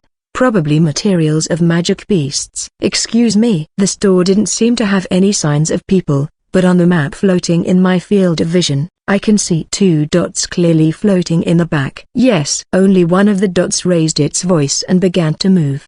The room at the back of the shop seems to be a private space. A thin sliding door like a shoji door was pulled. "Welcome. May I help you now?" The one who came out from the back was a tall female beastman with leopard-like ears and a long speckled tail. She had a feline personality like Mish-san from Sansakura. She has sharp eyes and slender but supple body, and she was exuding with a strong sense of natural sex appeal thanks to the even more sensational Pero dress. "My name is Schwartz, and I am doing business in Kurtmaga. I heard from Marida's Malta Commerce chairman that I could buy what I wanted here, so I decided to stop by." "Malta, huh? I'm Sierra, the owner of this store. As you can see, we sell everything, but most of it you can also buy elsewhere. But the fact that Malta purposely directed you to us. Ana-san, I'll listen to the details in the back." Saying that, Sierra turned around and walked into the dimly lit store. I tried to follow her, so I took a step forward to match her movements, but even from the front, Sierra's bare look was sensational, but the back was even more amazing. Her back was wide open, and the base of her swaying tail was just a thin pero, and the line of underwear she was supposed to be wearing underneath was completely invisible. "There's nothing under there." "What are you standing there for? I won't eat you." Perhaps noticing that I wasn't following her, Sierra lightly glanced over here, smiled lightly, and quickly walked back into the room. Afterwards, I realized that I was fascinated by her appearance, or rather, on purpose. It was a smile that made me think so. Then, the story changes. "From now on, I have to proceed with the negotiations lightly. Using this big ship as one of my bases of operations, I will go on an expedition to Labyrinth Island. I need the cooperation of the people who live in this city to build the scaffolding.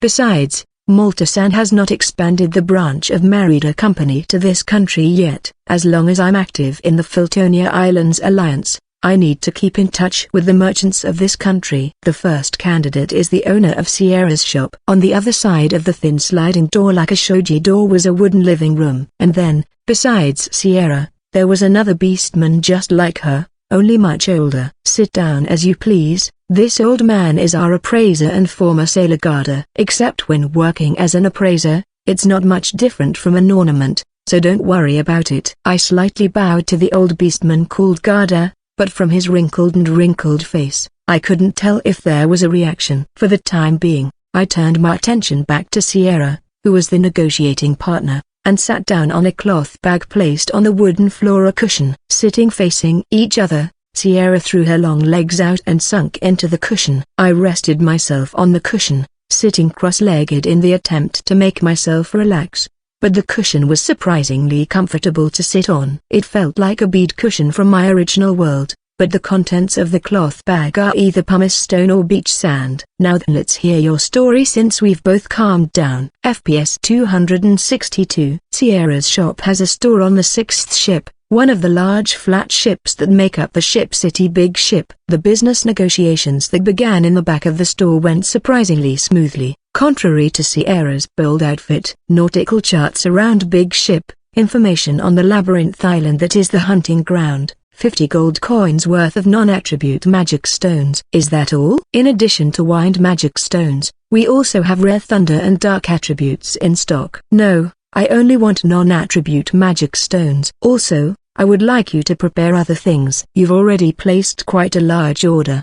But you still need more?" "Foo-foo, what is it now? Magic beast material? Or is it something else that only I can provide?" We were sitting facing each other on the cushions placed on the wooden floor. Sierra often rearranges her legs and takes a bold stance, but my heart wasn't so shaken. I was surprised by the outfit itself and her boldness, but somehow since I fell into this world, my mind and body have had almost no ups and downs of emotions such as lust. Even if my heart reacts temporarily, I will immediately look at the other person with calm and collected thoughts. I still do. It soon became clear that Sierra had considerable influence as a merchant. Even when I ordered such a large amount of non-attribute magic stone, she said that she would prepare it with a smile. And although she shouldn't have provided me, a person from another country, with the nautical chart of big ship surroundings and the location of the Labyrinth Island, once I piled up gold coins as compensation, she said that my orders will be prepared without problems. Report this ad in the middle of that business meeting. Sierra was trying to create a gap in my consciousness. That's how I felt. What is her aim? Is it a trick to draw out more profitable deals, Or is it just playing with me? Whatever it is, it has no effect on me. I consider this change, the lack of emotion, to be a detriment of being dropped into this world as the master of the labyrinth. Lust, carnal desire, inferiority, and affection for people, there are many ways to call them. But all of them are unnecessary emotions in nurturing a labyrinth to destroy the human world. Rather, it could turn into sympathy and become a shackle. When the creation god released the wedge, it wasn't clear if I had regained some of those emotions, or if the suppression had loosened, but the way I felt things was clearly different from the previous world. I heard from Chairman Malta that if it's only you can get it. Really, that man is really good at getting people on board, and unlike me, he does it unintentionally. He's such a bad egg sometimes. So what do you want? I heard that Big Ship has a rental warehouse for adventurers and merchants. I would like you to arrange a warehouse that can be secured with a magic stone consumption type magic lock crest from the most reliable vendor among them. Also, I've heard that some of the labyrinth islands were abandoned because they couldn't control the rampaging stampede. Sierra's expression didn't change that much when I specified the specs for the rental warehouse. However, when it comes to the abandoned labyrinth island, her expression becomes cloudy in a blink of an eye. The location and size of the destroyed labyrinth island, the entrance to the labyrinth, the data on the monsters and demi-humans that have appeared, the scale of the supposed rampage, and any other information, if any. I'm sorry. That information is expensive. Not even if I double the price of items you've requested so far, including arranging a rental warehouse. Sierra put her hand on her forehead, covering her face, seemingly doing various calculations in her head. The money won't be a problem. If you can prepare what I want, I will pay you in full immediately. I'm not short on money. I received a large amount of money as one of the rewards for stopping the rebellion of Rafflesia, as well as the proceeds from the sale of the dungeon core, and the profit from sales of Die Coquilleur. It's not a large amount of money, but 1 or 2 platinum coins for information is not much. I was wrong.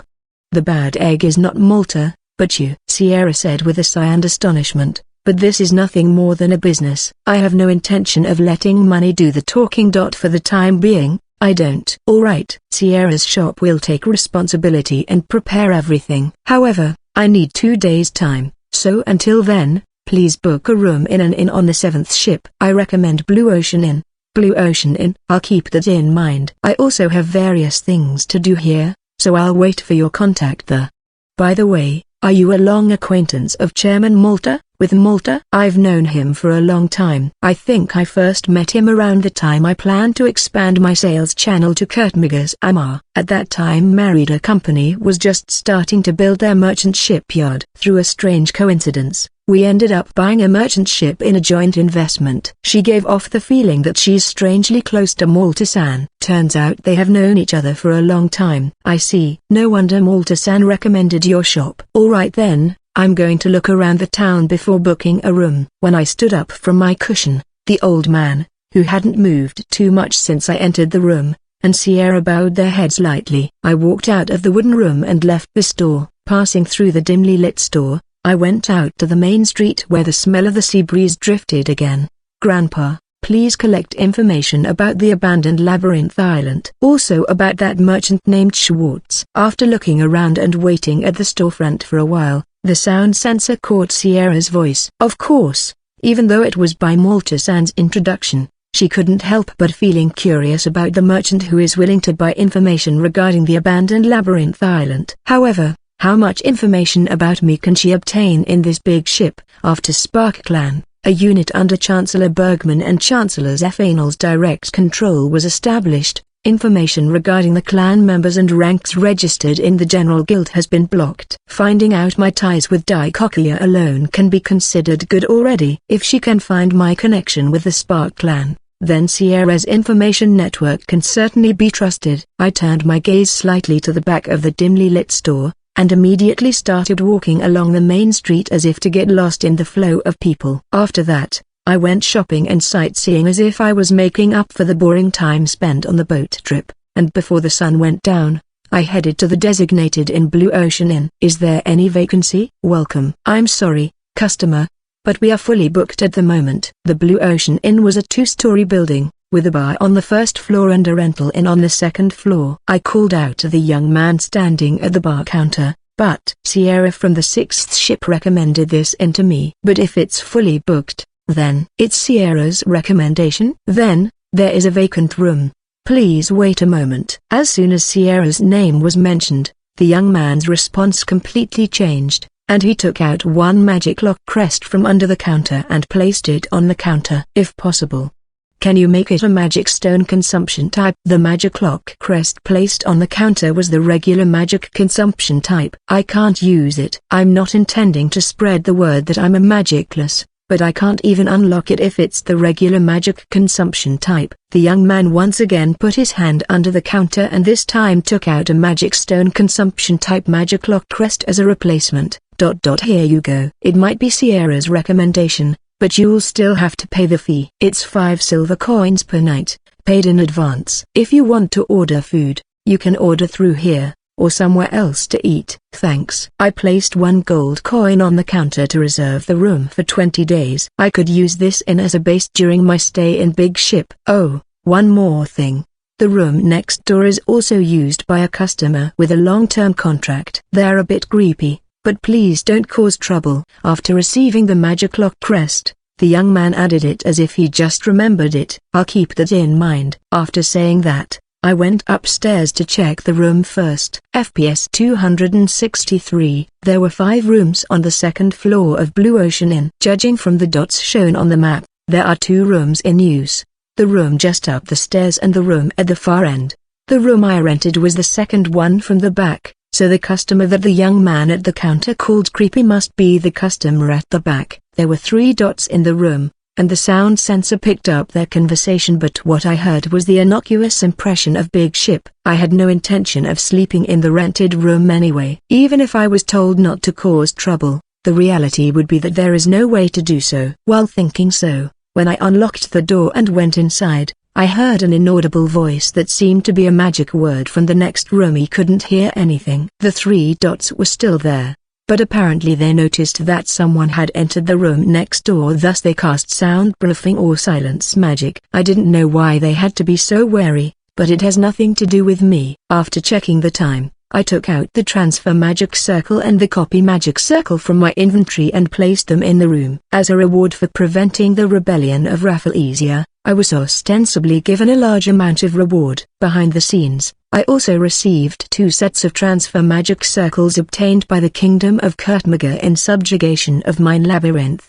that is, magic circles for 2 round-trip routes. With this, I have obtained a total of 4 sets of magic circles. The route currently connected is between Amar, the capital, and the Big Ship to Merida Company's trade ship. From now on, I will connect the Labyrinth Island and the Big Ship, and save the last pair for emergencies. Report this ad when the preparations were complete. I boarded the transfer magic circle and teleported to the trading ship. You're right on time. At the transfer destination, Malta-san was already waiting for me. Is that so? I thought it was a little early. Today was the day of the regular liaison meeting that had been decided in advance. I had set the date and time in case I arrived at Big Ship a little late, but I never thought that I would arrive at the last minute. In the dimly lit hold, there was a transfer magic circle and a copy magic circle. A magic light lantern and tea set were placed on the wooden table. Malta-san, who was sitting on a chair, poured tea into a cup. He also sat on the opposite chair, and first took a sip while enjoying the fragrant aroma of tea. Delicious. So,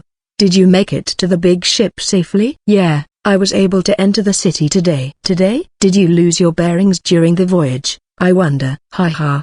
At least I managed to get there. What about the shop that I recommended? I visited the 2. I was a little surprised by the proprietress, but she said that she can get everything I want, including the magic stones. That's good to hear. Sierra often uses womanly guile as a weapon during first meeting, but changes her attitude once she learns that the other person is trustworthy. I think it was necessary to thrive in a closed space city such as Big Ship, but I knew that such tricks wouldn't work against Schwartz-san. Malta-san laughed merrily. I mean, he could have warned me about Sierra's penchant. But, needless to say, Malta-san knew that it wouldn't work for me. I sipped my tea while feeling happy in my heart for the recognition that could be called trust. By the way, Ashley Sama was not able to come today due to urgent business, So it's just going to be a letter this time. I received the thick sealed letter that Malta-san took out of his pocket. When I turned it over, I could see that it was stamped with the magic seal of the Zephanal family. Excuse me.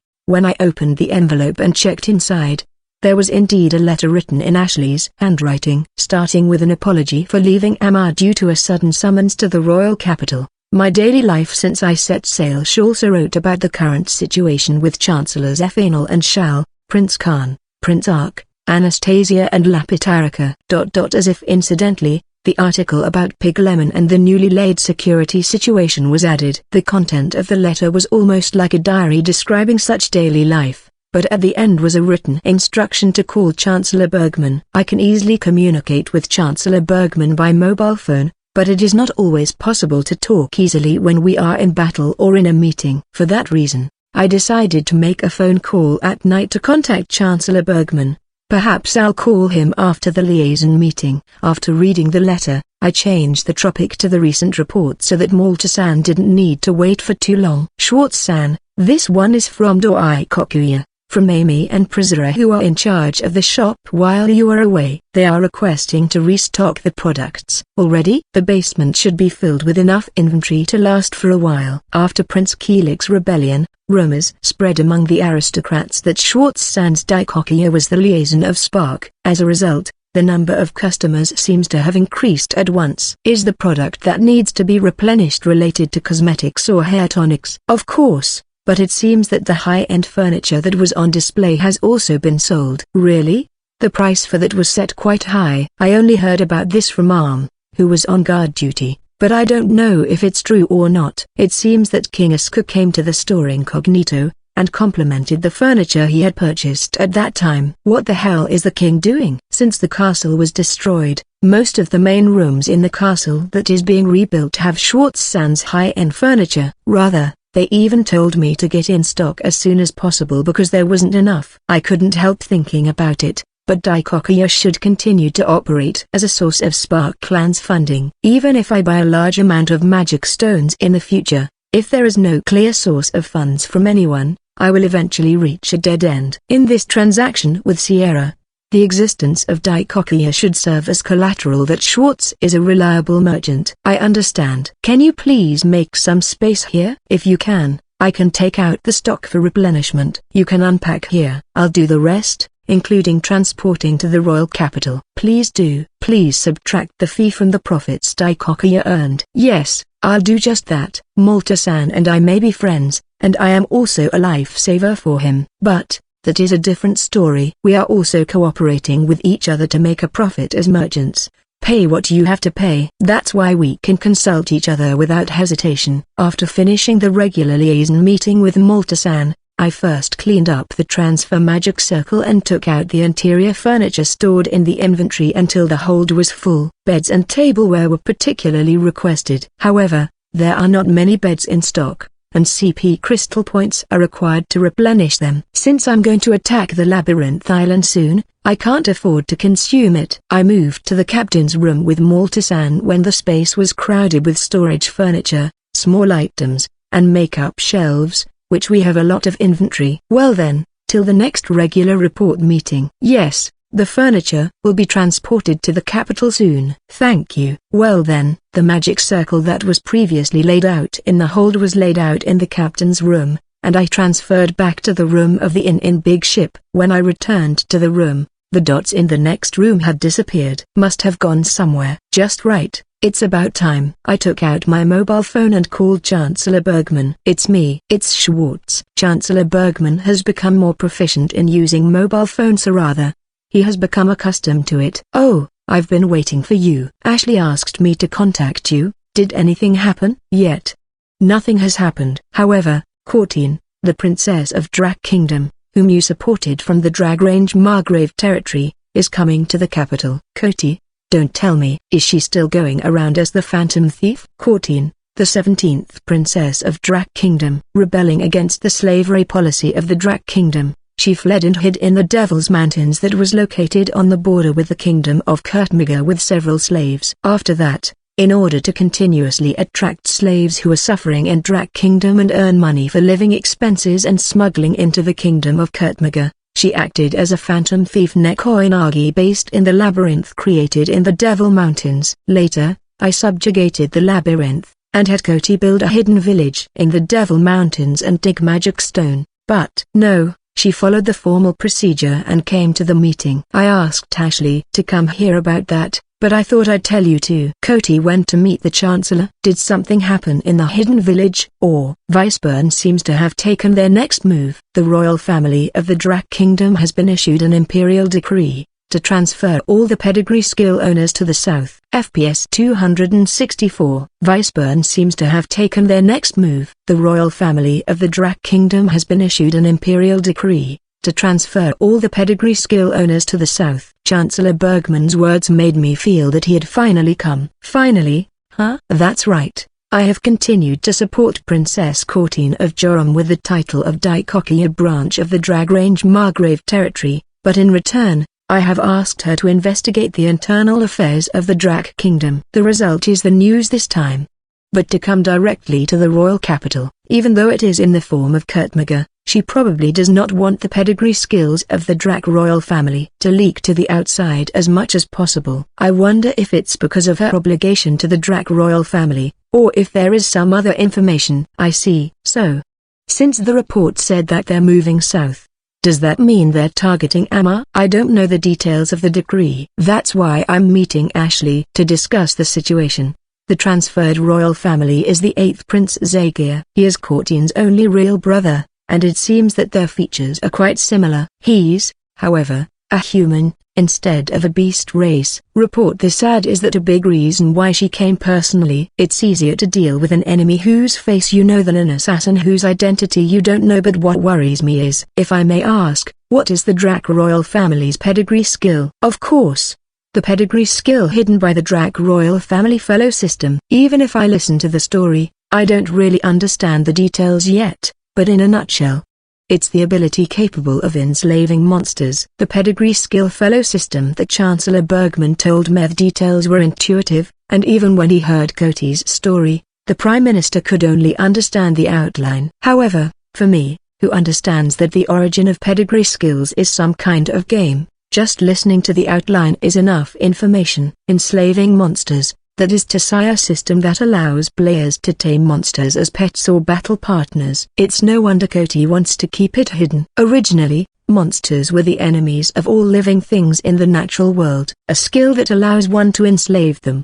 From the outside, it could be regarded as the same ability as the Master of the Labyrinth. For the royal family to have the same ability as the Master of the Labyrinth, people would only feel fear. I don't know what the former Drac royal family thought, but it can be inferred that they succeeded in creating a knight core unique to the Drac Kingdom called the Dragon Knights, passing down the skills while only partially degrading them, keeping the fact that it's originally a pedigree skills.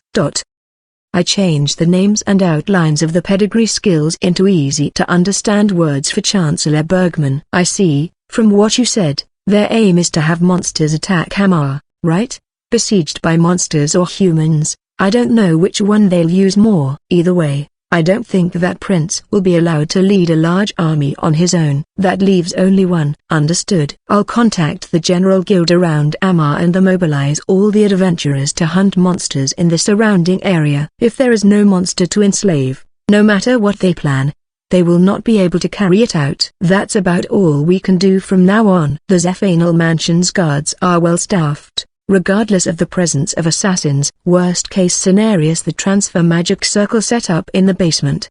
The important thing is to calmly deal with any disturbances and not cause chaos. With that in mind, Ashley and the Crown Prince shouldn't be stuck in a risky situation. After that, I talked with Chancellor Bergman about my arrival on Big Ship and the high-end interiors sold at Daikokia. Chancellor Bergman told me that he would buy up all the furniture as soon as it arrived. Originally, craftsmen from the royal capital should be gathered to craft furnishings suitable for the castle where the king lives. But with the location of the Rafflesia has not yet been grasped, it is necessary to limit the number of people entering and exiting the royal castle as much as possibly. It would be troublesome if magic tools were installed in the delivered furniture. In that sense, the quality and safety of the furniture that I prepare is perfect. That said, I warned Chancellor Bergman that it would be impossible to prepare that much furniture. After finishing the call and taking a breather, my eyes fell upon the swaying light shining through the closed wooden window. When I took off the key hanging on the wooden window and looked outside, a band of light stretched out and rotated like a searchlight from the tower built on the small island located in the center of Big Ship. The band of light that illuminates the night sky not only informs distant ships that Big Ship is here, but can also be used for long-distance communication using timed flickering like Morse code, said the men who were having a blast at the bar on the first floor. 2 days later, the promised day has arrived, but I haven't heard from Sierra yet. It was already noon and the sky was dyed red. Customer, would you like another drink? Please. A young man standing at the counter poured distilled liquor into a new glass, added citrus juice, and gently slid the glass in front of me. A familiar cocktail for sailors called cloak. Liquor is drunk as a substitute for water during voyages. For sailors, it can be said to be the water of life. It's to the point that they'd still drink cloak regularly even when on dry land, and won't be drunk from it.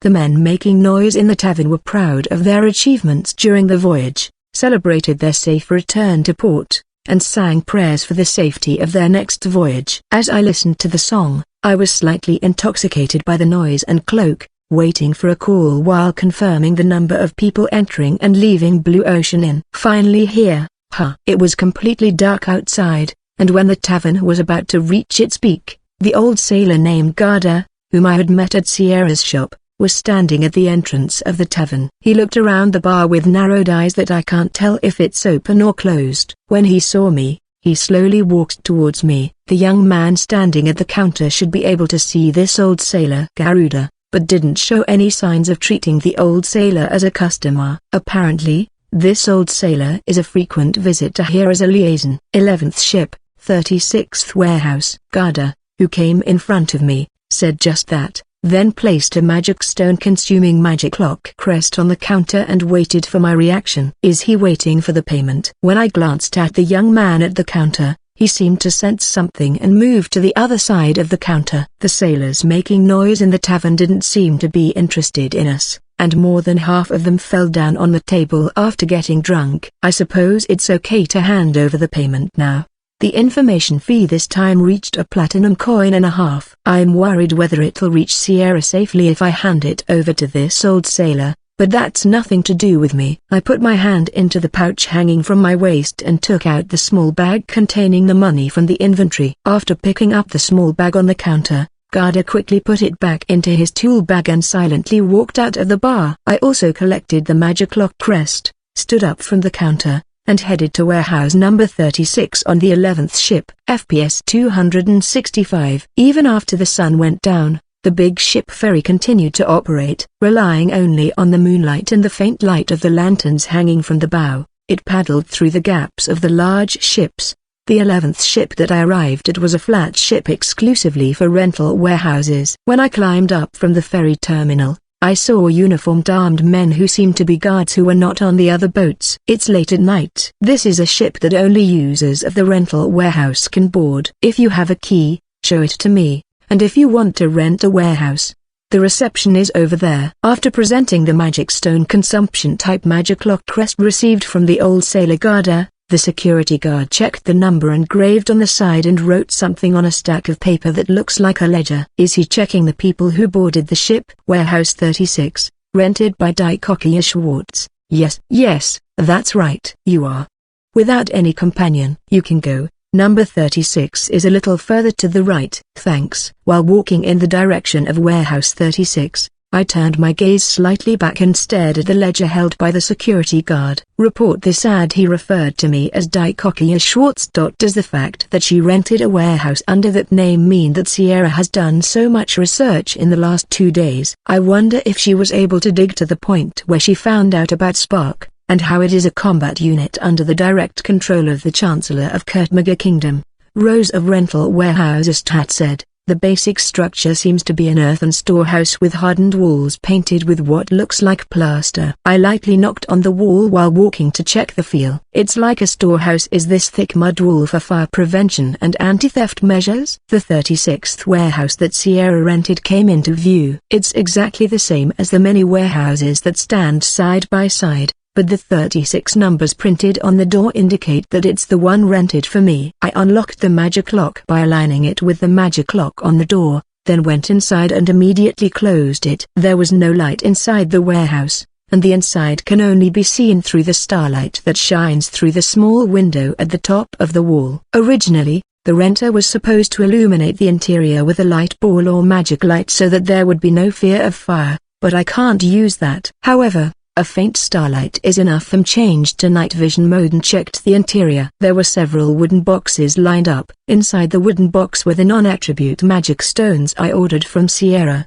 a nautical chart around Big Ship, and a bundle of paper with information on the location of the labyrinth island that will be used as my hunting ground, as well as information on monsters and demi-humans. As for the information I wanted most, it was tightly sealed in a leather bag that looked like a document case. As per my order, the location and information about the monsters are listed. And there was also a note written in handwriting that was clearly not the information about the runaway labyrinth island. After confirming the information, be sure to burn the leather bag and throw it into the sea. Does it mean to leave no evidence behind? I saved each piece of paper that had the location of the island written on it as screenshots, and recorded all the hunting grounds and nautical charts. I don't have time to check it while hunting, so it'll be easier to see it on the window monitor. When I finished saving all the materials, I took out the lighter I had brought from the shopping center from my inventory and lit it.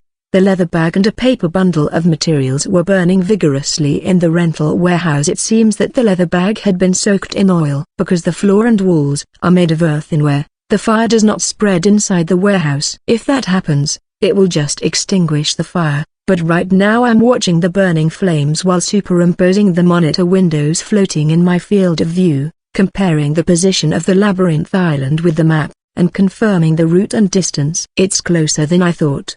If it's on a U-boat, it should take 3 days, no, 2 days. Although it was a labyrinth island that went out of control, it's been a long time since it was out of control. The overflow of monsters and demi-humans from the labyrinth has stopped. But what will happen after that is unpredictable. Among the materials, there was also a report that sent an investigation team, but it seems that the rampaging magic beasts have resorted to cannibalism, causing the entire island to be in a volatile state. It doesn't say what happened as a result, but there's no doubt that the monsters that lost the competition were absorbed by the winning side along with their magic stones. The monsters that are active inside the labyrinth act as subordinates of the master of the labyrinth, so there is no chance of out-of-control cannibalism. Even after the rampaging stampede, the monsters are still targeting all living creatures in the natural world. As the vanguard of the Mad Goddess and the master of the labyrinth, to spread hostility and evil to the world. However, if the rampaging stampede state takes a break,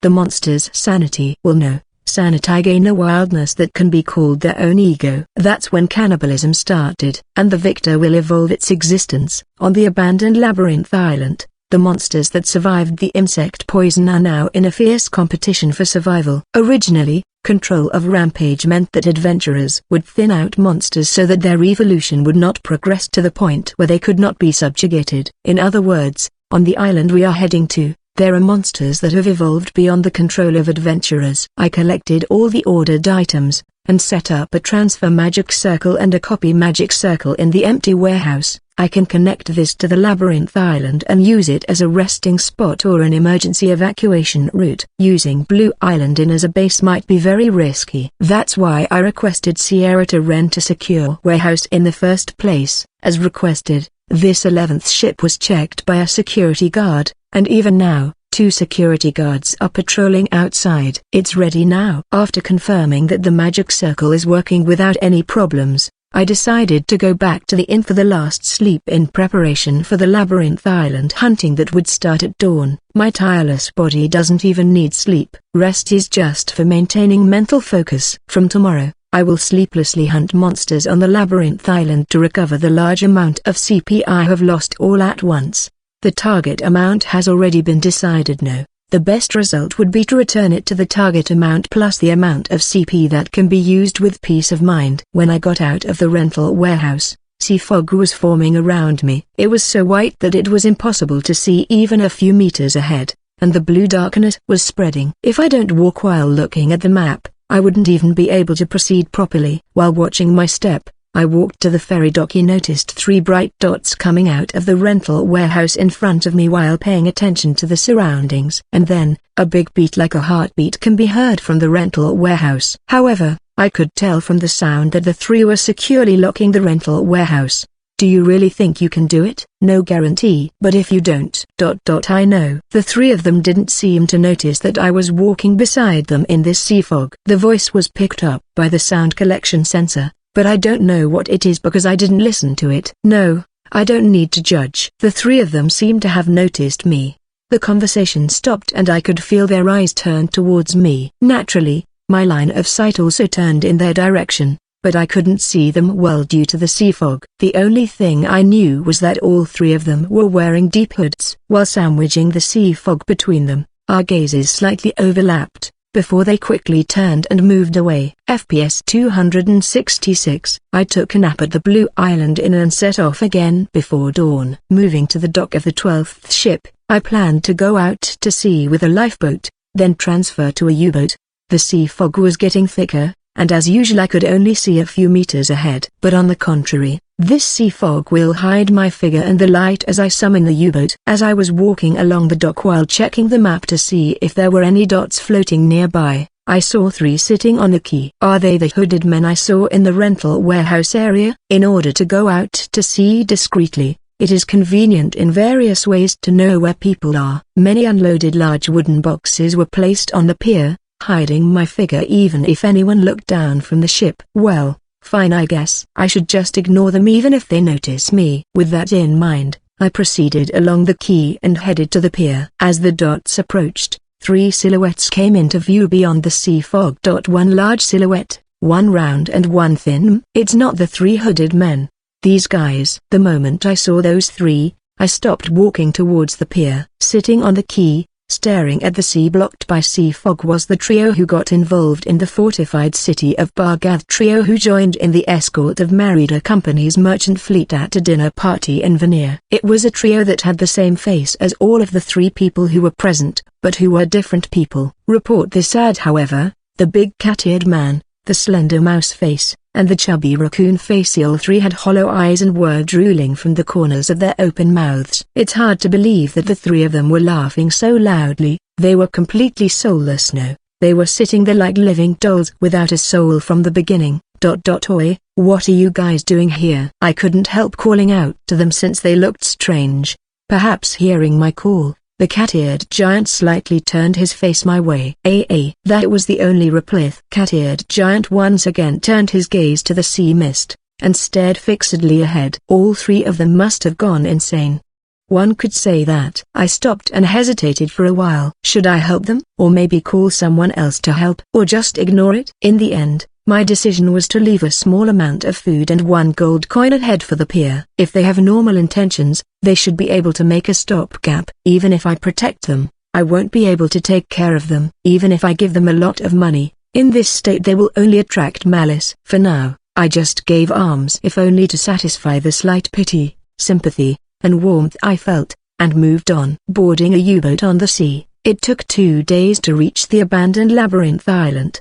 The target island came into view. First, I shifted the U-boat from underwater navigation to sea navigation, climbed up to the conning tower, and confirmed it with my own eyes. It's huge. The coastline is likely to be 3 to 4 kilometers long. It is surrounded by rock walls, but perhaps because it is covered with shrubs, at least it's not entirely barren. Activating TSS with my thoughts, I took out the RQ-11 Raven, a small unmanned reconnaissance aircraft, from my inventory. Let's begin with recon first. With the information I received from Sierra, I've roughly grasped the overall view of the Labyrinth Island. The part surrounded by rock walls is a caldera that was created by past volcanic activity. According to the information, volcanic activity had stopped before the labyrinth was born, and it had become a dormant volcano. A forest of shrubs spreads to the south of the caldera, and there is a gentle slope from there to the coastline. Beyond that is the hunting ground, the place I assume as the landing point. Raven flew high in the sky, at an altitude of over 300 meters,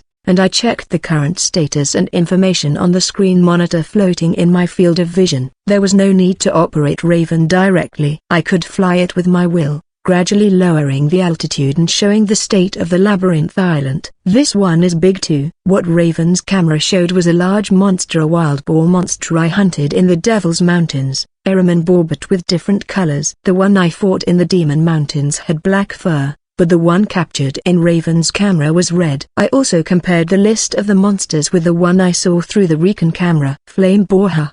This one seems to be a fairly high-ranking species. While checking the terrain while chasing the flame boar, I discovered a place that seemed to be the traces of a brand new battle. Is it a trace of monsters battle? In addition to the large monsters, I also discovered a group of burning dog-type monsters, Hellgaze, which is also a high-ranking species that can manipulate flames. Although it is a dormant volcano, there are many fire attribute monsters that are closely related to volcanoes. Does the information mention this? The moment I felt that the accuracy of the information was at a certain level, I saw a red glow in the shadow of the shrubs. The live footage of Raven stopped. Apparently, it was shot down by a monster's attack. I originally wanted to check the center of the caldera, where the entrance to the labyrinth should be, but now I'll have to go inside and check it out myself. The landing site was already in sight. I made landfall and secured a base while knowing that there are no monsters around. I prepped the main weapons that will be my partner in this labyrinth island exploration from the inventory. What I wanted was the power to contend with the higher-ranked species, the ability to continue fighting no matter how many opponents I had at once,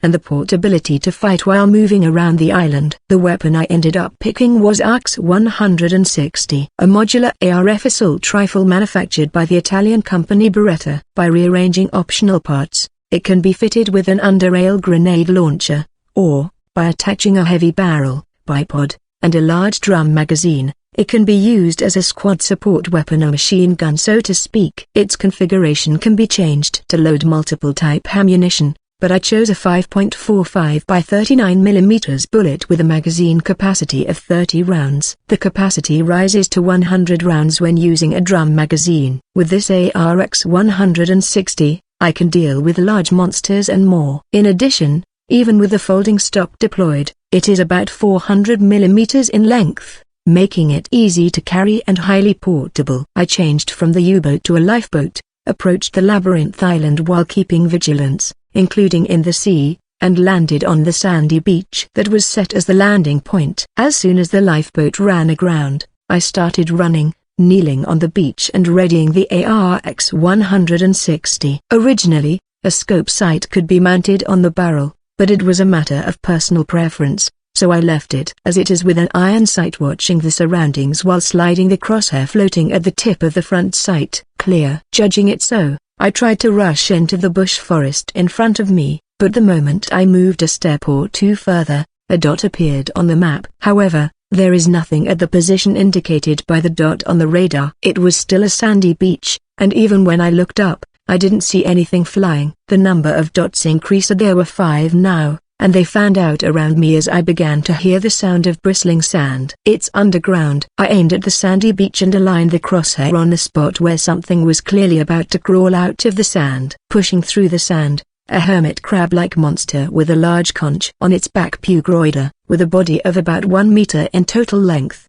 and carrying a similarly large conch on its back. It looks larger than I thought now that I'm facing it from the front. Red eyeballs protruding like tentacles glared at me, and sharp fangs were lined up in a mouth below them. The reason why there's no visible monster around this coast is probably I assessed the situation immediately, and before the 5 bodies could crawl out of the sand, he started firing ARX-160. The magic stone hunt on the labyrinth island began. FPS 267. 4 days have passed since the start of magic stone hunting on the labyrinth island. On the sandy beach set as the landing point, I shot all the hermit crab monsters, pugroiders, then invaded the forest and chased the dog-type monster Hellgaze while heading to the caldera. About 150 meters behind the map, floating in my field of vision, a dot appeared along with heavy footsteps. Judging by the sound, it's a flame boar. Like the element boar, it uses its huge body to attack while knocking down shrubs. Even more troublesome is its special ability that seems to be a dot. A burning flame-like pattern wriggles and spreads flames as it rampages around. The flame spreading on the shrubs might develop into forest fire,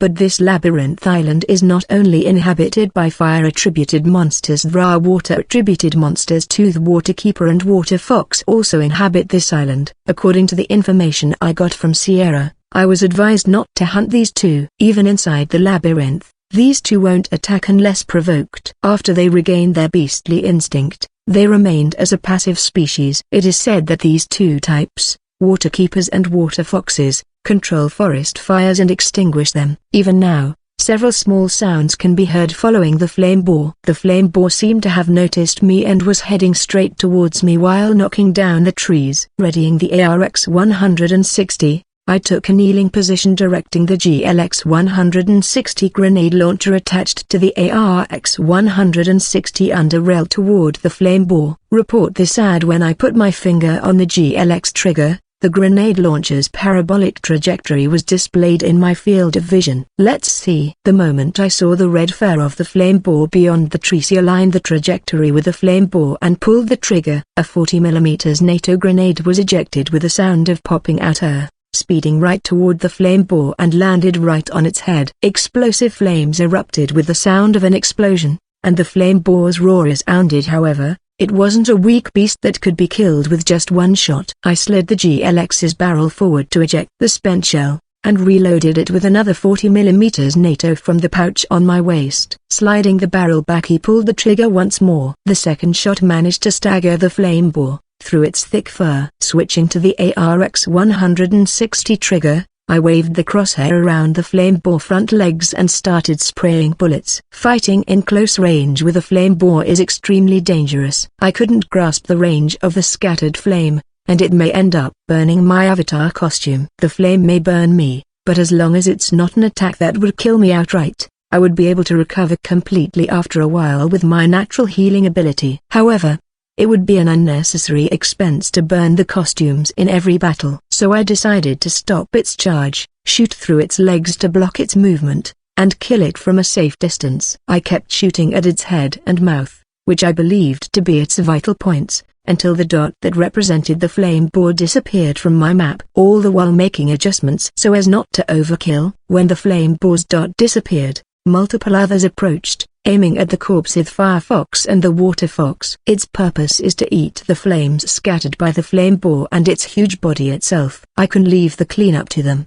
But before that, I need to collect the magic stone. After completing the 5th day's hunting, I returned to the base I had created on the Labyrinth Island. Nonetheless, using the large hole in the rocky mountain opened by the monster's magic attack during the battle, I created a space inside where support vehicles such as LVTP-5 and Continental could be summoned, actually, scoops and so on. I just expanded and shaved with explosives. In the midst of this, I rested my mind while taking a meal break, and obtained a temporary peace of mind away from the fight for life. How is it going over there? In addition to the area around Amar, the mining town of Britra, and the mountain city of Bailra, the General Guild of the Three Cities has issued a request for monster hunting and continues to be vigilant. What about Labyrinth Island? The Continental was summoned inside the hole in the rocky mountain. The entrance was hidden using fallen trees, vines, and matrolls taken from a large shopping center. Now I'm talking to Ashley, who is in Amar at the moment, on my cell phone while drinking a soft drink in the living space. There are monsters roaming around at a frequency comparable to the lower layers of the labyrinth. Most of them are high-ranking fire attribute species, and they're all large. Can you manage? I think it's not a problem for now. Because each individual is a superior species, they don't flock, so they're hunting safely at a distance. Of course, it's not like there's no problem. In reality, a group of Helgays approached me before I could kill one of them, so I had to end the battle as quickly as possible, collect the magic stones, and leave the area. Helgays is a dog-type monster whose whole body is engulfed in flames, but it could not be killed with regular gunfire. I expected it to be the same undead type as skeletons and zombies, but since it was covered in flames, the position of the core magic stone could not be determined even in flow mode. If it's a normal adventurer party, they probably deal with it with water attribute magic and the magic tools, which are the Helgays' weak points. But even if you look at the current equipment and firearms lined up in the shop, there are no cheap and effective weapons. If I encounter one, I'm going to run away. For the time being, It can be defeated by blowing everything away with C4 explosives or RPG-7, but the magic stones will be blown away somewhere without being able to collect them, and the consumption of CP crystal points is ridiculous. In addition, there were many of them because they formed a group, making them the most troublesome opponents. Hellgaze is a monster classified as an astral type even among the undead. Ghosts and wraiths are also mentioned in the discovery reports, but weak point attribute magic attacks are said to be effective in defeating them. However, yeah, that's a no for me. That's why I run away when I encounter it. Is there any other effective means to kill it? Some adventurers use weapons with a wide-hitting surface to knock out the magic stones in their torso, but they need special weapons. I guess that's the only way. I also thought of this method. The undead moves with magic stones as their core. If you somehow separate the body from the core, at that stage the undead will revert back to a corpse. However, in Hellgaze's case, the location of the magic stone is unknown. But if you have a weapon that could cover the whole thing, knowing the location becomes unnecessary. I don't have that kind of weapon. If there is another way, blow it away with a shockwave skill. That's impossible too. I sunk my body into the sofa, looking up at the ceiling before covering my eyes. Foo-foo. Then you have no choice but to run away. Don't get caught. I'll do that. Well, it's time to go back to hunting. There are also monsters that only appear at night. I'm glad we talked. I shall be waiting for your next call. Yeah, me too. I'll contact you again. Bye. After finishing the call, I finished my soft drink and left the Continental again. Hellgaze also become more active at night. Since its body is engulfed in flames, its approach can be seen even from a distance. There are many ways to kill it, but this time it's meaningless to collect magic stones. Now then, let's resume the magic stone hunt while chasing each other. FPS 268. Thick clouds covered the night sky of the Labyrinth Island. It rains a lot on this island. No, it might be a regional feature, but the place was hit by squalls several times over the past 5 days. Thanks to that, Hellgaze can be easily scattered, so it's not all that bad, but the poor visibility caused by the squall reduces the efficiency of hunting. As a countermeasure against rain, I took out a new hooded jacket from my avatar costume so that I would be fine even if I was hit by a squall at any time. Proceeding in the darkness without a single starlight, I had the ARX-160 equipped with a silencer and a tactical light. I had also switched to night vision mode, so the amount of light offered by the tactical light attached to the side of the barrel should be good enough for the operation. The whole field of vision was covered in greenish-white, and I could distinguish between the sound of insects sitting in the shade of the trees, the rustling of grass and trees in the wind, and the footsteps of magic beasts. Gotcha. I can tell the weight and speed from the sound of footsteps, and the sound of chewing something. It belongs to weak monsters that are forced to eat dead meat and fruits under the cover of darkness. It was definitely a nitrat. Report this ad. Nitrats are cowardly monsters. It senses the magical power of other monsters and adventurers, and runs away if approached. However, since I am a magicless, I can hunt without being noticed by its sensing ability. Furthermore, this nitrat's tail was prized as the finest fur material, and in the information I bought from Sierra, there was a scribbled request that she will purchase all of the tails if the hunt was successful. A nitrat living in the natural world rarely produces magic stones, and it would be difficult to obtain the materials in the labyrinth. However, if it is a monster that has been materialized in the natural world by the rampaging stampede of the labyrinth, it is possible to obtain both magic stones and materials. It is understandable that hunting methods using intentional rampage have become a tradition in the Filtonia Islands. As long as it is properly managed, the range of damage caused by the rampage can be confined to a single island, and moreover, a large amount of magic stones and materials can be obtained. I reduced the amount of light from the tactical light down to the minimum amount of light necessary for NV mode to move through the bush, hide my presence, suppress the bloodlust, and close the distance without making a sound.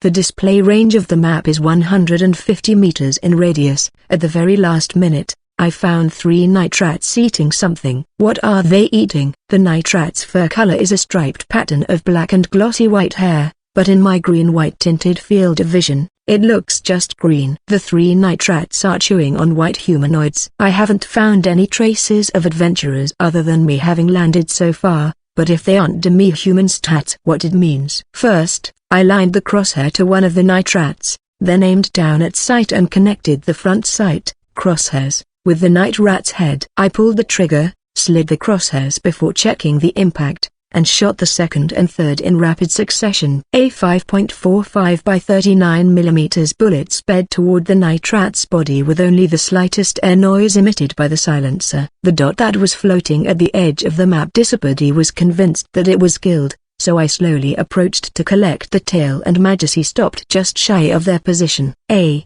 humanoid that Night Rat was chewing on, there is no doubt about it. But something is wrong. When I returned my vision from NV mode to normal mode and looked at it again with only the light from the tactical light, it's simply white-skinned, but it's not human. The humanoid had pure white skin from top to bottom, not to mention, the lower half of its body didn't even have genitalia. I thought that its clothes and armor had been devoured by Night Rat, but there was no such wreckage around. It's neither human nor elf. Is it a kind of demi-human? However, in the information Sierra gave me, there's no mention about this white-skinned demi-human. It's highly possible that it's a not yet known type of demi-human, but other than the skin color, it looks normal. Hair, the red blood dripping from its wounds, and bitten off tail beastman. When I turned the tactical light to its head, I found that half of its face had already been eaten and was in a messed up state. I could barely make out its face. No, to be more precise, I was able to tell who it was because I recognized its face. This face. No way. That pure white-skinned beastman had the same face as the cat-eared giant, one of the trio I saw all over the kingdom of Kurtmaga. Since there's a big man with cat ears, does that mean there's also a mouse face and a raccoon dog face? With that in mind, I looked around and found scattered pieces of meat left behind in the shadows of the plants. Which one has a mouse face and which one has a tanuki face? I no longer had the mental composure to carefully cut off the night rat's tail. When the corpse was thrown into the inventory, a number of dots appeared on the map in sight. When I turned my gaze in that direction, the other side of the trees was dimly shining pale light. Helgas, he returned my gaze to the white cat-eared big man for a moment, and immediately replaced the ARX 160's magazine. The moment I turned around to move, a drop of water fell on the tip of my nose. Is it raining? The water droplets that began to fall quickly turned into a squall in the blink of an eye, further worsening the visibility that had already been shrouded in darkness. However, it also hid me from the Helgas. He put on the hood of my jacket and moved to another place. There's something on this labyrinth island. No, there definitely is. I switched my vision to NV mode and ran through the green-white world again. If something exists, it can only be thought of as a labyrinth. The target is the center of the caldera, the place where the entrance to the labyrinth is said to be. By the time the caldera's rocky surface came into view, the squall had weakened to a drizzle. I hid myself at the boundary between the forest and the caldera's rocky surface and observed my surroundings. It's the first time I've made it this far. I have to reconfirm the information about the monsters and prepare for an unexpected encounter. A number of dots were already floating on the map, but due to the drizzle, it was not possible to see very far. It's not as bad as the sea fog, but it's necessary to proceed with caution. Holding the ARX 160 with both hands, I set it in the low ready position with the muzzle slightly lowered and passed through the forest. There is still some distance to the top of the caldera, but there are large rock masses and uneven rock surfaces, making it difficult to clear safely. Since collecting magic stones is my primary goal, I intended to kill as many dots as I can while moving forward, but if I can't take a preemptive approach, I may end up in an unexpected crisis. For that reason, I have to instantly grasp the location with my eyes, not just the dots in the map and sounds. Thus I get into a shooting stance. I move towards the 4 dots floating on the map. According to the information, the monsters living around the caldera should be flame lizards. A lizard-shaped monster with a body length of more than 1 meter. Covered in brown scales that resembles the surface of a rock. At night, it hides among the rocks and stops moving, and when its prey approaches, it turns red with flames inside its body and emits a high temperature as it attacks. If all 4 dots were flame lizards, the moment I thought that it would be a suitable place for an ambush, I heard a sound that sounded like something had been smashed. It disappeared. One of the 4 dots disappeared. I approached the remaining 3 dots to about 30 meters. Leaned my back on a rock big enough to hide my body, and peeked ahead. That's what I saw was the white-skinned beastman I found earlier. And this one was no corpse,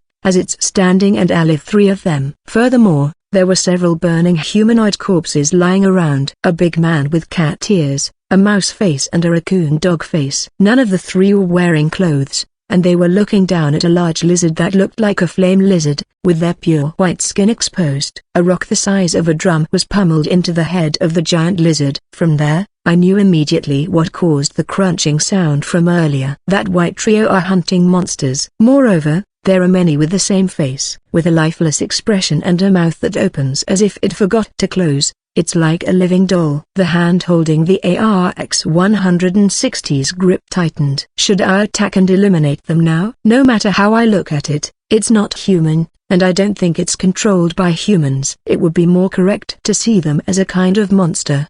But then what about the trio that I met in Kurtmaga? Are they the same thing? Unanswered questions flooded in, and when I couldn't decide what to do next, the cat-eared big man removed the rock, and the mouse-faced and raccoon-faced trio began to lift the giant lizard. Are they going to carry it somewhere? As expected, the trio walked towards the center of the caldera while carrying the giant lizard. I had no choice but to give chase. The answer to what that thing is might be just beyond the know. It must be. Thinking so, I chased after the trio,